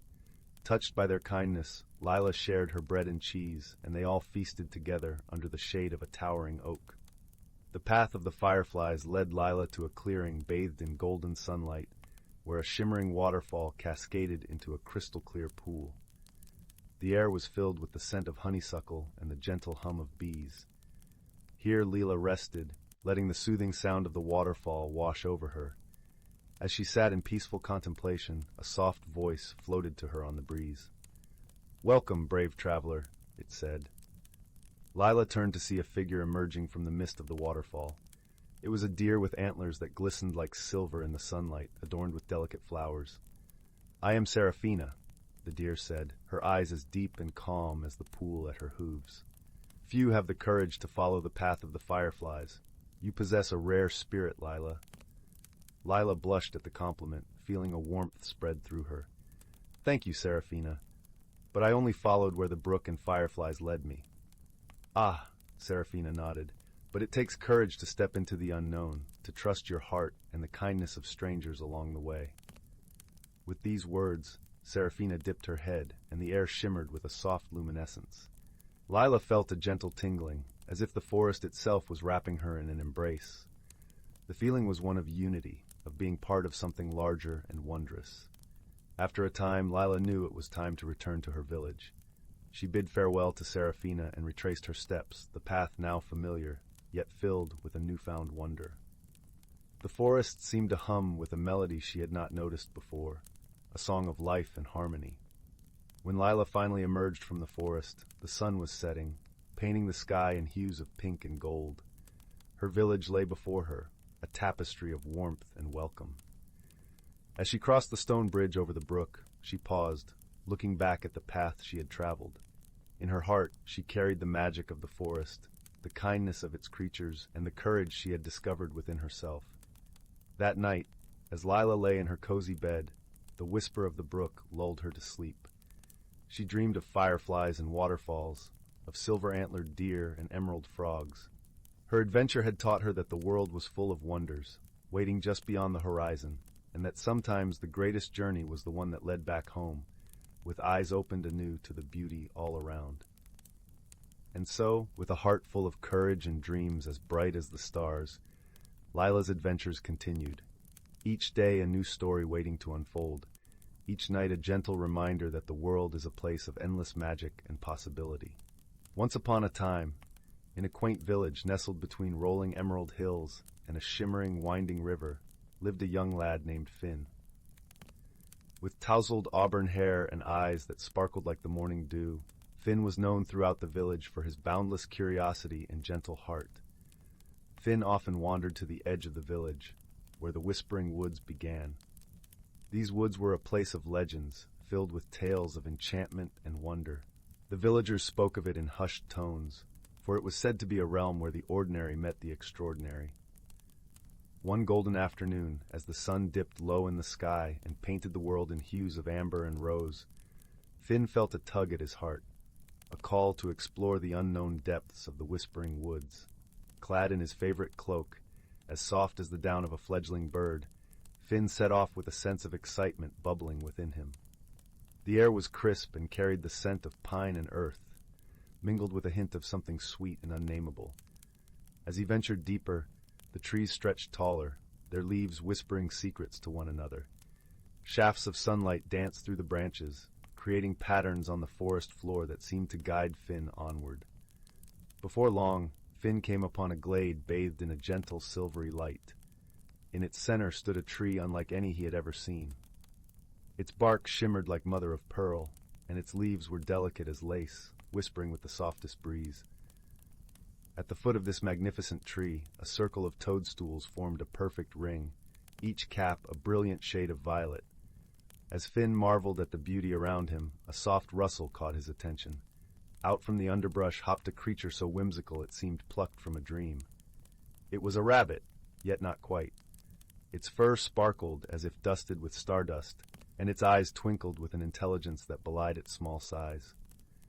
"Greetings, young adventurer," the rabbit said in a voice like the tinkling of tiny bells. "I am Thistle, keeper of the Whispering Woods. What brings you to our enchanted glade?" Finn, though surprised, felt a warmth in his heart at Thistle's gentle demeanor. "I seek to explore and learn, dear Thistle," he replied, his voice soft and sincere. "I wish to understand the wonders of this place." Thistle nodded, his whiskers twitching with delight. "Then you shall," he said, "but remember, true exploration requires courage and a willingness to see with more than just the eyes." With that, Thistle bounded away, leaving a trail of twinkling lights in his wake. Finn followed, his heart beating with a mix of anticipation and joy. The path wound through the woods, leading Finn to a series of gentle challenges. First, he encountered a brook, where stepping stones gleamed like polished gems. As he crossed, each stone played a note, creating a melody that filled the air with a tranquility that soothed his soul. Next, a clearing opened up before him, where flowers of every hue swayed in a harmonious dance. Finn paused, admiring their beauty, when a breeze carried their soft voices to him. "To find your path, you must listen to the whispers of your heart," they chimed, their petals brushing against him like a comforting embrace. Finally, Finn arrived at a misty meadow where the air shimmered with anticipation. There he met an elder turtle named Sage, whose shell was etched with stories of time long past. "Ah, young Finn," Sage greeted, his voice deep and resonant as a distant drum. "You have journeyed far and learned much. But tell me, what is it you seek most?" Finn pondered Sage's question, feeling the warmth of the sun and the coolness of the grass. "I seek to understand the courage within me," he answered, realization dawning in his eyes like the first light of dawn. Sage nodded, a wise smile gracing his features. "Then know this, dear child," he said. "Courage is not the absence of fear, but the strength to face the unknown with an open heart." With those words, the meadow began to glow softly, as if the very earth was smiling upon Finn. He felt a sense of peace and fulfillment, knowing that his journey had revealed the courage that had always resided within him. As the sun dipped below the horizon, painting the sky with stars, Finn made his way back home, his heart a tapestry of wonder and newfound wisdom. The Whispering Woods had shared their magic with him, and he carried it in his heart, a gentle reminder of the beauty found in exploration and the courage to embrace the unknown. And so, under the watchful gaze of the moon, Finn drifted into a slumber as deep and serene as the night itself, dreaming of adventures yet to come and the friendships formed along the way. The Amber Guardian. In a valley where autumn never truly faded, where maple leaves glowed like stained glass against perpetual golden hour, there lived a girl named Leela whose footsteps never crunched. Though she walked the forest paths daily, her boots left no mark on the russet moss, her passing noted only by the shiver of silver birches leaning close to whisper. The villagers called her the Quiet One, though had they listened beyond their looms and plows, they might have heard the way chickadees trilled melodies only she could answer, or how the creek altered its course to show her polished stones shaped like teardrops. It was on one such meandering walk that Leela found the first thread, a strand of luminous orange suspended between two foxgloves, humming faintly. When she reached to touch it, the forest inhaled. Ferns curled inward. Clouds paused mid-drift. The thread dissolved into mist that pooled around her ankles, forming a path that glistened like snail tracks under moonlight. Curious things choose curious souls, murmured a voice like wind through reeds. Behind a hawthorn bush stood a fox with fur the color of smoldering embers, one ear tipped with velvet black. Its eyes held the patient gleam of someone who'd watched centuries unfold. Leela knelt, palms upturned. Are you lost? The fox blinked slowly. Lost implies I had a destination.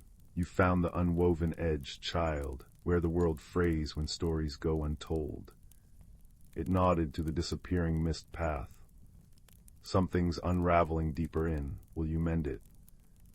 Most children would have fled.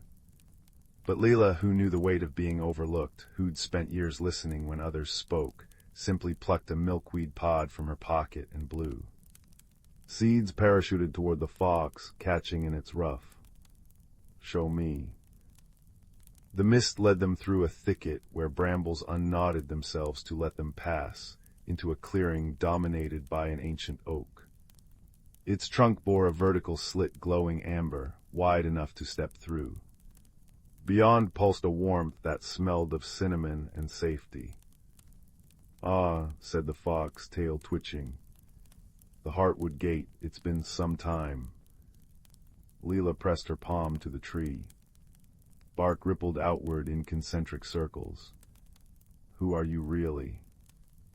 A keeper of neglected tales, you may call me Ember. The fox brushed against her leg, surprisingly solid. What we seek is a spindle stolen from this tree long ago, a sliver of its core that spins starlight into seasons. Without it, the forest's magic dwindles. Yours does too, though you haven't noticed yet. Leela frowned. Her hands had been colder lately, her shadow less distinct at noon. Who took it? Fear. Ember's ears flattened. A creature born from loneliness who thought hoarding light might cure its ache. It dwells in the clockwork hollow now, where time pools stagnant. The tree's aperture brightened, beckoning. Leela stepped through, and into a world where trees grew upside down, roots fanning like chandeliers dripping with bioluminescent moss. The air thrummed with the lazy drone of giant bees, carrying pollen that sparkled like crushed diamonds. But beneath the beauty lurked wrongness, patches of gray void where colors drained away, leaves crumbling to dust mid-sway. Ember nudged a decaying bluebell with his nose. The hollow's corruption spreads. We must reach the spindle before the equinox, when the gate seals for another century. Their journey wove through surreal landscapes, a meadow where flowers chimed when touched, requiring Leela to compose a melody to open a path. A river of liquid shadow that demanded she surrender a memory to cross. She gave the recollection of her mother's lullabies, voice growing hoarser each year, and wept silent tears as it flowed away.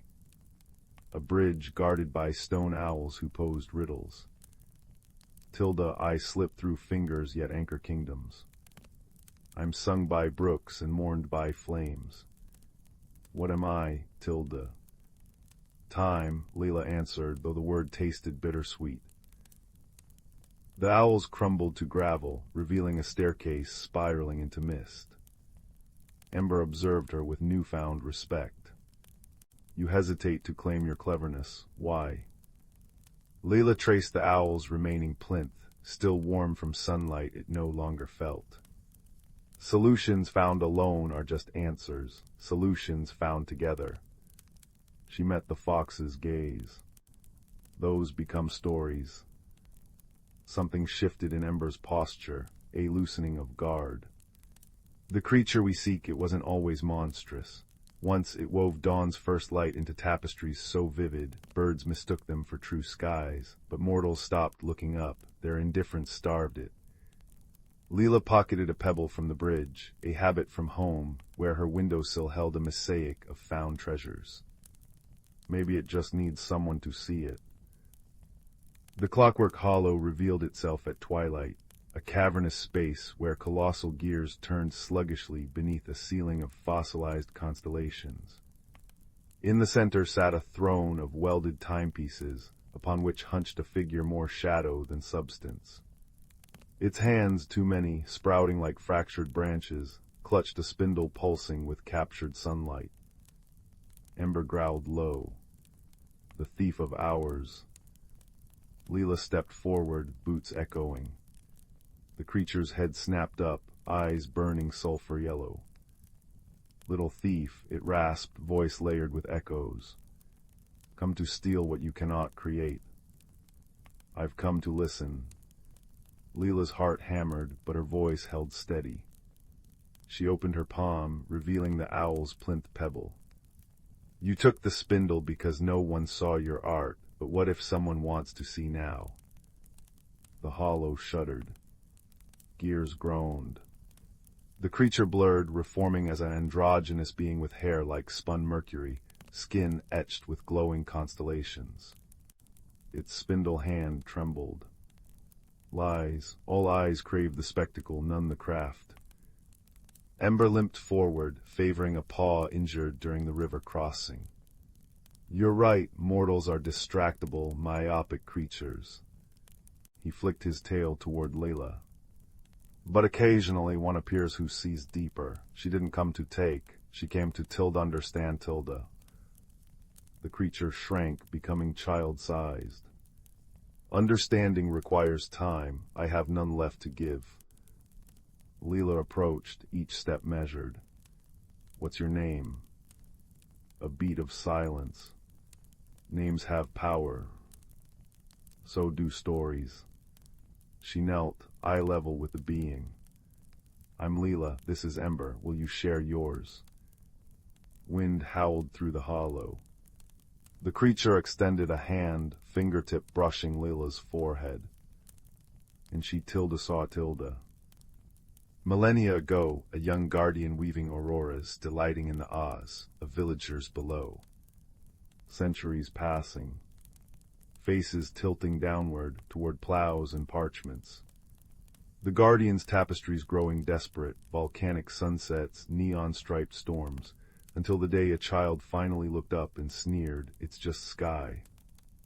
The spindle's theft hadn't been malice, but a scream for attention. Aster, Leela breathed, the name blooming unbidden. Your name is Aster. The guardian recoiled as if struck. Ember's ears pricked. The Star Maker, but you faded eons ago. Fade, persist, what difference? Aster's form flickered between being and shadow. Mortals name constellations after dead things, Orion, Cassiopeia, never the hands that arranged them. Layla unbuttoned her cardigan, revealing a neckline stitched with embroidered stars, crude but earnest. I've tried weaving my own. They're lopsided, but I could learn if you taught me. Aster stilled. The spindle's glow softened to honeyed gold. You would care to know. Ember sat back, tail curling thoughtfully. The equinox approaches. Return the spindle and perhaps an arrangement could be made. The girl needs guidance, you need purpose. Even a fox can see the symmetry. Dawn found them at the Heartwood Gate, spindle restored. The oak's fissure knit itself closed, leaving only a faint scar.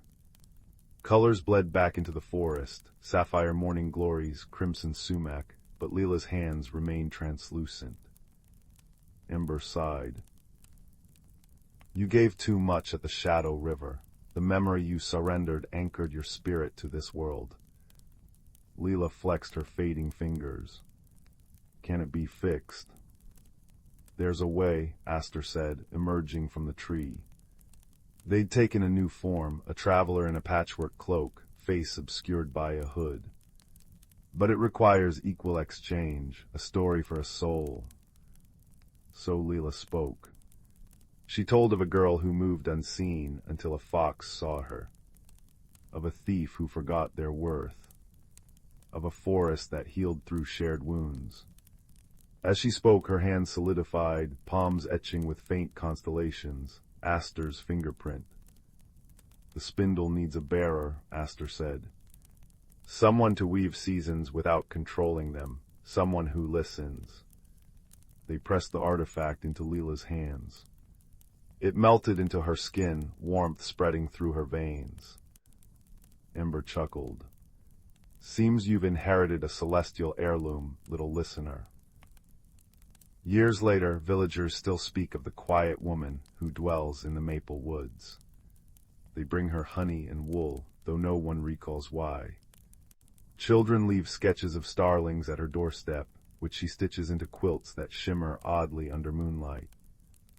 If you wander the trails at dusk, you might glimpse her, a figure with storm-cloud hair and eyes like captured twilight, followed by a rust-furred fox. Together they mend frayed edges, guiding lost hikers via firefly trails, untangling ivy from stone, humming melodies that make willows dance. And in the deepest thicket, where the heartwood gate once stood, a single oak leaf spins eternally on its stem, weaving sunlight into stories, patiently awaiting the next curious soul. The whispering locket and the moonlit grove. In a village hugged by misty blue mountains, where chimney smoke curled into the stars like silver thread, there lived a soft-spoken girl named Leela. Her hands were always stained with ink from sketching wildflowers, and her pockets bulged with acorns collected for good luck. But Leela's greatest secret lay buried beneath her woolen quilt, a worn map of the starwood forest, its edges marked with her father's faded handwriting. Where the ferns dance double, the hidden world breathes. One crisp autumn evening, as amber leaves pirouetted past her window, Leela discovered a peculiar glint beneath the roots of the ancient hawthorn tree. Brushing away soil and cobwebs, she unearthed a locket shaped like an owl's eye, its bronze surface etched with constellations. When she clicked it open, a melody hummed forth, 3 notes, deep and resonant as a cello's cry, and the forest beyond her garden gate shivered. The first note, a fox in the frost. The starwood's usual chorus of crickets had stilled. Moonlight pooled between the pines like liquid mercury, guiding Leela to a clearing where frost flowers bloomed in fractal patterns. There, whimpering beneath a fallen oak branch, was a fox, but not any ordinary fox. His fur shimmered russet gold even in shadow, and his eyes held twin sparks of topaz fire. "Little thief," the fox grumbled, though his voice was more weary than cross.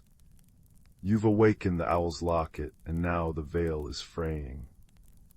Leela crouched, ignoring the cold seeping through her stockings. "You can talk." "All creatures can talk," he huffed, nudging his trapped paw. "Most humans just forget how to listen. Now, unless you'd like the shadow root to poison this entire forest by dawn, please lift this accursed timber." Together they freed his leg, strangely unbroken, revealing a scar shaped like a crescent moon. "I'm Tobin," he said, shaking frost from his coat. "Keeper of the Between, and you, ink-fingered child, have just volunteered to mend what your curiosity tore." The second note, the veil and the shadow root. Tobin led her to a birch grove where the air rippled like pond water. With a flick of his tail, the locket's second note rang out, a clear, high chime, and the trees parted. Beyond lay the veil, a mirror world where willows wept amber sap and mushrooms glowed periwinkle. But creeping through this wonder was the shadow root, a thorned vine oozing black smoke, withering everything it touched. "It's spreading faster," Tobin muttered. "The locket's song usually keeps it dormant, but when you opened it tonight..." Guilt prickled Leila's throat. "How do we stop it?" "By reaching the heart tree before moon high, but the path's grown dangerous." His ears flattened. "The shadow root twists minds. It'll show you fears, doubts, old sorrows. Stay close, and whatever you do, don't let go of the locket." The crossing, trials in the between. The first test came at the Chasm of Echoes, a gorge where the rocks screamed with voices of those who'd fallen. "You'll fail him," the cliffs jeered as Leela balanced on a rotting log. "Just like you failed Papa when he fell ill." She froze. Her father's last raspy breath, her own small hands too weak to lift the medicine vial. Breathe, little thief, Tobin urged, nudging her forward. The past is a weight, not a chain. The second test struck in the Valley of Whispers, where fog clung like damp lace. Shapes emerged, Leela's mother, face gaunt with worry, burning her map of Starwood. Foolish girl, wandering where you don't belong. Tobin nipped her sleeve. Illusions, remember why you came. Why did I come, she whispered. His tail brushed her wrist, warm, real. Because some hearts are born listeners. Now listen, there's the true path. A cricket's chirp, faint but unwavering, pulsed through the mist. They followed it to a stream, glowing with minnows like swimming opals. The third note, the heart tree's lament. When they reached the heart tree, an oak wider than a village square, its branches cradling nests of sleeping owls, Leela gasped. The shadow root had strangled its trunk, leaching color from its leaves. The locket's third note, a mournful hum, echoed through the hollow. Place the locket in the roots, Tobin instructed. But beware. The shadow root struck. Thorned tendrils yanked Leela into visions, her mother's empty chair by the fire. Tobin lying motionless, fur dull as ash. The starwood reduced to skeletal trees. You did this, the vine hissed. All for a pointless adventure. Tears blurred Leela's vision until she glimpsed the locket's glow. Not just bronze, bioluminescent like fireflies. Her father's voice surfaced, gentle as always. Courage isn't the absence of fear, my dove. It's love refusing to surrender. With a cry, she slammed the locket into the heart tree's core. Light erupted, golden starburst, scorching the shadow root into ash. Epilogue, the songs we carry. At dawn, Leela woke in her bed, the locket cool against her chest. Had it been a dream? But through her window, the starwood's leaves now blazed crimson gold, and on her sill sat a single topaz feather. Tobin visited often after that, visible only to her. They'd wander the vale, mending fragile places, a cracked turtle shell here, a wilting moonflower there.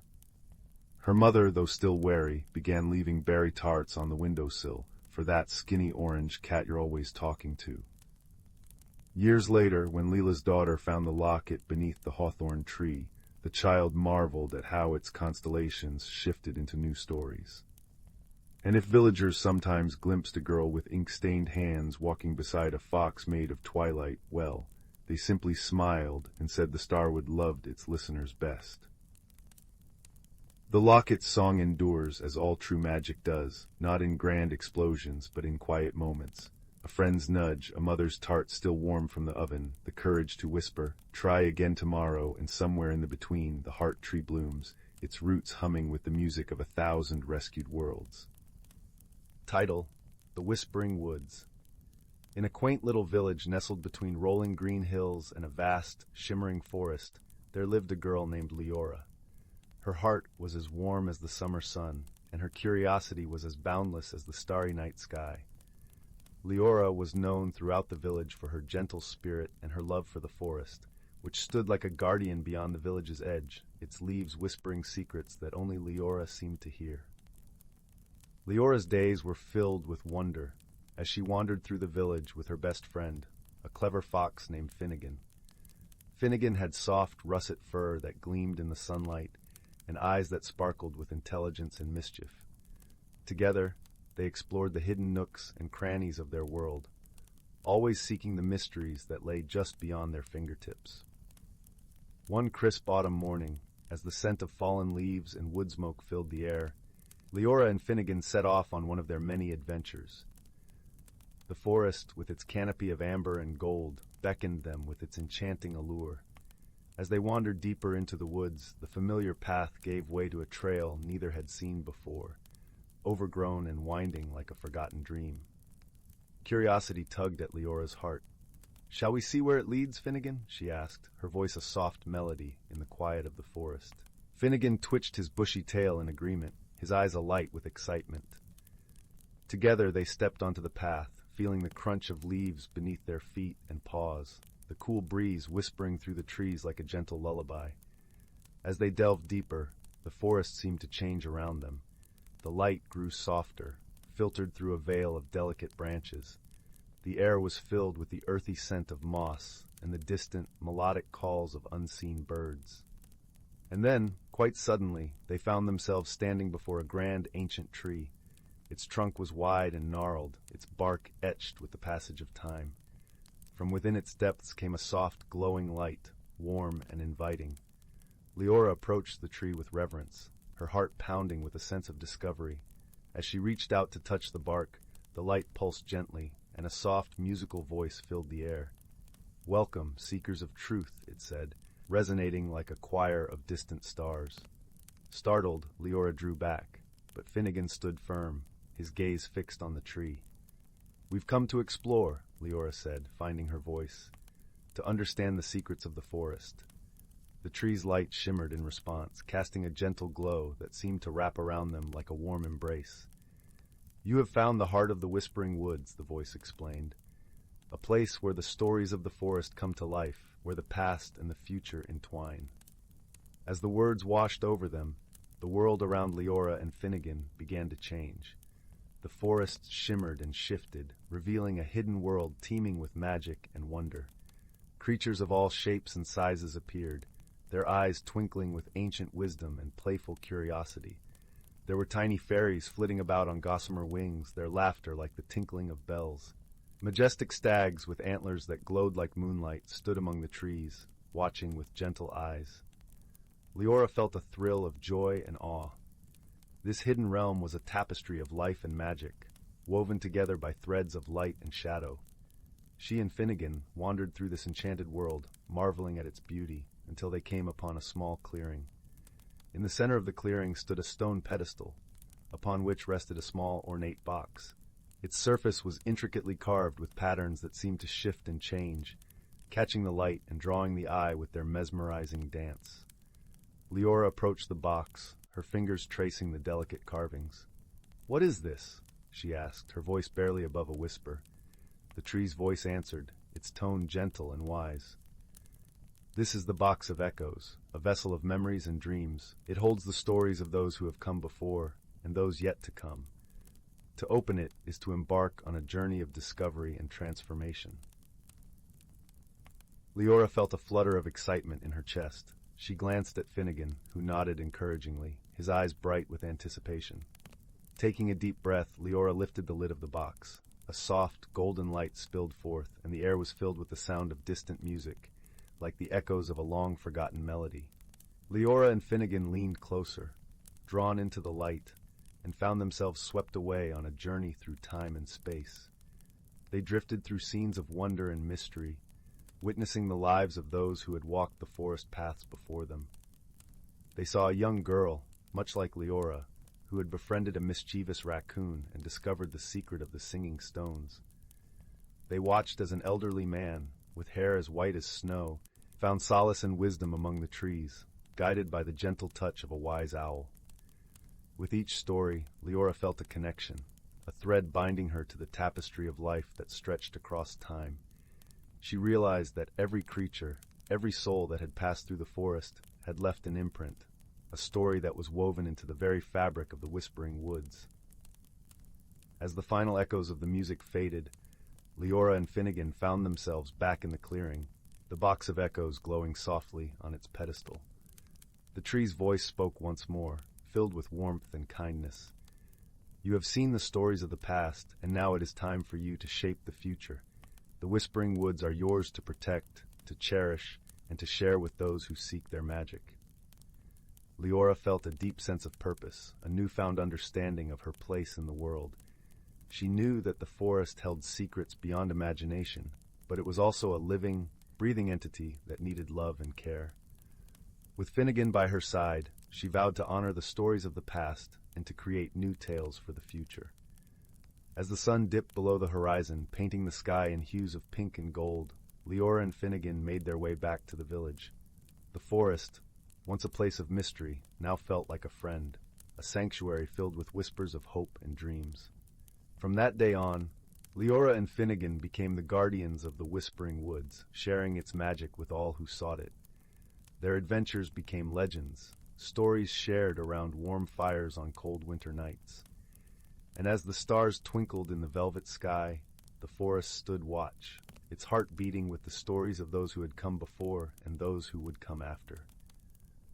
For in the Whispering Woods, every soul was a part of the grand tapestry of life, woven together by love, friendship, and the timeless magic of the world. The tale of Leora and Finnegan is a reminder that the world is filled with wonder and wisdom, waiting to be discovered by those with open hearts and curious minds.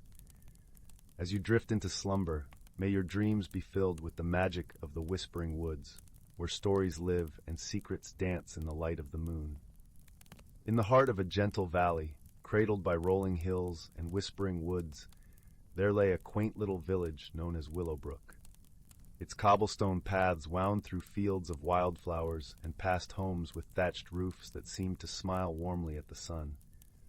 The air was always sweet with the scent of lavender and honey, and the breeze carried the soft, melodic hum of the brook that gave the village its name. In this charming village lived a young woman named Marin.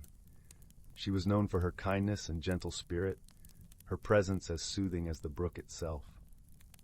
Yet Marin carried within her a quiet turmoil. Life in Willowbrook, though beautiful, felt too predictable for her restless heart. She longed for change, for something beyond the familiar patterns of her days. But the thought of stepping beyond the comfort of her village made her anxious, like a bird hesitant to leave its nest. Marin often found solace in the whispering woods at the edge of the village. There she would sit beneath the ancient oak, its branches stretching like arms to embrace the sky, and listen to the symphony of rustling leaves and chirping crickets. One evening, as the sun dipped low and painted the sky with hues of gold and lavender, Marin noticed something peculiar. Tiny orbs of light began to dance around her, flickering like distant stars brought to earth. These were the will-o'-the-wisps, mischievous yet wise spirits that flitted through the woods on gentle wings. They had watched Marin many times, sensing her inner conflict. As the wisps swirled around her, they whispered in voices like the tinkling of wind chimes, "Follow us, Marin, and discover the magic within." Curiosity, mixed with a sprinkle of courage, tugged at Marin's heart. She rose to her feet and followed the wisps deeper into the woods, where the air grew cooler and the shadows danced with an ethereal glow. The path was narrow, and the canopy of leaves above was thick, but the light of the wisps guided her safely through. As they journeyed deeper, the forest began to change.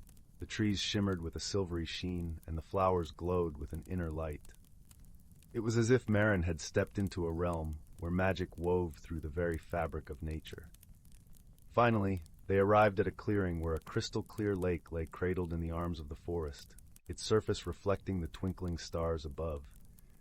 The wisps circled over the lake, creating gentle ripples that danced across the water. Marin approached the edge and gazed into the depths, her reflection mingling with the starlit sky. As she watched, her reflection began to shift, revealing not only her outward form, but the vibrant essence of who she truly was, a tapestry of dreams, fears, and untapped strength. "Change is not to be feared, dear Marin," the wisps chimed softly. "It is the very essence of growth. Just as the seasons transform the world around us, so too must we evolve to discover our true selves." Marin listened, the words sinking into her heart like seeds into fertile soil. In that moment, she understood that change, though daunting, was a part of life's natural rhythm. It was the key to unlocking her potential and embracing the wonders beyond the horizon of her familiarity. With newfound clarity, Marin thanked the wisps, her voice a gentle breeze through the trees. "I see now that change is not my enemy, but my guide. I will embrace it with an open heart."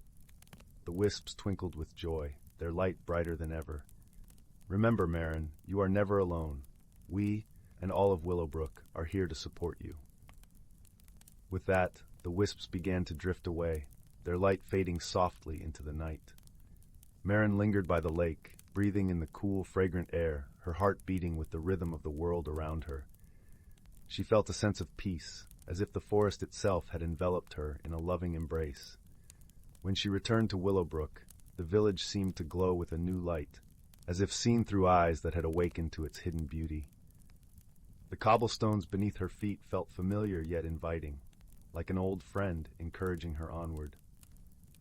In the days that followed, Marin began to explore new paths within her life.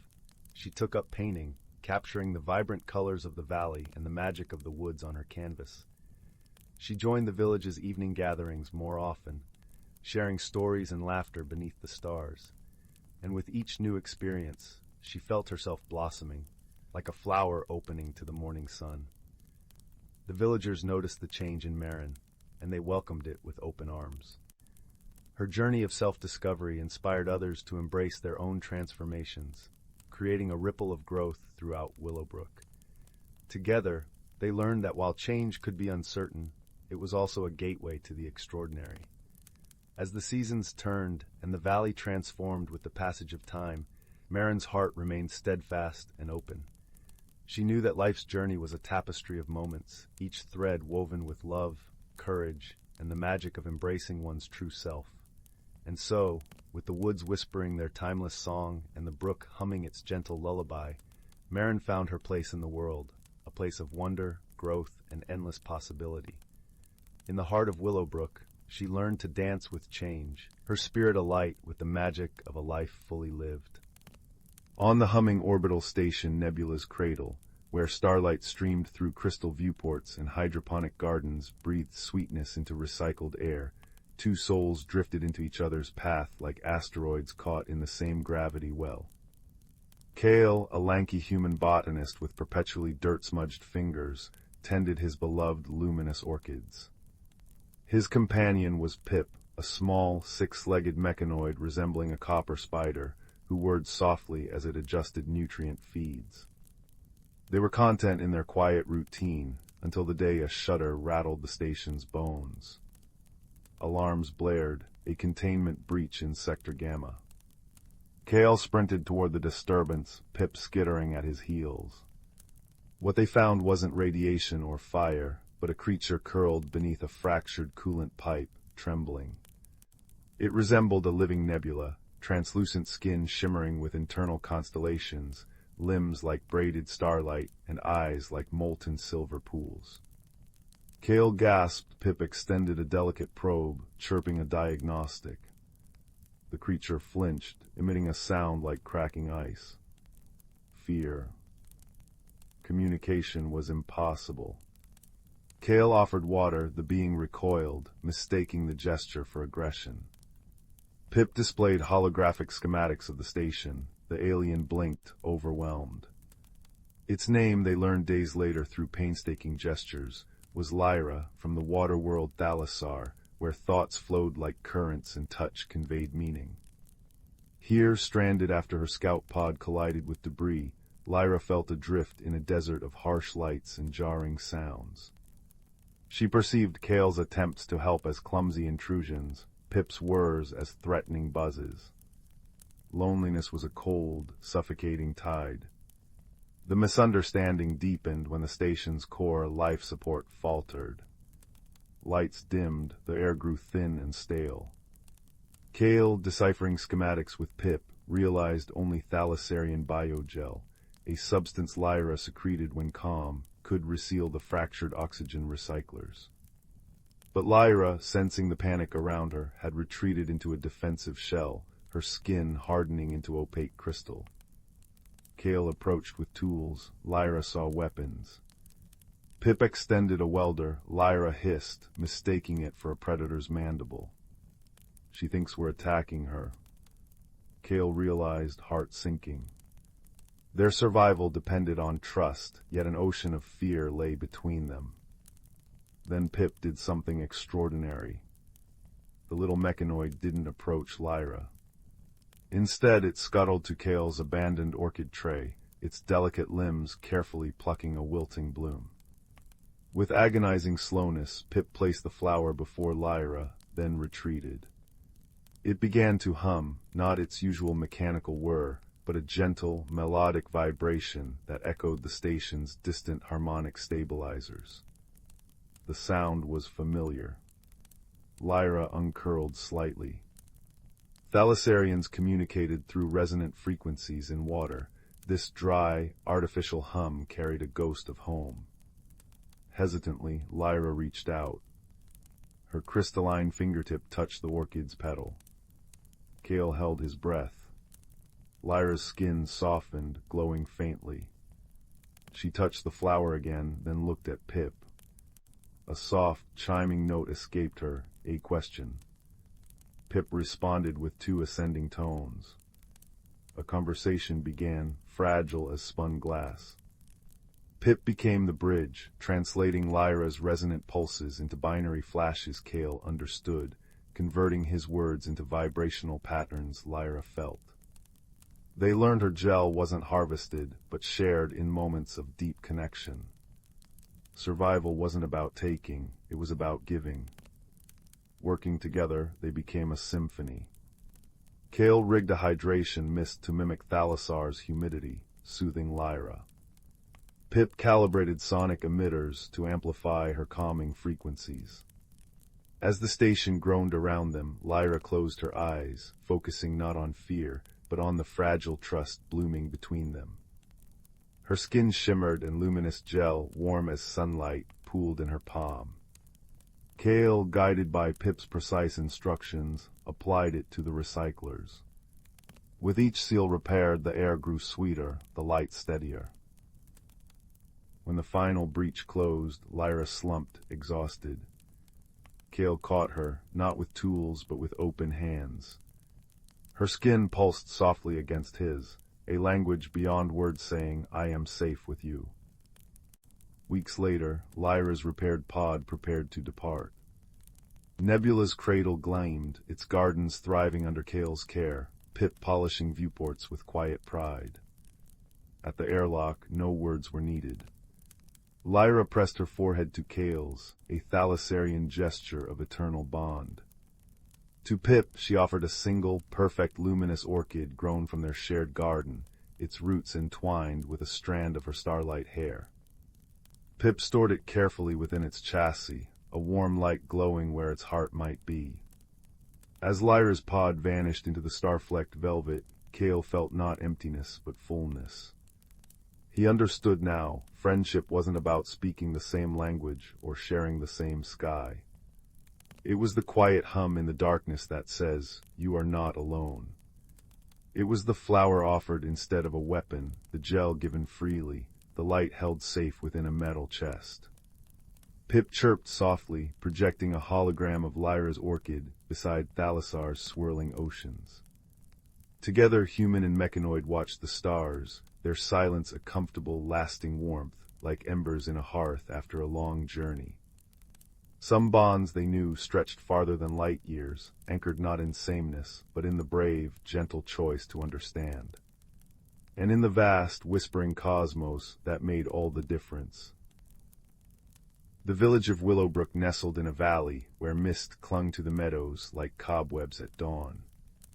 It was a quiet place, where days unfolded with the gentle rhythm of rain on rooftops and the scent of baking bread. Young Theo, with eyes the color of storm clouds and a quiet disposition, often felt like a misplaced stitch in its comfortable tapestry. While others chased butterflies or built forts, Theo found solace in the dusty corners of his grandmother's attic, drawn to forgotten things.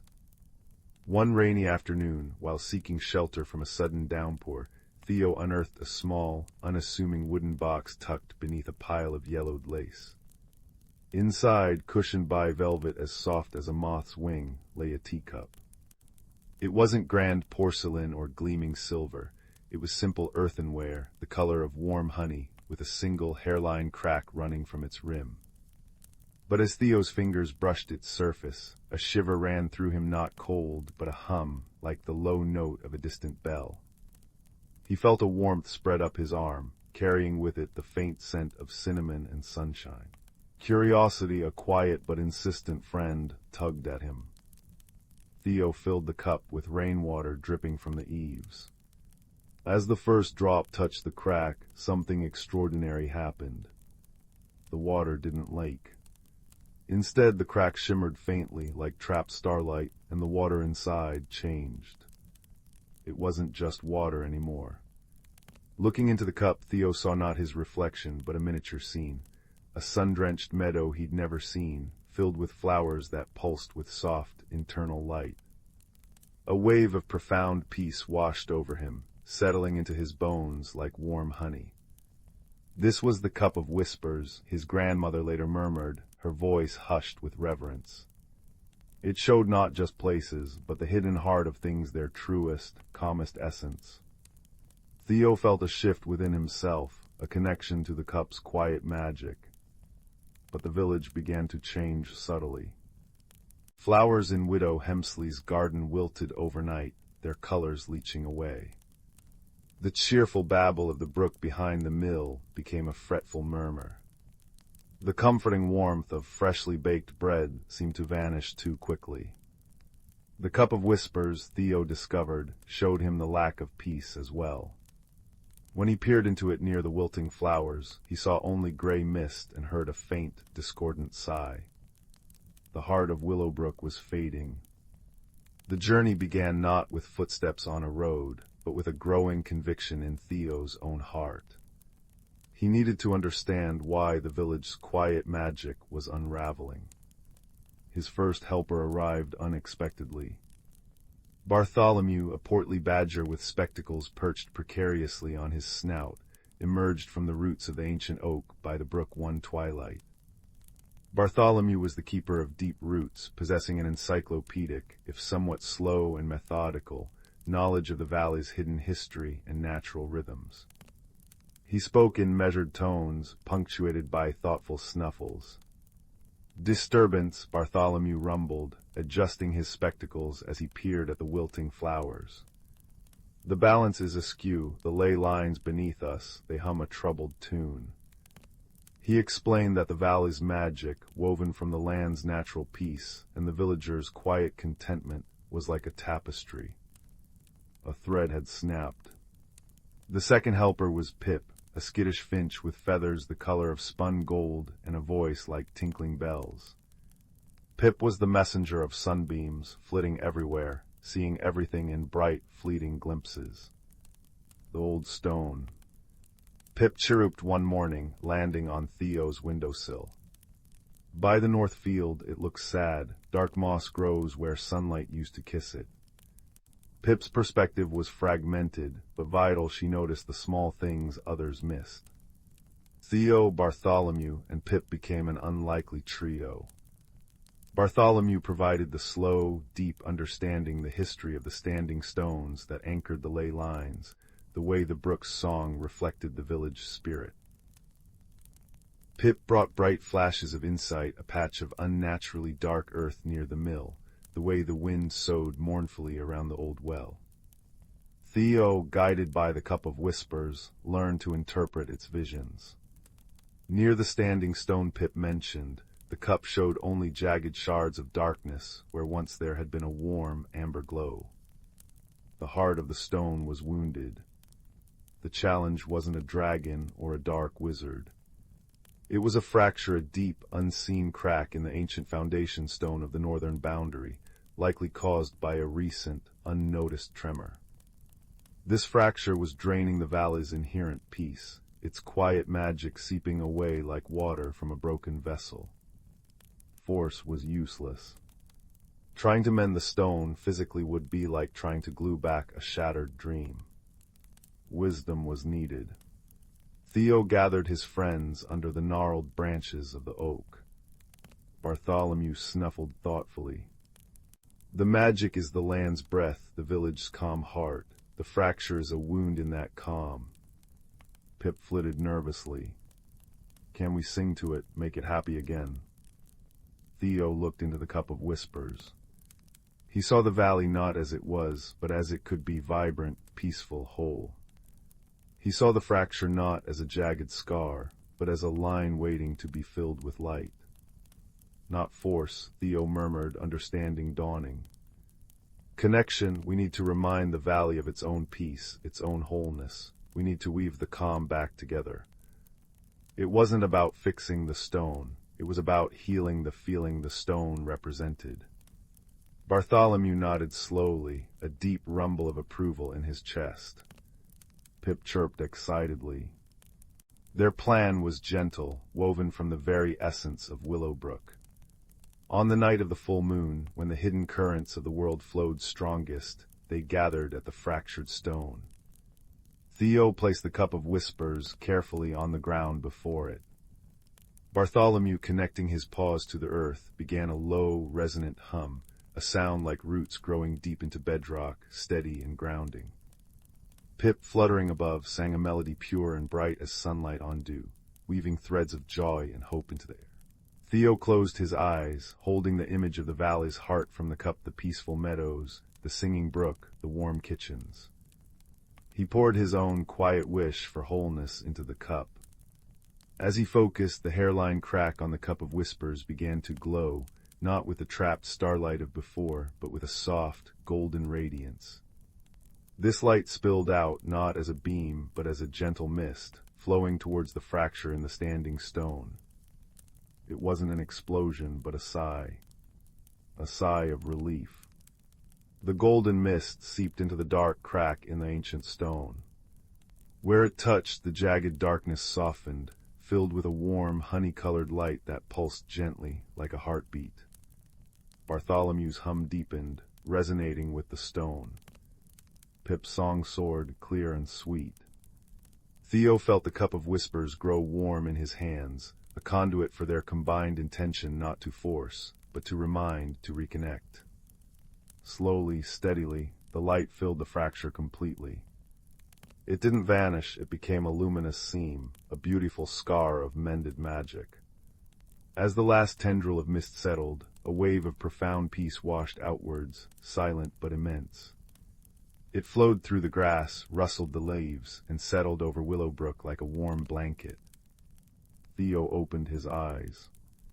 The standing stone stood whole, the luminous seam fading to a soft, warm glow that matched the earthenware cup. In the cup of whispers, the water now showed the meadow bathed in moonlight, flowers glowing softly, utterly serene. The heart of the valley was whole again. The next morning, Widow Hemsley's flowers bloomed with impossible brilliance. The brook sang its cheerful song. The scent of baking bread seemed richer, warmer, lingering longer. Willowbrook hadn't changed drastically, it was simply more itself. More peaceful, more content, more deeply woven with quiet magic. Theo understood now. His journey hadn't taken him far in miles, but deep within himself and his connection to the world. He learned that the greatest magic wasn't in grand displays, but in quiet attention, in gentle connection, and in the courage to mend what was broken with understanding rather than force. He learned that even a crack like the one in the cup or the stone could hold light and become a thing of beauty, a testament to healing. Bartholomew returned to his roots, his spectacles glinting with quiet satisfaction. Pip continued her sunbeam messages, her song a little brighter. And Theo. He still visited the attic, but now he often sat by his window, the simple honey-colored cup in his hands. He'd fill it with water or tea and gaze into its depths, not always seeing visions, but always feeling the deep, resonant peace of his mended home, a gentle hum in his heart. The cup of whispers rested beside his bed, a quiet guardian, its hairline crack a luminous thread in the moonlight, a reminder that even the smallest things in the quietest hearts can hold extraordinary secrets and the power to heal. And with that comforting warmth settling around him like the softest quilt, Theo drifted into a peaceful sleep, the scent of cinnamon and sunshine a gentle lullaby in the quiet night. In the quaint village of Willowbrook, nestled amidst rolling hills and flourishing meadows, there was a peculiar legend whispered among its inhabitants. It spoke of the enchanted lantern, a magical object that had the power to illuminate hidden paths and reveal truths unseen. It was said to be tucked away in the heart of the mystic woods, a lush and verdant forest that bordered the village, where old oaks and whispering pines guarded secrets untold. The villagers often spoke of the lantern with both awe and caution, for it was believed that only those pure of heart could unveil its mysteries. Among the listeners was a young boy named Finn, whose eyes sparkled with an insatiable curiosity. Finn was known for his gentle nature and boundless imagination. He loved exploring the woods with his best friend, a clever raccoon named Pip, who often perched on his shoulder or scurried alongside him. One crisp autumn afternoon, as golden leaves cascaded from the trees like gentle rain, Finn found himself drawn to the edge of the mystic woods. The air was crisp and filled with the scent of pine and earth. He and Pip had heard the legend many times over crackling fires and beneath starlit skies, but that day the call of adventure was too strong to resist. "Pip," Finn murmured, his breath a soft cloud in the cool air, "what if we find the enchanted lantern? What wonders could we discover?" Pip twitched his nose and chirped in agreement, his tiny paws patting Finn's shoulder as if to say, "Let's go! Let's see!" With a heart full of hope and wonder, Finn stepped into the mystic woods, the leaves crunching softly beneath his feet. The forest was alive with the sounds of nature, the rustling of leaves, the distant call of a songbird, and the gentle babble of a hidden brook. Sunlight filtered through the canopy, casting dappled patterns on the forest floor, creating a tapestry of light and shadow that seemed to dance with every breeze.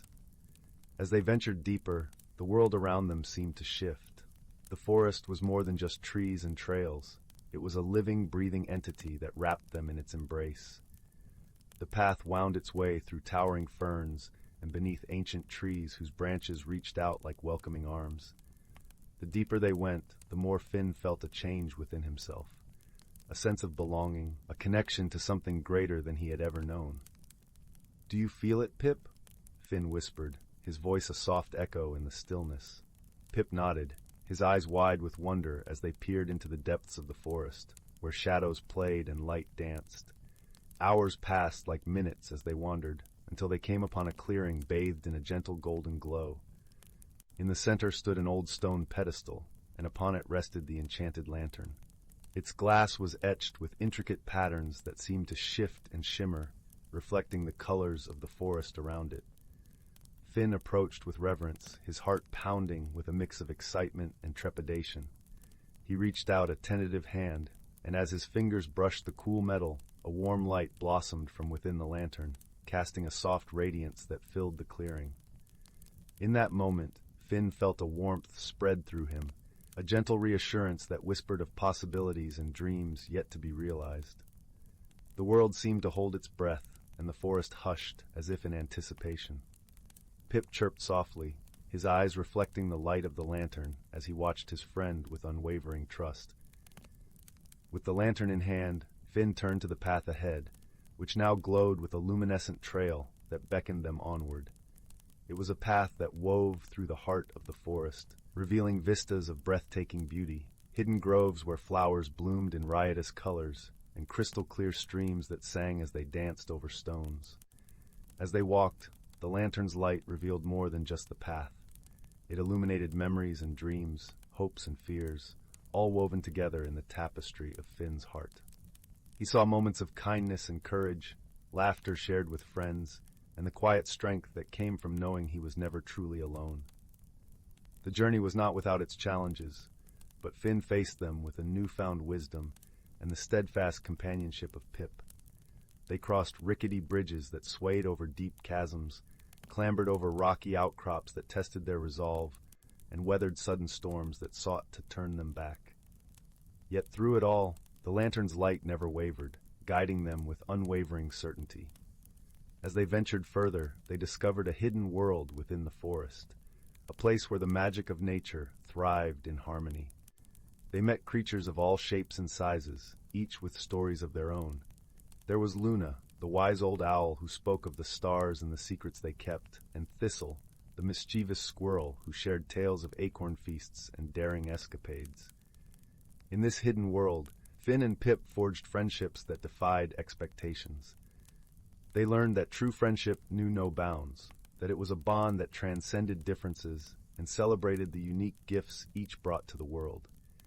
Through their journey, they came to understand that the greatest magic lay not in the lantern itself, but in the connections they made along the way. The days turned into weeks, and the forest became a second home, a place of peace and discovery. Yet, As all journeys do, theirs too had to find its end. One evening, as the sun dipped below the horizon and painted the sky in hues of lavender and gold, Finn and Pip found themselves back at the edge of the mystic woods. The enchanted lantern, now a part of their story, rested gently in Finn's hands. He knew that its light was meant to be shared, that it was a gift for all who sought its wisdom. With a heart full of gratitude, he placed the lantern back upon its pedestal, where it would await the next seeker of dreams.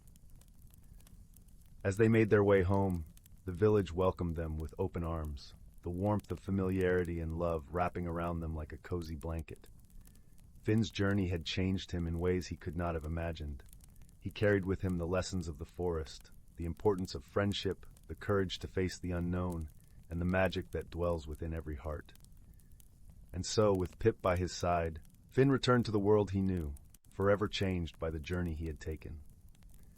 The enchanted lantern remained in the heart of the mystic woods, a beacon of hope and wonder, its light waiting to guide those with the courage to seek it. In the quiet of the night, beneath a sky strewn with stars, Finn and Pip lay in the warmth of their home, knowing that the magic of their adventure would live on in their hearts and in the stories they would share. And as they drifted into a peaceful slumber, the gentle glow of the lantern lit the path for the dreams yet to come, promising new adventures, new friendships, and the enduring magic of a kind heart. The whispering locket and the moonlit grove. Beneath a sky quilted with stars, where the village of Bramble Hollow nestled between rolling hills, there lived a quiet girl named Leela with eyes the color of storm clouds and a heart that listened to things others couldn't hear. Her hands were always stained with charcoal from sketching the world as she saw it, not just trees and streams, but the shimmering edges where reality blurred into something older, wilder. On the eve of her 12th birthday, as fireflies winked secret messages in the meadow, she found a silver locket half buried in the roots of an ancient oak. Its surface was etched with constellations that shifted when touched, and when she pressed it to her ear, it hummed like a seashell full of distant winds. "That," said a voice like rustling parchment, "belongs to the keeper of between." Layla turned to find an owl perched on a fence post, its feathers dappled moonlight. Larger than any owl ought to be, with eyes like liquid amber, it tilted its head. "You've been chosen, little listener. The grove beyond the thorned gate needs you." The thorned gate revealed itself only at twilight, a tangled archway of briars that glowed faintly blue where the locket's light touched it. Beyond lay the moonlit grove, a forest where trees grew upside down, their roots cradling tiny galaxies of bioluminescent moss, and rivers flowed upward to vanish into mist. Here the air smelled of burnt sugar and forgotten dreams, and every shadow had weight. The owl, who introduced himself as Corwin, explained that the grove was a bridge between worlds, tended for centuries by keepers who maintained its balance. But the last keeper had vanished, and now the grove was fraying. Flowers bloomed black at their cores, streams hiccuped mid-flow, the very light seemed to curdle.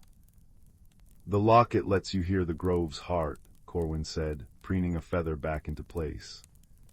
"But mending it will require more than listening. You must find the 3 tears stolen from the weeping pool, moonstone droplets that hold the grove's memories of joy, sorrow, and hope. Without them, this place will unravel, and your world will follow." Their first clue came from a river spirit with hair of frosted glass, who sang in a language of ice cracking and pebbles turning. The locket translated her mournful warble. The first tear sleeps where laughter drowned, in the belly of the hollowed mountain. The mountain loomed at the grove's edge, its peak gnawed open like a bitten apple. Inside, tunnels pulsed with veins of glowing fungi, and the walls whispered riddles that made Leela's temples ache. "I am eaten by the dark, but never full. I follow winter's sigh, yet never pull. What am I?" "A shadow," Leela murmured, tracing the answer on the wall with her finger. The stone rippled, revealing a chamber where the first tear floated above a pedestal, except the pedestal was a slumbering rockworm the size of a cart, its maw bristling with crystal teeth. Corwin hooted a warning, but Leela stepped forward, humming a lullaby her mother used to sing. The rockworm's eyelids fluttered, its growl softening to a purr as the song unspooled. When she plucked the tear from the air, it warmed her palm, filling her mind with visions of the grove's birthday. Saplings bursting from stardust, deer with antlers of living smoke, the first keeper planting songs in the soil. The second tier hid in the court of mirrors, a palace inhabited by reflections who'd forgotten their true forms. They flitted through halls of silver glass, mimicking Leela's movements until she doubted which way was real. "They'll trap you here," Corwin said, talons clicking nervously. Reflections crave substance. But when a mirror Leela reached out to grab her wrist, the real Leela did something unexpected. She sketched the reflection's face in charcoal, giving it freckles, a chipped tooth, a scar like a crescent moon. "There," she said. "Now you're more than an echo." The reflection blinked, tears of quicksilver pooling as it handed her the second tier. This one tasted of salt and apologies, showing the grove's first loss, a keeper dissolving into wind after centuries of service. By the time they reached the weeping pool, a basin of liquid mercury encircled by weeping willows, Leela's boots were full of sand from the hourglass desert, and her braid twined with feathers from bargaining with crow folk. The third tier was guarded by the thief of whispers, a creature woven from smoke and old regrets. It hissed, "Why should I return what I've rightfully stolen? This world abandoned me long ago." Leela hesitated. The locket showed her the thief's true form, a former keeper, warped by loneliness after the grove forgot him. "You're right," she said, lowering the locket. "It's not fair, but I'm here now. Let me remember you." She drew his story in the sand, his years of service, his slow fading, the moment the stars stopped saying his name. As the sketch deepened, the thief's smoke solidified into a man with kind eyes and leaves in his hair. With a sigh, he dropped the third tier into her palm. "Thank you," he said, vanishing into a shower of fireflies. Returning the tears to the weeping pool was like dropping snowflakes into a storm. The grove shuddered, then bloomed, trees straightened, rivers danced, and the sky peeled back to reveal a dawn made of opals. But as the magic settled, Leela felt the locket grow heavy. "It's binding you to the grove," Corwin said quietly. "To stay, you must become its new keeper, immortal but alone, to leave." He nodded at the locket, now dull as tarnished tin. Leela thought of her mother's voice, of charcoal sketches tucked under her pillow, of the way sunlight caught the village bakery's frosting each morning. She placed the locket on the pool's edge. "The grove deserves someone who can give it everything, but that's not me, not yet." The grove sighed, not in anger but understanding. The locket dissolved into stardust, sprinkling her hair with silver. "You'll always hear its whispers," Corwin said, nudging her shoulder. "Keeper or not." Back in Bramble Hollow, dawn gilded the hills. Leela's mother found her asleep under the oak, clutching a charcoal sketch of an owl and a silver locket. "Just a dream," her mother murmured, tucking the blanket closer. But Leela knew better. That night, she left a bowl of milk by the window. When she woke, it was empty, and a single amber feather lay on the sill. Outside, the meadow grass swayed in patterns too deliberate to be wind, and the shadows beneath the thorned gate hummed a familiar lullaby.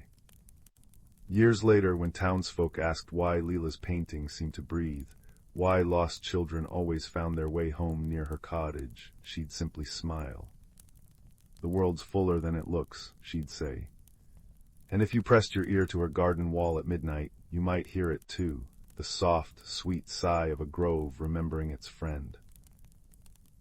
Deep within the whispering woods, where ancient oaks stretched gnarled fingers toward a sky perpetually dappled with starlight-lived creatures whose lives hummed in perfect harmony with the land.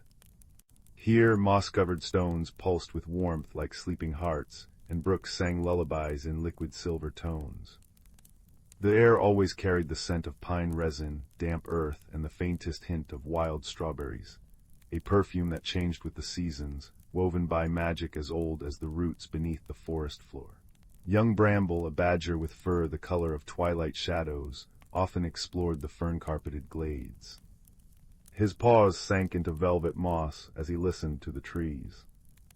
They didn't speak in words, but in rustles, a language of creaking branches and sighing leaves passed down through generations.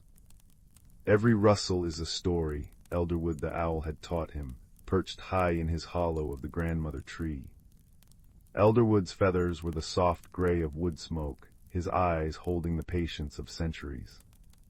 The forest breathes, Bramble, inhale the spring mists, exhale the autumn gold, that is balance. One crisp morning, as frost painted lace patterns on spiderwebs, Bramble noticed something amiss. Winter's chill lingered like an unwelcome guest.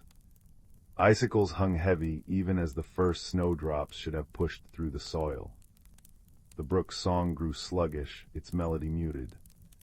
Worst of all, the tree's rustles turned anxious, a sound like dry bones rattling. The heartstone dims, Elderwood confided, his voice a low hoot in the stillness. Deep within Crystal Cavern, a geode pulsed with the forest's magic, tied to the turning seasons. If its light faded, the whispering woods might never bloom again. Bramble's heart thumped like a trapped moth. He gathered his friends, Pip, a quick-witted squirrel with a tail like autumn fire, and Fern, a doe whose steps were so light they scarcely stirred the dew. "We must find why the heartstone weakens," Bramble urged. Pip scampered ahead, her nose twitching at the sour tang of decaying leaves, where new growth should scent the air.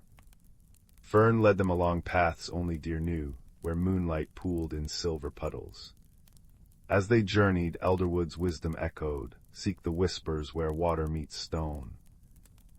Near Mistfall Falls, where water cascaded like liquid diamonds into a pool ringed with glowing lichen, they found the source of the imbalance.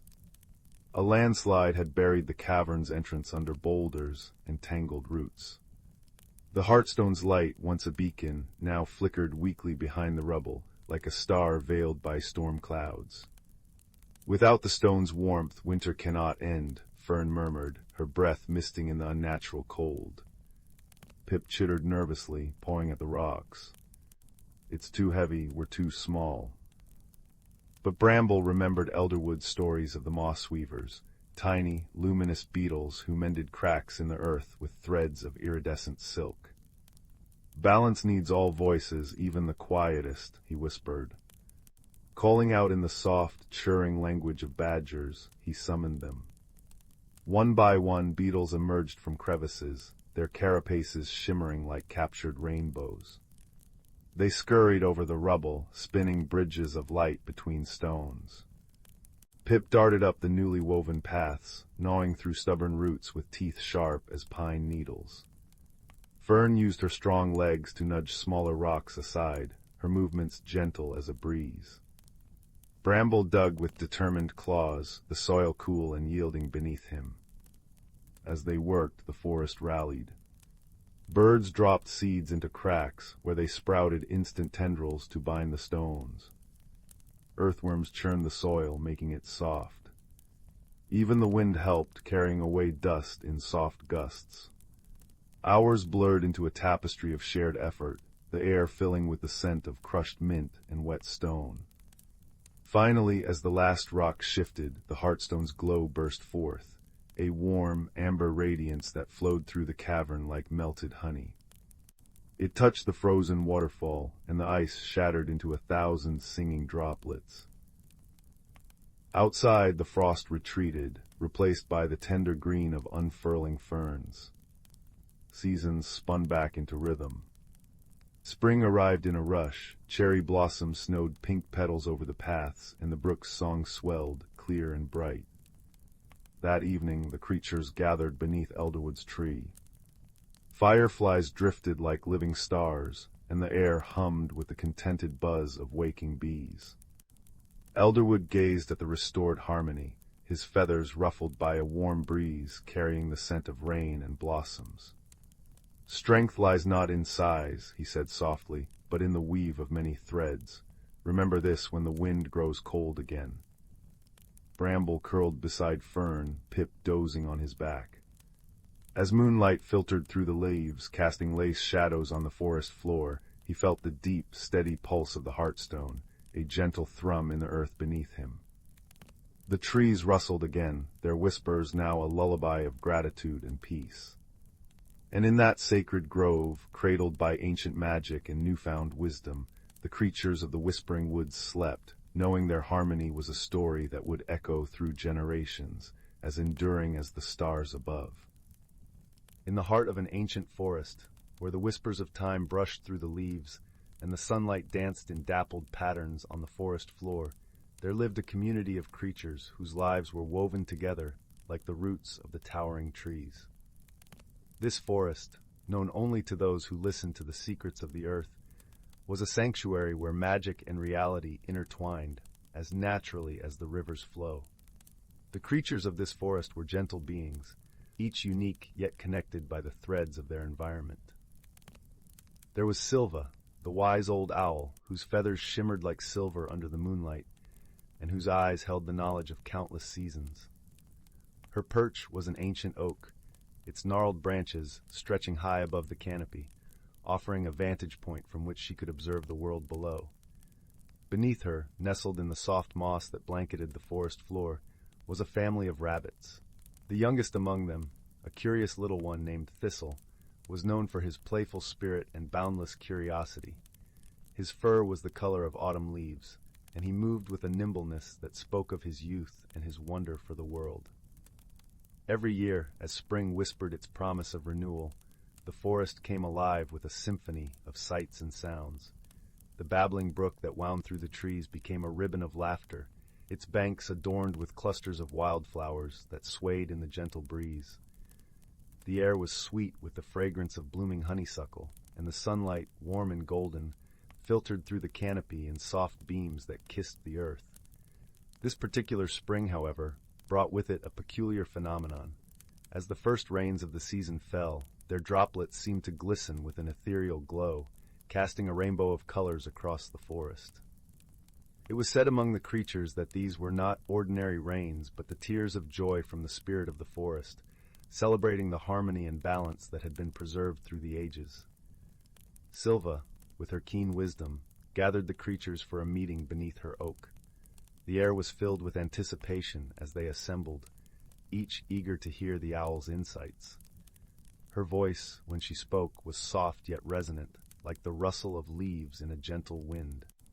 "Dear friends," she began, "these magical rains are a gift, a reminder of our bond with this forest, but they are also a call to action.